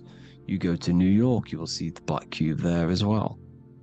These black cubes are everywhere because it is the real God of this world, So look at the cross. The cross unfolds into the cube. Xbox, Nintendo GameCube, Sega Saturn, anything to do with a simulated gaming reality, they put Saturn in it because we're in the simulation of Saturn. This is a simulation. And this is why they reflect this through the Xbox, GameCube, Sega Saturn, anything to do with gaming, simulations, is all Saturn. Because we're in the cube of Saturn, the black cube. We're in the GameCube, the Xbox, the Sega Saturn. As above, so below. So they reflect it through the simulations that they create inside of this simulation. Cubes have 8 points for the 8 points of time and space. 8 is the number of time. Everything's cycling, infinity. So, look at the cube. The cube is symbolized as in Judaism. The Judees have the black cube. They wrap themselves in a black band and they cover their eyes into blackness. The black cube for the black cube of Saturn. They use the star of Saturn, and they worship their god on Saturn Day because it's all Saturn worship. Look how the Saturn god is wrapped around with these thorns or leaves, just like Jesus is wrapped around his heart. And Jesus on the cross is us on the cross. We are in the cross. We are in the cube. The cross is the cube. And the cross is even in the Saturn symbol. This is another symbol for Saturn. There's 2 symbols. You got this one, the one I've just broke down. Then there's this one. This is the cross of Saturn, the cube god, the simulation, the GameCube. Now, Chronos is another word for Saturn. Chronos means time. When you clock into work, you go to the Chronos machine. Well, I did anyway. And I tap my card on the Chronos because Chronos is time. Anything to do with time is Saturn. He creates and destroys. Look at the artwork of Saturn with the sand, the time. Look at this, how he's cutting off the baby's wings. He's crystallizing the spirit into matter. He's cutting off your wings. Satan, in the Bible, he falls from heaven into earth and he loses his wings. He becomes a serpent. See that's it's all symbolic for us. We are the fallen angels, fallen angles of light. We're fallen angles of light. We are light beings. Now we've fallen into physical matter. Saturn's chopped off our wings. He's chopped off our spirit wings, because when you astral project, you can fly. You will fly around. He's got the Reaper staff here, always depicted with the Reaper staff. Now look at the clock. Saturn day is the 6th day, the number of the beast 666. Look at the clock. 6 take away 12. 12 take away 6 equals 6. 7 take away 1 equals 6. 8 take away 2 equals 6. 60 seconds in a minute, 60 minutes in an hour, 24 hours in a day, 2 plus 4 equals 6. That's 666. Everything's 666 because it's time. Saturn. All goes to Saturn. He's the god of time. We're in time now. We're in time. We're in the time, which is God. The god of this world. The god of time. Now look at this. The Reaper is also depicted as the Reaper with the staff, the black cloak. Black symbolizing death, spirit. Judges wear black because Saturn is the law. He's the god of this world. He's the law. This is why they wear black cloaks. When you graduate from university, you wear a black cloak and a black cube on your head. You've been hexed. Funerals, you wear black because it's all to do with Saturn, Father Time, Father Crystallization. Now Saturn, here's another one of him cutting off the wings of a child. Because he cuts off the wings. He creates and destroys your body. We're in the electrical world. Everything that is electrical vibrates. All vibrations have to come back to a standstill point, which is death. This is why your body dies. Your atoms stop vibrating. Herona. Look at the crown. The crown is the corona. Corona means crown. And look at this is an alcohol brand for beer. You can see the staff of Saturn in the symbol with the moon crescent. Corona, which is the crown, Saturn, the crown on Saturn, the rings. And then you've got the staff. It's all Saturn worship.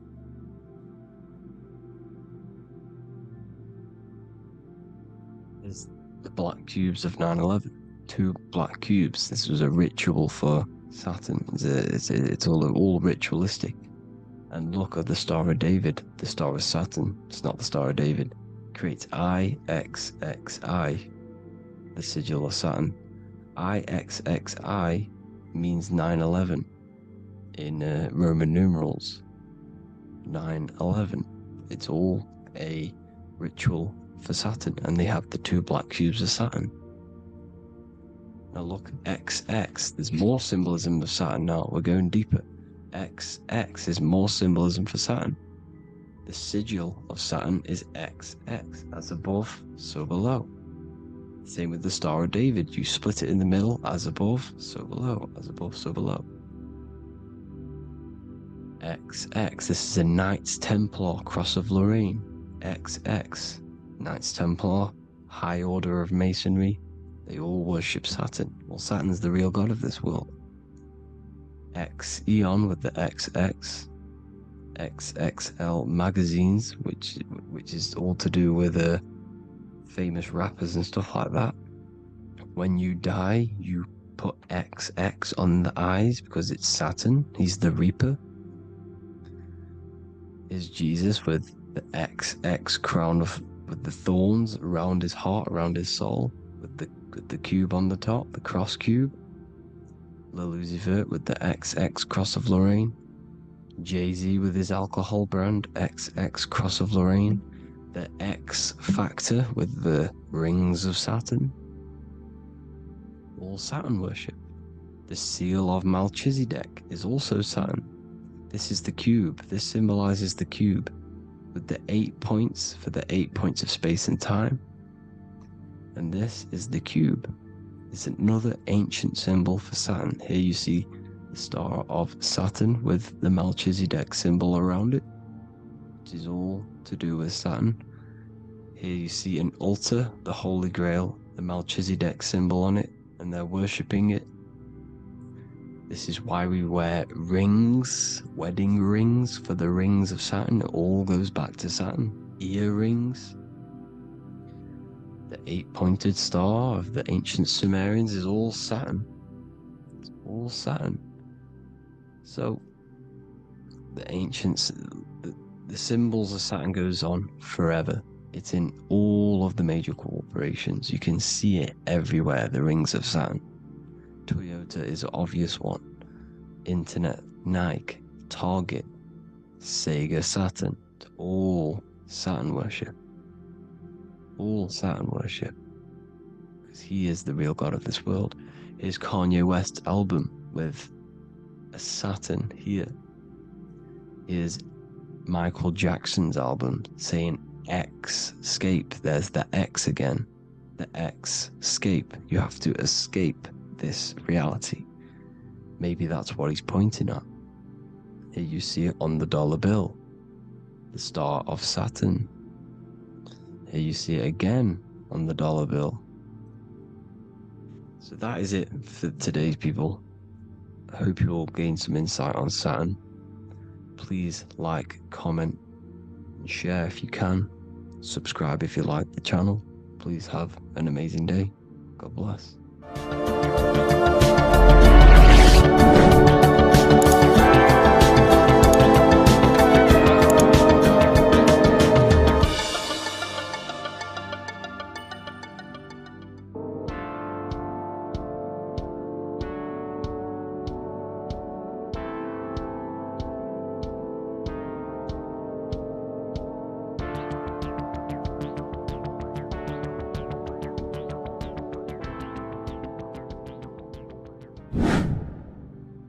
Welcome back, people, to another occult lecture by Revival of Wisdom.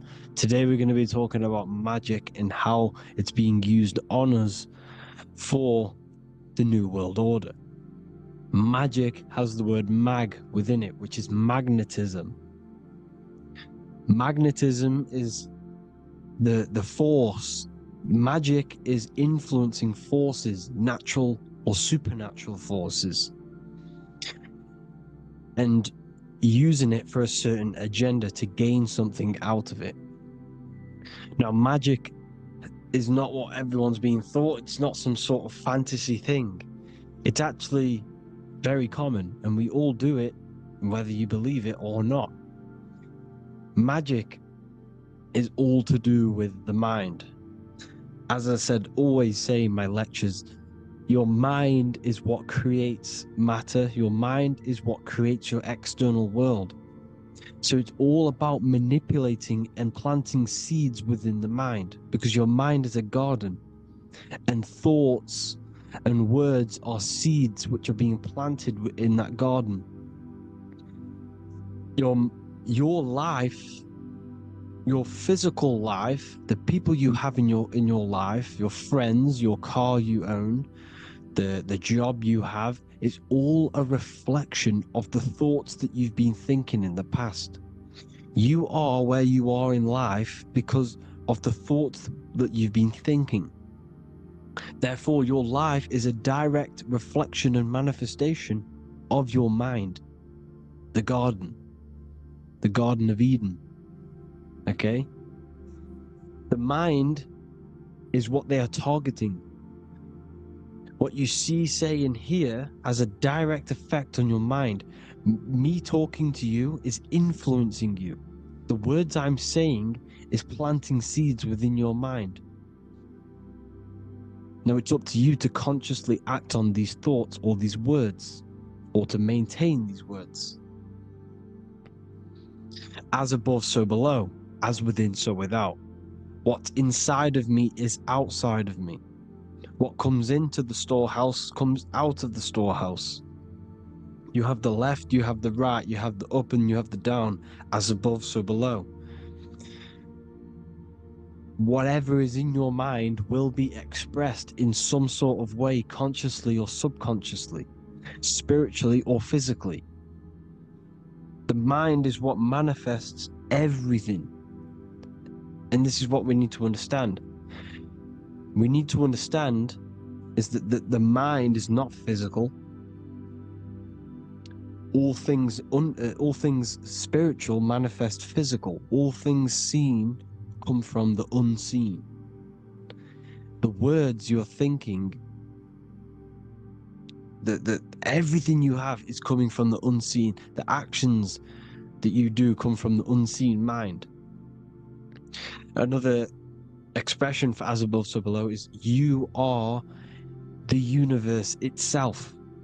You are a universe, a mini universe. But just because you are mini does not mean you are the whole thing.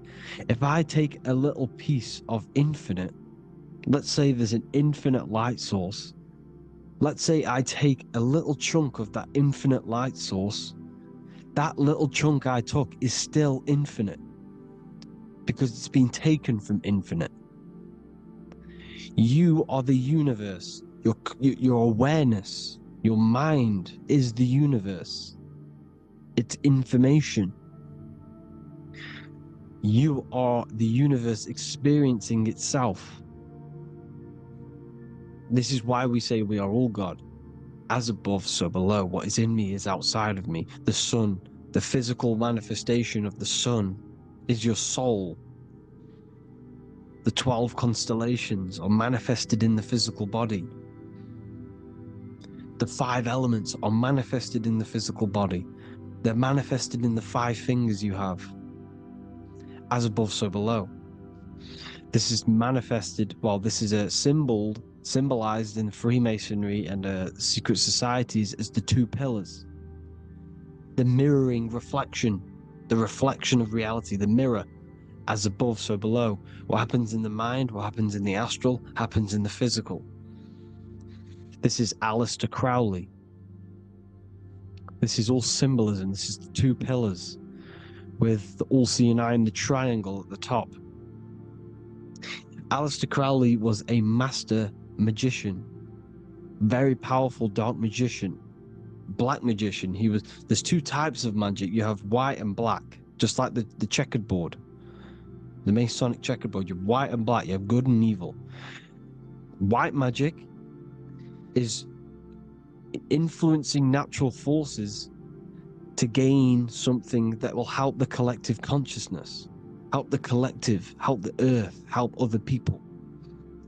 Black magic is something you manipulate something so you can get something personal out of it. Doesn't matter if it's good or bad. It's still considered as black magic because you're being selfish. Everything you do should be contributing towards the collective consciousness and helping others. And this is why the ancients lived in a system where everything was in unity. We understood that I am you and you are me. What I do to you happens to me because I am you and you are me. We are the same mind substance on the inside.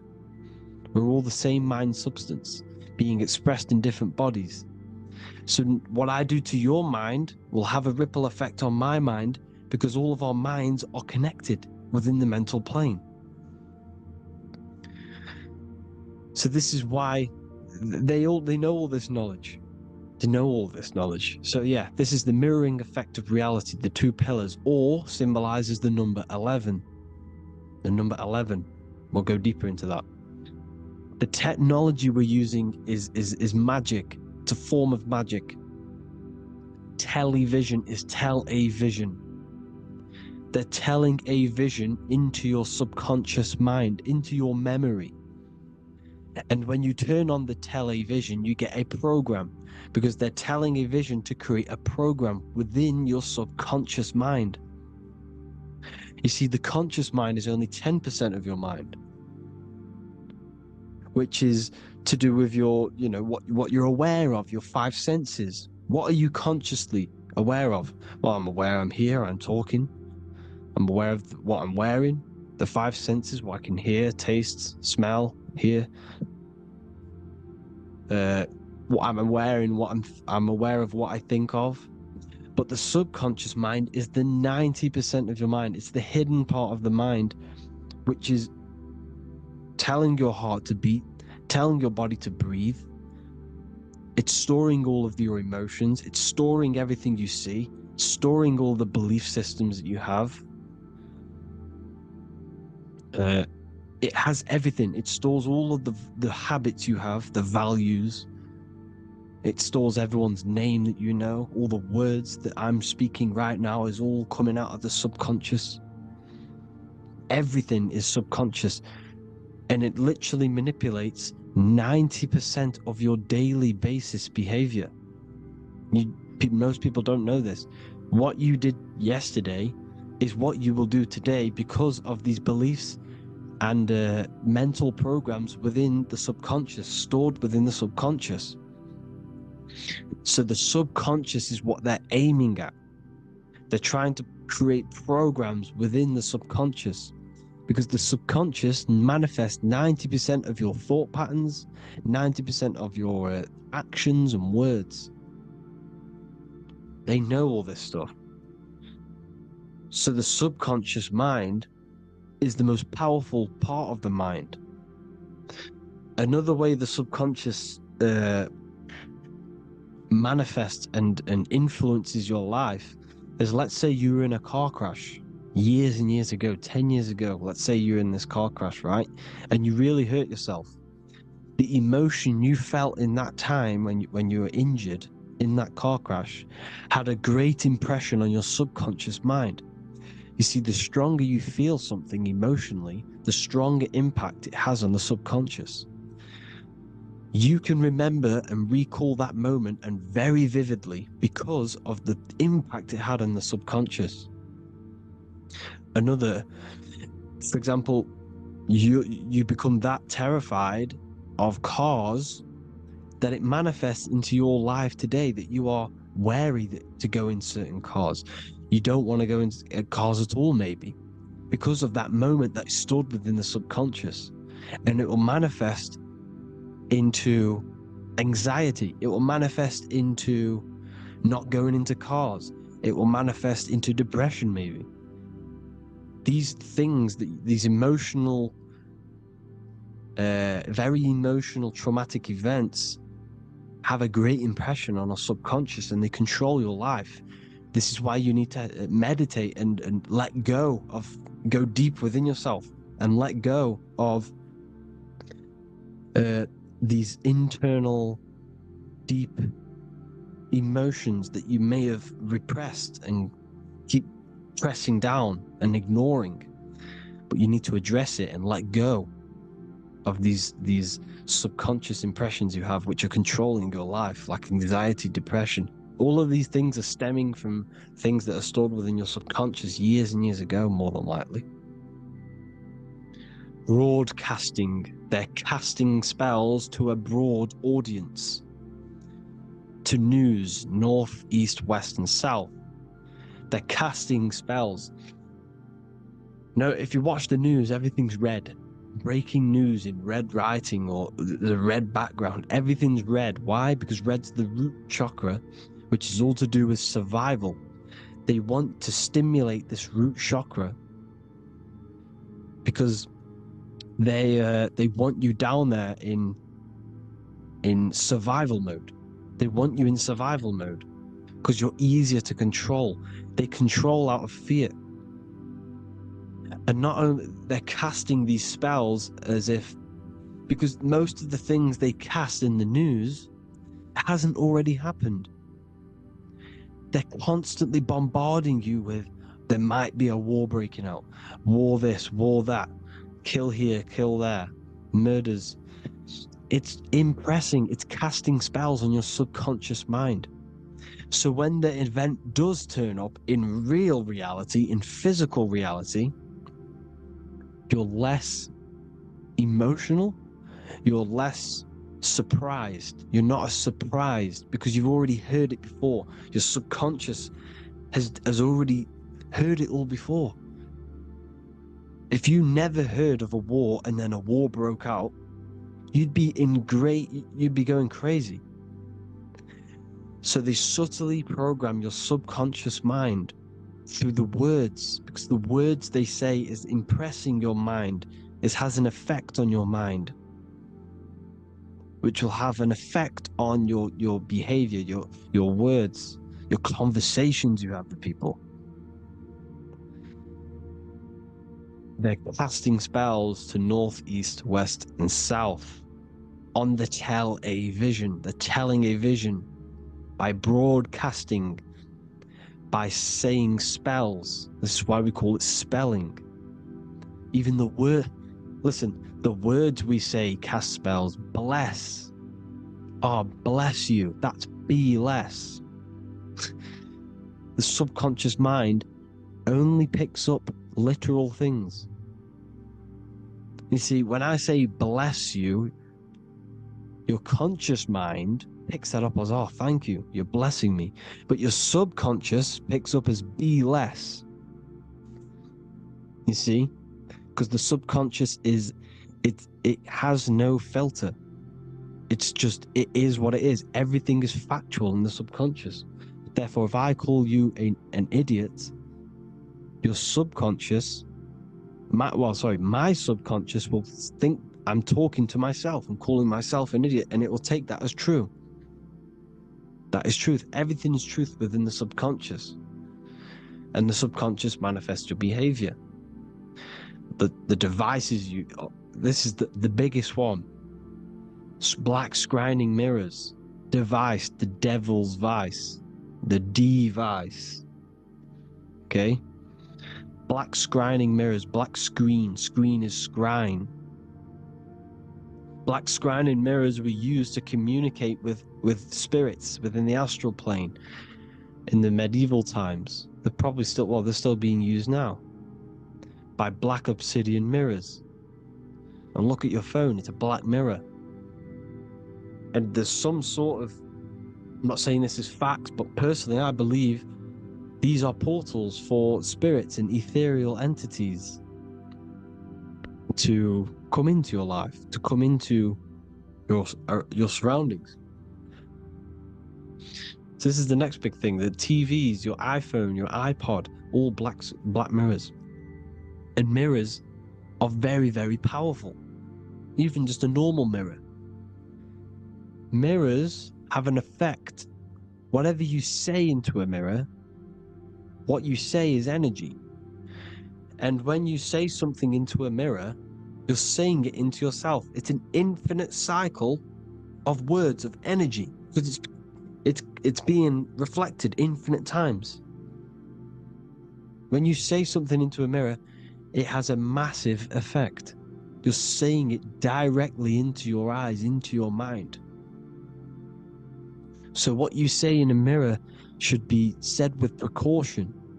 Never say anything negative into a mirror, because mirrors are very, very powerful ways for you to reprogram your subconscious mind for the good. You can say very positive things into mirrors and it will reprogram your subconscious mind. Okay? Manifesting is all magic. It's all magic. Everything is magic. But consciously doing it is what they're doing. They hid this knowledge. Your phone is magic. It manipulates your mind. The iPhone. Okay? See, magic isn't all of this with wands.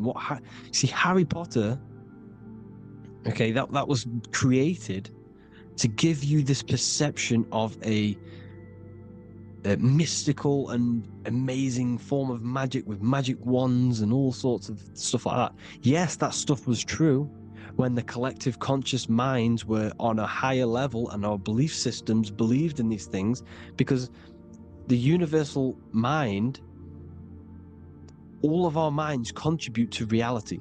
If the masses don't believe in magic, if the masses don't believe in a certain thing, it's going to have an effect on physical reality. So when the collective minds are higher and have more open minds, things like Harry Potter can come true. See, it's all in the mind. The iPhone, the eye is the symbol for the mind, the invisible intelligence. The triangle is the ethereal plane. Okay? So the eye in the triangle is the eye that sees into beyond the ethereal planes. The square is the physical plane. So the iPhone, your phone, is a black box, just like the Saturn black cube. It's a black mirror. It's taking photos of you every 2 seconds, and it's your mind. Your mind is in that phone. Everything you like, everything you text, everything you type in Google, everything you say to someone, every conversation is all recorded on the phone. Therefore, it is a direct reflection of your mind. Your mind is imprinted into your phone because your mind, everything you think in your mind, you're manifesting into typing, saying, taking pictures into the phone, and it's collecting it and storing it. And what they're doing, and this is for all forms of magic, it's manipulating the mind. It's all manipulating the mind. Reels, Instagram, TikTok, this is all dopamine. It's all controlling the mind. Every like you get, every follow you get, every share that you get is dopamine within your brain. They're literally targeting your brain and mind. It's all manipulating, because what they're pushing through the phones, through the media, through the news, through the televisions, is visions and programs. You are the one manifesting the New World Order. They're not manifesting the New World Order. They're giving you the information so you can manifest the New World Order. Everything they say is contributing to your mind. For example, digital money and all the information they put out for you to see is contributing to your enslavement. Your mind is manifesting the New World Order. They know this. They don't manifest it. There's billions of us. We could easily run over them physically.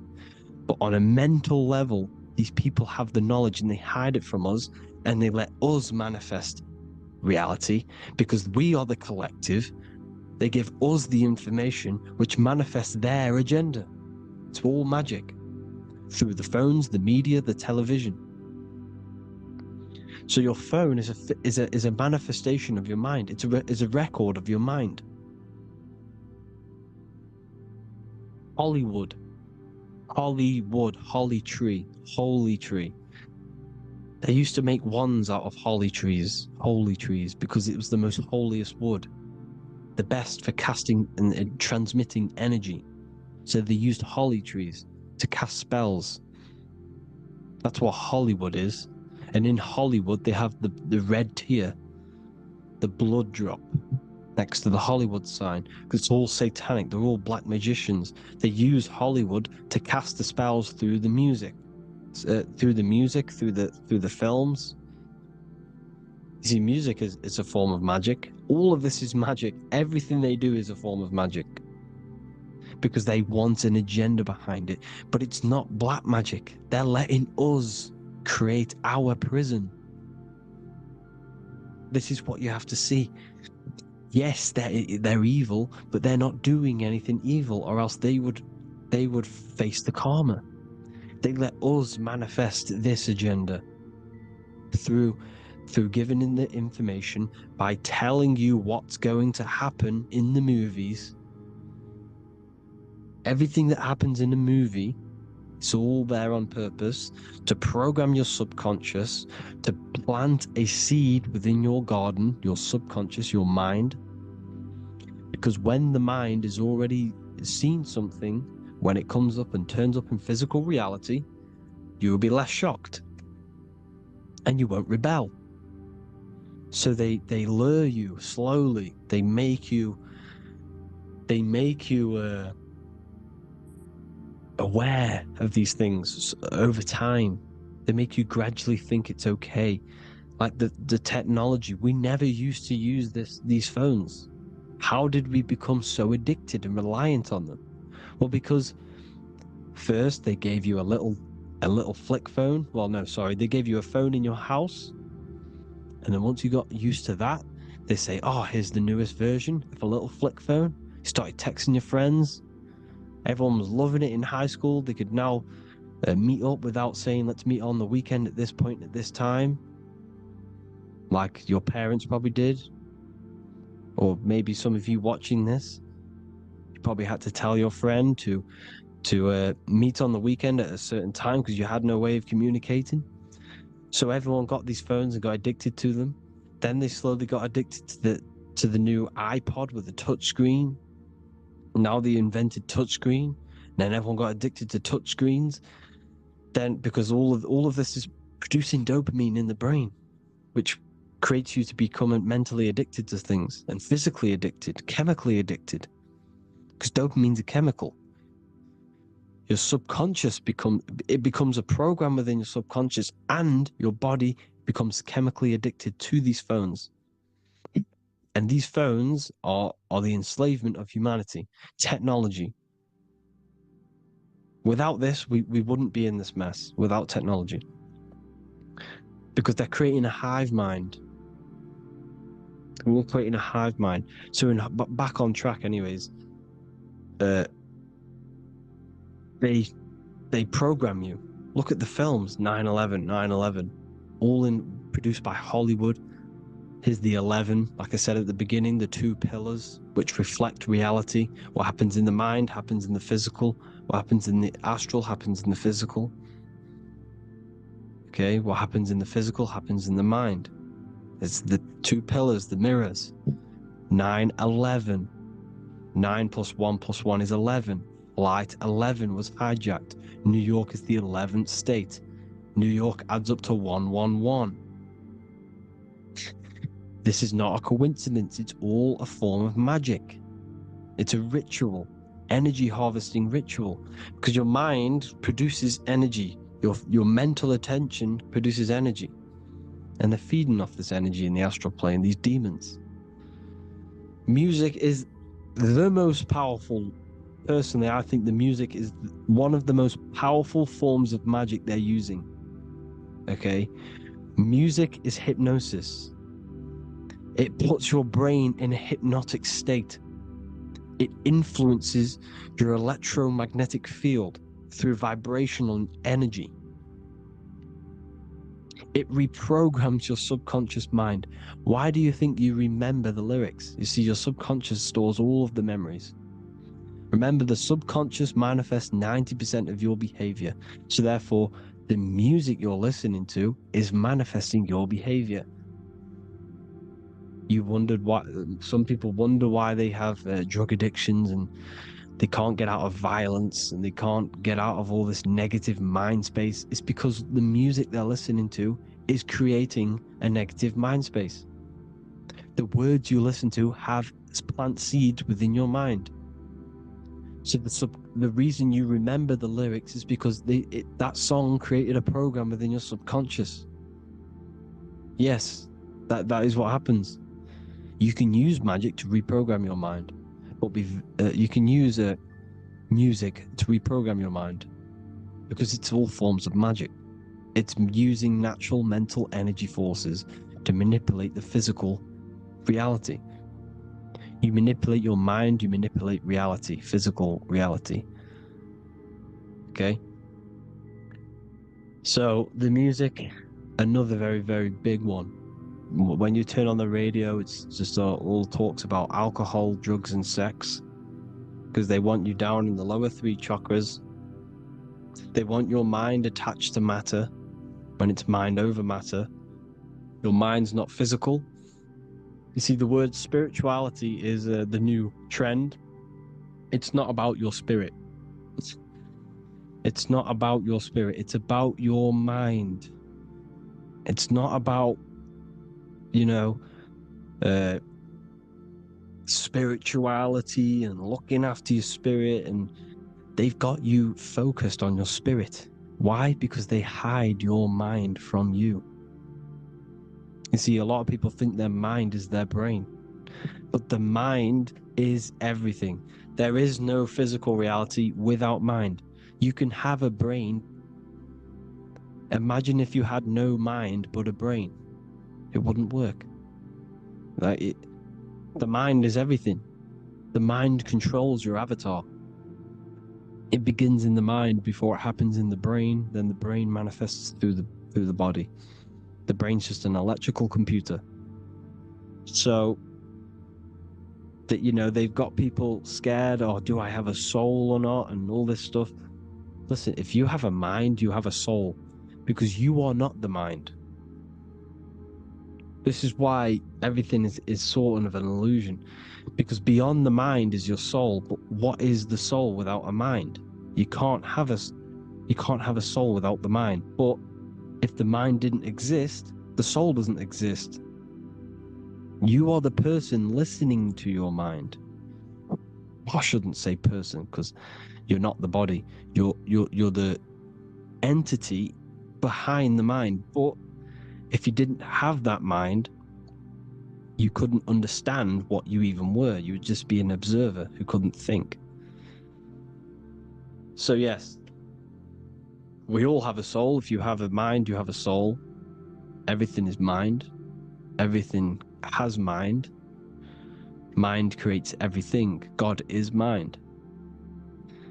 And then manipulating your mind through TV, your phone, every little thing, the school, it's all about the mind, people.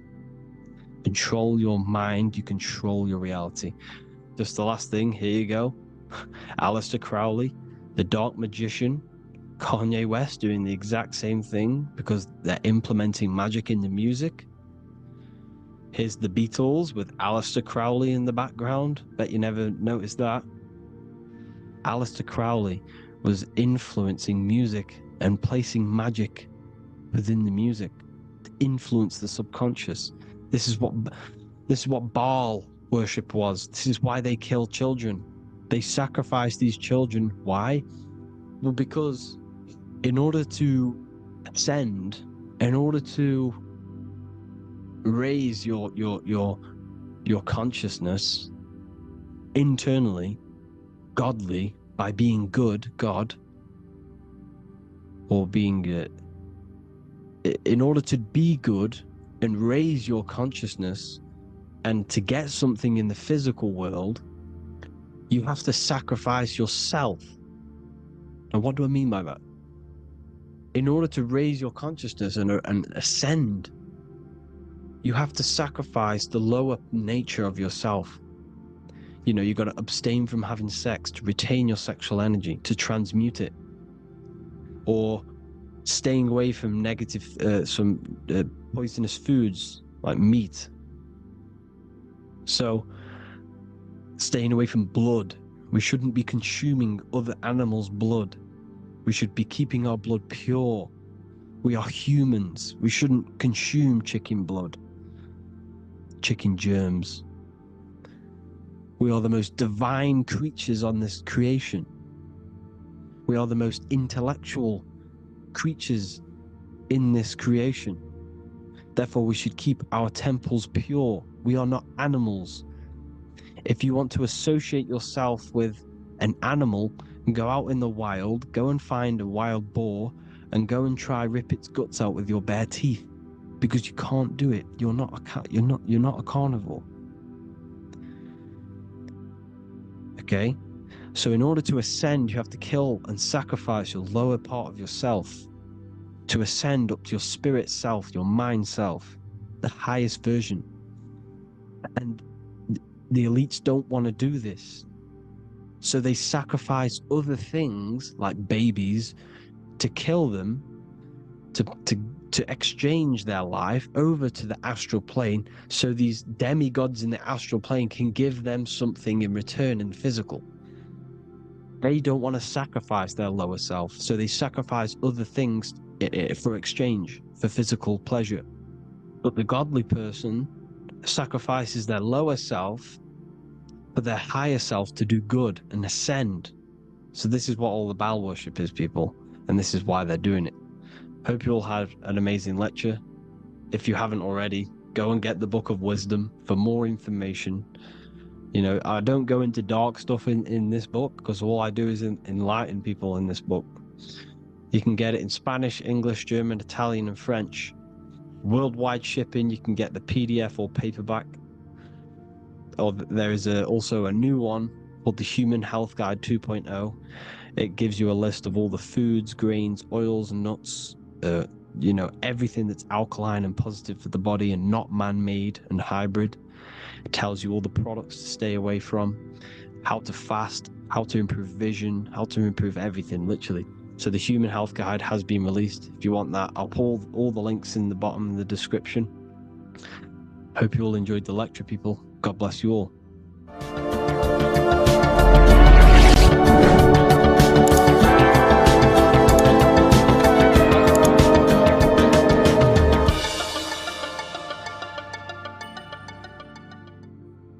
You are not breathing correctly. 98% of people only use a third of their lungs capacity, which is shallow breathing, which ages you, lowers your brain capacity, and also lowers your state of consciousness.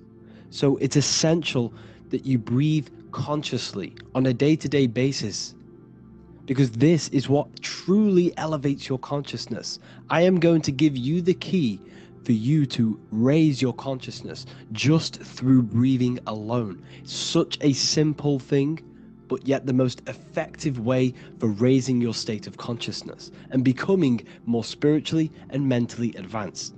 So tune in for this video and I'm going to show you exactly how to do it and the symbolism behind breathing. Air is more than just air. It carries electromagnetic energy. So now I'm going to give you the science behind this spiritual truth. This invisible force is what sustains all physical life, providing the life force energy essential for existence. Electromagnetism. Everything is fed off electromagnetism. Your body is an electromagnetic battery.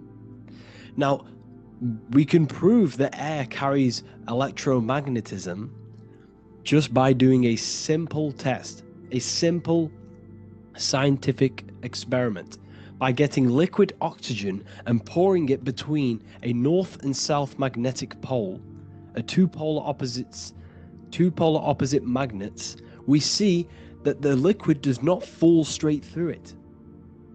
It is sucked, it is magnetically attracted to these two opposing forces, opposing magnets. This is proof that air, liquid oxygen carries electromagnetism. When you are breathing electromagnetism, the essential life force behind all living beings. This is known as energy or prana, chi, ether or spirit. This is all the same thing. Air is not just empty space, it is energy. It is prana, it is life force, it is spirit, it is ether, chi, prana. You are an electromagnetic being. Your consciousness is in direct correlation with your electromagnetic aura or biofield around your body. Your state of consciousness is mirrored within this field around your body. Now your breath, when you breathe in, you're breathing electromagnetism or life force. Breath is the vital link between the physical and the spiritual, bridging the body with the soul. Through breath, we connect with both tangible world and deeper, the unseen realms of energy and consciousness. Breathing deeply and properly elevates our consciousness, enhancing the brain's functions, heightening the sensitivity of our five senses. It also brings a profound calmness to the mind, creating a state of clarity and inner peace. Like I said earlier, breathing properly is the fastest way to elevate your consciousness. It is the fastest way, because breathing, when you stop breathing, what happens? You lose physical consciousness. Your body will shut down if you do not breathe in this vital electromagnetic energy in the oxygen. If your body does not get this for 5 minutes or however you can last without breathing, this makes you lose physical consciousness. Your body will not survive without this essential life force energy. Therefore, air is one of the most overlooked things. This is why we see the symbolism of Buddha having a big belly. Why does he have a big belly? Because it's symbolizing breath work, proper spiritual breath work, the certain teachings of breath work, of when you breathe in through the nose, you have to breathe in through the nose. You don't want to breathe in through the mouth, because the nose acts as a filter which catches dust particles and filters out the air before it enters the lungs. The mouth does not do that. The nose is for breathing inward. We breathe in through the nose, and when we breathe in, we breathe into our belly, not our lungs. When we breathe into our belly and our belly expands outwards, we are then moving this energy down from the nose down the spinal column. And when we breathe back out, the belly goes in, which is raising the energy up the spinal column, back out through the mouth. This is the true way of breathing, because when we breathe, we are moving energy. We are moving electromagnetic energy. When we breathe in through the nose, the energy travels down the spinal column, and when we breathe out, we are raising this energy back up the spine, some of it going out the mouth, and some of it reaching the brain, activating dormant brain cells in the brain. But when we breathe, we need to make sure we are using 100% of our lungs' capacity, because the lungs is what transforms this special energy into consciousness, physical consciousness. So this is why Buddha has a big belly. It's not because he was fat.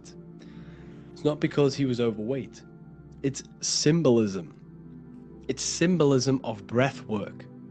So try this. Do this for 2 minutes while you watch this video. Breathe in through the mouth as hard as you can until you no longer can fill any more air into your lungs and belly. Breathe it into your belly, not your lungs. And breathe out through the mouth. Do this for 5 minutes or 2 minutes, however long. I promise you, breath affects your consciousness. You will notice the difference. If you do it quicker, the quicker it'll affect your consciousness, and you might go lightheaded. But that lightheaded is you activating your spirit, your energy body. So try this just when watching this video. When you breathe consciously, you are renewing both your energy body and astral body, aligning your consciousness with a higher state. This practice feeds new life force energy into the body, revitalizing and enhancing your overall well-being. Like I said, your brain requires the most amount of oxygen. When we have shallow breathing, this is reducing the brain's capacity. Because when we are not breathing properly, which 98% of people are only using a third of their lungs capacity, we are essentially only using a third of our consciousness, because your breath is directly correlated to your consciousness, your state of consciousness. When you breathe in through the mouth, out through the mouth, out in through the nose, out through the mouth, consciously and deeply for 5 minutes, you will notice that your senses are more powerful and sensitive. Your brain is quicker. It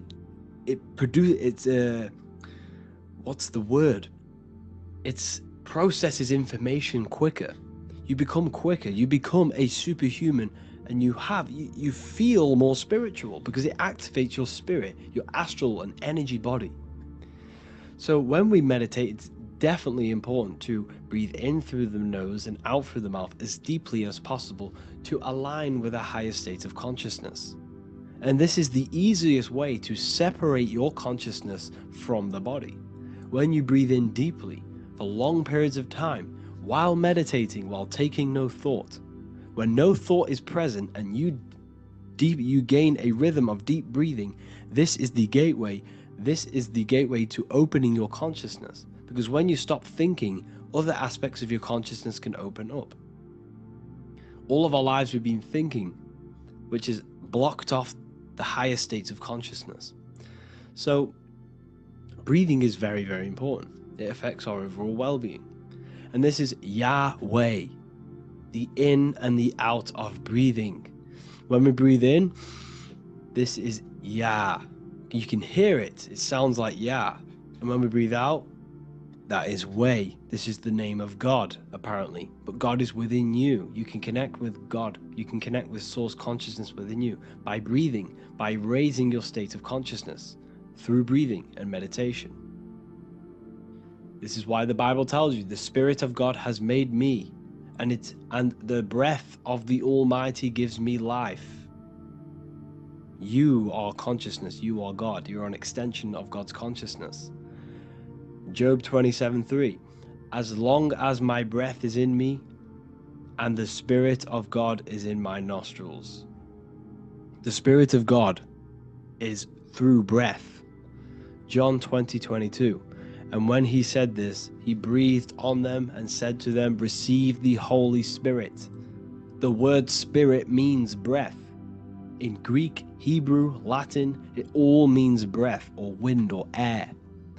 The Holy Spirit is a certain way of breathing, a breathing technique that elevates your consciousness, that syncs you up to a holy consciousness, an elevated state.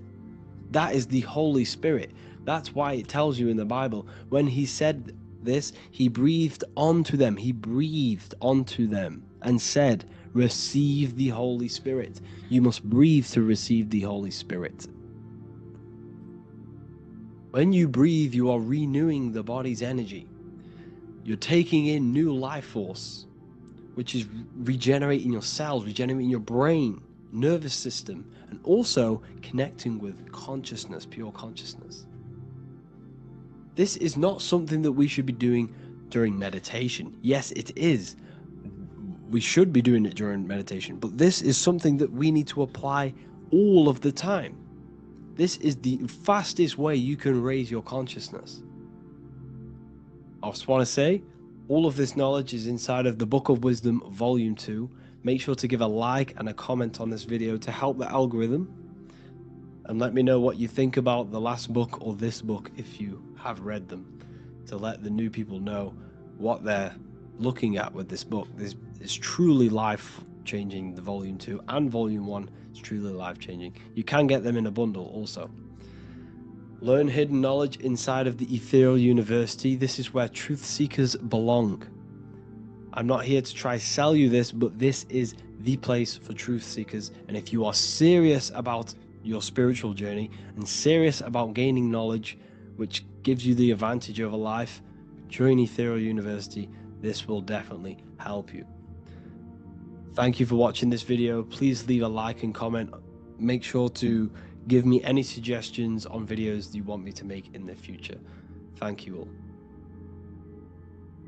You don't just have a physical body.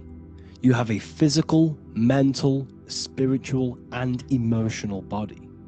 Each one of these aspects are a body of its own. Body does not just refer to a physical substance.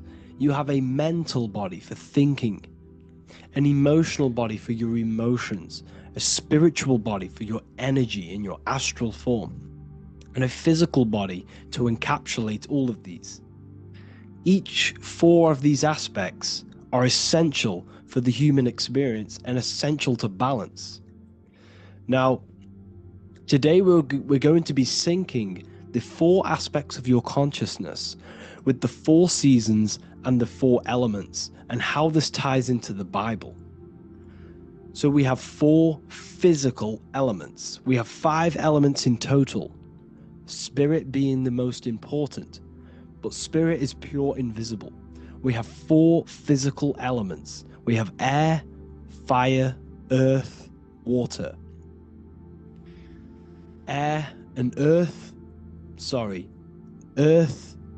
and water are feminine. Air and fire are masculine. Air and fire are active. Water and earth are passive. The air corresponds with the mental body of consciousness. This is where your intellect, this is where your communication, this is where your thoughts, intuition all comes from.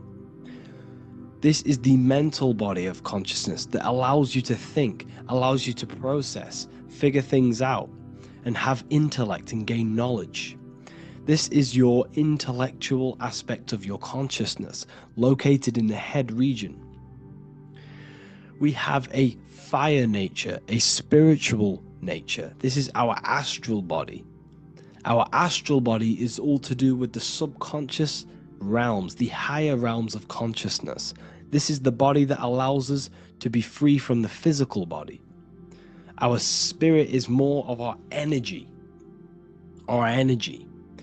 Water is our emotional body. This is what allows us to feel things, that allows us to gain intuitive feelings of conscience. So emotion allows us to understand what is right and what is wrong. When we feel something bad, we know that this is wrong. When we feel something good, we know that we are doing good. Emotions are a creational force that allows us to feel certain things to bring them into existence. Our emotional body is a creational force and should not be reactive, and they should be controlled. Most actions are stemmed from emotions. Actions bring thought into physical existence. Emotions are the driving power. They are what drives your actions. The thought, then the emotion, then the action. Earth is your physical body. This is your physical state that allows you to take mind and emotion into action, into fruition, into physical matter. This is what your physical body allows your consciousness, your soul, to interact with the physical world and bring things into physical existence. The physical body, the physical world, is an outcome and an effect of the thinking mind. All physical substance comes from the thinking mind. The pen, the phone you're holding, the microphone I'm speaking into, all began as a thought in the thinking mind, then it was brought into physical reality. Earth is the most dense.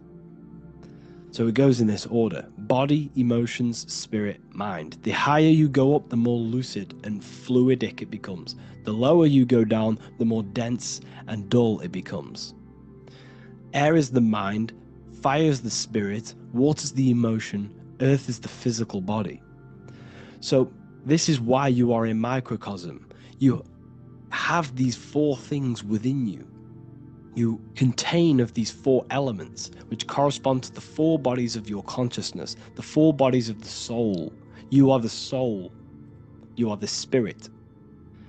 So this is why in Theologians 4:17 it says, "Caught up together with them in the clouds to meet the Lord in the air." You don't meet God or the Lord in the physical air, in the clouds. This is clearly a parable. A human being cannot go up to the clouds and meet a mystical man in the clouds. This is obviously a parable, a metaphor. The air is your mind. You must raise your consciousness beyond the body, beyond the emotions, beyond the spirit, and enter in the mind during meditation, turning the mind inward to connect with the Lord. The Lord is the highest aspect of your consciousness, the one that exists beyond the physical body, beyond your emotions, beyond the thought. So you meet the Lord in the air, in the mind. The mind represents the air. This is why in America there's a saying called an airhead. You're an airhead. This means that you are stupid, or you don't think, or you have nothing in your mind. You have nothing in your head. When someone's very stupid, you call them an airhead, because air represents the mind. The air is elevated. The air is invisible. The mind is totally invisible to the human eyes. It is a metaphysical substance. In fact, it's not a substance at all. It's so fluidic. It's everywhere. The mind can be everywhere at all times. It can be anything. Nothing is impossible within the mind. Now, this is synced with the four seasons. The four seasons represent the four aspects of human consciousness, the four bodies of your consciousness, the four bodies of your soul. The sun is your soul, okay? And the sun travels around four seasons. Summer, when the sun is the most hottest point. Autumn, when the sun starts to move away from the hottest point. Things start to die. Then it goes to winter. This is when everything dies. This is when things enter in within itself. This is when darkness occurs. Then spring. This is the reignition of the sun. This is when the sun starts to bring back the warmth back to the summer. You have 4 seasons which correspond to the 4 bodies of consciousness. Fire is the spirit.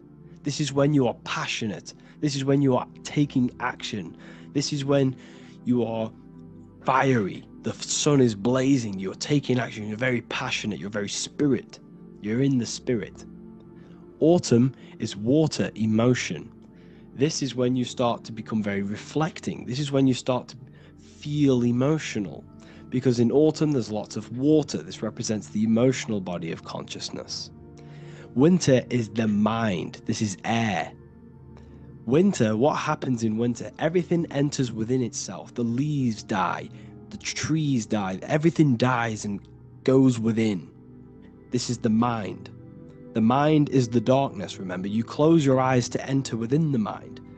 The winter represents meditation. In the winter, what do people do? They stay inside of their house. They research more. They read more books. They become more intellectual. They think more in the winter because we are so we're stuck inside. So we're more reflective. We're thinking more. We're more communicative. We're more intellectual. In the spring, this represents the earth, the body. This is when we start to come out of the mind and we awaken to the body, and things start to grow again. The plants start to grow. The earth is growing again and reborn again. This is the body. This is when you become more active in the spring. And then the summer, back to the summer, we then take action on these thoughts and these thoughts that we gained over the winter. Essentially, this is just a massive cycle. And this is a daily cycle also. The nighttime is the winter. The morning is the spring. The midday is the summer. And the evening time is the autumn. This is a microcosm. We have 4 bodies of consciousness. You are the sun, you are the soul, and the soul has 4 bodies: summer, autumn, winter, spring. Emotion, air, body, spirit. Sorry, emotion, mind, body, spirit. So you are the soul. You are the pure essence of consciousness. The sun is your soul in the heart. And the seasons are inside of you because you are a microcosm. Okay? You are a microcosm. The word sun is son. The Latin word for sun is sol, which is soul or solo, because the sun is solo. It's on its own. You are the soul, and the soul has the 4 different bodies of consciousness.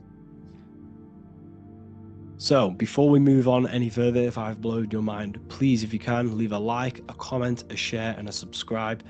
Let me know what videos you want me to make in the future. Please drop a like, it definitely will help me. You are a microcosm of the macrocosm. Man is a miniature universe that goes through its own cycles. The seasons of the summer, winter, spring, and autumn do not occur merely outside of him, but within him as well.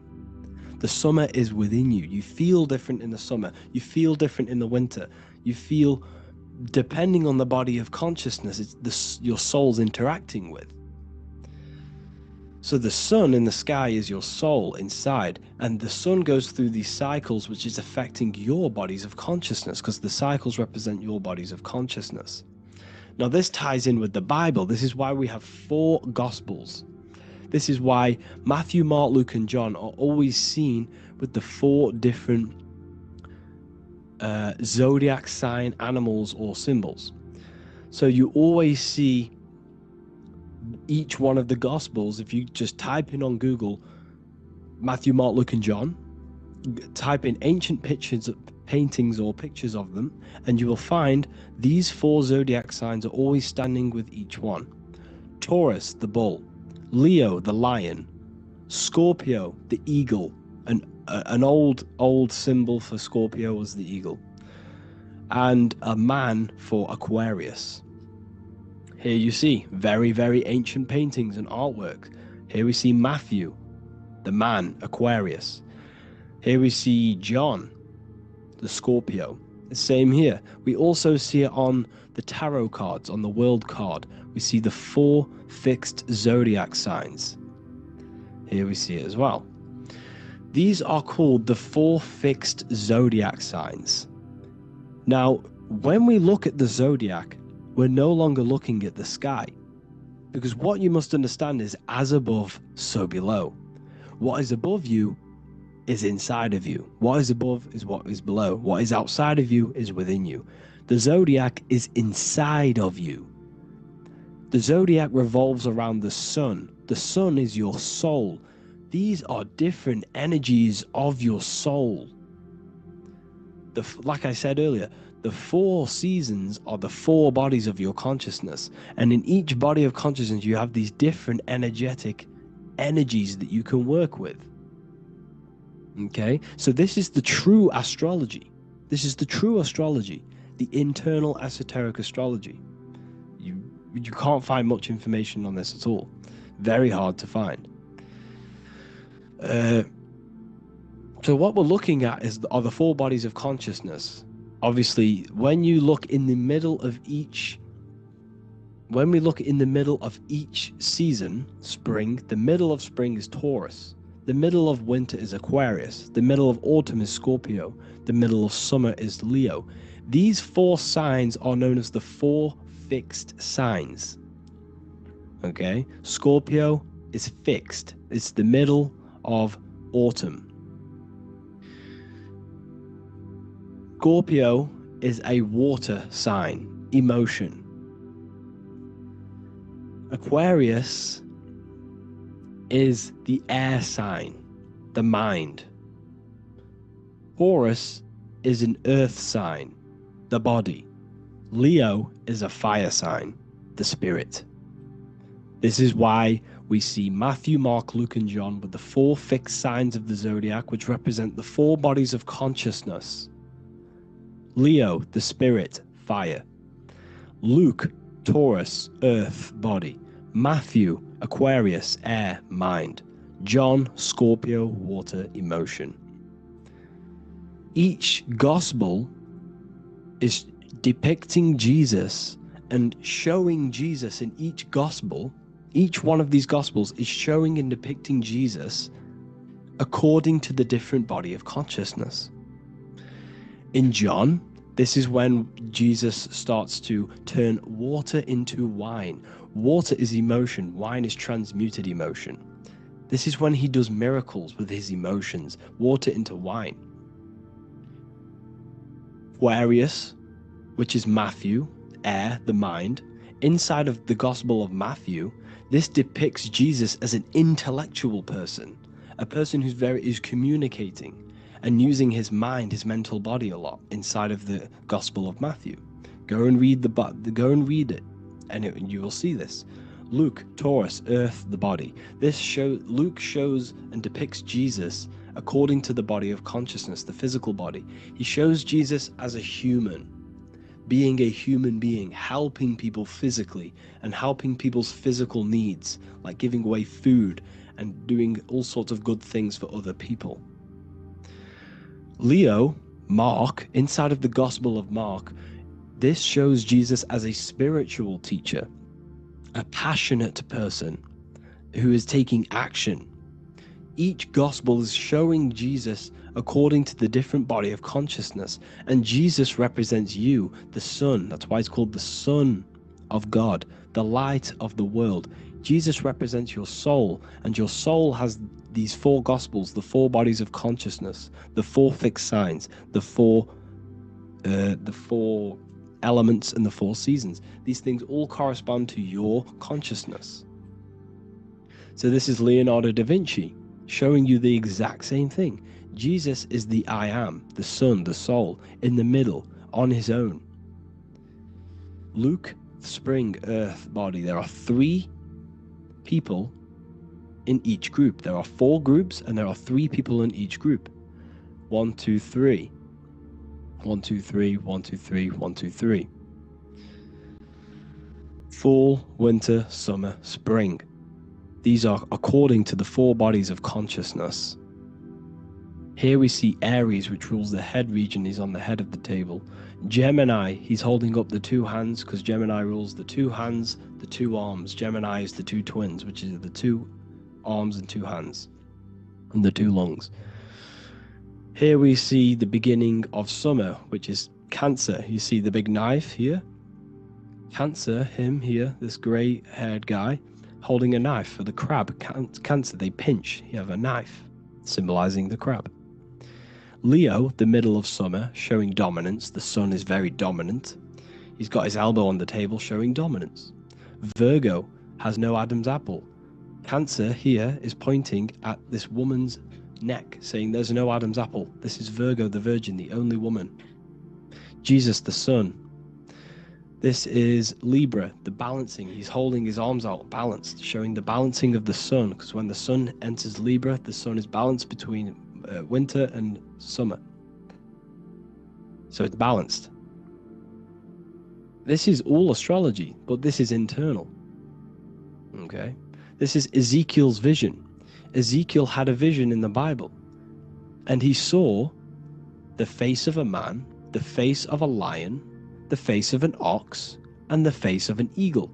The eagle is Scorpio, the ox is Taurus, the lion is Leo, and the man is Aquarius. He saw the throne of God, and he saw the different bodies of consciousness. This is all symbolic for the different bodies of your soul. So when we look at the zodiac, we are actually looking at a map and the energies of our soul, and the energies of our bodies, and the energies of our consciousness. This is what we are looking at. Each zodiac is an aspect of our consciousness and an energy that we can work with and that we must purify. Balance and purification is essential. Imagine playing a brand new video game. Let's say a brand new video game came out and you had to play it. What happens when you play that game? You don't know the controls. You cause chaos in that game. You can't really run properly. You can't do anything properly. You're getting destroyed by other people who are playing that game. It's the same with your physical body. When you are born, you must learn how to play the game. You must learn how to balance the mind, learn how to balance the spirit, the emotions, and the physical body. We must balance and purify each body of our consciousness. We must look after our physical body with our physical health by eating physical, electrical food like fruits and veg. We must look after our minds by being conscious of what enters our eyes, enters our ears, enters everything. Whatever enters our 5 senses is affecting our mind, our mental health, our environment, mental. We need to look after our thoughts. Control our thoughts by purifying our thoughts, only positive thoughts. Then we must purify our emotions, feeling only gratitude and love and not feeling these negative, dull emotions. Then we must look after our spiritual body through meditation and looking after our spirit. But remember, when we look after our mind, it all begins in the mind. Each body of consciousness is interlocked with the other. If you have an unhealthy body, you have an unhealthy mind, spirit, and emotions. If you have an unhealthy mind, you have an unhealthy body, spirit, and emotions. If you have an unhealthy emotions, you have an unhealthy spirit, mind, and physical body. They're all interlocked. You must balance each one of them. Look after your physical body, look after your thoughts, look after your emotions, look after your spirit. But remember, the mind is the most powerful one. It's mind over matter. Once we look after the mind, because once we start to control our minds and control every thought we think, this will then turn into discipline in our physical body. Because once we learn how to discipline the mind, we learn how to discipline what we eat, we learn how to discipline what we feel, we learn how to discipline our spirit. This is all interlocked, but work on the mind first. Work on the mind first. All of this knowledge is inside of the brand new Book of Wisdom, Volume 2. This is a revolution of human consciousness. If you've read it, please leave a review down below. If you've read Volume 1, leave a review down below. This is the next revolution. I don't see this information anywhere. This is the next revolution of human consciousness. And of course, if you are serious about this and you truly want to gain enlightenment and join an amazing community where you can connect with me on live calls, lectures, the Manifestation Mastery course, you can gain access to my library of over 45 PDFs plus my books. And if you do join the university, you can order a Volume 2 free of charge. All you have to do is to pay for shipping. If you truly take your knowledge serious and you want to take advantage of life, join the university. This is where truth seekers belong. Just want to say thank you all. Please leave a comment. Please leave a like. It's going to help me a lot spread this knowledge to the world. And yeah, share this with a friend and subscribe. Thank you all.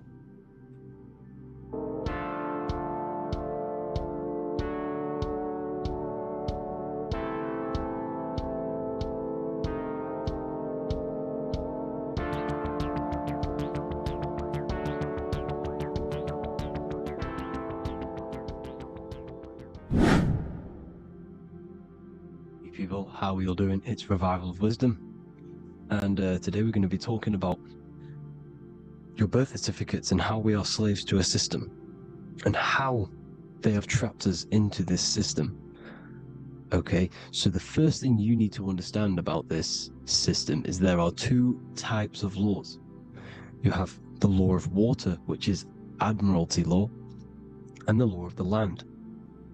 So the Admiralty law is the law of water, and this is what money is. Money is water. This is why we say liquidity, currency, the current. A current is water, something moving through something. Cash flow. And this is why banks are called banks, because a river bank is on either side of the water, and it directs the currency. You see? So money is water. And as you can see here, Ripple, the cryptocurrency, Ripple, water Ripple, and they're building a bridge over water, overseas, international banking with cryptocurrency. So money is water, and this has specific laws about water, but water is the same everywhere, you see. What the difference is with the law of the land is that you can have different laws in different lands. I can't do certain things in the UK that people can do in America, for example. You see, that's the law of the land, but the law of water is the same because water is everywhere. Now, this is very important to understand when it comes to, these birth certificates. So, Pope Gregory, this is where we're going to start off. Pope Gregory in 1582 took the Orthodox Eastern sunrise calendar and changed it to his own Gregorian timeline, not a calendar, a timeline. This timeline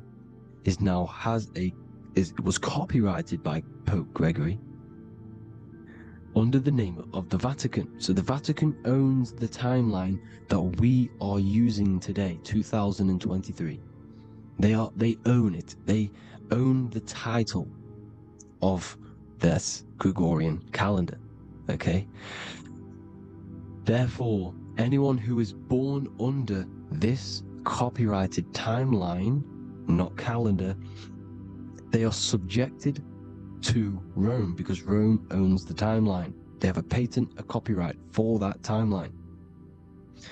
What is on our birth certificates? That timeline. We are born underneath, we are subjected to the Vatican. This is why all birth certificates go to the Vatican. They own every single birth certificate. Okay? So when we use this timeline, we are subjecting ourselves to this timeline. Okay? Which the Vatican has a claim over. This calendar or timeline is set to sunset, not the sunrise, which is associated with death, darkness, and the moon, lunatics. You see, so this is a sunset calendar timeline. Okay, this is now, they've changed a couple things, right? They say that the new year is January the 1st. Okay, when we know this is in winter. January is winter, which is associated with darkness, death, the death of nature.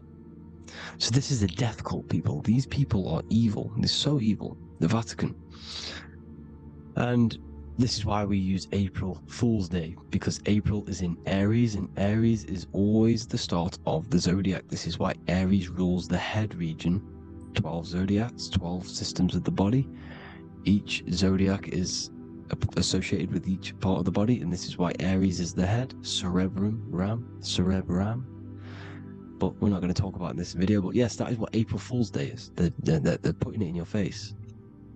April Fool's Day is the real start of the year, when the sun starts to rise again, when the risen Savior is resurrected, when it's born again. This is when the Jews celebrate the Passover. This is when the Christians celebrate the resurrection of Jesus, and they eat lamb. The Jews eat lamb because we're in Aries, the new year. The sun is now born again, our risen Savior, the light of the world. So yes, this is what April Fool's Day is. It's the first day of the year, which they changed. Pope Gregory changed. So you need to understand is that you are in the womb. You are inside of a ship, because every ship, literally a ship, every ship is female. This is why they say she delivers the product, because she does deliver the product, you, the baby. Same thing with a ship, they deliver products. They are a she. And when they pull up to the bay, like you can see on this picture, they're pulling up to the bay. This is now called the birth canal. The ship is now in birth, on paper. Okay, this is law. And when they pull up, they tie up to the bay, and now they get a certificate of manifest certifying all of the products which are on the ship and what they are bringing into that nation. Okay, so you're bringing in this many of that, everything's on the certificate of manifest. And this certificate of manifest is also your birth certificate, because you are traveling through water when you are in the birth canal of your mother, because you are in water when you are in the womb. And you travel through the birth canal, and when you arrive, you get a certificate of manifest with the name, how many, the quantity, that's your birth certificate. Okay? And this is what it is. We are a we're not a corporation, but we represent a corporation, which is your name in full capital letters. That is your corporation. You cannot physically tax a body, but you can tax a corporation. This is why we get charged. This is why we get taxed, because it all goes down to the corporation which our name represents, which we are subjecting ourselves to. We are my name, I am subjecting myself to this name, and that name has a corporation which I represent, which I subject myself to. You see, this is how we are attached to this straw man, this character that they have built on paper. So it's a character which is on paper. This is what we represent. So when the woman gives birth, she delivers the baby, and then she has another substance. Now I'm going to break down how they attach this name to us, how they do it. Okay, our mother is carrying us the product in the womb, the water, and it goes, for example, it goes from the United Kingdom into a state-owned, corporate, federal-owned hospital, which is government-owned. She does not declare the package when she enters the building. Aha, so keep that in mind. When she delivers the package in the federal territory, she does not declare the package either when she leaves. Therefore, there is no evidence that we exist when we arrive. On paper. On paper, there is no evidence that we came into the building or left the building. We have not been declared. So we do not exist on paper at this point. When the woman gives birth, she delivers the baby, and then she has another substance, which is called the afterbirth material. Okay? This afterbirth material has the same DNA as our physical body, with the body, mind, and spirit. Okay? This is how they get this cooperation. Hold on. The afterbirth material does not get claimed by the mother nor anyone. Therefore, they salvage that substance because we are under the Vatican. Every state is all Catholic. Your birth certificate is Catholic. No matter what religion you think you are, every single birth certificate is Catholic because we are subjected to Rome. All roads lead to Rome. Rome runs all of this. Okay? We're still under the Roman Empire. Okay, so Rome are Catholic and they believe in salvation. This is how religion comes into this. This is how they use religion to get this. So they salvage the afterbirth material and they claim it and they salvage it and give it and charge it to Rome. And they give it a name. Here's the legal term, born alive. Here's what it says. Each product of such birth is considered live, born, and fully recognized as a human person. So each product of such birth, so that could be anything, the afterbirth, the person who actually comes out, the baby. So your afterbirth, which we do not take with us, we take the baby with us, they keep that in the hospital, they collect the afterbirth, and they salvage it, and they give it the name, which it is us. We are a representative to that afterbirth material which they put the name on, they claimed, which is subject to Rome. So we are walking around our whole lives as a representative to that claimed salvaged afterbirth material, which the federal state have. Okay? We are under the Catholic Church, Vatican, therefore the afterbirth material is a child of God. See? On paper, therefore they believe in salvation and salvage the afterbirth material. This material has no mother or father. The state pick it up, it becomes a war to the courts and gets charged to the state. So we are a representative to that character they salvaged because it is the exact same DNA as you. Subject is the name or the title, and the matter is the physical aspect left behind in the hospital, which represents us. You see? So now we're moving on to Unum Sanctum. Unum Sanctum was in 1302, a very, very important year. Very important year. Unum Sanctum says this is basically how they claim everyone in the world. So the Vatican had all this power, all this gold, all these people under them. They need to get a claim for them so then they can rule over them and make them slaves. So what they did, they created Unum Sanctum. Pope Boniface VIII did this.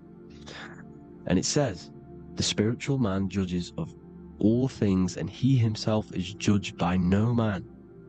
The spiritual man, keep that in mind, unless he invent like Manichaeus, two beginnings which is false and judged by heretical, since according to the testimony of Moses, it is not in the beginnings, but in the beginning that God created heaven and earth.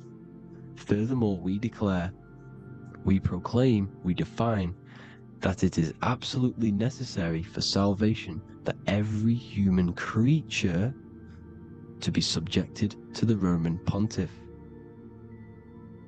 So they are claiming us in Unum Sanctum, and it's in the vaults in the Vatican.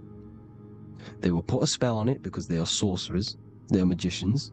They put a spell on it, they lock it up, and whatever goes on that piece of paper goes. And this Unum Sanctum is claiming all of us. So what does it say in the beginning? The spiritual man judges of all things, and he himself is judged by no man. The spiritual man, the man with the body, mind, and soul, the first baby that comes out the birth canal. That's you, your body, mind, and soul. You have the Christ, which is I am, which is grace. Grace means here now, in the present. You have the Christ, which means I am, therefore you have a soul. If you can say I am, you have the Christ. You have a soul. But a creature can be anything with no soul. You see? So no man can judge the man with the soul. However, as it says in the second part, we proclaim, we define that it's absolutely necessary for salvation that every human creature to be subject to the Roman pontiff. So they are subjecting the afterbirth, not the man with the body, mind, and soul, but the afterbirth to the Roman pontiff, to the Roman Catholic Church. We are the ones who are claiming to be the afterbirth material, which is our birth certificate, which is our representative. We represent that because it is our DNA. This is how we are stuck. We are stuck because we represent this DNA, which is on paper, recorded. You see? So we, being untaught, uneducated in these subjects, we are subjecting ourselves to this system, to this slavery. Because we just want to live. We just want to live happily. Just peaceful. Think about it. Where's all this coming from? Where's all this war, all this killing, deaths coming from? We just want to live. It's coming from the Catholic Church, these evil death cult, which has subjected us, which has used us as slaves, and we are still slaves, and it's just going to get worse and worse and worse. So this is how we have subjected ourselves to be the slaves to this system. It's a lot to take in, and there's a lot more deeper stuff which goes into this. I'm just going over the surface. I'm going quite deep, but there is little details that I still need to learn myself. But this is the general how that we've been stuck to this slave system. So we are batteries, okay? This is why we get charged. When you go in a court, you get charged, okay? Because you're a biological battery. This is why cities look like motherboards, because we are feeding energy to this matrix, okay? When we look outside of ourselves, when we give power to so-called Jesus Christ, worshipping idols outside of ourselves, where attention goes, energy flows. We are feeding the matrix with energy. By looking within, placing your attention within yourself, you are taking back your power. Because the I am is Christ. The you, the soul, is Christ. It's God. The awareness is God. Okay? However, we are subjecting ourselves to this system. We're subjecting ourselves to this system, and they're feeding off our energy. So what we need to look for the future is that, think about it, with the end goal is to change our DNA, is to literally make us robots, transhumanism, slaves.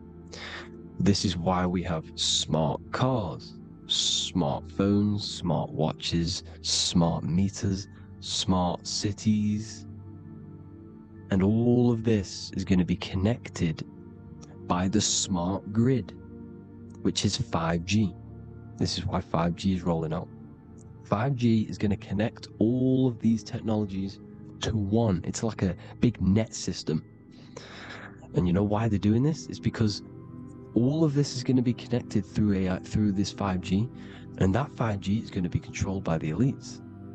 So you say anything wrong, you do something wrong, you say the wrong thing online, they'll turn off your car, they'll turn off your phone, they'll turn off your smartwatch, they'll turn off your TV, because it's all going to be connected and controlled by the smart grid. And this is what the Great Reset is, people. But they're going to trap us inside of these 15-minute smart cities, so we can't leave the area, because they're going to use They're going to use climate change as a tool to enslave us, to not travel because of so-called lured their way in, slowly got you addicted to this technology, got you dependent on this technology. And what they're going to do is that they're going to mold society to be dependent on the brain chip. So in order, for example, if you want to go and pay for food, you're going to have to get a chip to pay for the food, because it's all going to be digital money. And that digital money will be connected to the chip, and you'll need the chip to pay for things. You see? So this is how they're slowly transhumanizing us. These phones, these apps, these things which are all we are all using was created by Freemasons. Mason means traveler, because they travel the depths of the mind. They understand human consciousness. They understand the brain. They understand the mind. By the deepest root cause, they understand it. This is what Masonry is. It's the occult. So these technologies is designed by these people. This is why they're so addictive, because they understand how it works. They understand how to get people addicted, because they understand human consciousness, the brain, the body, and the mind. So this is the advantage Freemasons have over us. And these secret societies, which have gone through the orders of Freemasonry and progressed onto these secret societies, which are the evil side, because I'm not saying Freemasonry is evil, okay? The societies which they go beyond Freemasonry, because you can go beyond the 33rd degree into these secret societies, and they use this knowledge for the bad, to enslave people. And this is what's going to happen. Transhumanism. So I hope you all learned some insight for today. Please do a bit more research on, the birth certificate and stuff like that, the straw man. And have an amazing day, people. Please like, comment, and subscribe. Peace.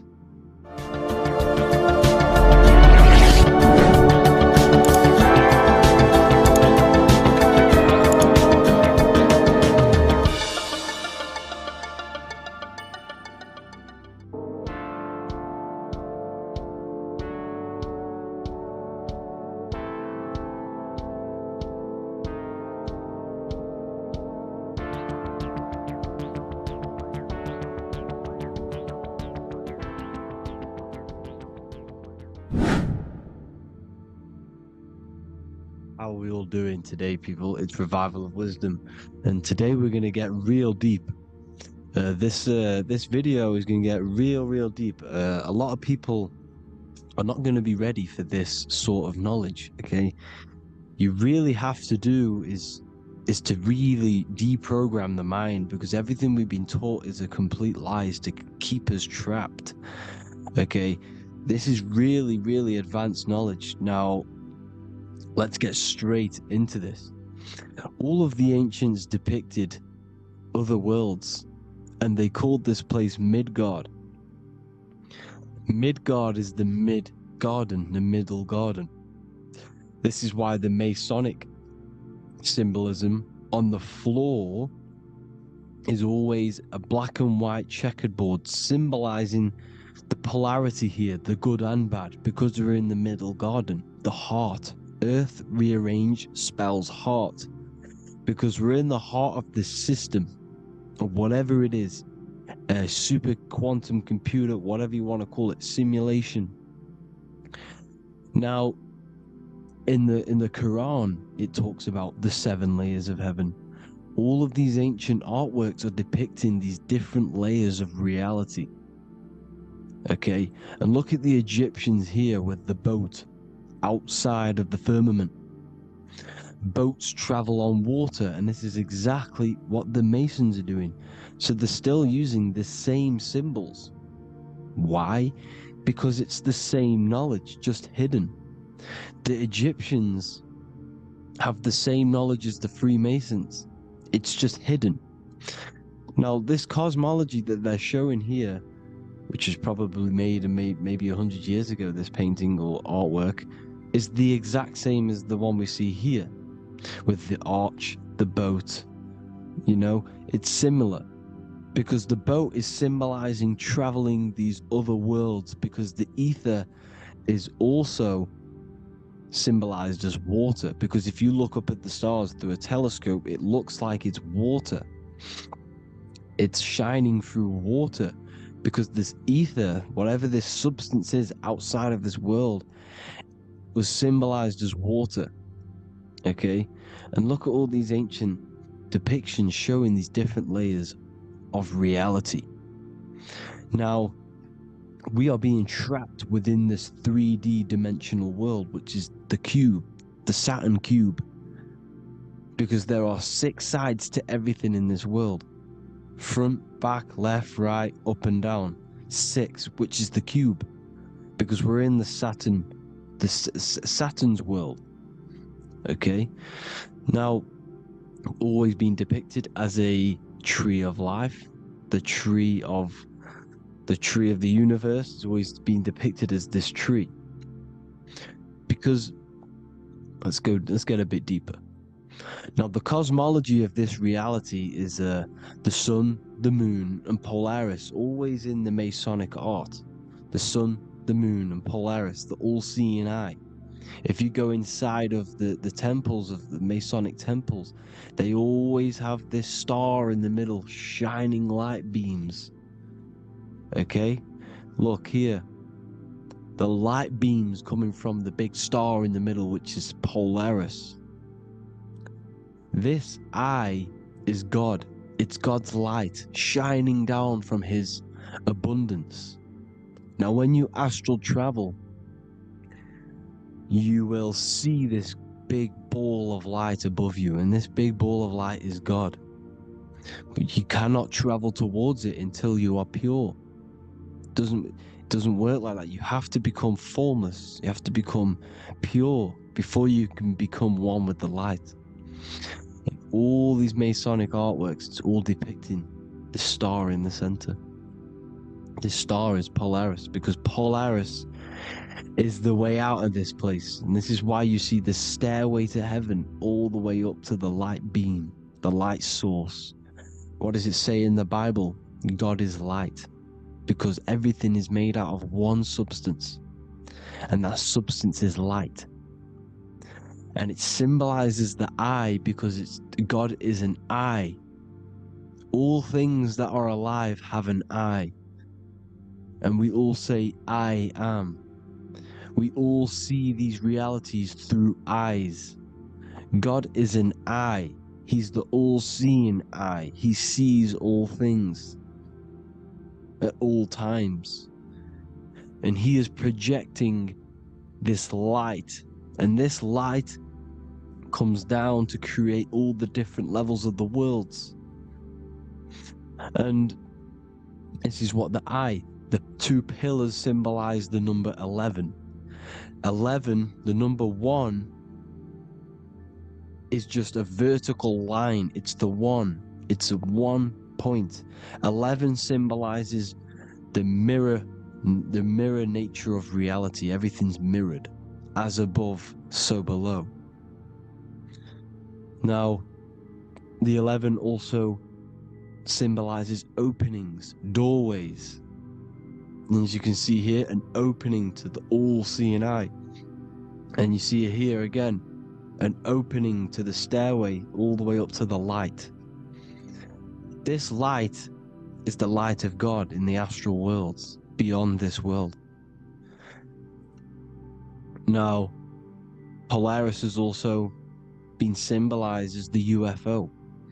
They put the truth in plain sight. So you know in the films how the UFOs suck people up. That's what Polaris is doing. If you ascend beyond this world, if you do not ascend beyond this world, you will be reincarnated in this world. The whole thing is to outgrow this consciousness to the plane above. And I'm not just making this up, I'm going to be bringing in scriptures after this. But you can see with the Christmas tree, we always put a high, big star at the center, at the top, which is the star of Polaris, which is exactly what the Masons are doing here. The star at the top. And it's on top of our Christmas trees. And all of these symbolize the other stars, because Polaris is the most high star. And all the other stars are wrapped around the firmament lower than Polaris. And that's exactly what the Christmas tree is. And it's a triangle. It's a triangle, just like light beams travel from one point in the triangle, just like the all-seeing eye. It's a triangle. The light is coming from one point and sending its rays downward. You see, it's kind of like you see here with the water. And the lower you go, the darker it gets, the more evil it becomes. And this is what the ancients would call hell. Now, this all-seeing eye is Polaris. And below Polaris is Mount Meru, the North Pole, the magnetic North Pole. The Tower of Babel, which is in the Bible.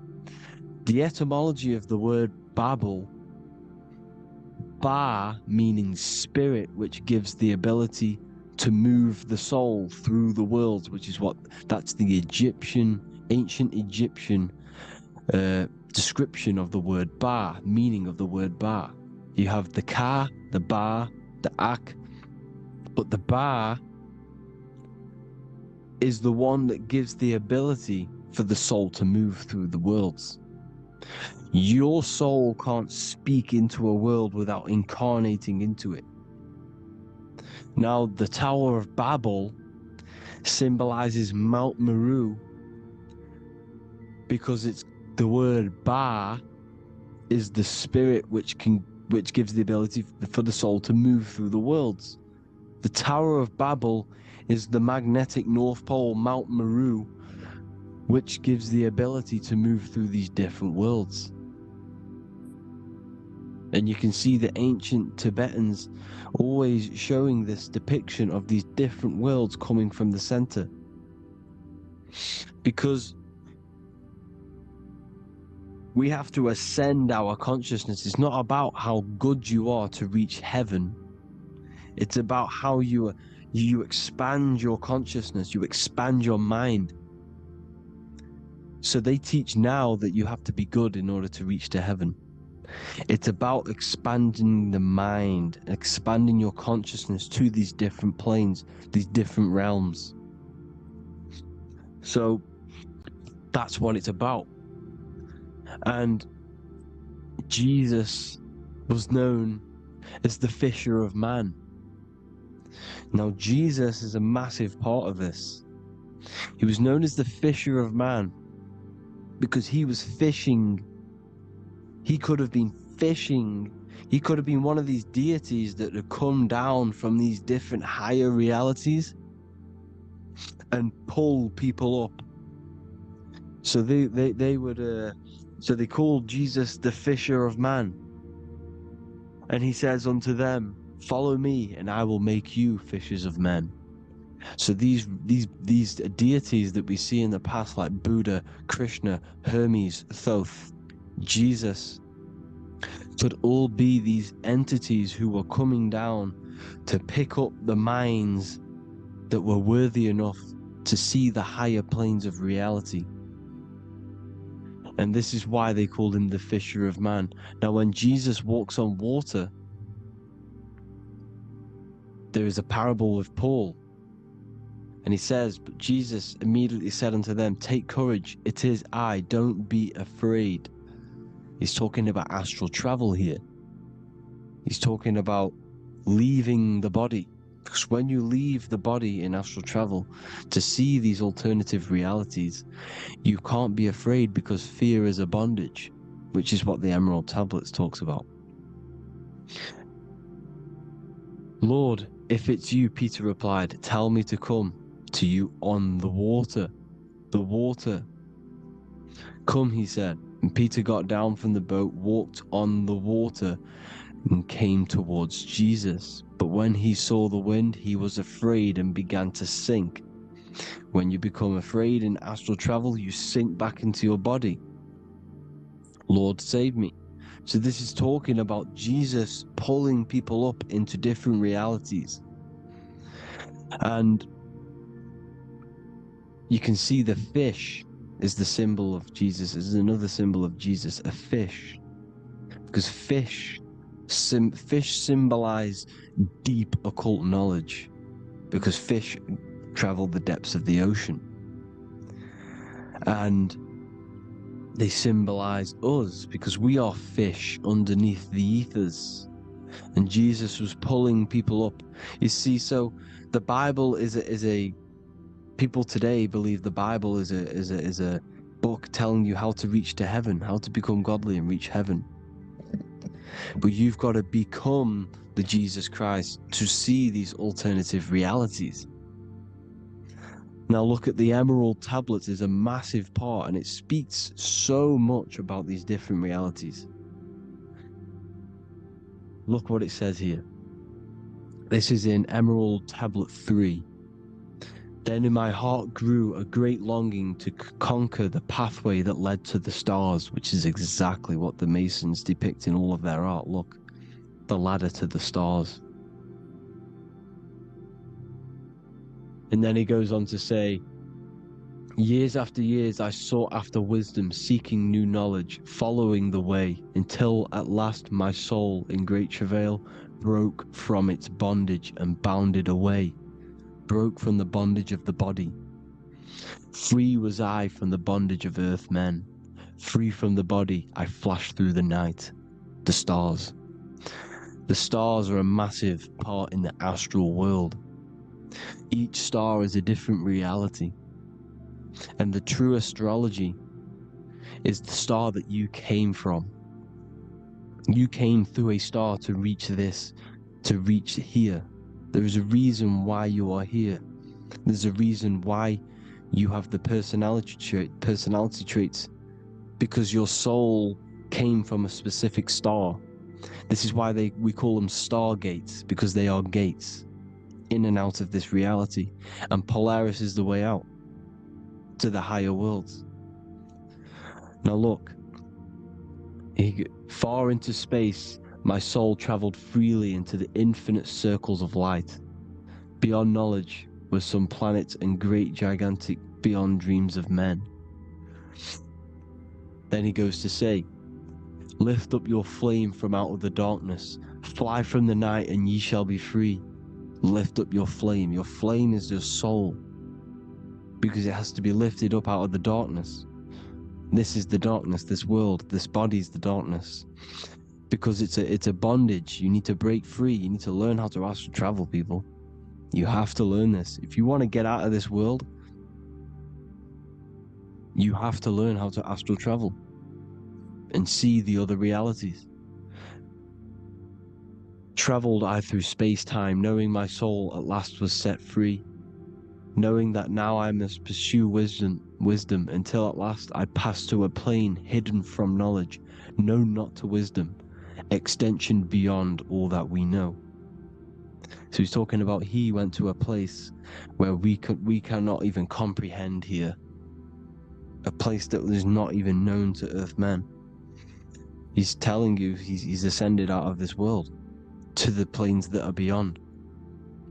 And it says here in the Emerald Tablets, man is in process of changing to forms that are not of this world. Grows he in time to the formless, a plane on the cycle above. Know ye must be one, ye must become formless before ye are one with the light. The light, the same light that I was talking about, the Masonic light, with the triangle, God, the one source. Ye must become formless before ye are with the light. Formless, you have to leave the body. You have to leave the body. You have to gain the ability to leave this body and travel to these other worlds. Now, it says here, not as man am I, for free have I become of dimensions and planes. In each I take on a new body. In each I change my form. Know I now that the formless is all there is of form. You see, all things created come from the things that, all things that you see come from the things that you cannot see. All of us have the same spark of consciousness, the same I am. Every dog, every animal, every human has this same I, this same thing which sees through the eye. It's formless. It takes, this formless entity is the same entity of us. We are all the same entity in different bodies. And this entity it was represented as the flame, the cosmic flame, which is inside of all of us. And this is why the Masons depicted your spine as a candle or the Holy Grail. You would either see this or a candle with a flame on the top, because the Holy Grail is your consciousness, which is on top of your spine, which is the candle. Now, Jesus, Thoth, Buddha were all these deities which were coming down to lift people up because they were fishermen of men. And he would lift you up to the higher worlds, out of this world, to the ones above. Now Thoth, you can see him here, he's leading the way. He's holding someone and he's leading the way with knowledge and power. He was leading the way to other worlds, out of this world. There's no point trying to change this world. This world will stay the same. It will stay the same. You have to get out of this world, and that's what they're telling you. That's what they're keeping you from. They're keeping you stuck within this thin layer of reality. So what the Masons are doing, they have the ability to astral travel. They're living not stuck and bound to one reality, but living within the different layers of reality. And this is what Morpheus was doing in the Matrix. Morpheus was going into the Matrix to go and get Neo, which is exactly what Jesus was doing, pulling up people out of this world to the ones higher. And that's exactly what Morpheus is doing in the Matrix. If you haven't watched the Matrix, go and watch it. It will blow your mind. Everything I'm saying in this video, you will see it. Except that you don't need to use a machine to enter the Matrix. You just use your body. Well, you use your consciousness to leave this body. You see, Neo was also uploading himself into the simulation to pull people out of the simulation. And this is exactly what all of these gods were doing. The Fisher of Man. Look, he was pulling people up out of this reality with the knowledge. Now Jesus was always depicted with the mushrooms. Look at all this mushroom art. Mushrooms were literally the origin of Christianity.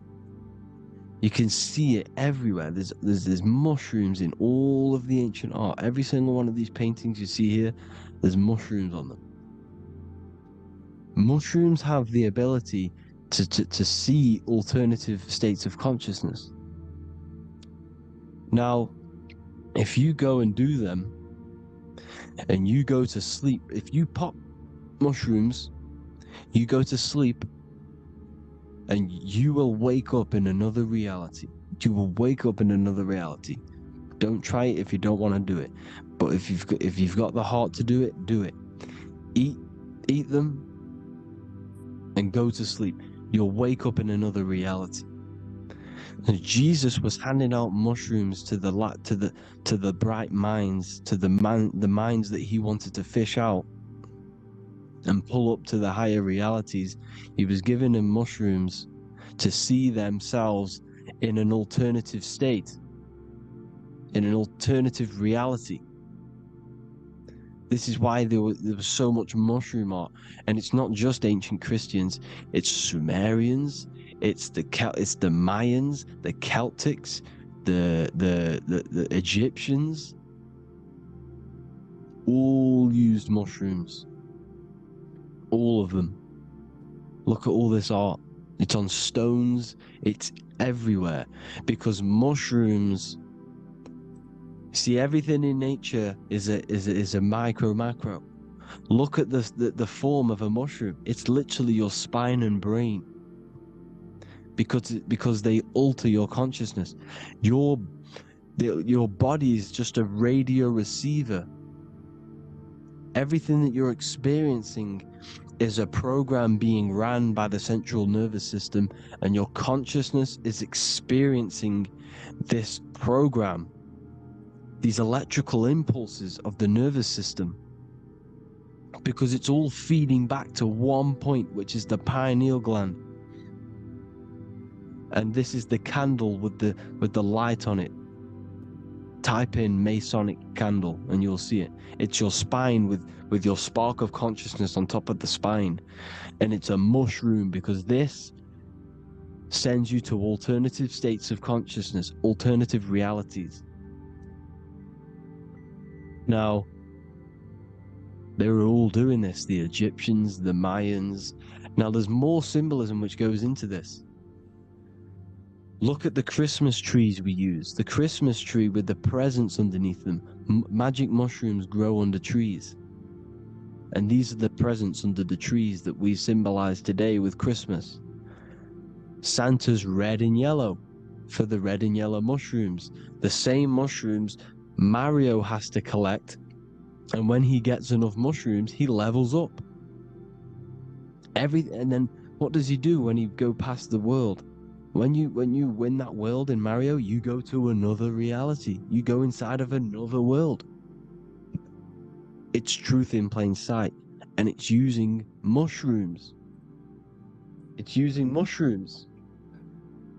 Everything, all of the characters in Mario, well, a lot of them are mushrooms. Look at this one. The presents, black, yellow, and red and white. Red and white mushrooms. And the bow on the top is the mushroom head. That's a bit of a reach, but you know, the symbolism never lies, is what you need to understand. And it's as above, so below. Now look at the Sumerians. The Sumerians were also multi-dimensional beings. Okay, look at how they have the double faces. They had 1 foot in this reality and 1 foot in another reality. And look at this one, a double-headed god inside of like a portal. You see? Because and look at these with the wings, the astral travel. Birds, ancient birds symbolize the soul. Because the soul is a bird, it flies to different worlds. It flies around the cosmos. And mushrooms gave you the ability to see these alternative states of consciousness, these alternate realities, because you exist in infinite realities. You exist in infinite realities. Now look at the 33rd degree Ordo Ab Chao badge. You get this badge when you become a 33rd degree Freemason, and it's a double-headed eagle. A double-headed eagle. And you can see this in Sumeria first. Sumeria have the same symbol. A double-headed, bird. You can see it here as well. And the Masons are still using this symbol today. And when you become a 33rd degree, 33 vertebrae on the back of your spine, above the vertebrae is your consciousness, and it's a double-headed eagle. One reality in one, you become a multi-dimensional being in the 33rd degree. And I've heard many interviews of Masons say it becomes Luciferian. You see, they speak in code. These Masons can't tell you about what they learn about, but they will speak in code. They said it becomes Luciferian. The word Luciferian is lucid. The root word of Luciferian is lucid, and lucid is lucid dreaming. alternative realities, dream worlds. You become a god. Luciferian means you're becoming your own god, pretty much. Because you are becoming a multi-dimensional being living in between the different layers of reality at the 33rd degree of Freemasonry. And look at the double-headed eagle, because the birds symbolize the soul. And they reach high, they fly high, just like the soul wants to fly high to the light, to become one with the light, like the Emerald Tablet says. Now look at Janus. Janus was another god, and he's known as the god of doorways. Janus always depicted with a double head. Janus is why we say janitor or January. And January is entering a new year. Janus is known as the god of doorways with keys, always got a key. Because keys open doors. That's why the janitor holds all the keys. And Janus always has double heads, because he had one foot in this reality, one foot in another. He was a multi-dimensional being, a Luciferian,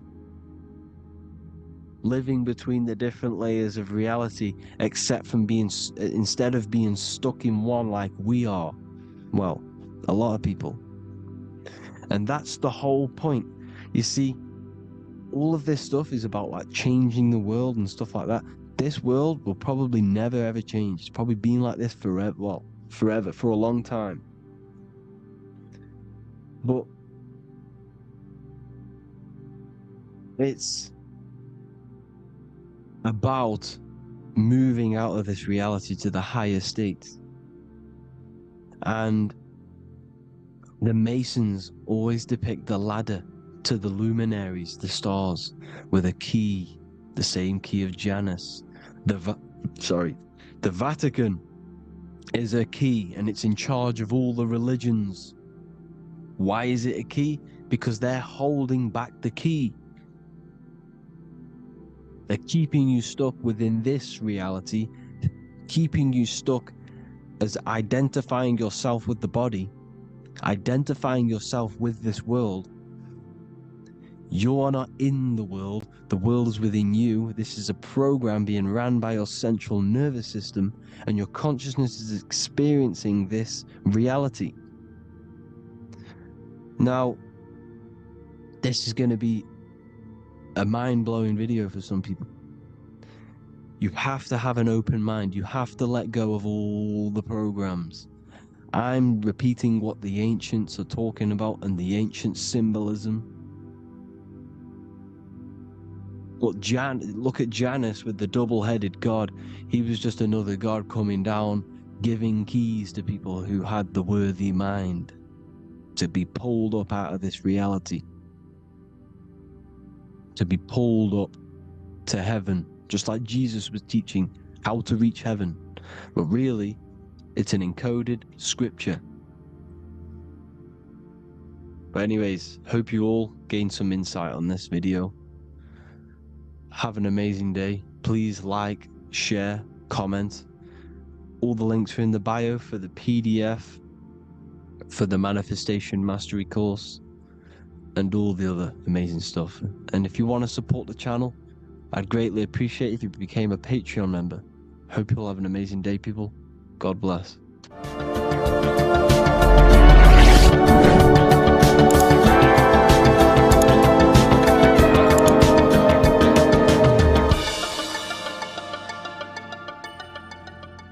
Welcome to Revival of Wisdom. Welcome people, we're back with another video. In this video we're talking about how Jesus Christ and Christianity is all sun worship. The Holy Bible of Christianity is not meant to be taken literal for history. It is a story and has lots of metaphors. Starting with the symbol of the cross of Jesus. This cross originates from this ancient cross of the sun. This symbol has been used for thousands of years. way before Jesus was a thing, in Europe, America, Asia, and all around the world. In fact, this symbol is still being used by Christians today, not knowing it represents the sun. This is a 4,500-year-old artifact, a golden plate with an equal-armed cross found in England, the gold to symbolize the sun, and the equal-armed cross for the 4 equal seasons of the year. So this is why in the Bible you have Matthew, Mark, Luke, and John, symbolizing the yearly cycle of the sun and the 4 equal seasons. Also in the Bible, Jesus is referred to as the light of the world. So yes, Jesus represents the sun. He is a metaphor for the sun. Hence why in all of these pictures and images and paintings of Jesus, there's always a sun behind his head, and some even with the sun cross behind his head. Jesus also has 12 disciples, which represent the 12 zodiac signs and the 12 months of the year. This is the Last Supper by Leonardo da Vinci. As you can see, the sun, being Jesus, is in the center, because the sun is in the center of the zodiac signs. There are 4 groups which symbolize the 4 equal seasons. Each group contains 3 people symbolizing the 3 months and the 3 zodiac signs in that season. There is only 1 female in the painting, which is Virgin Mary, who symbolizes Virgo, the astrological sign. So yes, Jesus symbolizes the sun with his 12 zodiac signs and 4 gospels for the 4 seasons of the year. However, there is another phenomenon. The 25th of December is known as the birth of Jesus Christ, which is known as Christmas today. Jesus symbolizing the sun and is born on December 25th. This is the day the sun moves 1 degree northward, bringing back the warmth, the growth of crops, the life and light back to the northern hemisphere. Everything is springing back to life, as we call it, spring. So it is said that the sun is born again on the 25th of December, and Jesus is known as the risen Savior, because the sun is our risen Savior, because it gives life to the whole of this realm, the warmth, the crops. And without the sun rising in the morning, we'd all die in about 2 weeks. And we all know how Jesus died on a cross. The sun also dies on a cross in the southern hemisphere. It dies on the Southern Crux constellation. And on December the 22nd, 23rd, and 24th, the sun remains in the same position. So the sun dies for 3 days, and it is born again on December 25th, when it moves 1 degree northward.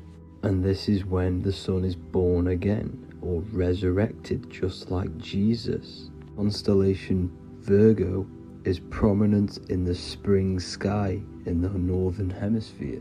So therefore, the sun is born a virgin, Virgo. And as you see in this image, you see Virgin Mary holding the sun. Us as humans do not own the sun, so therefore God owns the sun. So yes, the sun is the Son of God, and this is what Jesus is symbolizing. And just how Jesus sacrifices himself for humanity, that's what the sun does. The sun gives out all of its energy so we can live. There are many other Bible verses which represent Jesus as the sun.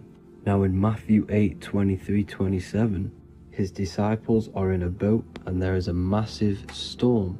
Jesus is asleep, meaning the sun has not arose. And the disciples say, "Save us, Lord, we are perishing." Quote, "Then he rose and rebuked the winds and the sea, and there was a great calm." End quote. Now this is a metaphor for the sun rising and calming the storm, because in the ocean, when the sun is down, that's when there are great storms. The worship of celestial bodies go back thousands of years, and it's called astrotheology, and it can pretty much be traced back to all ancient civilizations. Now going back to the ancient Egyptians, the god Horus, the god of war, and he symbolized the sun in the morning. Ancients used to say that he walked over the sky in 12 steps. Yes, this could symbolize the 12 zodiac signs.